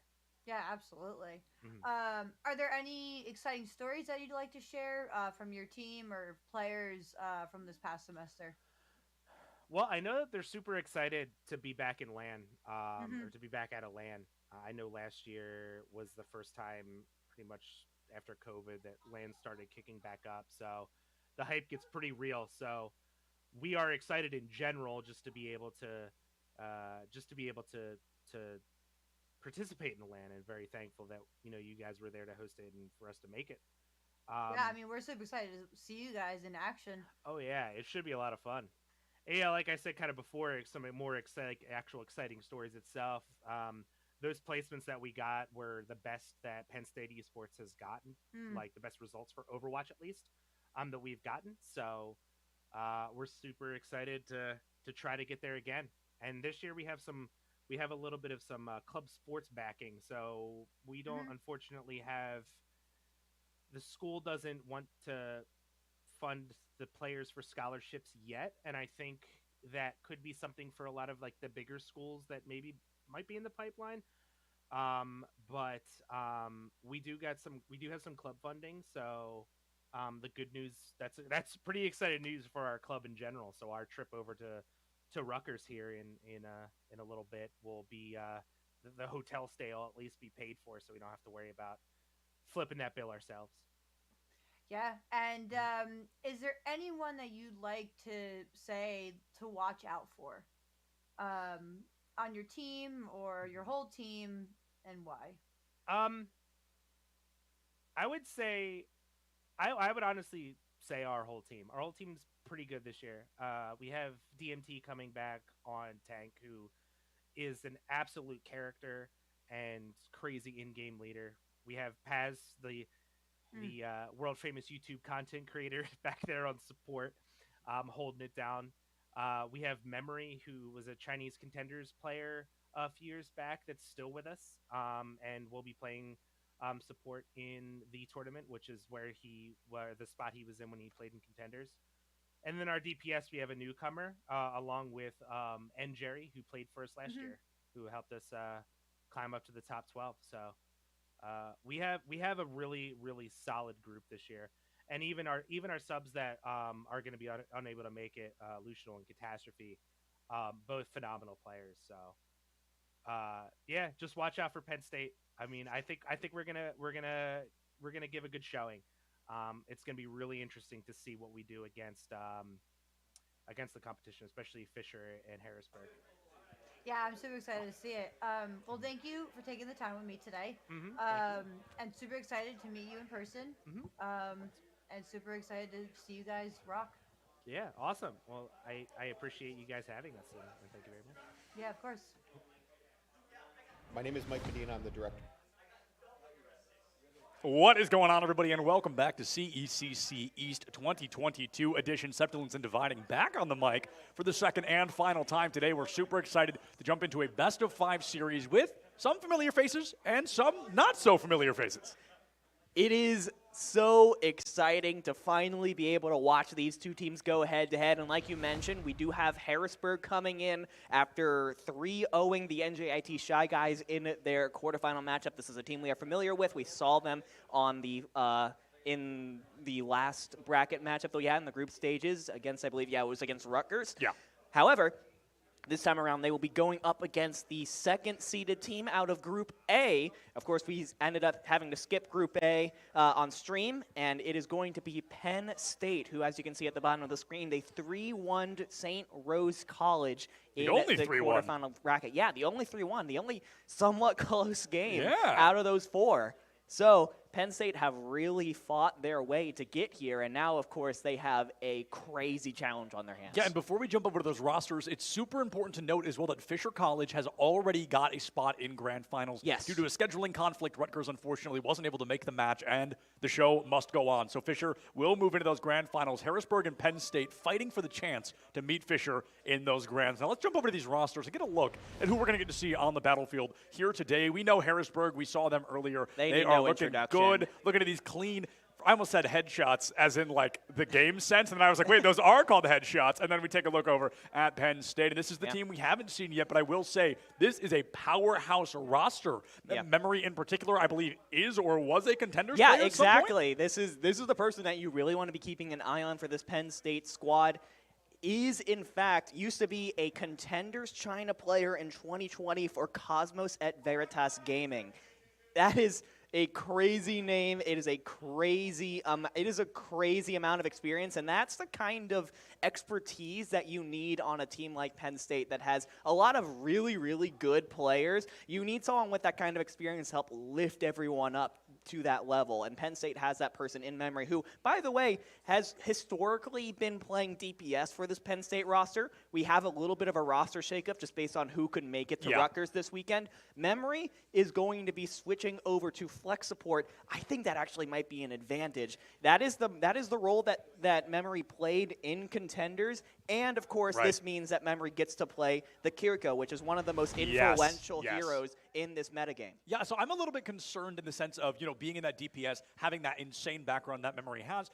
Somebody needs to be there to counter the DPS of Harrisburg, but at the same time, you look at Elk, another ex-OWL player, another ex-Contenders player, also in that support role. So we're looking at kind of pro support versus pro support, and it's going to be a very back-and-forth series, and it very much may rely on the success of those two alone on who can find their opportunity to strike against their opponents.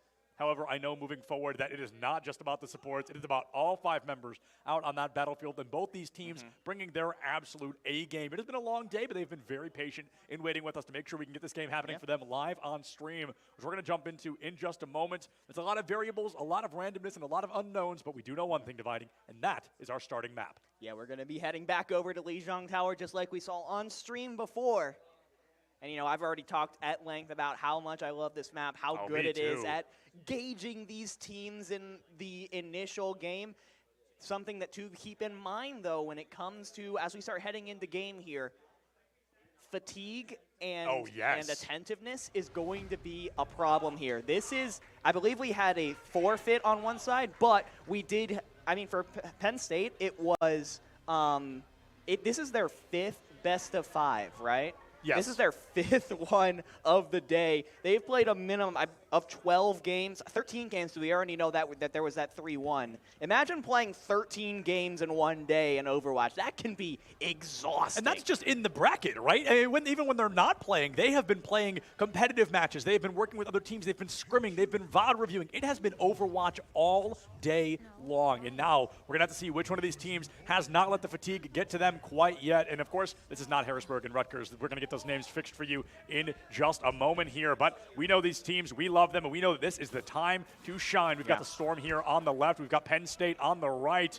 And going into Lijiang Gardens, we actually did not see this earlier. We saw the Storm win in a 2-0 victory in the other 2 Lijiang maps. So now Gardens can bring a very unique sense, could give Elk a lot of room to shine as Lucio can thrive on a map with a lot of open space and death voids like this one. Both Winston's up, going to come right back down and deep into the back line is DMT, but Rags already going to be eliminated from this fight. Reaper goes down quick, makes it so much harder for this team to come back and capitalize in these crucial moments. I think this is the Storm, a guaranteed first point It absolutely will be a first point capture here, and immediately taking advantage of the substitute DPS player in Rags. Has not had quite as much experience with the rest of this Penn State roster. Not saying that Rags is not a bad player in his own right. I've watched him play. He's fantastic. But that is the player that Harrisburg is going to really want to take advantage of. Yeah, and before the fight can even really begin, we see DMT removed from the Mortal Coil, and it looks like we're seeing a pause come through quickly, or at least a call for one. Hopefully somebody's able to get a pause going for them soon, as the timer will continue to tick up.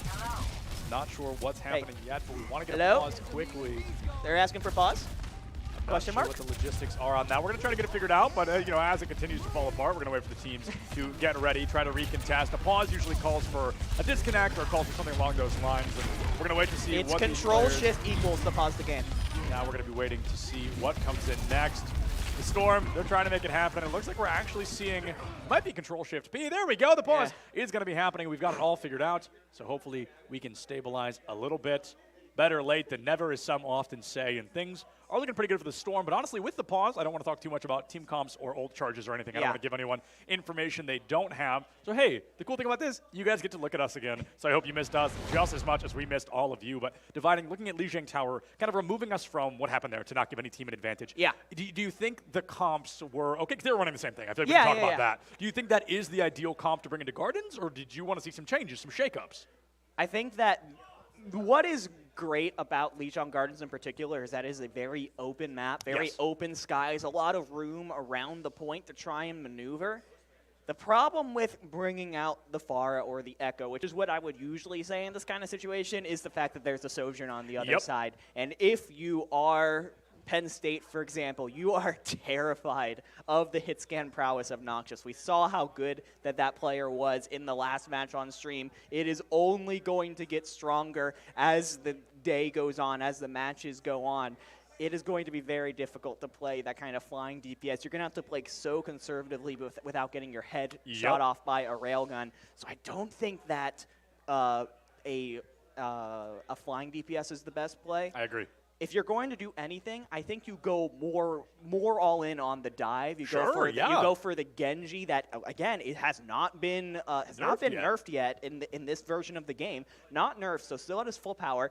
Go for heroes that can really close the distance on that Sojourn really quickly and try and deny her the sight lines before she gets that railgun charge pulled off. Yeah, without a doubt, we know that we want to see a little bit of a shake-up, a little bit of change. Those flying heroes are going to work very poorly against a hit scan like Sojourn, and then it's like, okay, the flying hero's losing. Do we bring in a Mercy? Do we really put a Mercy in our competitive matchup? Probably not, because she's not in the best place right now. Unfortunately, these teams, they've shown us all day long, both on and off stream. They know the meta, they want to stick to it, and they want to keep things tried and true. Trying to work toward that meta that's coming out soon, rather than the actual meta right now.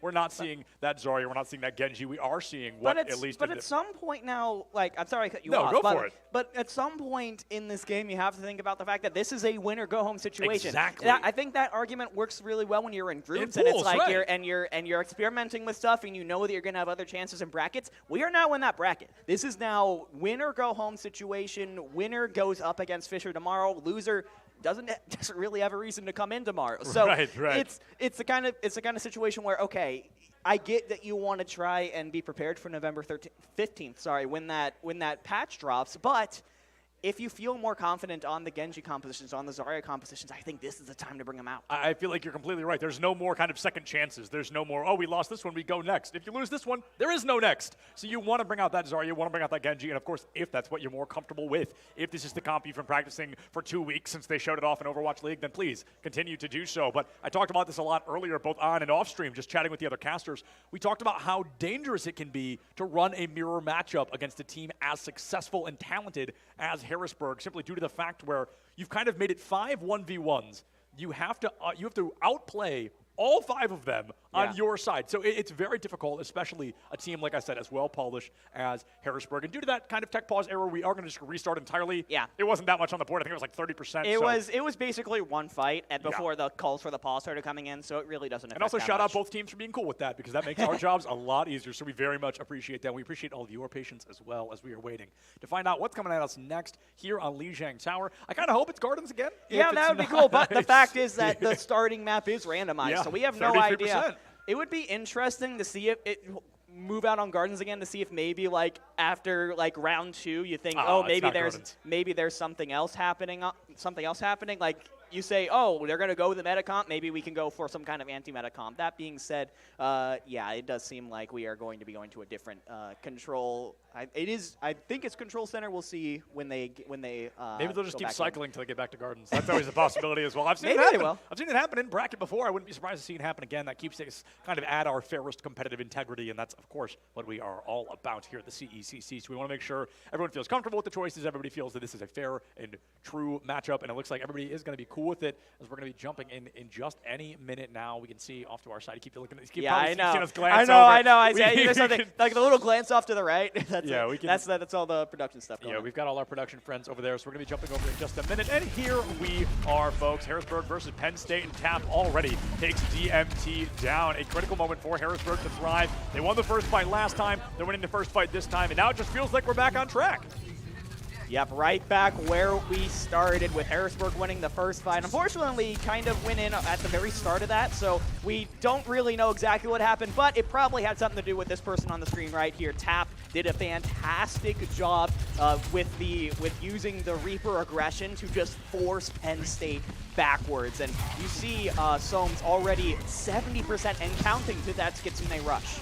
Yeah, that Kitsune rush is so unbelievably important for Soames and Harrisburg in particular to thrive, but it looks like they don't even need it. Noxious, notorious for those headshots back in Series number 1 on broadcast, and it looks like he is changing absolutely nothing. Brings out the Sojourn, clicking heads left, right, and center, and Rags is the next one to find that out. Harrisburg doing a great job staggering the remaining members of Penn State and buying second after second. And in a map like Control, every single second is so unbelievably important. So incredibly important indeed, and Harrisburg hasn't had to use a single ultimate yet. You do have both support ultimates available already, and here's a Kitsune rush immediately from memory. I love it. That leader of the pack here, leading Penn State onto the point. DMT popping the Primal Rage as well, something that does kind of make sense in Kitsune, as we talked about earlier. Winston doesn't necessarily get the same benefits from the Kitsune rush, but Tap gonna press Q, bringing out 1 to answer the 2, brought out now 3 on the side of Penn State. The beat falls too little too late, memory goes down, DMT goes down, and Paz can't make it out either. All of a sudden, it is a complete and total team wipe on the side of Harrisburg, all off the back of what appears to be 3 ultimates, maybe 4. They did kind of throw it all out there. Yeah. It was a lot from Harrisburg, but hey, you feel really good about that if you're a Harrisburg fan. You got 70% and counting. That's probably the last really good chance that Penn State's going to have to retake the point here. You have the Death Blossom, you have the Overclock as well, but you don't really have any support ultimates, which means Noxious can pop off. Rags aiming for riches here as Soames and Elk both fall down early. That is going to be support completely removed from Harrisburg's equation. Can they capitalize on this moment? But as Rags is just left-clicking left, right, and center, a 4-piece in the favor of Penn State. They are finally going to stabilize here on the first point in a critical moment, but dividing. We're already to that point where they can't even make one mistake till the stage is over. Yeah, 89% here for Harrisburg. It's going to be really tough to get back to the point if you lose once again. And Rags, after saving that last point, gets taken out early once again. And Jerry's going to try and save it with the Overclock, but Noxious is ready with one of their own. Here comes that Overclock early from N. Jerry, but like you said, Noxious not even going to use theirs! Oh, one Sojourn dismisses another from the fight, and that is such a huge moment. Now the Overclock comes out. This is just cleanup crew. 10 seconds left on the clock. Everybody down except for this poor Reaper, and he can't even make it back to spawn. 4 seconds remain, and Primal Rage locked and loaded, and I've got a good feeling on when it's going to be used. Probably looking for a couple of offstage kills, but Penn State can't even make it out of spawn before stage 1 of Lijiang Tower is wrapped up nice. And this is what we were talking about when Harrisburg took on Rutgers, right? You opt for the mirror. You opt for the meta play. Harrisburg is just going to play it better because that is the caliber of team that we are dealing with here. Penn State has got to figure out something else to work with, and that might be what we're getting here. I don't know. They're still changing things around. I don't want to count my chickens before they hatch here. 15 seconds to potentially change their minds. That being said, we have seen the same 5 heroes pretty much over and over again every time we've been playing Overwatch here, and it's looking like Penn State is, well, we'll see. Harrisburg's going to be playing the same old, same old. We are, of course, back on Gardens. This is the map type that was canceled earlier on. Penn State is making a bit of a difference here. Penn State trying to make sure this map ends a little Penn great for them on the side of Penn State. Harrisburg, they take the first stage. Can they be forced to the third by Penn State? And only time will tell. Memory jumping over to the Zenyatta. I assume that for additional DPS, but as DMT goes DOWN, things are looking terrible for Penn State. They lose their Wrecking Ball, they lose their Ana, and Harrisburg is all of a sudden up 5-3. This is that type of moment where things are going to collapse. Penn State, they try it, they play their cards, perhaps they overplay their hand. I love the creativity from Penn State to try and figure out something else. The problem with this composition is that you are really depending on that initial dive with the Wrecking Ball along with the Discord Orb from memory. If you can't get a pick off with that initial pile driver and the Discord Orb with the damage boost, you do not have enough healing to sustain with Soames and Elk. So That is what you need, though. And Jerry getting the opener on the Noxious. Jerry finds Noxious early. That Sojourn has been so incredibly important, but getting the Elim doesn't even matter when you lose your own Sojourn. 5-5 turns to 4-4 in DMT. 30% on the ultimate. That is going to be entirely passive charge. Has not been able to make the space the tank needs for the rest of the team to get through. So the Wrecking Ball trying to run the risk, but unfortunately not meeting the reward. It's Rags who comes in troves here. Takes down one, but it's a 1-for-2 trade. Both supports down and out. Harrisburg still finding that numbers advantage. Penn State, though, I do want to add, did flip that point. So they're putting some numbers on the board. Yeah, could have been 40% plus for Harrisburg, and actually Penn State's going to go ahead and just take the lead before Harrisburg is going to be able to flip it back. It's going to be 27-21. That is huge, though. The fact that Penn State were able to get back on, flip the point over, means that they're going to have at least one extra fight here that they've bought themselves just by being able to sneak in and take it back from under the noses of Harrisburg here. They also have a really nice zoning ultimate in Wrecking Balls of Mines coming up in just a moment. Will the minefield be kind of counteracted by the Kitsune Rush in an attempt to destroy them before they spawn? It is dropped in kind of an unfortunate spot. Nobody's there to capitalize on the back of it. For DMT getting solo Kitsune is not going to make it out. Paz also goes down, and Penn State already has to kiss this fight goodbye. This is a die quick and respawn ASAP scenario. At this point, you need to regroup. You've got probably 2 more real fights before the panic starts to set in. I think the panic might be already starting, because if Penn State is ult tracking, you know that that Harrisburg has so many check marks available. They only had to use Soames' Kitsune Rush. You have all 4 of your other ultimates. That being said, Akawa is down. This is a big opportunity. This is the moment Penn State needed. They started strong. Can they finish strong here on stage number 2 of Lijiang Tower? Soames and Tap, double headshots. The supports down and out, and Rags takes out Tap, but I'm afraid it's too little too late. Took 3 members of Penn State to find 1 of Harrisburg, and with only 17 seconds left, there is 1 more chance. Memory has the Transcendence. It is the best defensive ultimate in the game. The problem is, what do you use it on? Do you use it for the overclock, or do you use it for the Death Blossom? You can't block both. Yeah, that's the scariest thing about this. I think that is a great point dividing. You cannot block both. You need to save Transcendence for Death Blossom, but instead it gets forced out by the Winston. Now these ultimates are going to be all but free for Harrisburg. The overclock a little harder to hit. Tap on the Reaper, notorious for just pressing Q and getting play of the game. Akawa has already found Memory. Transcendence nowhere in sight. Jerry not going to make it back either. 5v3 in favor of Harrisburg, and they're just looking to clean things up quickly. All 5 members of Penn State go down, and Harrisburg, in a very convincing fashion, are going to take Lijiang Tower. Very convincing indeed. Penn State were able to take at least 1 fight on both sides. They're able to get at least 25, 30-ish% for themselves. But Harrisburg showed a mastery of the metagame here. They are so good at this Winston comp. I mentioned this before on their earlier map. Shake told me, we're kind of boring. This does not look boring to me. This looks exciting.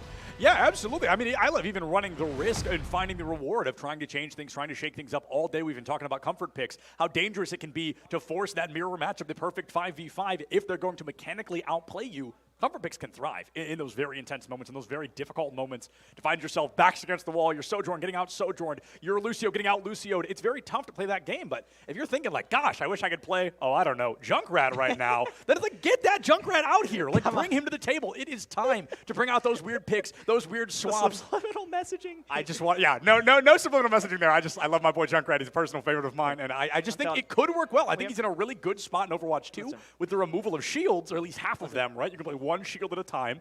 Junkrat gets a lot of value, and I just wish people could see that. All I'm saying is Septulin's popped off with the Junkrat in gold average lobbies with the Caster 5 stack earlier today. Just saying, Caster 5 stack undefeated. Just put that out there. It was undefeated. We popped off. We went crazy. We popped off a little bit. And then we're going to jump right back to the players, because I want to I don't want to call to action Penn State, because they're going to do what they believe is best, and that is the most important thing at the end of the day. But in reality, I really am seeing a point where Harrisburg, they are one of the best teams in the country. That's something we haven't touched down on here yet. They are one of the greatest top 10 teams in the country. I'd say top 5. Yeah, they are mechanically going to outmatch a lot of teams here. So Penn State needs to make it weird. They need to make it different. Let's see a Sombra. Let's see a Junkrat. Let's see a Soldier 76. Let's see something different. Maybe not a Mercy. I almost said let's see Mercy, but I think I changed my mind. Noxious, I don't know if you can hear me. My favorite Pokemon is Cast Form. I don't know if that's for me, but I'm going to tell you anyway. My favorite Pokemon is Cast Form. I like Skarmory. Oh, Metal great Bird. answer. Holy cow. Yeah, that's a good answer. I love that. Harrisburg, now they are going to be trying to win this out. They want to put map number 2 on the board. They want to seal map number 3 away and take another 3-0 victory. But Penn State, if you're going to change things up, it is the time to put Harrisburg on the back foot. Be the first team this weekend, to my knowledge, to take a map off Harrisburg. Penn State, of course, is going to start off on the attack. And watch when Gibraltar, the map that they have decided to send us to, does give you some opportunity to play some crazy absolutely. stuff. This is known as a very divey map because of all of the different high grounds that are potentially on here. But Penn State is walking out with a Symmetra Bastion comp. This is the craziness we wanted to see. Yeah, now we can talk about it because the players are going to see it whether we talk about it or not. So Symmetra Bastion, the TP up onto the high ground, actually forces Harrisburg onto a small back foot. They're still in a great position with a lot of high ground advantage, but Penn State, they find the advantage. They bring out the Bastion, and unfortunately, Memory gets cornered. Tap sneaks into the back line. Yeah. And that Zenyatta goes down quick. Transcendence so important, but when your Zen can't make it to the fight, you gotta wonder, is it gonna be worth it? Rags trades out, gets Noxious down, but Jerry will be soon to follow, and that gives the numbers advantage right back to the side of Harrisburg. Tap playing touch the spawn door challenge. Gonna get slept. Can they get the Elim? Can they finally put this Reaper down, send her to the Shadow Realm far beyond, and they will finally take him out before Memory can't even make it out of the spawn door right now. Goes down for the second time. This is so tough. Oh, winnable. It's very winnable. You can't just let Tap walk into your backline like that, though. It is just, he's just going to walk in and assassinate every squishy member of your team. Memory pads have no chance. That being said, it took a minute off of the clock for Penn State to get the cart really moving here. Yeah. But now that they've got it moving, they do have the Nano Boost from Paz coming up in just a moment. There's really no ultimates from Harrisburg yet, so this could be a big chance. And Jerry has the Nano. The Nano could be huge here. And Jerry puts a lot of damage down onto Akawa, but unfortunately can't find Elam. In Penn State, you've got to wonder, playing the two healers with the least movement in the game. It's a risk. It's a risk they're willing to take, and the sleep charge from Paz are doing a phenomenal job. Tap gets sent back to the spawn room. 5v4, the #1 damage dealer for Harrisburg, at least as of now, removed from the fight. Noxious takes down Jerry, and that is going to be critical. Now neither team has as much damage as they did a minute ago. The rest of them have to clean up what's left. Memory gets back into the corner, and he may be a memory of this fight soon, or not soon, from now. And that pulse bomb is going to be whipped. Here comes a bomb in a desperate attempt to remax, but Tap has Memory. Whoa. Tap, and on the spawn room door once again. Tap and Akawa go down. Numbers advantage in favor of Penn State, and with 2 minutes left, they have a very good opportunity to cap this point. Kitsune Rush comes through quick from Soames. This is a desperate attempt for Harrisburg to turn things around. Soames able to find Paz. Noxious goes down quick. Jerry gets that Vengeance kill, and it looks like Penn State has the numbers. A great boop from Elk removes Bastion from the fight, and now Harrisburg back on top. Tap takes down GMT. Wow. This is the mark of a fantastic team. Harrisburg were down early in that fight. They were down members. They were down ultimates. A Kitsune Rush, the beat. They commit ultimates. They keep the remaining members alive just long enough for the rest of Harrisburg to get back into it. And because of that, they managed to finish out the fight and keep Penn State from capturing point A with 90 seconds to go. And they get to keep the Primal Rage and the Death Blossom from Tap coming up in just a second. Again, Memory does have the Transcendence. Another one! Oh my goodness, these sleeps from Paz are just devious. I mean, puts down the Tracer. Unfortunately, they can't follow up on the Elam, but the message has been sent. That message is, get the heck out of my backline. Primal Rage comes out from Akawa early in a rather confusing ultimate. I'm not going to lie. I think that's one of the best stalling ults in the game.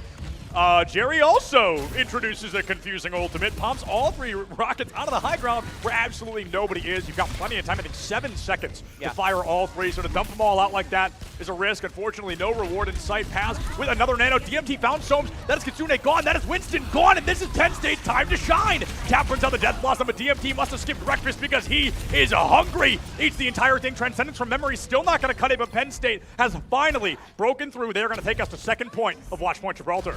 So huge. It is opened up, though. Even though you don't get the elimination immediately from the sleep dart, it does force a lot of pressure onto Harrisburg to try and peel for Noxious, keep their Tracer alive. It allows them to take space. That was the opener. And then, of course, both support ultimates being used, Memory and Paz, to keep everyone around.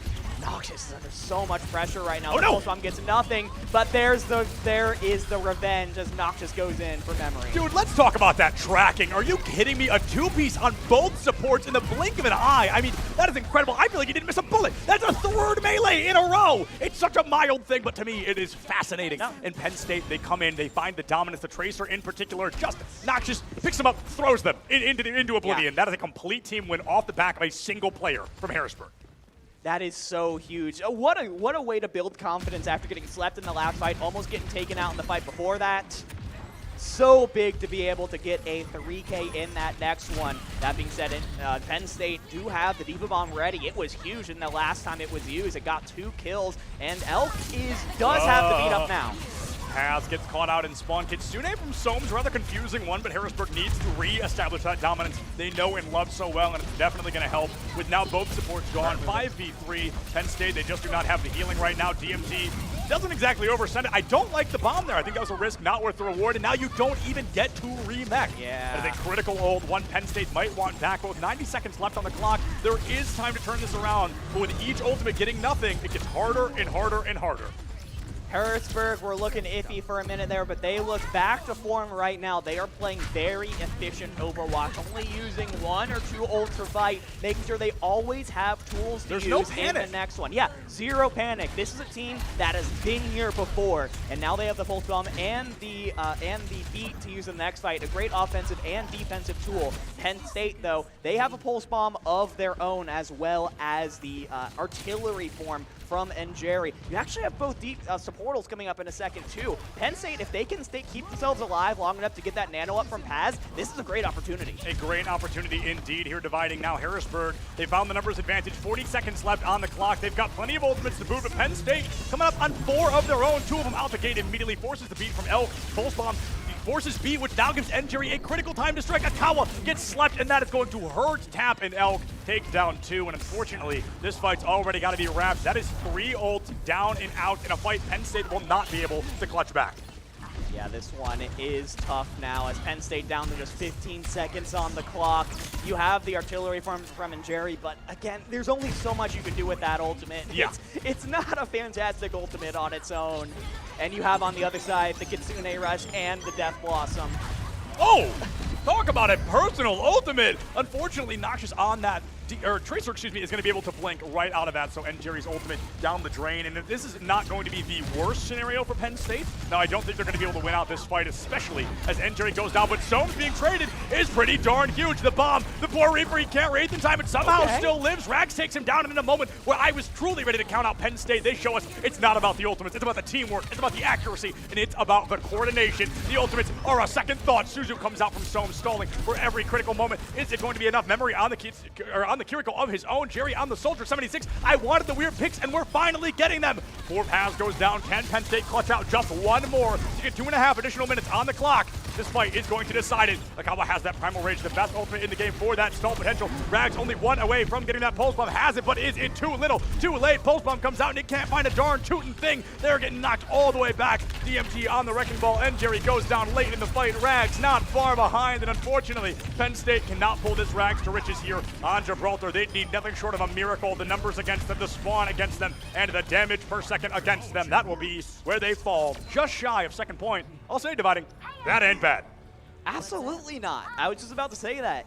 Penn State weren't able to get to the 3rd checkpoint of the map, but you've given yourself plenty of opportunities here. You get to use the little system of high grounds that are available to you on point A, and then on point B, some of the strongest high grounds in the game are on Gibraltar point B on top of the spaceship. Being able to point at those 4 small corridors that the attacker team has to squeeze through in order to get through to point B.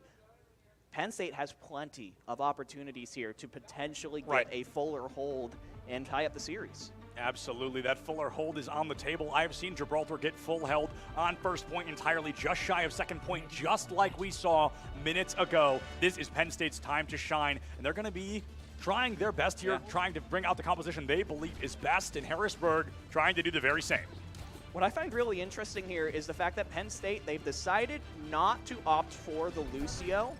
they are using the Ana in order to have more overall healing, but you don't have as much maneuverability. But notice how the rest of the characters that Penn State are choosing have their own maneuverability abilities. That's a great point. Rags can get around anywhere, DMT can get around anywhere, and Jerry can coach gun away if someone dives them. This is a very well thought out comp to take advantage of the utility of Ana while also being able to have some of that mobility even without Lucio. Without a doubt, in Harrisburg, they've got some pretty aggressive mobility of their own. The question is, how many heads can Penn State count? Can they notice what may be happening around them in this very moment? Only time will tell. They've got to keep an eye on Harrisburg, make sure nobody is going to go down first. Penn State, every fight they've won has been off the back of a 2 elimination, often traded for one of their own. So there's some pretty big shoes to fill out the gate. And Jerry going to be taking down that Tracer quick, forces recall, and what a shot! Talk about the 2 elims. You need to open things up. Both the DPS sent back to spawn early, 30 seconds off the clock, and that is a fight very aggressively in favor of Penn State, but the cart made it pretty darn far. Yeah, got underneath the car wash, but this is still a really great opportunity for Penn to hold. You're able to stay on top of these blue boxes, stay on top of the high grounds, keep Harrisburg at arm's length. That is huge. Make sure that Jerry has as much support as humanly possible here. It is really interesting to see Jerry has been. There's going to be a lot of pressure on the Ash player in particular to make sure you can take out at least one player before they get too close. Harrisburg going to be going for an opportunity to strike now, and they might just be able to find it. This is a tough spot to get out of with the Winston in the back pocket. This could be the time to shine. Another shot from Jerry falls too little, too short, both off the high ground, and the coach gun right back up. It's such a good position. You've got to spend a cooldown to get there. DMT loses the mech, and that should be the go button for Harrisburg, but they lose Noxious. It's a 1-1 trade. Paz is gone. All healing needs to come from Memory, who's a pretty darn good healer, but on the Kiriko, that is a tough ask for Jerry. Gets taken down by Elk, who hasn't given us as much supportal combat as I was hoping for today, but as I say it, he goes for a second kill of his own. DMT falls, and Harrisburg looking mighty good to take map number 2. Yeah, they're going to be able to take point A here, and they'll have over 4 minutes on the clock. That being said, there was a bit of a try here from Rags to get an opening take, but the pulse on doesn't come in, and you've got so many players from Penn State with bad spawns. You're going to be able to take advantage of these close spawn points and get a lot of staggers. You do get Elk, so you can't regress on these staggers as much as you want to. That being said, this is still a losing battle for Penn State. A losing battle indeed. 4.5 minutes. Kitsune from Memory is actually going to get quite a lot of value. Noxious falls. They go for a spawn hold. They can take off 1 minute, 2 minute, heck, 4 minutes is on the table if Penn State can juggle their ultimates correctly. I think something we've talked a lot about is the utilization of ultimates, overspending 2, 3, 5 in a fight. So if they peel it back just a little bit, they used one that fight. Let's see one next fight. Let's see Rags win this 1v1, and that'll really put you in a good position for this next fight. You do have the Bob coming up from Jerry. That's going to be a really good tool to try and force out tap. Make sure that the pulse bomb doesn't get as much value here, as now we're trading back and forth. Oh, here comes everybody's favorite aim bob from Jerry. Takes down Elk. That is the support off the line. That is going to be Kitsune Rush used. The beat nowhere to catch, and now Primal Rage still in the back pocket of Akawa. Tries to jump out, catches the wall, and will be able to make it out. What a great time to jump over to Noxious. Find them taking a bit of a snooze in the middle of a huge fight for the team. 3.5 minutes left on the clock, and Penn State now. They've held for a full minute. Yeah. Let's just do it 3 more times. The Kitsune Rush used from Soames with no effect, and that's a huge thing for Penn State. Not only do your ult have to be used effectively, Harrisburg has to go to no effect. That's another one. Taps, pulse bomb, flies wide. So now it's just the beat and the Primal Rage. Here comes that losing of the mech. Has to commit the Diva Bomb, and they're going to try to focus the Baby Diva so she can't re-mech, but DMT barely, no! Not going to make it in. The railgun from Noxious takes him down early, and the pressure is going to be against the Soames. Takes down Paz, and this is it. Noxious coming back to life here. Has not had as flashy a game here in the second series, but I wouldn't say is doing any worse. Just not as in the upfront. Penn State now back over onto that wrecking ball, trying to get back as quickly as possible. Penn State does have the opportunity for one more fight here, but you really only have the pulse bomb from Rags coming up. This pulse bomb has to be huge. It has to find an opener for Penn State, or else they're just going to get forced out by the sheer firepower of this Harrisburg squad. On the bright side, Harrisburg used about every ultimate they had in the bank, but unfortunately, like dominoes, Penn State begin to fall on Watchpoint Gibraltar, and this very well may be the beginning of the end. We saw Harrisburg restabilize with a spawn advantage, but Penn State doing such a good job eliminating them all so quickly that there is no one to stall. There goes Rags, the wrecking ball, last one left alive, and poor DMT cannot adaptive shield fast enough. That will be map number 2 in favor of Harrisburg. Things close, but unfortunately not going to cut it on Gibraltar. Not quite, but I really love the resolve from Penn State there.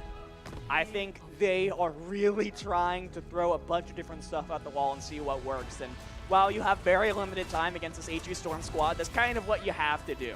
I feel like they've been playing Diva, you've been playing Wrecking Ball, you've been playing Bass, and you've been playing Ash. These guys have been playing mystery heroes almost. Yeah. You're like one step away from getting there. I like it, honestly. I think it's tough, going into a matchup like this. We talked about Harrisburg earlier. It's that mental of like, holy cow, this is one of the best teams in the country versus like, hey, we could probably be one of the best teams in the country. It's a big ask. It's a big mental ask for a lot of teams to accept the fact that this giant can bleed. This isn't an undefeated team. This isn't an undefeatable team. They're undefeated this weekend, but you know what I mean, forever. And I think it is possible for Penn State to pull the right pieces together, be able to put things in action. And I think we're jumping into Push, if I'm not mistaken. Push coming up next. So my request, and they do not have to listen, I am not, if I was good at the game, I'd be a player. I'm a caster for a reason. But I would find it very reasonable to take this team to New Queen Street. I think Coliseo is close quarters. Close quarters seems where Harrisburg seems to thrive. Yeah, Harrisburg would love Coliseo. Esperanza, I just don't like. I don't really I don't know reason about that. I just don't like it. That's the first time I see. I feel like people really like Esperanza. You know why? Because it's really open. It's a super open map. And what character do I play? Junkrat. Junkrat can't do a darn thing on that map, so I hate it. But New Queen Street, Coliseo, both very good and very fun Junkrat maps. I do think with all three push maps, we get the opportunity to see those flyers for once, because there's a lot of natural cover on all three of them. You can play corners, you can play rooftops, you can play a much safer but still flying game. So maybe, just maybe, if I'm lucky, we'll get to see a little bit more of a shakeup from these teams. Penn State in particular has been bringing us every DPS under the sun, and I love to see it. We got the Pharah, we got the Echo. Potentially, you could also go for maybe more of a high-flying tank line, go for the Doomfist. Just flying in. We've seen one Doomfist. We saw it on stream for about 10 seconds, but we saw it quite a while in pools. A couple teams actually bringing out the Doom, trying to make it work, and I feel like a smarty pants. That is going to be jumping over to New Queen Street. I'm super excited. I hope Penn State can pull something out here. I hope they can take us to a map 4. We've seen one series in the competitive bracket this weekend go beyond map 3. True. And I would love to make it just one more before grand finals. Yeah, and of course, whoever comes out on top today has a date with Fisher tomorrow. We have not seen them on stream yet on land, but don't get me wrong, they are undefeated. They have been a monster in their group, a monster in the bracket. And we have got some interesting picks here. It's actually going to be, if this holds, a role swap here for Penn State. Remember, going back to his usual role as the DPS player, and is going to be playing the For Mercy. So, hey, I guess I should give up my title here as the analyst, because Sethwin's nailed it. I'm feeling good, Divine. My brain is huge right now. I know the players can't hear me. Maybe they're just trying to appease the casting gods. But I really do hope this works well for them. I think my favorite thing about this game is it's currently in a spot where you don't have to play meta to succeed. Yes, your levels of success go way up if you do, but it's not like a GOATS comp. It's not like you have to play it or you lose. Unfortunately, DMT gets a little too aggressive and goes down quick. Elk, though, phenomenal tracking from Rags. Holy cow, did not miss a bullet with that Tracer weapon. And poor Paz caught out in the back line. Can we take down Noxious? He kind of feels like the linchpin. You pull on him and the rest of the team starts to fall. Unfortunately, Penn State, I don't even think I saw the Pharah. I think she went down so quickly. Yeah, it's really unfortunate. Of course, Memory has to be playing around the sight lines of Noxious. That Sojourner is going to put so much pressure on you if you so much as peek out from behind a line of sight. So you have to be playing behind corners, you have to be playing behind walls, and just putting in those rockets from afar. The problem with that, it's a long travel time. It's going to take a while for that damage to build up and force abilities out of Harrisburg to keep everyone alive. Penn State has to play slowly, but the rest of their comp isn't that equipped for that. Yeah, not quite equipped for that slow style of gameplay, especially with a Sojourn kind of chasing you down. Memory tries to send it high, and there's a first elim. Going to be a great one to find. Noxious off the map as well. Paz goes down. Now it's a 3v4 in favor of Penn State. The bot only moved 25 meters. I mean, this is winnable beyond belief right now. 8.5 minutes still on the clock, but Jerry can't fly high enough. The Winston finds the elim, and it looks like Memory may not be far behind. Akawa just murdered the For Mercy. That is a Winston taking out a for Mercy. Hey, that Winston That's old fire goes crazy. I'm just saying, that thing's pretty darn strong. It was, but the Mercy kill was a melee. Yeah, it was. I did catch that, unfortunately. That's now I want to see Penn State. I will say I am appeased. If you do want to swap to something else, I wouldn't stop you. But Memory almost has barrage. You can't swap now. I do think Pharmacy can work. I think you just need to play angles. You need to play the stats. You need to play the rooftops. You need to play the corners. And it is doable. You got to play a much more poke style of gameplay, which is not what Penn State wants to do, but it's doable. Harrisburg, they're a very in-your-face, aggressive comp. If Farah plays a corner and just waits for them to peek around it a little too confident, she can probably get 1 or 2 kills with a good damage boost behind her. Only time will tell that these players, like I said, could dunk on me in this game any day of the week. If I was good at this game, I'd be a player, but I am a caster on the mic for a reason. DMT, Elk, first one to go down, 3rd fight in a row. Paz, 2nd one to go down, 3rd fight in a row. So we've just got this support matchup as neither of these two can stick around long enough to join a team fight. Full-blown 4v4, support missing on both sides, but Elk gonna get back a hell of a lot faster, and Penn State struggling to get Paz back into the fray. Oh, Jerry! Oh, Jerry down. Memory not far behind. Here comes that Death Blossom, the overcharge not far behind in Harrisburg, trying to take dominance once again. They've already got to 45. If they win this fight, they're going to get to around 60 or 70 before they're contested again. This is really tough. There were so many opportunities for Penn State to continue pushing it forward, but they were pretty conservative with their ultimates there. They didn't want to use too many because they know how this map works and how if you win one fight, you're going to have to win another 1, 2 to be able to take the lead in the overall map. That ends up costing them there, though, as Harrisburg goes in a little bit quicker than they were thinking. But here comes the ult from Penn State. I love it. I love it. Memory now on the Sojourn, and Jerry with a melee on the Elk. Elk, 4th fight in a row, goes down quick. Paz jumps down to 3rd this time, not quite in 2nd place, following their teammate Memory. Soames falls, and now we're looking at Jerry with a 3-piece in the fight. Y'all want a Battle Mercy? We got a Battle Mercy on our hands. DMT finds Akawa, and now here comes a Res. Now just trying to get out with their life. DMT pulling all focus, and Jerry lives to tell the tale. There's a 4th! A 4th blood from Jerry on to tap. This is what I wanted to see. The Mercy tearing up an entire team with that pistol. They're clipping it right now. Clip it, chat. Everybody clip that. That's why Jerry was standing still there for a second, was going to the stream to make sure that was clipped. My goodness, that is a Battle Mercy. That is a DPS player on Mercy right there. That's what I wanted. That's what I wanted to see. Incredible. That being said, though, it hasn't amounted to that much when it comes to progress on the point. Rags has to get something with this Pulse Bomb, especially with Memory down. Oh, Memory gone. Rags not far behind. I don't think the Pulse Bomb came out, so at least you have it for next fight. Akawa takes down both supports. The Sojourn as well. No, I'm sorry, Paz lived. Everyone else went down. Paz did sneak out. I think Tap is fully aware of that, but it looks like they are going to try to let the Ana live. Penn State, they've got a couple of ults moving forward. What are they going to be able to do with them? 5.5. There's about, still on the clock. They're about to get the forward spawns. If Penn State are smart, they want to try and contest before that checkpoint is reached. That's what they do. Oh, it's a stick! And unfortunately, it is not a first blood. Penn State will lose Memory once again. Rags not far behind, and Jerry with the risky res of a lifetime. Just not going to pick it up. Paz falls. Harrisburg, 60 meters. I think they forgot to move the bot between this fight and the last one. Yeah, I think it was actually someone from Penn State that got to the back and moved the bot back towards the center of the map while the fight was ongoing. That's huge, because still that checkpoint hasn't been reached. They're going to get it now, but the bot's going to stand still for a second. That has really minimized the damage of losing that last fight. It's going to be still a 40-meter deficit when Penn State gets to recontest with the mines. Recontest with the mines, and the Lucio, critical HP, but the Suzu comes in clutch. The 3-piece, both DPS ultimates going to be used by Harrisburg. They've got Kitsune going into the next fight. Still 4.5 minutes. Dropping the beat is a move of courage from Elk, but it looks like it may work out well. Oh no, he jumps into the mine. Oh no. Elk has fallen in Penn State. They're going to have numbers going into this next fight. They have numbers. Harrisburg, though, I mean, they used a lot of ultimates in that fight as well. They're looking kind of rough, but they get stuff from they get value from the Kitsune Rush, so that's great. That's allowed enough time for the Primal Rage to come online, but you still don't have anything else. Noxious is also swapped over onto the Sombra, so that's something we're gonna have to keep close eye on here. Are you gonna be trying to get into the back, take out the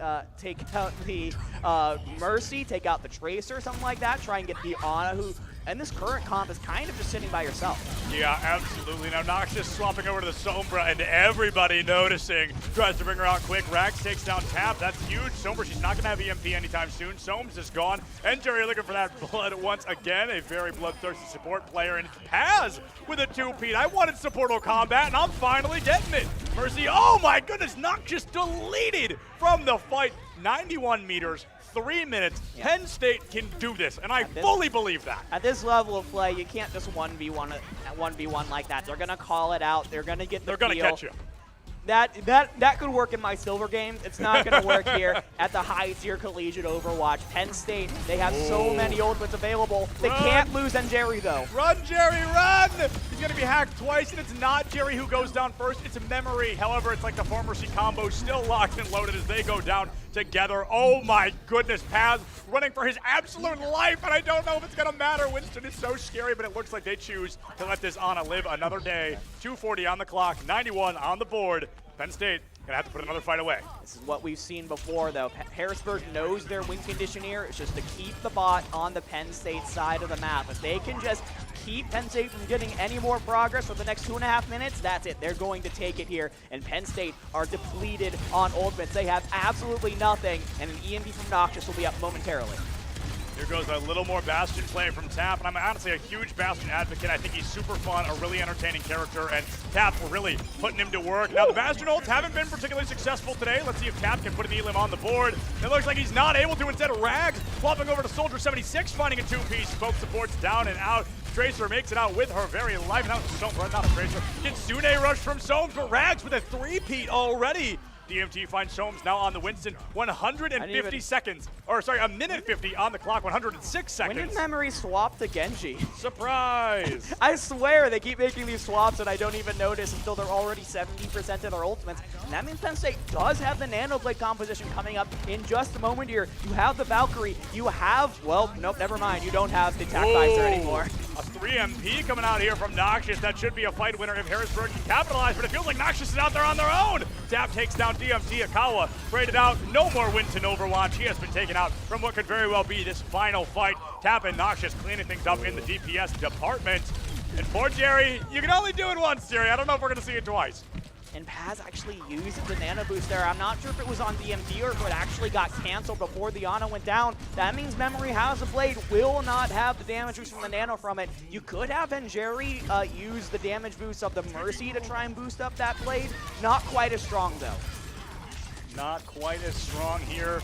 Could this be a critical moment if they're able to take down somebody on the side of Harrisburg? Memory going to pull the blade, but hopefully he doesn't get sheathed too soon. A great deflect onto the Bastion. Tap trying to put Genji down, but it is a DPS, a duo out here. Oh, it's the hack from Noxious who takes down Memory, and they may be a memory of this final fight here as Penn State needs something great out of this Visor, and I think that Winston just negated the entire thing. Yeah, I mean, you're just shooting into a 1,000 HP health pool. It's just not going to work.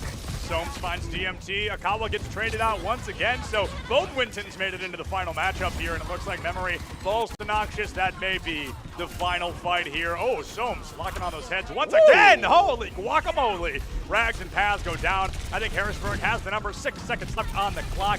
Unless Penn State gives us the 8th-fight win of a lifetime, I think we're going to have to call it wraps here. CECC Overwatch 2. However, the overtime has not stopped ticking quite yet. The contesting still coming through. The Bastion from so darn far away. Soames takes down Memory, but Tap's damage definitely going to be helping out. Rags falls a little short. Can't find that Kiriko head. And I just don't think they're going to be able to pick it up yet. Overtime taking its good old time to come to a close. The recontest after recontest. Jerry gives up on the healing, says, I'll do it myself, and puts down Noxious. Can we see just one more? Jerry puts something on for the fans. Come on, Jerry. Kiriko TP's out of there, but he found her. He's hungry for blood once again. And Kiriko dodging every single bullet. Aww. A little too bloodthirsty perhaps, but one heck of a series from Penn State against Harrisburg. And now on stream, we've seen Penn State take down Rutgers. We've seen them take down Penn State. It now comes down to tomorrow.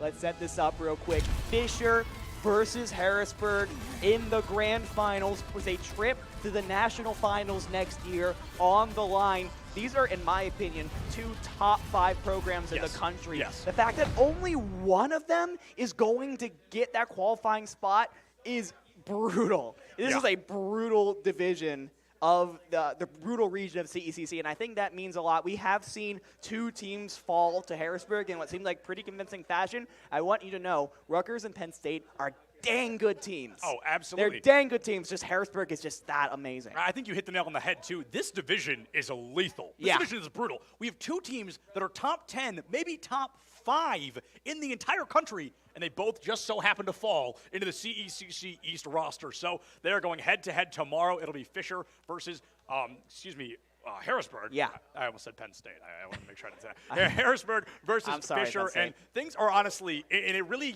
weird situation because Fisher kind of used to be the Bay State Overwatch team. 5 of them transferred to Fisher. Right. So now it's the same team, but over here in Fisher, and it's incredible because What Bay if we State just took the Bay State and pushed pushed them it somewhere else? Absolutely. I mean, we look at that opportunity where Bay State, they were over there. They are doing great. Top 5 team in the country. They're like, you know what? Boom. Fisher now. So now we've got Fisher and Harrisburg going head-to-head tomorrow.